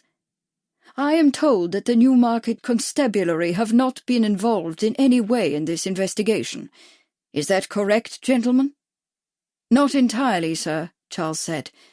"I took the liberty of asking Chief Constable Watson to provide interim private lodging in the Newmarket jail for Mr. Baggs. I did not, however, inform the Chief Constable of the reason for my request." "Ah," the Prince said gruffly. "Mr. Baggs is the unfortunate eyewitness." "That is correct, sir," Charles said. "When Mr. Murray and I located him in Newnham, his valise was packed, and he was preparing to leave for America. He was planning to take up a new line of work there." Very good," the Prince said approvingly. He turned to North. "If Mr. Baggs has not yet purchased his boat ticket, Owen, see that he has one, will you? You might arrange to have him escorted to his departure point, and slip him a few pounds to help him begin his new career." "Yes, sir," North said. The Prince frowned. "Oh, and I should think you might want to have a word or two with him yourself, to be sure that he understands the situation." "Of course, sir. I shall, sir." Kate was leaning forward, frowning. "I'm not sure that I quite understand, Your Highness. Mr. Baggs is leaving the country? But what about his testimony at the trial? What about—" "Yes, my dear," the Prince replied with a smile. His tone was condescending, as if he were speaking to a child. "Mr. Baggs will find it advantageous to pursue his original plan. It might be awkward if you were to stay." "I take it, then," Charles said ironically, "that there's no point in sending the Chief Constable round for Mr. Radwick." The Prince turned to North. "I believe that's the case, is it not, Owen?" "Right, sir," the Admiral said. According to my information, Radwick was to have left before dawn this morning. He looked directly at Kate. Urgent business, your ladyship. In South America. The prince regarded his cigar. The Argentine, is it, Owen? I believe so, sir. Some quite rural area, as I understand it. Argentina, the prince said thoughtfully. Always wanted to go there myself. Hear that they have some fine shooting in Argentina. Emu. Or is it rhea? I forget. He looked at Charles. Speaking of shooting, you did bring the gun with you, I trust. Yes, sir, Charles said. He took the handkerchief-wrapped gun out of his pocket and placed it on the desk. The prince picked it up and looked at it with a distasteful frown. I shall return it to Mrs. Langtry myself, he said. For some time I have wanted an opportunity to caution her about her tendency to become involved with persons of low repute. He pursed his lips and exhaled a round O of blue cigar smoke. You did telephone Sagidabat in London, did you not, Owen? I did, sir, North said. He asked me to tell you that he would be able to reach Regal Lodge by tea-time. Good, the prince frowned. Does he understand what is wanted? I believe so, sir, North said.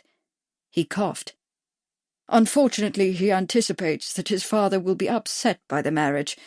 He rather hopes that you— I'll speak to old Lord Debat myself, the prince said. I'm sure I can bring him around. And I'll speak to Lily about her association with those Americans. The frown became a scowl. Wishart and Clark are the worst, if you ask me. The stewards ought to think about doing something, Owen. Not this year, perhaps, for we don't want to call too much attention to the matter. But the next, or the year after that. If we don't do something, the Americans will rob us all blind. Of course, sir, North said reassuringly. We're working on it, sir. And I'll have a word with Squire Mannington about his objection. I'm sure he can be persuaded to see reason. The prince put the derringer down on the desk and looked at Charles and Kate. One might think, he said in a conversational tone, that I have used my influence to enable a guilty man to escape the consequences of his actions. However, I assure you that Mr. Radwick's lifetime exile from England is a punishment far greater than any that might have been meted out by our courts, especially when you consider that he has been forced to leave his fortune behind. As you say, sir, Charles said dryly. Beside him, Kate was angrily straining to hold her tongue. At the other end of the row, Murray was muttering something he could not quite catch. The prince stood and looked sternly down his nose. I trust that I have your word that you will not speak with anyone else about what has transpired in the past few days. He turned his gaze directly upon Kate. I am very much afraid that I shall require Beryl Bardwell's word on that as well, Lady Charles. I should not like to pick up Blackwell's magazine and read a story entitled Death at Newmarket. He smiled gravely.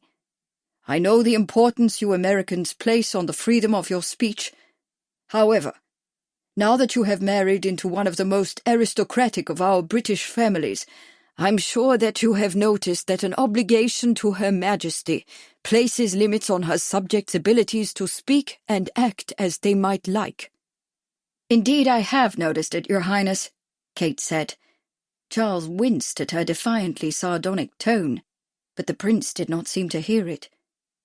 Very good, then, he said. He picked up the gun and dropped it into his pocket, glancing at the clock. Now, if you will excuse me, I am off to Regal Lodge for luncheon with Mrs. Langtry. Good day, gentlemen. Good day, Lady Charles. Good day, sir, they echoed dutifully. When the prince had left, there was a long silence. Finally, Kate said something, half to herself. Charles looked questioningly at her.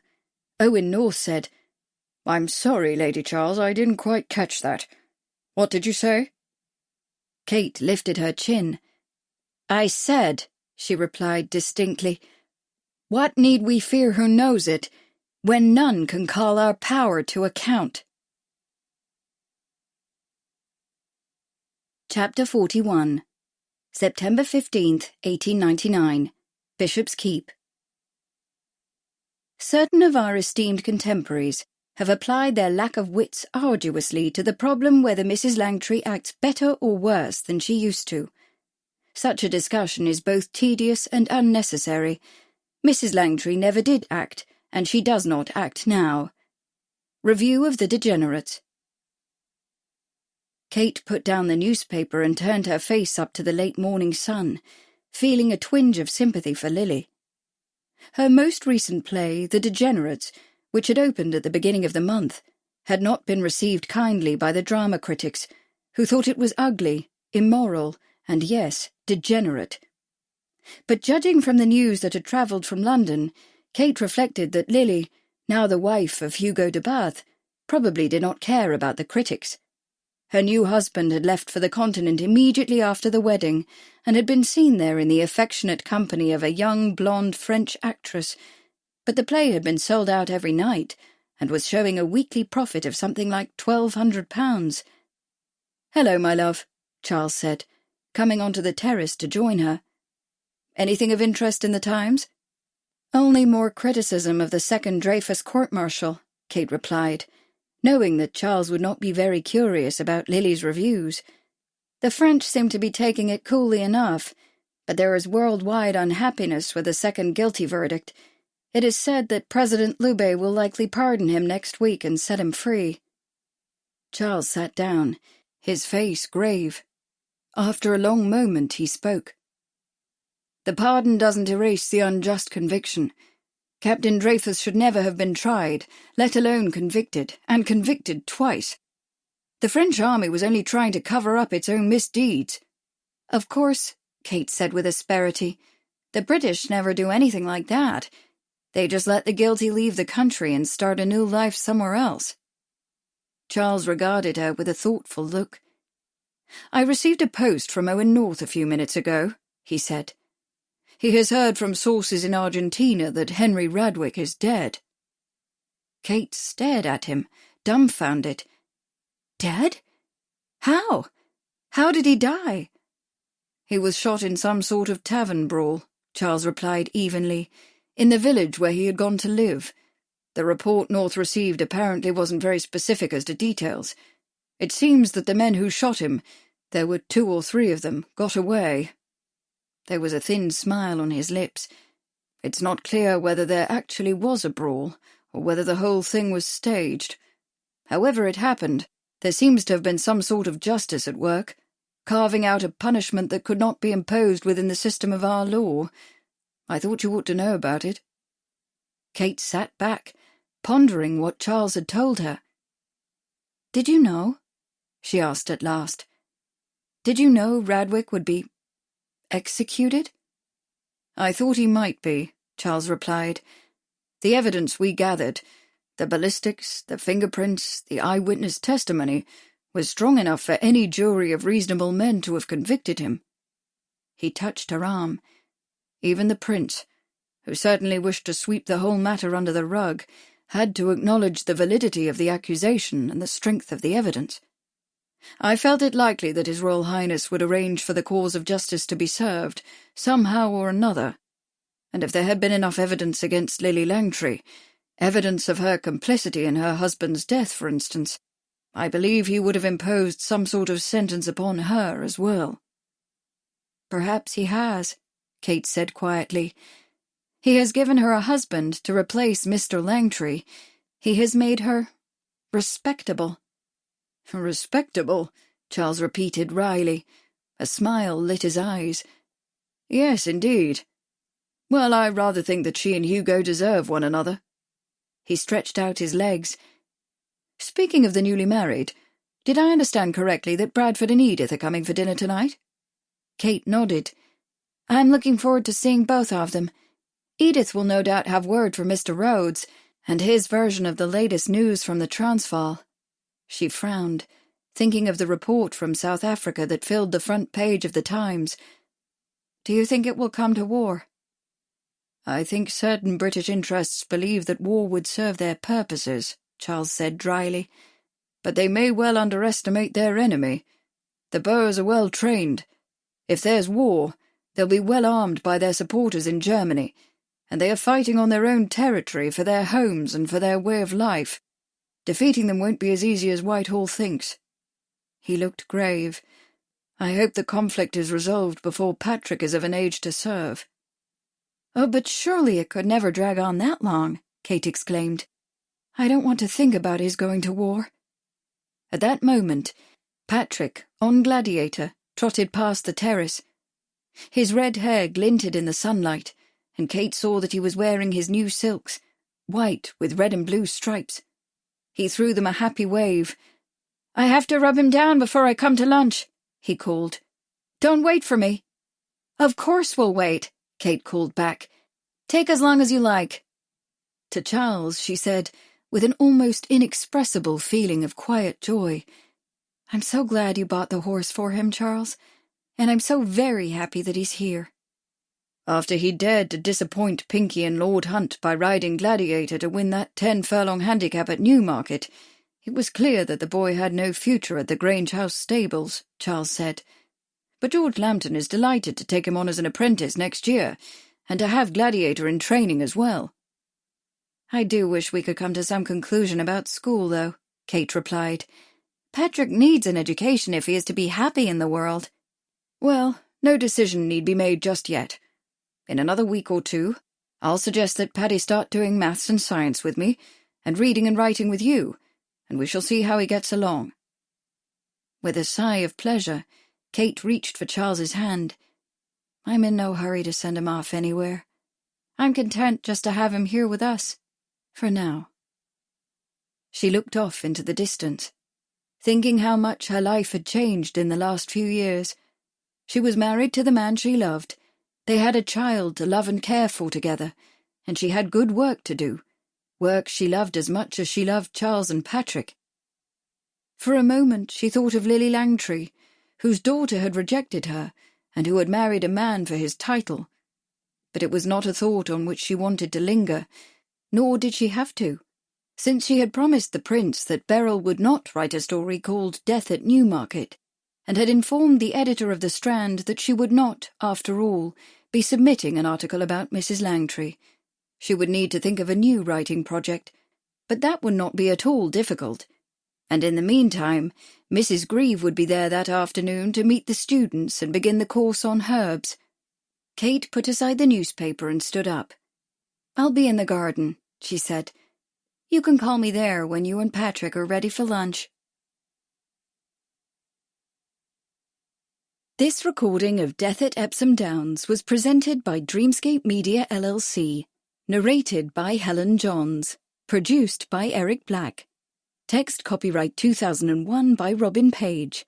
Sound recording copyright 2023 by Dreamscape Media LLC. This recording may not be copied or played for an audience without the written permission of Dreamscape Media LLC. Thank you for listening. Please check dreamscapepublishing.com for Dreamscape's latest releases.